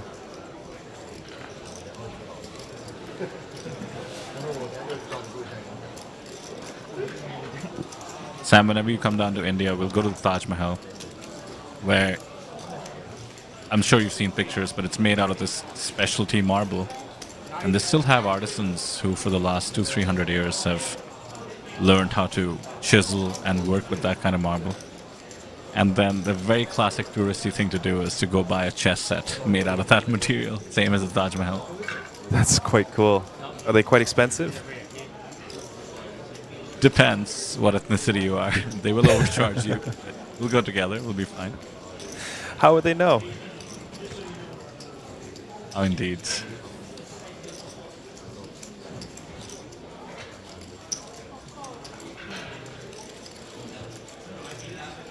Fabian Schmidt does not release the 5-3 suited. Going for the limp call. No, but he is dominated.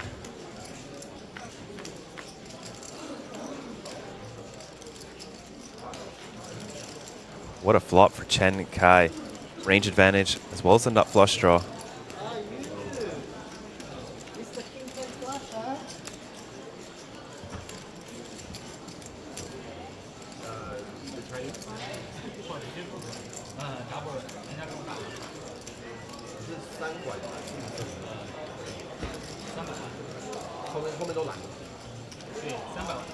Five high is 5 high, after all. One more bites the dust, Sam. 54 remaining.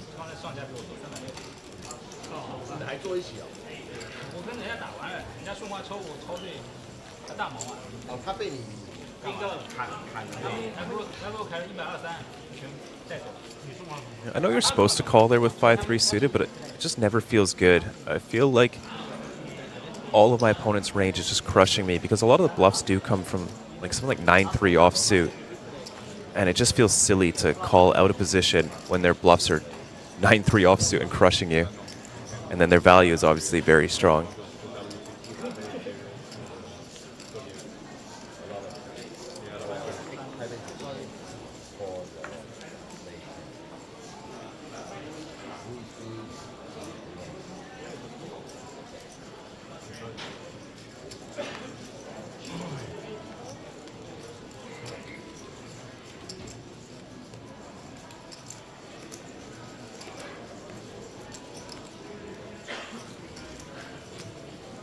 Andrew Table's a bit...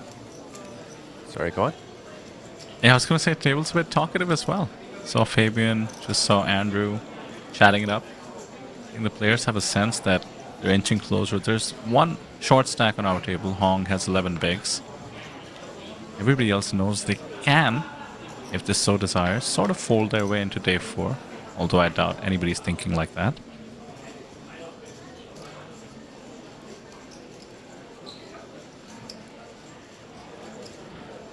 Ace Queen O.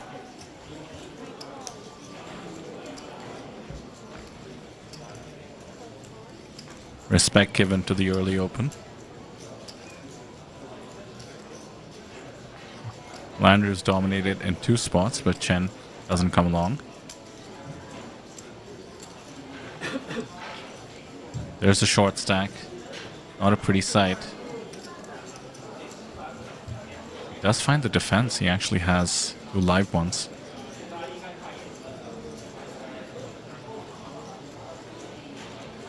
I personally feel each big blind is too crucial, and looks like he agrees.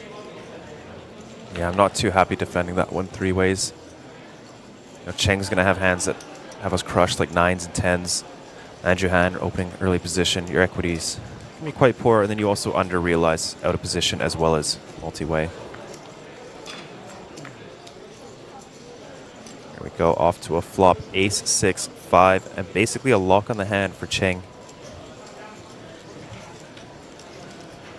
And a hidden ace at that. Cheng just flatting in the cutoff. Andrew with the pre-flop betting lead. Does he want to start representing this board? Can't blame him. Seems like he does. 2 bigs fired almost directly into Cheng's stack here. Very easy check call in position. Rather call in position. You occasionally see some raises, but I think the standard is definitely to call.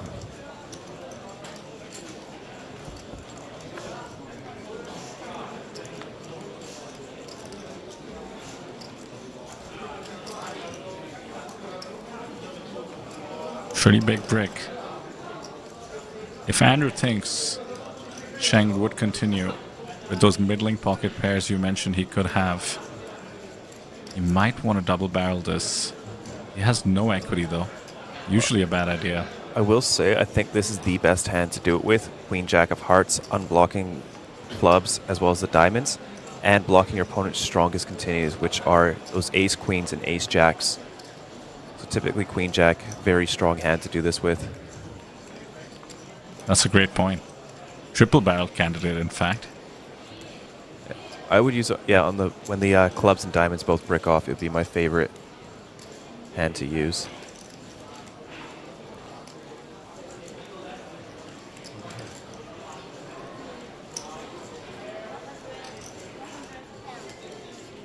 But broadly speaking, the white flag was waved. And a big bet from Cheng. I don't think it's that big. I think I only saw 110 go in. Gotcha. Now that makes too much of a difference.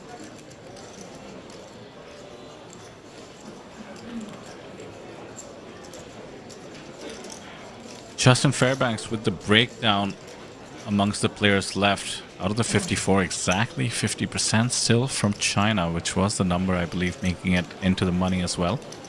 or perhaps making it into day 2 as well. 5 from Taiwan, 3 Australia, 3 from Germany, and 3 from Hong Kong. Not too bad. 2 from Japan, 2 from the UK, and then 1 each from the remaining countries. Go to apt.poker, look it up. You can see who all survived.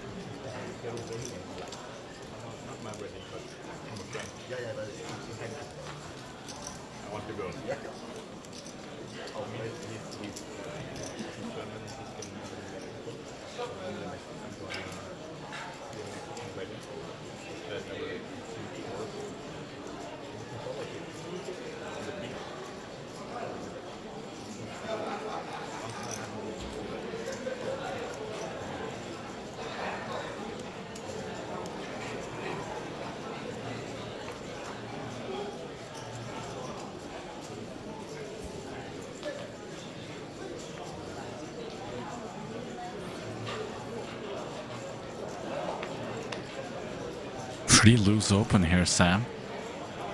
He's taken some big hits to his stack. I don't know if that's playing a role here.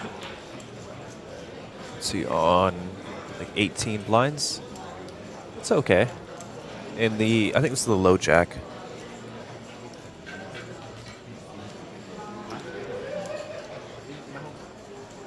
Yeah, you're right. We're 7-handed. Yeah, definitely on the looser side. It's probably looking around like Queen Jack, King 10 offsuit. But maybe with his edge, just wants to go a little bit wider. I think this is only maybe 1.5 pips off. So half a pip to a full pip off.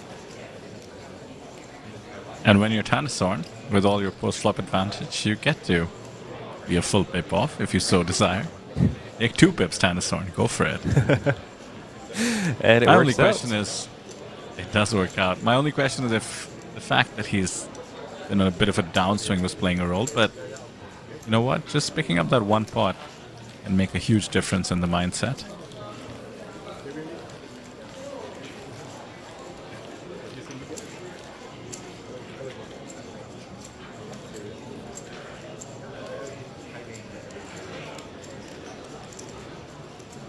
Yeah, we do have someone in chat saying it does suck how Koreans cannot take part in APT Korea. The turnout would be huge. And I was speaking to Kyle about this earlier. What do you think? Do you think it rivals Taipei or will come a little bit short? To put in perspective, Taipei was around 2,500 runners for the main event, and we did hit 1,700. Do you think we could get 800 Korean nationals into the main event if it was open to them? Oh yeah, I do. And part of the reason is because Jeju is such a beautiful, desirable holiday location in Korea. It's a destination you can bring your family to. I think it would be a no-brainer.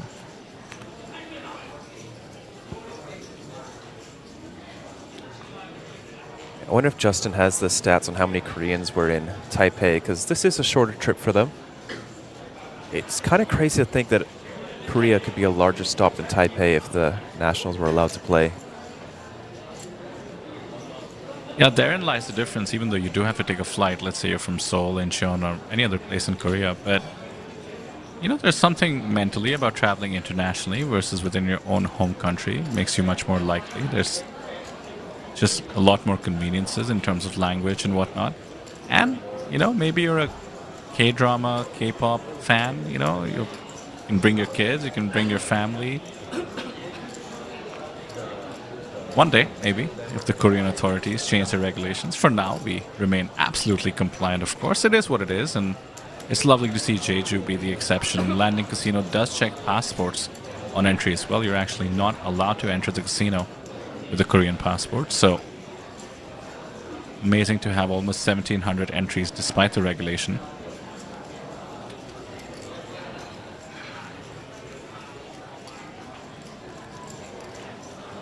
Sword aggression, back-to-back hands, king, queen offsuit. 3-betting, under the gun raise. Very small, enticing 10-9 suited to take a flop.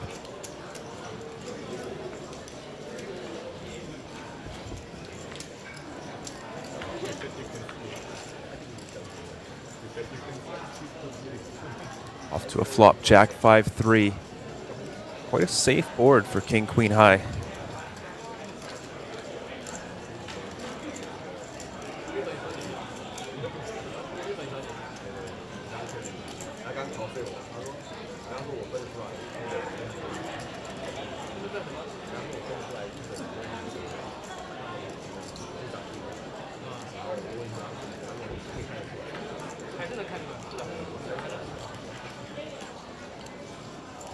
Check, check, and the 7 of diamonds on the turn. Is this enough for Shang Hao to fire? Try and take down this pot with 10 high. Now would be the time. Yes, successfully used aggression once already against Tanasorn.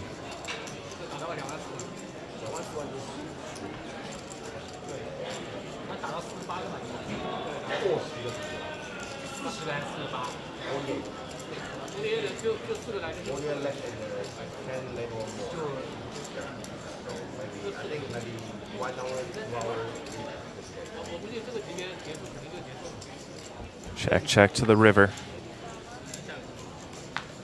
6 of spades. 10-9, probably the worst hand you can have here. It's got to go for a bluff. This is bottom of range.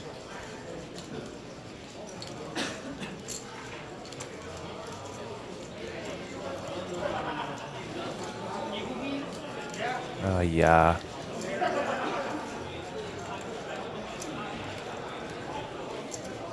And assuming this hand is going Tanasorn's way one way or the other, whether it's a check or a bluff, what a great pickup here.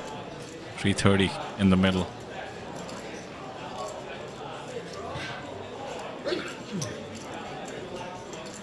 There is the bluff from Tanasorn targeting ace highs. I don't think he imagines that Shang Hao would check a hand worse than King Queen on the river. He has big pickup. Tanasorn back up to 810,000 just like that. 27 big blinds.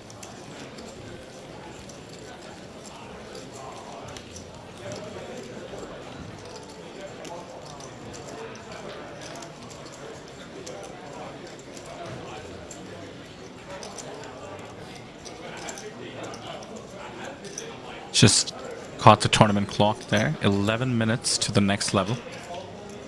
Just 4 people remaining.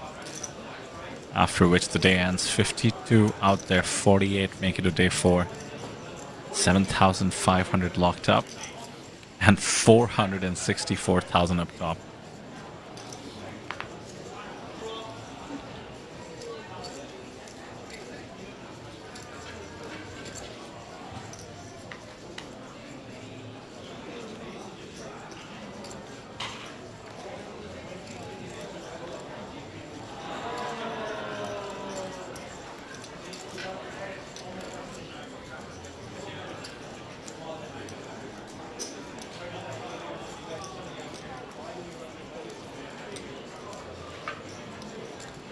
Welcome side, pocket sevens.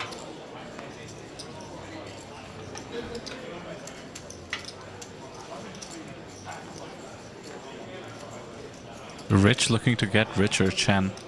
Playing well, running well, has the chip lead, which is 4 eliminations until the end of the day. Has that extra bit of pressure he can put.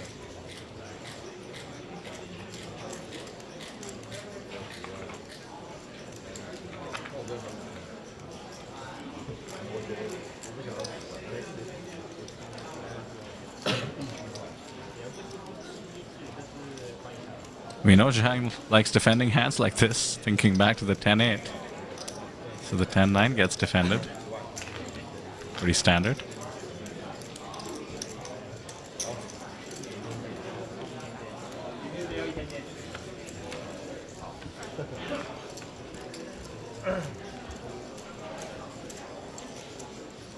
Ace 8-4. Rainbow. Quick C-bet should do the job. And Chen has been very consistent with the C-bets, and why not when you have all the chips in the world? Massive range advantage. This pickup would take him to 2 million plus in chips.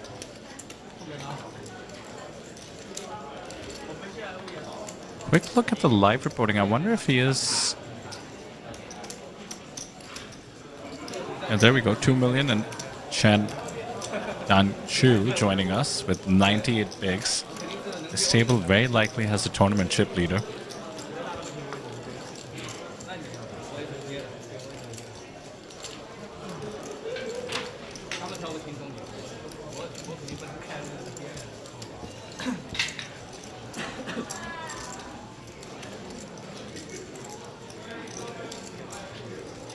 Just checking in on the Zodiac here. Approaching 300 entries. Absolute delight to see that. Would imply really? that we have doubled the guarantee. Amazing. Approaching a billion Korean won. That's about 700k USD plus in the prize pool.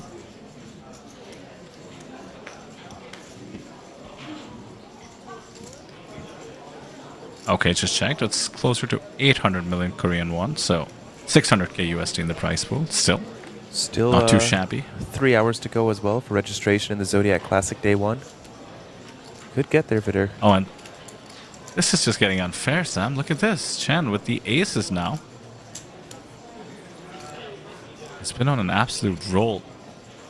People could consider fighting back, just thinking about the frequency with which he's involved in a pot.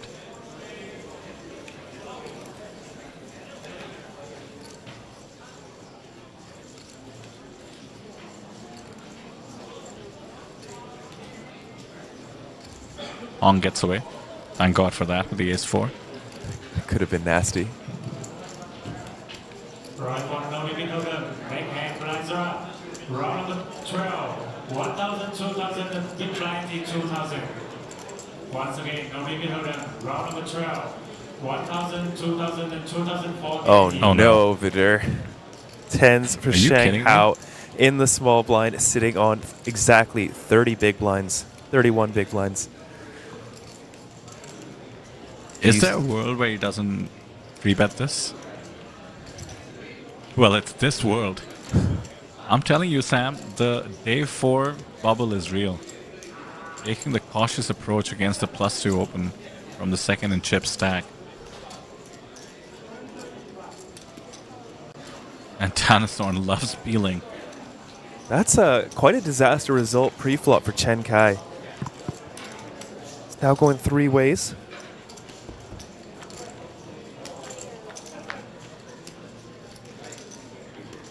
Five in the window, followed by a king and a 10. That is middle set for Shanghai. Did you say disastrous? I sure did, but looking like it could be the same result anyways.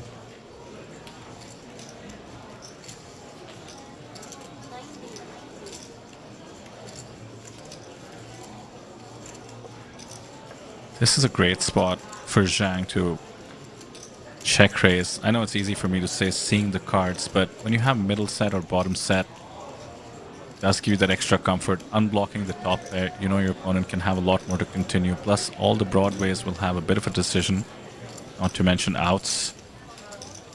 Doesn't take my advice 30 minutes ago. Just check calls. It does look very strong check raising out of the small blind three-handed. Perhaps doesn't want to let his opponent off easy. Off to the turn, 4 of diamonds. Would have been a backdoor flush draw for Tanasthorn. True. And it's such a clean card for the aces. Barring King 10 precisely, they shouldn't expect too much danger from the small blind. King 10 suited, that is. 10s being flatted in the small blind is going to happen much more low frequency. And he's setting up for stacks here. 150k is the bet.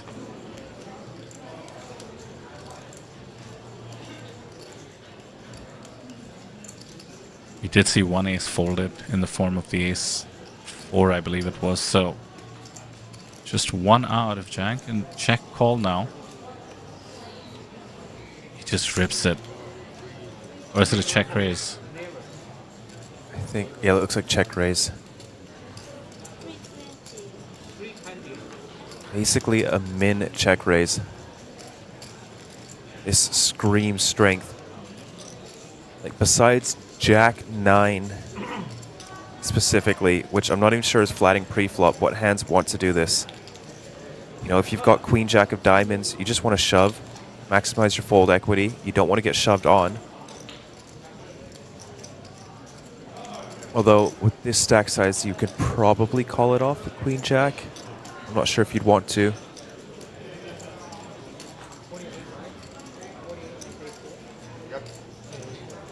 What's amazing is that even though this is such an unconventional bet and sizing, he's up against a hand that might feel it needs to continue. I mean, even if your opponent has 2 pairs, top 2, you have a ton of outs. Also have the ace of diamonds, reducing flush draws, and he says all in. The worst news possible. 1 out on the river. Zhang in an amazing spot, just 3 eliminations away from day 4.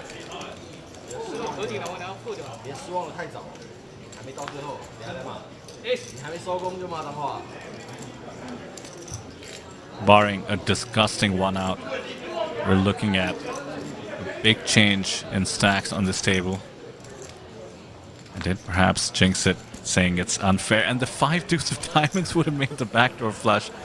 Isn't that always how poker goes? But as it stands, a +1 million gain for Zhang Hao. Chen Kai gets crippled. We do have 1 more elimination, as I mentioned, so we're 3 spots away. With that, I'll leave it to you, Sam, as well as Kyle, to close this one out. It's been an amazing day 3 here at the record-breaking APT Jeju main event. Look forward to covering day 4 and the final table with you guys. See you tomorrow. Thank you so much, Vidur, for joining us once again and bringing us halfway through day 3. Hello again, Kyle. How you doing? Doing great. Got myself a nice little white ragu pasta there. Very tasty little lunch. And, yes, thank you again to Vidur for helping us out with the shift here in the booth. Always helps break up the day quite nicely, having him come in, so much appreciated. See him walking in here on a pretty crazy hand here, aces versus 10s. Of course, there's no pay jump bubble here, but people would love to get a bag for day 4. Not too many tournaments where that's even an option, to get a bag for day 4. So. No. And a bag for day 5 as well. That's tomorrow. We will play down to the final 9 players. I think tomorrow could be a long one. 48 remain, down to 9. Yeah, it's quite an extensive group of people to get through for one day. Especially with that final table bubble coming up, that pay jump will be a little bit more delicious. More pressure to make that final table.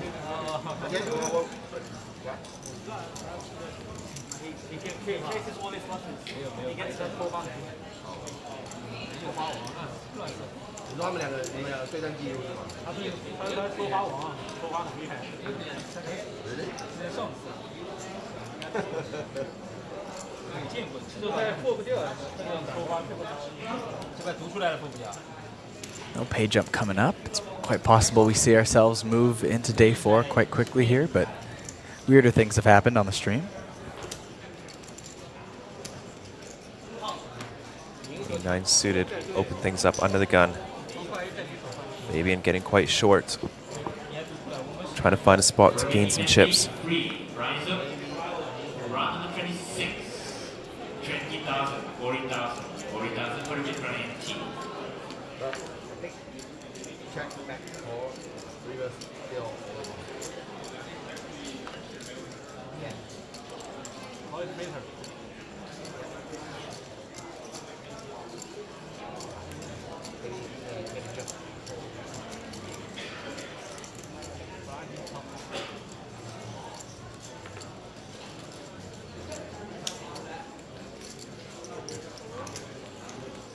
Juhan with pocket 7s in the cutoff.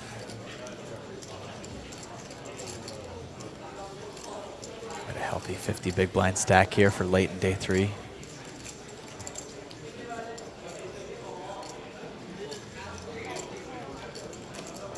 Decides he wants some action, gonna make the call.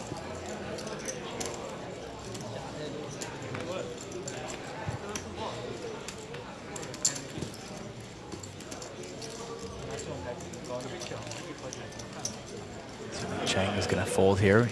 Should have about 2.5 SPR to the flop.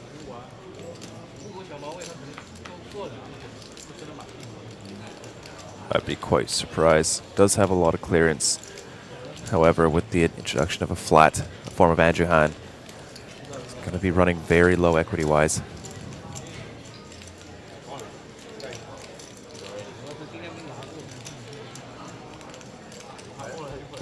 Off to a flop. Not much left to play with behind 480,000 in the stack of Fabian Schmidt as we take a flop. And that is top set for Andrew Han on the 7-3 deuce rainbow. Overall, a decent board for Fabian to c-bet, and not a bad hand to do it with either. Could cost him some more chips.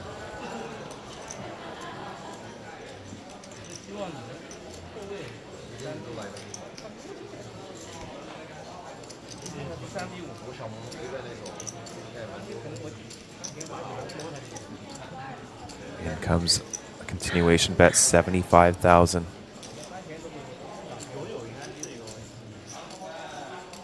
Andrew Han, all he's thinking about is how to get the rest of those 405,000 in chips in Fabian's stack. Is that a mini Hong Tai that he's got? Or just a camera angle? It does look kind of small. Yeah. It's sitting on those time bank chips. I think that would be a bit wider there. What a turn card. Ooh. Fabian can represent the ace and has turned himself a flush draw. SPR of just over 1. This could just be a jam from Fabian. Putting max pressure on hands like pocket 8s, pocket 9s. Maybe some king queens that floated.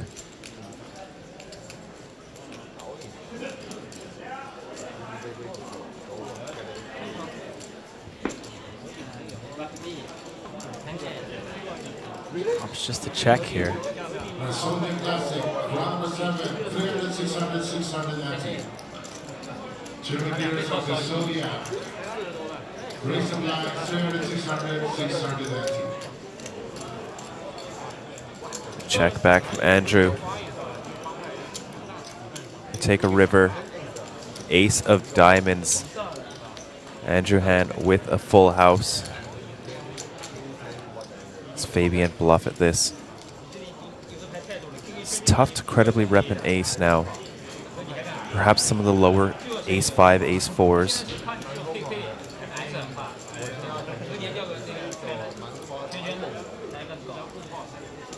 He's reaching.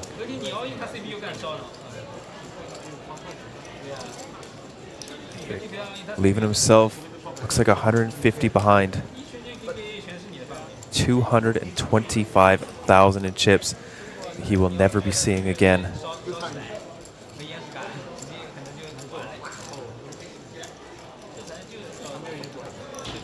He is about to get some very bad news in less than 10 seconds. Less than 2 seconds. Andrew Han jams, Fabian folds, and a big hit to Fabian's stack. Crippled down to just 6 big blinds, and we'll have to post 2 of them the very next hand.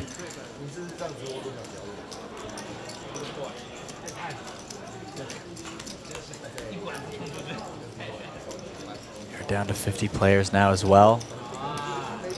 Just 2 eliminations away from bagging for day 4.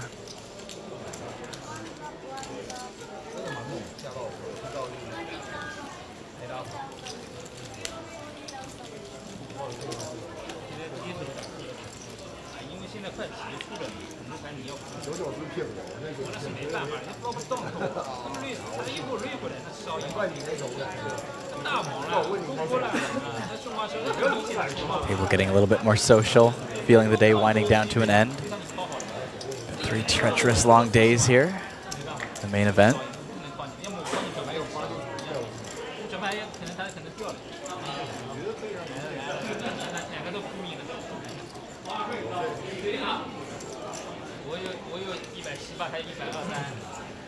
Well, the day 4 bubble does not have a pay jump. There will be a pay jump once we get to our top 39 players. That one should be about 1,500 USD. Very close to a full buy-in at that point.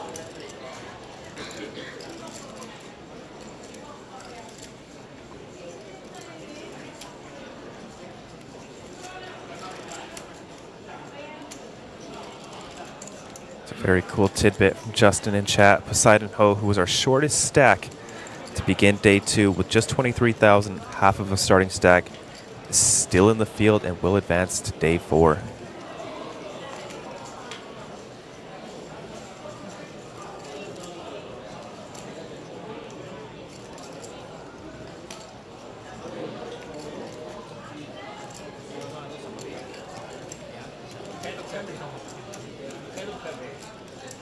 King Queen for Andrew Hannon, the hijack.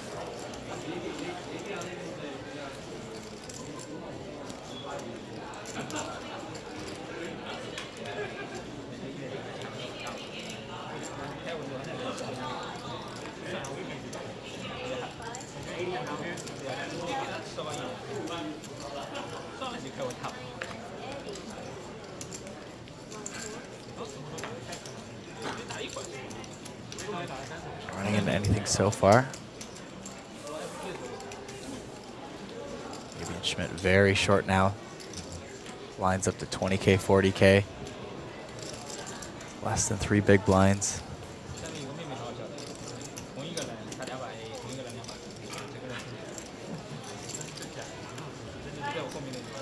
Makes the call with just a 1.5 bigs behind. Needs to find at least a gut shot. Perhaps 2 overs will be good enough. 2 overs will be a straight draw.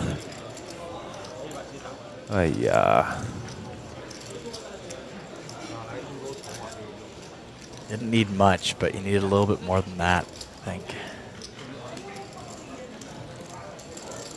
Probably best to just live to fight another day at this point.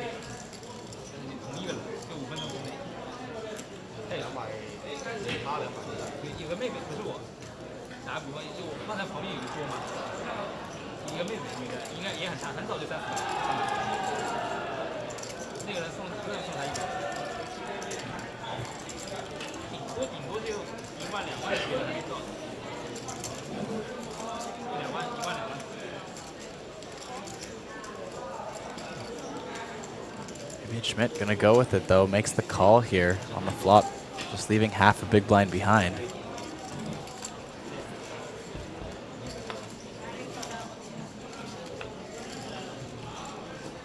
Does turn the gutter now.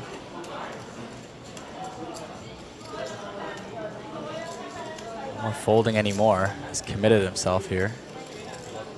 Makes the call. All in for his tournament life here. Needs a 7 and nothing but a 7. One shot at it. Bomb spaghetti.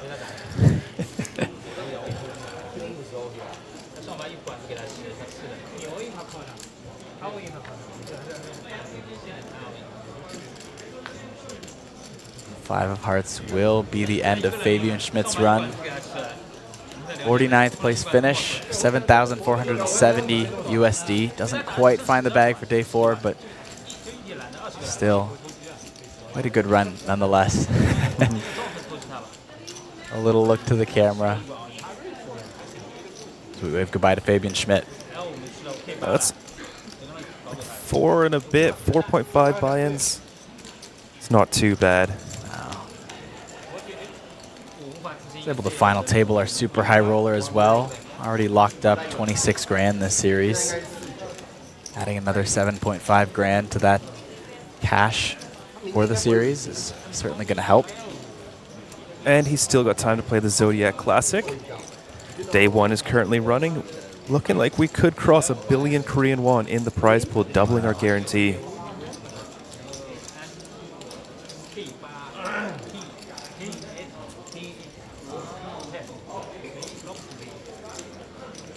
I didn't realize the Zodiac registration closed so late. 10:30.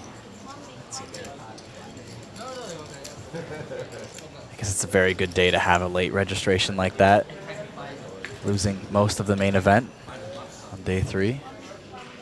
We are 1 player away. The day 3 bubble.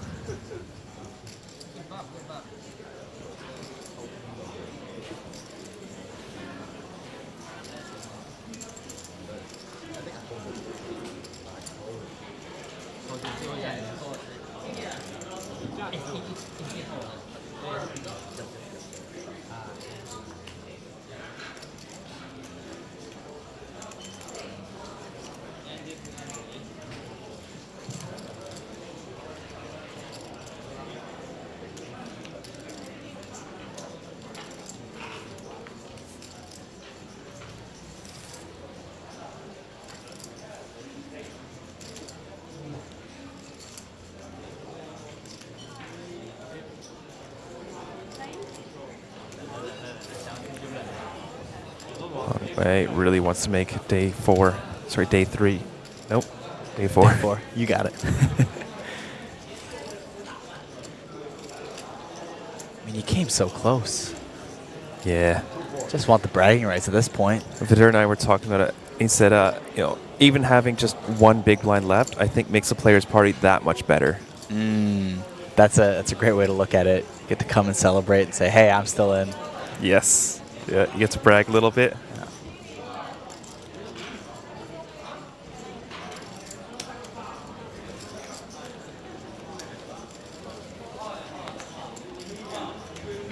It is a milestone that doesn't come around very often, even just to tell the story later.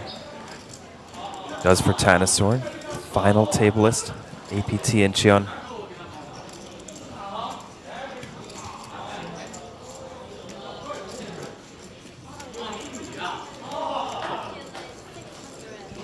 And a committing jam from Tanasorn, 600,000.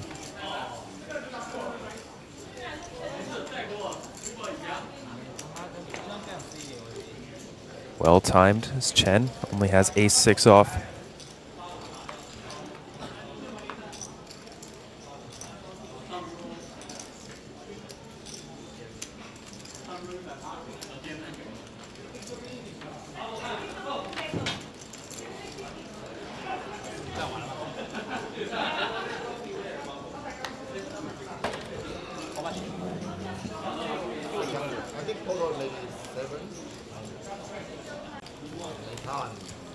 Good night, Kiwi. Thanks for tuning in, as always.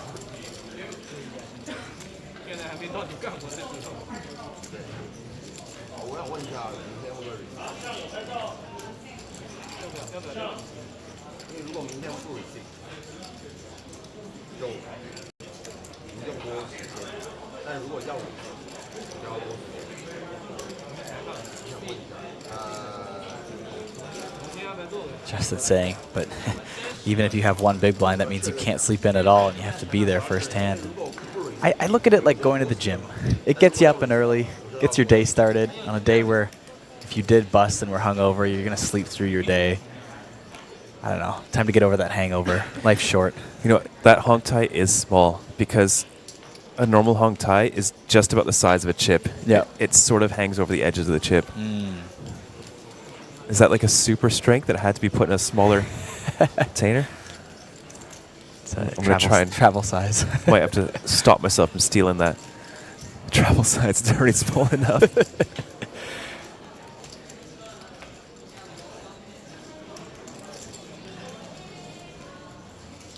Without one being that small, you might be able to just put it inside your nose. Just have it hang out all day. It didn't look like drugs before. Andrew Han will raise up the pocket fives in early position up to 80,000. Has the 50 big blinds to do so with.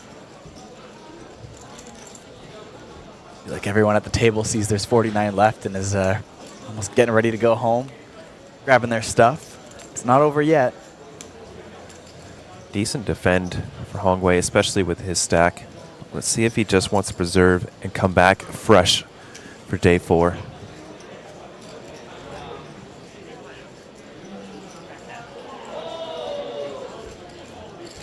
Looks like the latter.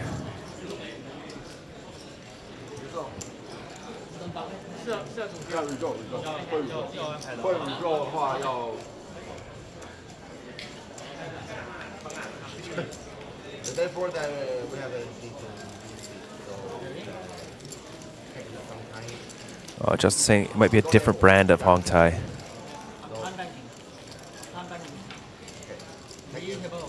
They all just come in that green transparent bottle with yellowish labels. Even You've got to copy them, right? That makes They've got a sense. hold on the market. There's no Yeah. way you're making a blue bottle of Hong Tai. No one's going to go for that. True. I guess Vicks did, which is sort of similar. True. Yeah. But you're definitely judged way more if you're carrying around a thing of Vicks just for fun. Yeah, that'd be odd. It's not that different, is it? Not really, no. Yeah.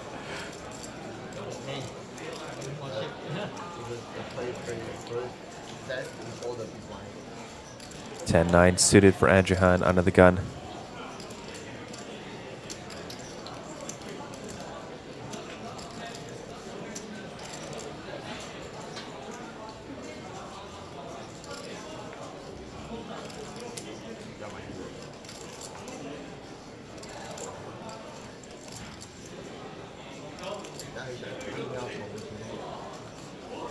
Uses a time bank. A little interesting.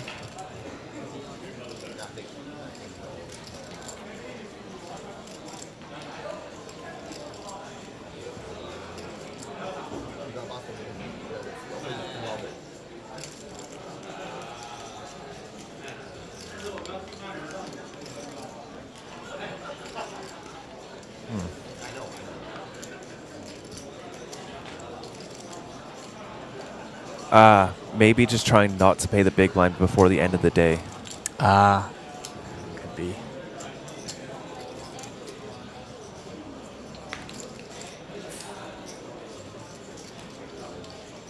So many smart strategies. Yeah.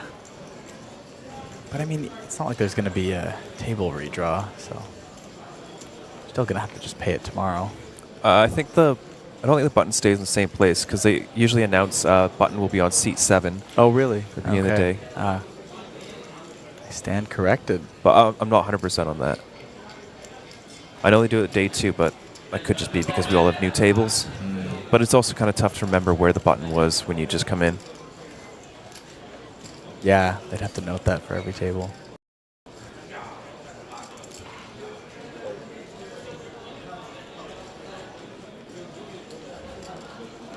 I can't imagine they would shift the button. That would really suck if you just had to pay the big blind twice in a row.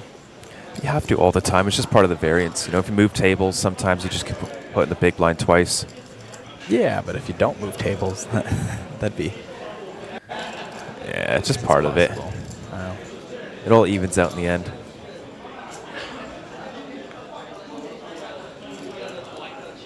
Hong Wei will take this spot, though. King Jack offsuit too strong with 4.3 bigs. We'll be able to get it in very good.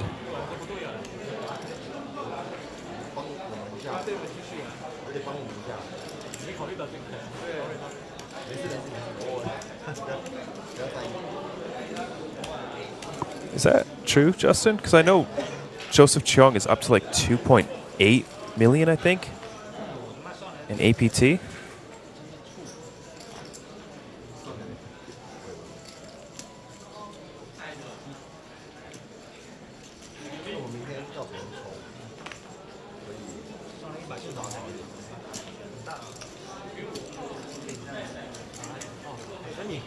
Like APT all-time money list, Joseph Cheong has 2.1 million.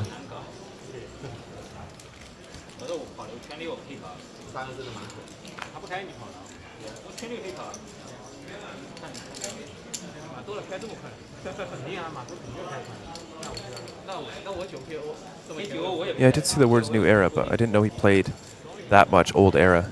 Considering the tournaments were quite a bit smaller back then as well. But off to a flop. King 8-5, safe for the King Jack. Long way bust here. This could be the end of the day. So far, so good, though. It's faded 9. We'll do so. Double up for Hong Wei.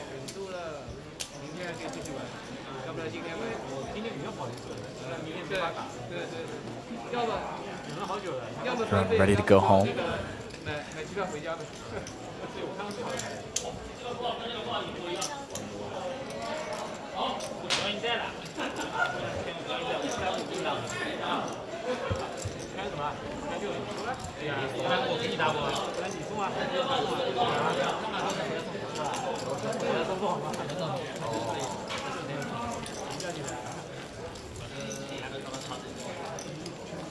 Everybody standing up.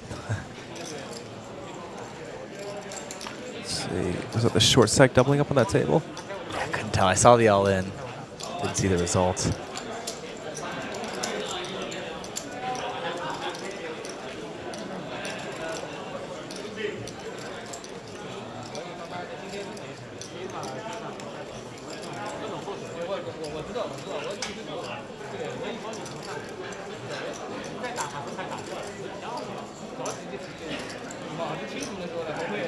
Oh, wow, Justin, you're right. I did not realize they had a $1.3 million prize in Manila Millions. Oh, wow.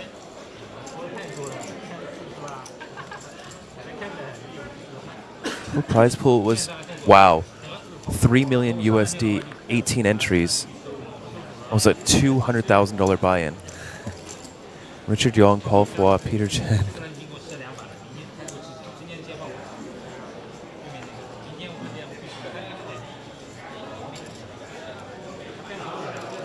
Definitely helps. Speaking of Tanasaur and Sailor, picking up A6 suited here, +1.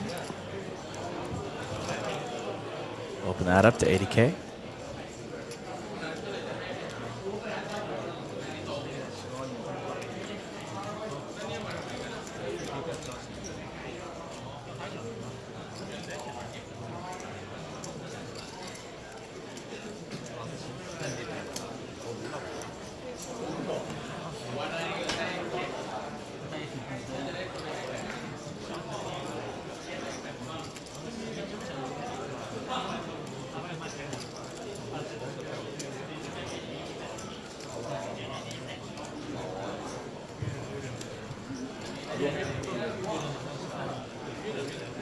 Everyone's stalling, really, just looking to get into day 4.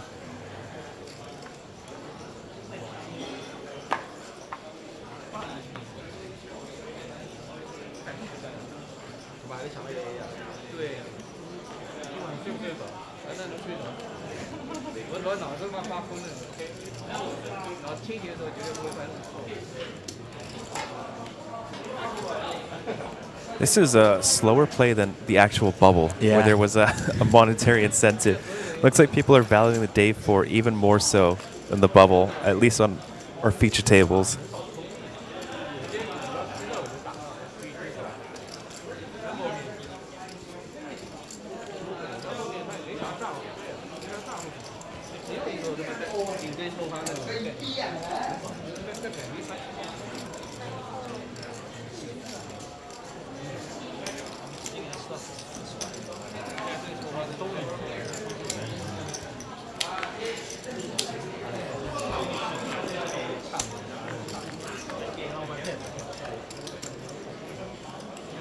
Hen will defend the big blind. We'll flop Queen 9-9. As high as the head here.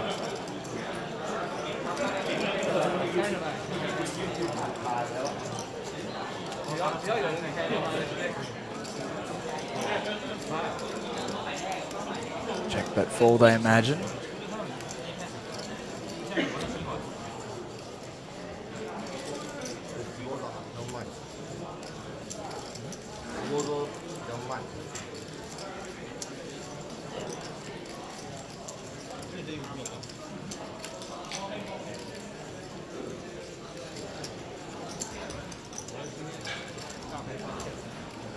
Gilbert, you're thinking about that wrong. It means they don't get to win more money buying into other events.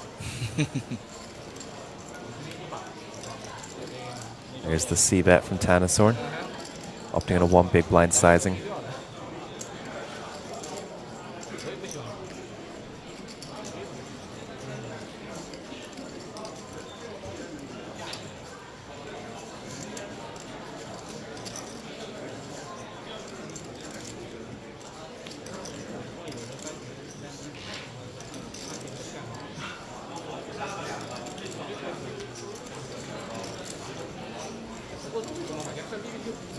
There it is, check bet fold.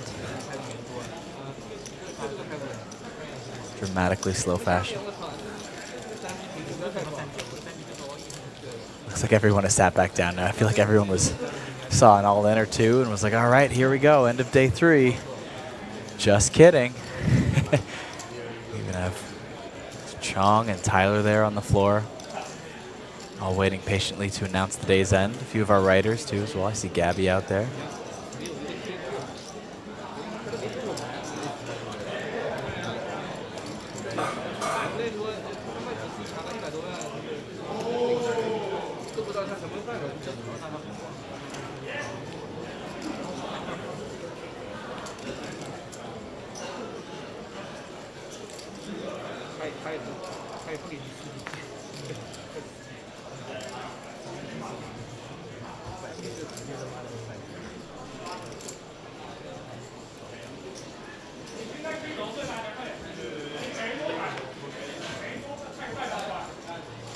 Looks like Chinasaur may burn some time banks.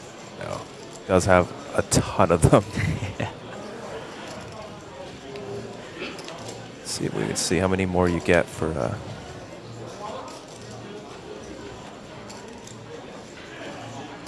I imagine of all the people who want to burn some time here for the day 4 bubble, I don't think Tanasorn would be one of them. I just mean because he's in the big blind next hand, so save Oh, I 2 see. blinds.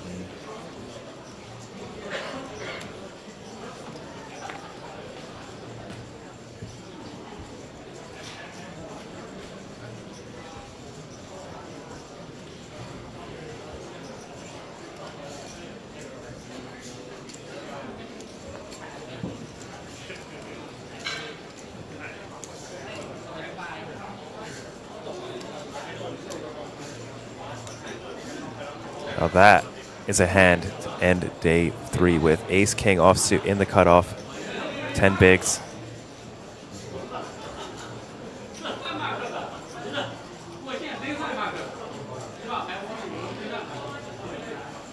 All in is announced.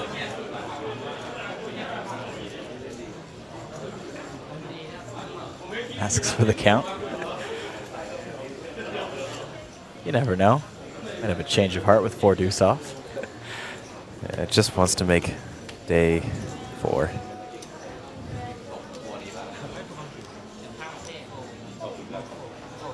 Probably feeling some pressure. Just wants to get off the tables, tell his friends he's got 2.7 million going to day 4. You know, if people are playing a little bit cautious like this, definitely gain another 100, 200, 300,000 in chips. This was some well-timed aggression.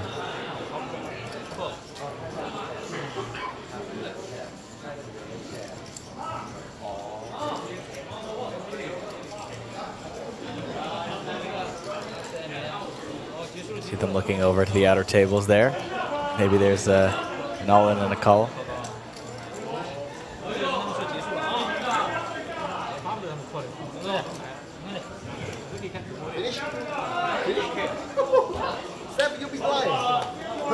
I don't know if that's the main event, but there's definitely some yelling going on out there. Oh, here we go. Is that a bust out?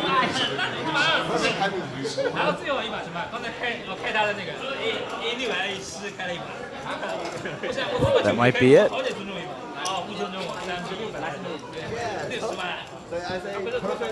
I believe so, folks. That is it. That is day 3 in the bag. 48 players will continue on to day 4. They'll start to bag their chips.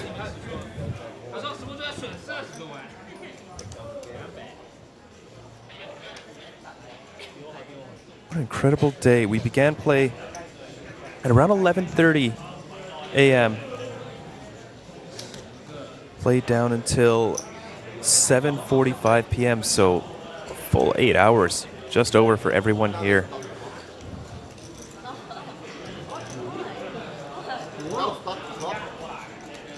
There you have it. Take down 48 of 1,693 runners remaining. Our chip leader sitting with 4.46 million in chips in the form of Peng Xiao. Our chip leader is still in to begin day 3. Jian Feng Sun, who began the day with 1 million, is now sitting on 745,000, has not had a good day. Abraham Seasfin still in the mix with 960,000. Martin Sedlak with 1 million in chips as well, has not done too much in terms of moving around his chip stack since we did see him on our feature table for the first.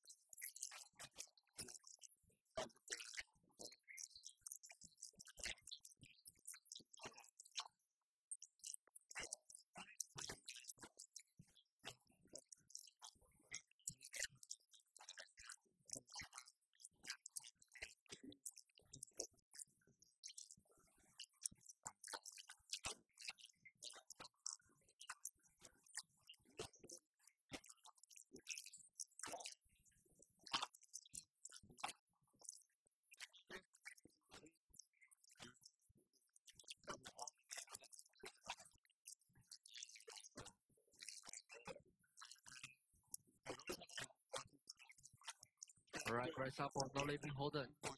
Mark by 3,000, 3,000 for the variety. Round number 14.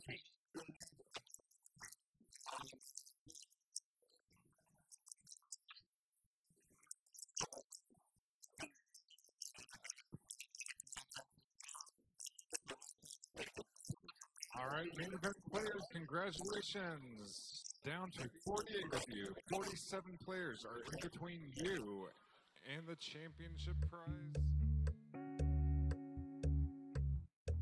Recap there of the day. We are down to our final 48.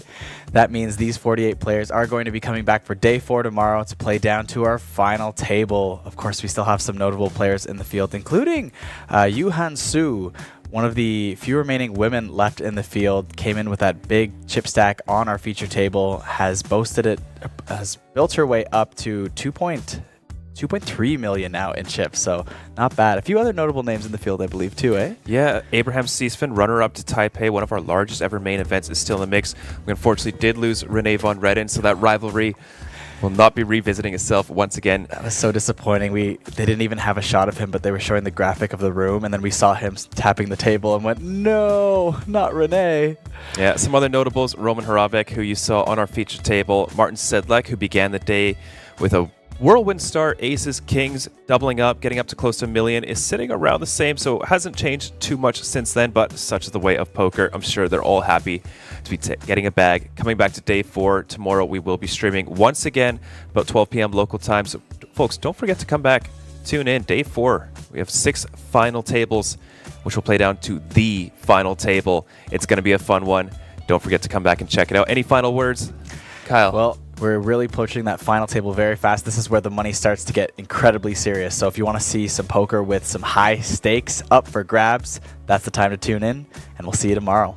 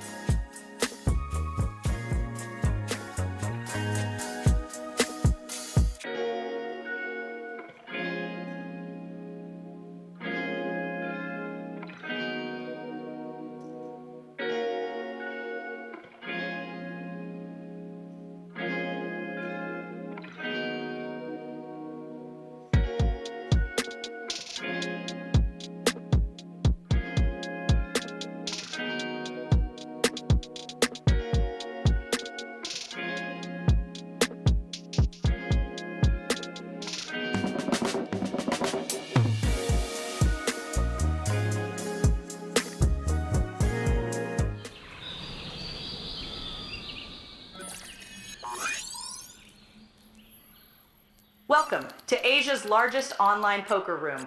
Our next generation poker software is now initiating.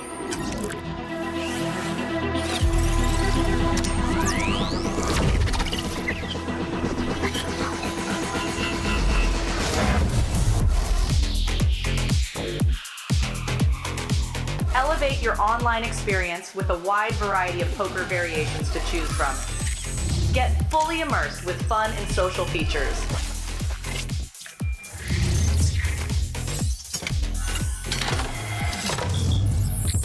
Level up your game with PokerCraft and Smart HUD.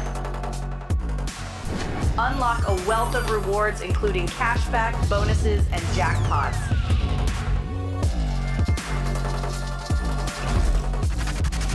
Join world-class poker tournaments featuring some of the world's most renowned brands and the largest guaranteed prize pools in the world. Experience the best in customer service and hassle-free transactions for a seamless online gaming experience. With online poker available on all your devices, you'll be able to play your favorite games anytime, anywhere.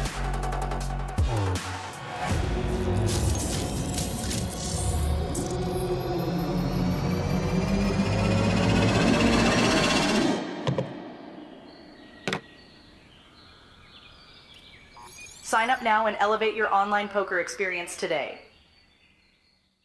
In a world where the stakes are high and the competition fierce, there exists a realm where the best of the best converge.